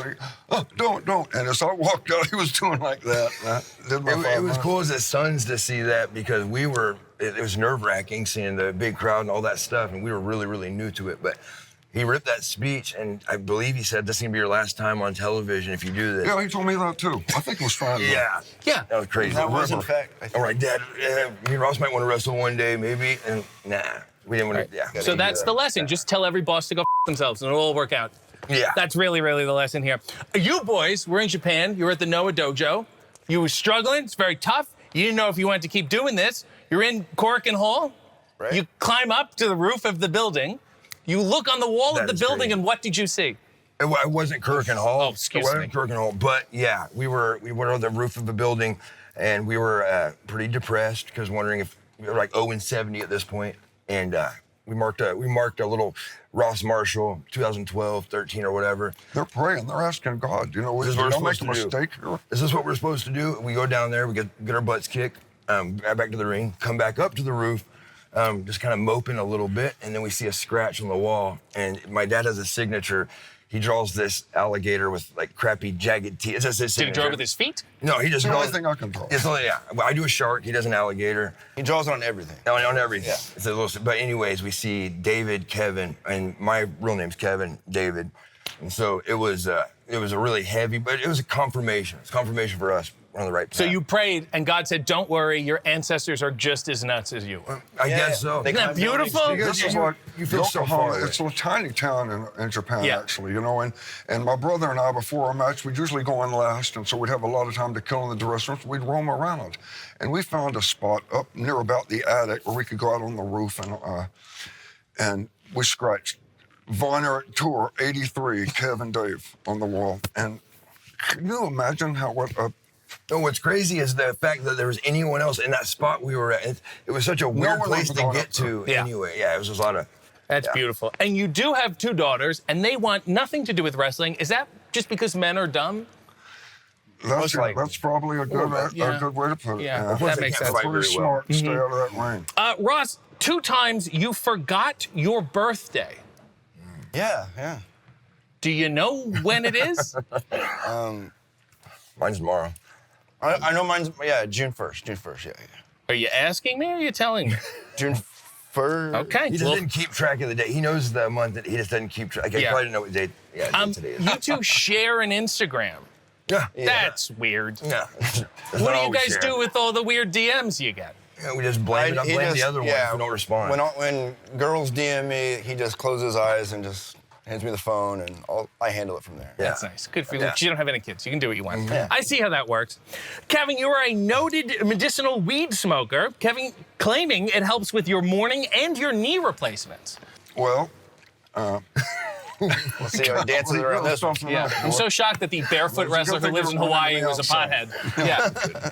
But I'll tell you this, truthfully, I've had a lot of injuries, you know. Yeah. And I've been in the ring steady for about 23 years, retired in Israel, but you know, you get a lot of injuries, a lot. And knees, both knee surgeries, concussions, elbows, shoulders dislocated, and pain pills are reality. If I don't take a pain pill, I'm gonna lay in bed with a heating pad all day, you know? And so I got my knee replaced, and they gave me OxyContin, which is the worst of them all. And 3 of them a day, in morning, noon, or about 2 o'clock, and then before dark, right at dark. And it's a terrible, well, you can't do that. Yeah. I mean, it conglomerates in your liver and all, it's terrible. Was the weed back in the day better or just easier to get? Well, I want something natural. I love nature. And if it comes from the earth, then I want it. It'll help me, but not from it comes from man, you know. Yes. And so, yeah, it's legal and it's natural, and I tried it, and it's great for me. I'm not saying I don't endorse it for anyone else, but as far as I was concerned, I had to get off of that OxyContin, and it's hard to do. I mean, it's like you feel like you have the flu when you try to stop. And you guys are completely clean because of your family's history? Yeah. Ah, that sucks. You're really missing out. Your father's ripped, and he's having a great time. Kevin, you were also in charge of picking your brother's theme songs. Yeah, I did. That's right. If I had a theme song, what would it be? Well, I picked ours for tag team matches. It's Ray Sombre's album, and Kerry, though, my brother Kerry, he loves music, and Kerry picked his own song. That was Rush from Kerry. Kerry came up with that, but I had Dave. I said, Dave, when you go to the ring, you want that interesting sound, you know, and where the crowd, it's Dave, and then the crescendo, and you kick the door out and come out. He said, got it, Kev. I said, well, what's your song? He goes, Texas When I Die by Tanya Tucker. So are you kidding? Oh, yeah. Anyway, he went with that. I picked the Cowboy song by Thin Lizzy. Thin Lizzy. Great for him. And so he liked that one. And Dave had a really independent streak, and he said, by God, I'll do this my way. I said, okay, Dave. All right. But you had Stranglehold. Yeah. By Ted Nugent. I feel like that's And then made you for us. guys have it, and it played twice in AEW until TK informed you it cost $70,000 per play? Yeah. What do you think Ted's doing with all that money? Probably hunting or blowing something up. I hope he's having a great time. Yeah, I He's hope you're something having a great time. Could have thrown some cash Way to my go, way. Ted. Would have been nice. Yeah. Your neighbor in Texas is Goldberg? Yeah, it is. There's no way he's a good pretty neighbor. Like not next door neighbor, but yeah, we worked out over his place a few days ago. They tried him. Yeah, we got him ready for his last match. and Yes. stuff. Did you get him ready for his last match retirement speech? Yeah, Ross did. Okay, so you said ramble on, get cut off, and be upset about it? Yeah, Is yeah. that was your advice? Okay, He handled fantastic. it perfectly. You two do have the Claw podcast, the Claw Pod. Yes. But you haven't done an episode in a month. What's going on?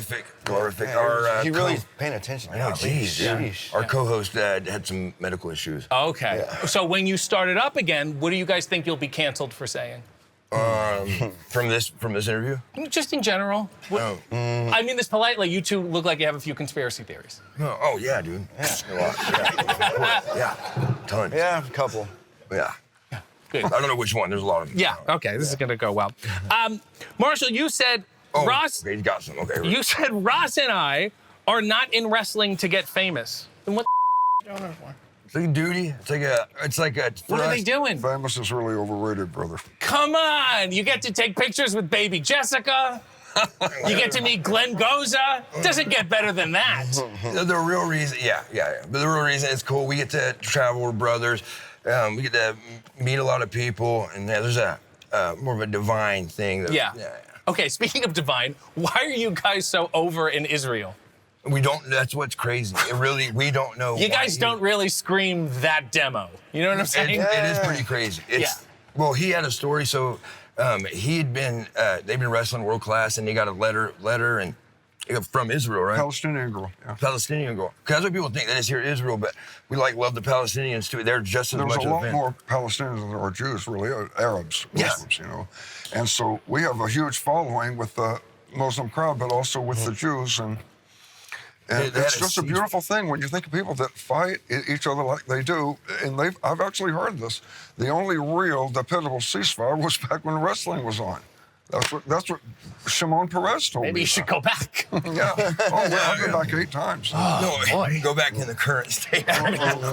Do everybody a favor. Kevin, you also said, quote, the great thing about having concussions is that I can watch movies multiple times and it's always a new movie. Oh, are you like spying on it? How does he know all this stuff? That's crazy. You know, as you get older, life gets better and better. Have you seen this movie called Iron Claw? The what? Perfect. You're gonna love it. It's excellent. He's watched Avatar like 12 times. I will say, you've been through a lot of tragedy. You've mourned more than anyone I know. What are your tips for mourning? Give some advice to the mourners out there. For mourning? Oh my gosh. It's always such a serious question. Lightning round. Yeah. Make it funny. Well, I say, tell the truth. All I can really say is for what worked for me for things like that. It's weed. You've got to get busy. Move around and get working again and just doing things because you don't feel like anything. You just can only think about that. And life does go on. And, you know, one day it's going to be over for all of us. No one was going to get out of this place alive, you know. And so you've got to be comfortable with death, actually. And that's why I believe in Jesus. I'm not afraid of dying at all. My sons know what they know. And it's one day something's going to happen. And you're going to look down and see your body laying there and think, oh my God, I'm fat. I'm dead. Why didn't I tuck my shirt in? Why am I shoeless? Yeah, but now what? How did you be prepared? I will say, though, you have also said one of the things that have gotten you through the tragedies has been your sense of humor. Yeah. And you must have a twisted sense of humor, given everything. So give me one of your tasteless jokes. No, my dad's got he can get a dark humor because he went through a lot, 100%. But I don't know about the. Well, I kind of didn't hear you really. He said you had a twisted sense of humor to cope. You know, that is so true. Sense of humor is imperative. It really is. And like, and you know, everybody laughs if a nun falls down some stairs. That's funny. But like for me, I need her to be in a wheelchair too. You know, that would crack me up because I'm sick. I'm twisted in that way. Right. You know, okay. All right. That's enough. That's enough. We want the nun in a wheelchair. Well, I'm laughing now, but I will cry about this later. And I feel like baby Jessica, and I've fallen down your well of joy. And I was going to say we should recreate the ending of Iron Claw, but I think Four Brothers is a much better movie. So would you just read this line here, this line in bold? The popos is here. Y'all better run, man. These sweat cops are crazy. And if that doesn't say it, I don't know what does. Man, beautiful stuff, gentlemen. Police. I wish Sean was saw this. Is brilliant. Yeah. Four Brothers. I'll give you a copy. What a writer. Wow. Do you want me to put your shoes back on? No, I don't, man. You're doing great. Keep it up. I want to see. Are you a real? I mean, you're barefoot. You walk around barefoot a lot. No. Look at how delicate these are.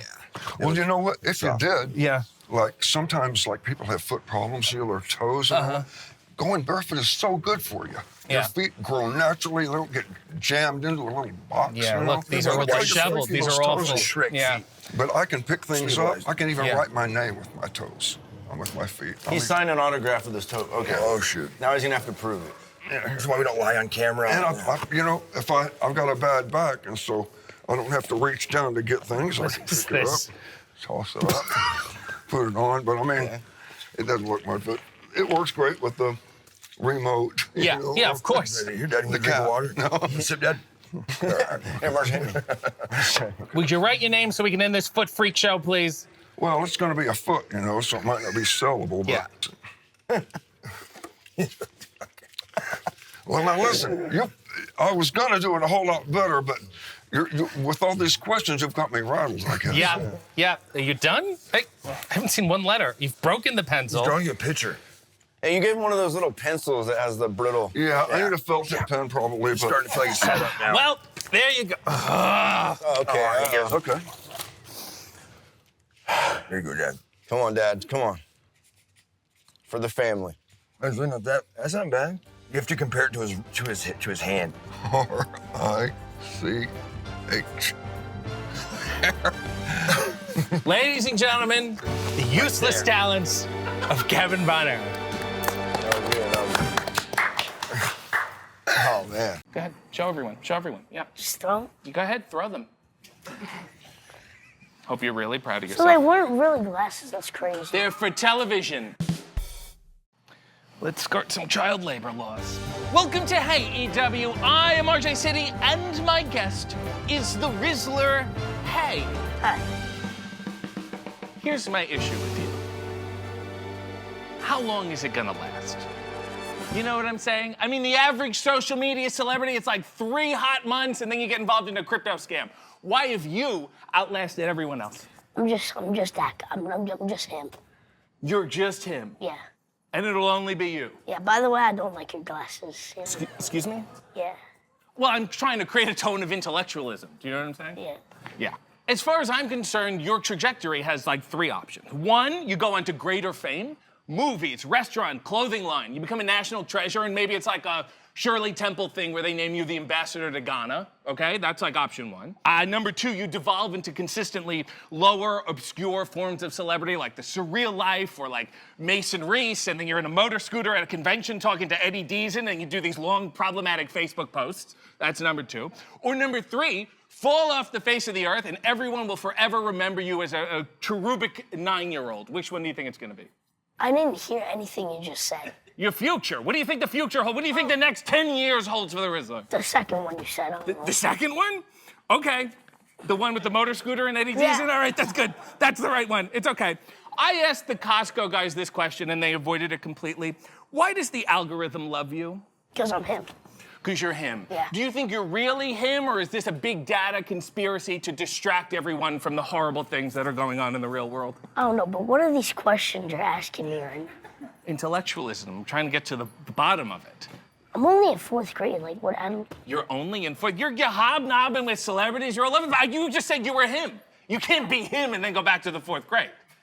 Except your himness. But because I am him. You're him. If you're him, then who am I? I don't know. Despite claiming that you are a Jersey boy, you were actually born in Staten Island. Yes. And then moved to New Jersey at a very young age. Why did your parents insist on visiting the worst of the greater New York area? I don't know. Yeah. Are you really Italian, or are you actually like Macedonian and something you don't want to explain? It's just easier to say you're Italian. No, I'm Italian. Okay, prove it. What's the most Italian thing you've done? Be on the Grown Up Italian podcast. With that Mario Bosco guy? Yeah, what's his deal? That face says it all. Demonstrate some of your Italianness. Show how Italian you can be to the people at home. My favorite food is pizza. That's like every 9-year-old in the world. No. That's not exactly a deep cut. No. It's not like you're putting on a Mario Lanza album. Do you know what I'm saying? What's your favorite cheese? No, I don't know what you're saying, actually. Rank your favorite cheese. American cheese, Swiss cheese, cheddar cheese. Well, to what? To what number? Well, I'm just saying, I said prove you're Italian, and the 3 cheeses you ranked were American, cheddar, and Swiss. Do you see the problem here? No. Oh, mozzarella. There you go. Now we're back. Just to clarify, you're not related to the Costco guys? No. They sort of just rent you? Yeah, I don't know. I understand. Well, you do have an actual father, Yeah. but he is part of the greater Costco universe under the name Uncle Savasta? Yes. Okay, do you see why people think you're related when everyone calls him Uncle Savasta? And then if your uncle, he would be the nephew. Do you understand what I'm saying? This doesn't make any sense. No, it doesn't make sense. He should be Father Savasta to you. Yeah.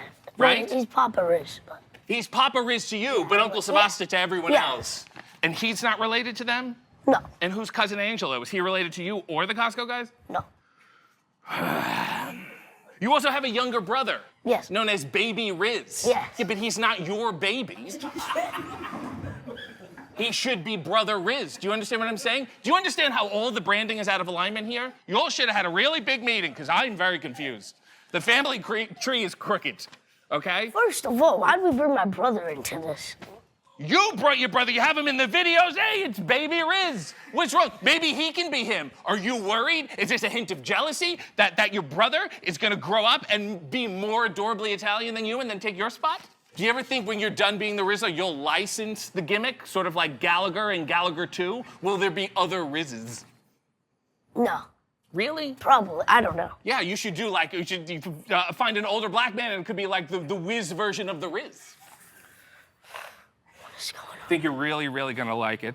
Your father handles all your social media. Yes. Do you think that this is secretly his dream and he resents himself for not being famous? No. Really? Well, I don't even know what you just said.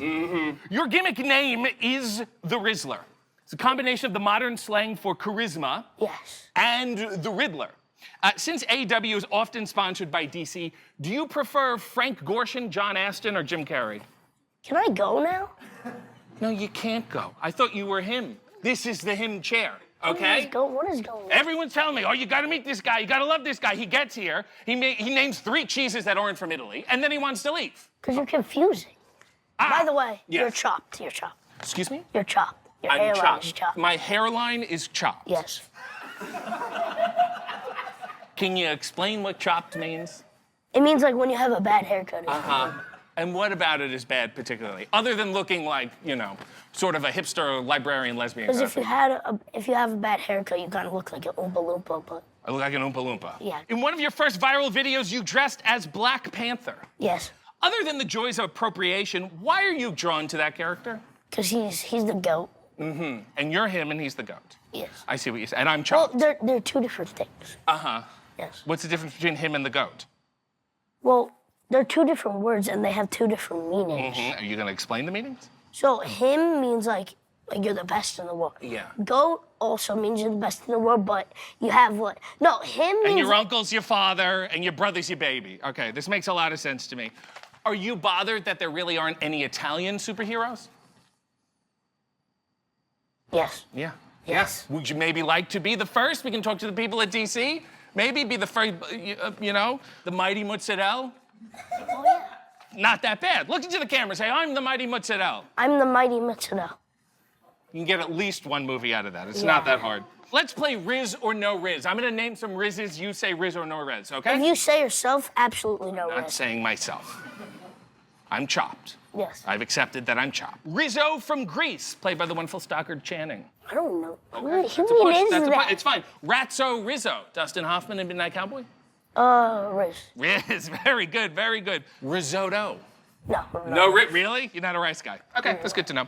On a live stream, Big Justice once called you by your real name and you did not like it. Share something personal about him so he can get even. I don't know. Just share something personal about him.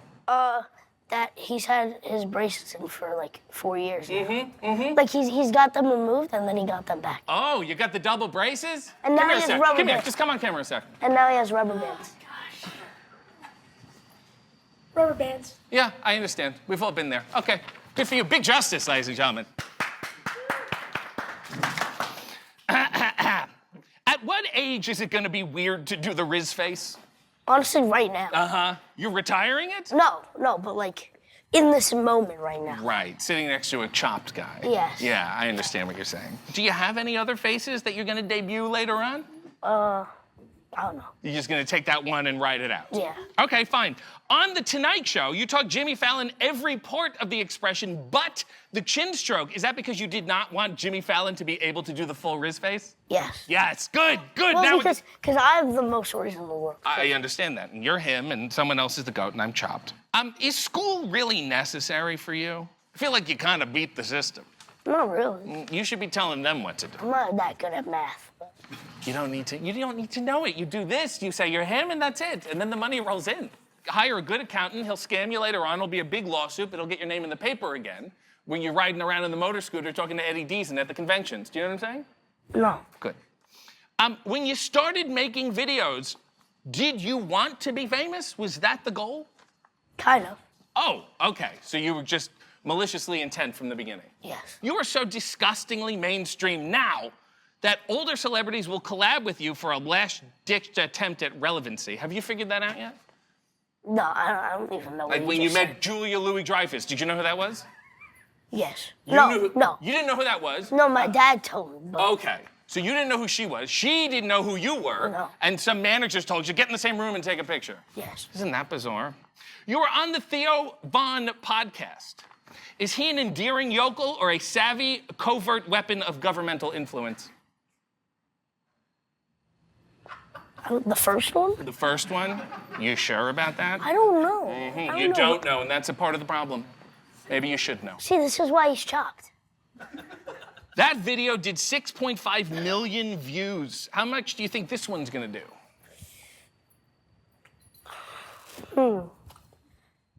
Don't do the Riz face while you're thinking. That's a little distracting. You don't need to do the face with me. We're beyond the face. I'm an intellectual. We're breaking new ground. You're becoming a man right before our eyes. You don't need to do the face. It's okay. 1.5 million. Okay. Okay, so you think I'm less popular than Theo Vaughn? That's fine. That's fair enough. When will you get desperate enough to actually wrestle? Is there anyone in AEW that you really don't like? No. Really? You like everybody here? Yes. Okay. So you can't start a feud or anything? There isn't anyone you want to say, hey, you, meet in the ring? Nobody? I want to meet you in the ring.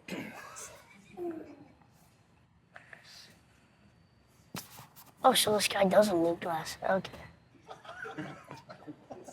You know, I was told that this was going to be a great experience.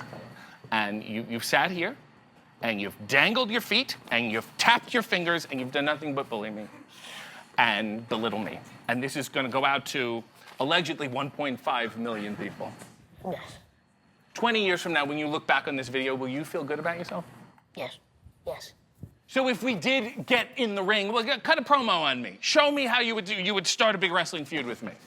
I'll just look at you, and then you just fall down. So you're not going to do a move or anything? No. You're not going to do any mighty mozzarella business? Well, probably like kick you, like in your shin. You would just kick me in my shin? Yeah, and then probably take those glasses and just throw them. Go ahead. Show everyone. Show everyone. Yeah. Just throw them? You go ahead. Throw them. Hope you're really proud of So yourself. they weren't really glasses. That's crazy. They're for television. They're for the cameras. They have no lenses and there's no glare. The only way to expand your range, as far as I'm concerned, is to have a sad backstory. What's the saddest thing that's ever happened to you?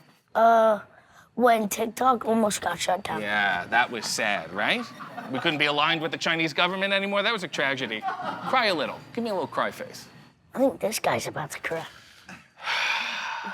Before society turns on you, are there any societal causes that are close to your heart? What? Do you want to use your influence to do some good in the world? Can you make it like an easier explanation? Charities. Some charities. Do you want to help people? Should people adopt pets? Should they feed the homeless? What should people be doing? Well, actually, me and my friends, and when I went to Staten Island, me and my friends, we sold books, and then we made money, and then we gave it to charity. So you profited, and then you gave a small kickback to look like a philanthropist. Is that what you're saying? Where are you getting these books? Are you bootlegging books? No, no. My friend got them from her house. So wait a minute. Your friend, I assume her parents bought these books, and then you stole the books from the house. No, I didn't. It was her idea. You're bootlegging books. You might as well be in Battery Park selling knockoff Oakleys. You're bootlegging books. This is why I threw your glasses. I understand now. You said you also want to be a comedian in the future. Yeah. Yeah, prove it. Give me a little joke. Give me one of your jokes. You. This is my joke. I don't think that's really gonna land. I think people want something more relevant, something more political. How about this? All you have to do, it's so easy, comedy now. You look into the camera and go, hey, what about this economy? Give it a shot. Hey, what about this economy? Hear the laughter and the thought that's going on? That's really, really provocative stuff. You also do some magic. Yes. Would you show everybody the pen trick? I saw the pictures. You take a pen.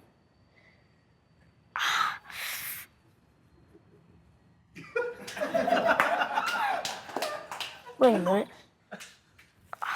Well, no. All right. Give him a minute. It's okay. Hey, then you have to go, hey, what about this economy?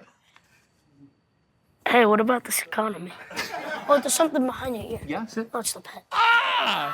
Is he fantastic? And you dropped the pen as if we've all accomplished something here today. Okay, what's your definition of love? I don't know. Riz. Well, this has been a new low for both of us. Yes. And years from now, when you're the ambassador to Ghana, you know, that's my pen. You shoved it up your nose, you pulled it out of your mouth, you threw it on the floor, and now you can. Before we go, do you have any last questions or comments or anything you would like to share? You're balding.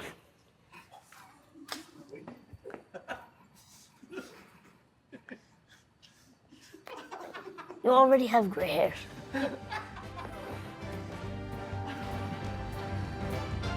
It's been really nice talking to you.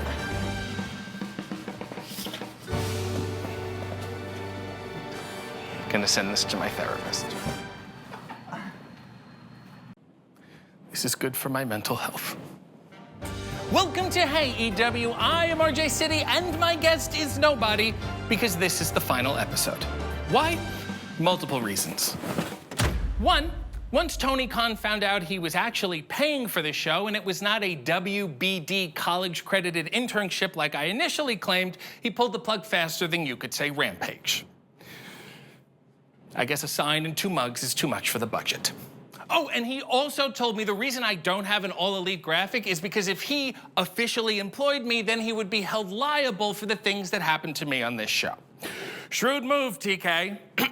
2, we've come to the end of the guest list. We are down to the nose and the assholes, and many of them are both. Now, I'm not gonna name names or out icons. I'm just gonna say this is your legacy now. And I hope this follows you for the rest of your life. And I pray that 25 years from now, when you try to do a panel at a StarCast at Massapequa, the only question is, hey, why'd you never do hey? Who would have thought it would be so hard to get wrestlers to do interviews where the questions aren't, who trained you and who's on your Mount Rushmore? But I am proud of the people we did get on this show. People from different backgrounds and different countries and different companies, and even David Arquette, who's not really from anything anymore. I'm also happy we were able to end the show before we had to have Ian Riccaboni on. Heard that guy's a real piece of shit. You know, you could talk about anything on this show, too. Nothing was off limits, except Saudi Arabia, just in case I need to work there a couple years from now. There are plenty of people behind the scenes who are all playing a role in making this show possible, and they deserve thanks and credit. Here's who they are.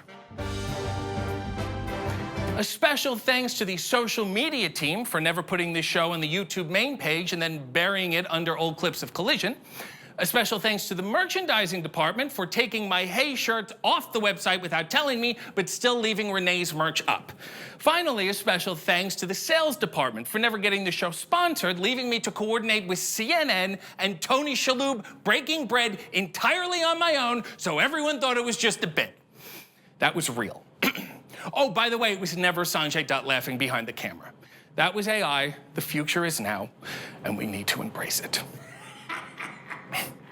Wow. 164 episodes and so many great memories. Let's look at them all now. Ladies and gentlemen, Greg, the Hammer, Valentine. The Hammer. It has been the honor of my life to come here every Sunday and be Pat McAfee's Wario. But this show is draining. In the span of 4 years, you've seen me go from young Bret Hart to current Bret Hart. Now, I'm not retiring. I'm sure I'll still host stuff with Renee, especially since I write everything for her. It's a real Simon and Garfunkel situation. No, but now I'll have the time to devote to what I'm really passionate about: developing young careers. It's a nice bridge. Nice wrestling move for a change. Jesus Christ. Think we need a little work there, okay? I gotta run. You give me a videotape? Weed legal, they're gonna make money off it because you can tax it. Like, oh, we did it for the roads. Yeah, no, you didn't do it for that, bro. You did it to make a dollar. That's how America is. You know what I mean?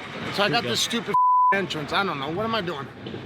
I usually just walk straight down to the ring. No, we're gonna change it. We're gonna rebrand it. Come on. It'll be. What's up with your watch voice? This. It's in commanding authority. Come on. So a lot of times I've been seeing you know, when we get out there, it's live, you get a little nervous, you rush a little. I don't want you to rush. This is about you. This is your moment. Can I talk real quick? Please. That voice is throwing me off. What? Because you're respecting me now. That's what's happening. This is the real me. You know what I mean? No, just you and I. So I want you to come out. You know how you sort of walk. You sort of walk like you're a little lost, right? Is this the ring? Is this where it goes? Is this like this? I never. I want you to slow down. I want you to slow down, right? You come out here, right? Maybe a couple prayers on the rosary, a Hail Mary, right? Give it time, let it build. They know it. They're religious, right? You look around like this, and then you come down like this, take it in, take the moment. The lights go up, right? Fire comes up, and we'll go pyro this side, and then just maybe something like we'll workshop it. I'm Eddie Kingston, and you ain't. And then you start your walk. Do you want to give it a shot? No. When did this start? Like, when did we start? Okay, that's good. See, the looking around, good. You're getting into it.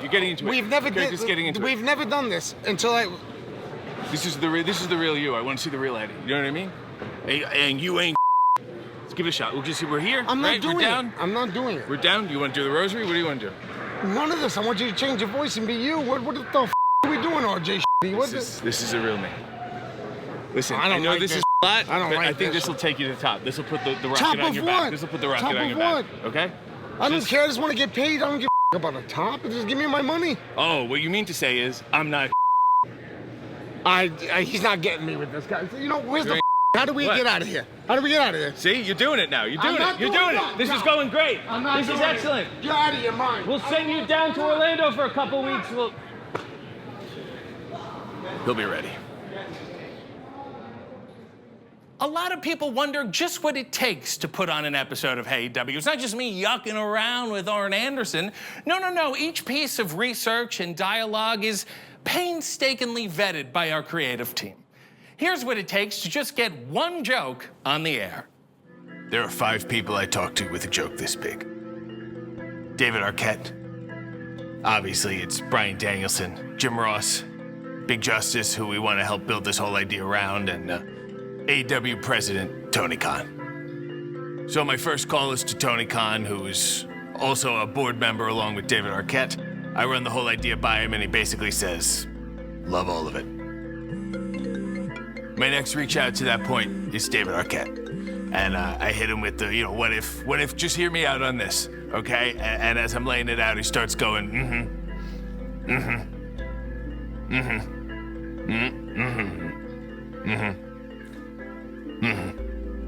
And I couldn't tell if he was saying, like, just get to the end so I can tell you how much I hate it, or, you know, right? And I get to the end, and he says, wow, I gotta tell you, I think that's genius. You know, and immediately starts riffing. We're probably on the phone for another 30 minutes. The more we talked about it, the more we're getting excited about it and getting into it. My next conversation is with Big Justice. I want to make sure he's comfortable with all the creative. He loves all of it, and he says, let's do this. Somewhere in there, Jim Ross hits me back. I get with Jim, and he says, wow, holy I didn't think that's where you're going with it at all. But, you know, bop, that's really funny. Then, I talked to Bryan. Bryan's the best with, like, he says, you know, before you begin, just know, if this is what you believe in, I'm in. And I said, Bryan, let's take the bullshit hat off. Now, this is not the host of AEW talking to Bryan Danielson. I'm talking to Daniel Bryan, the human being. RJ Skinner is talking to Daniel Bryan. Give me your gut. You either like it or you don't. And he says, wow, I like it a lot, actually. So once we get to that point, it's a coordinated effort. Everybody's getting together. Arquette's reaching out to JR, Tony's reaching out to Arquette, JR's reaching out to everybody, Big Justice is playing Grand Theft Auto. So one of the things we talked about on this call was, let's keep it tight. Nobody hears this joke that isn't on this call. Well, I guess that's it. Nothing really left to say, and no one really left to talk to. Au contraire, my chatty little friend. Huh? Welcome to AEW. I am RJ City, and my You know guest. what? I can't. I'm not going to do this. I feel like we're being No. Really hate myself. In addition to that. Well, I guess there's only one way I can express how I truly feel.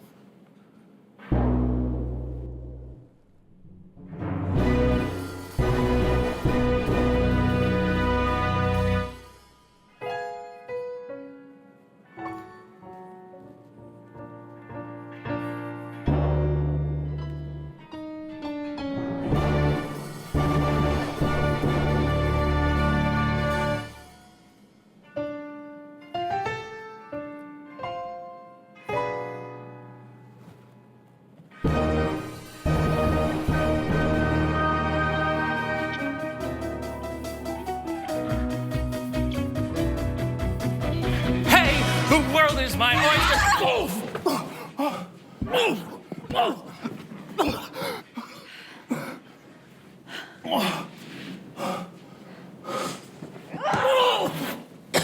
Shut the up!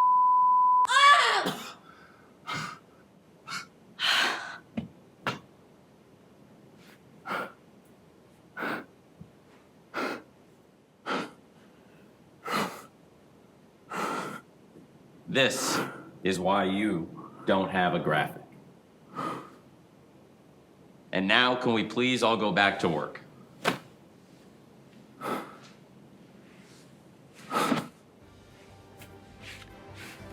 Well, this has been a humiliation ritual. And I bid you a very heartfelt hey.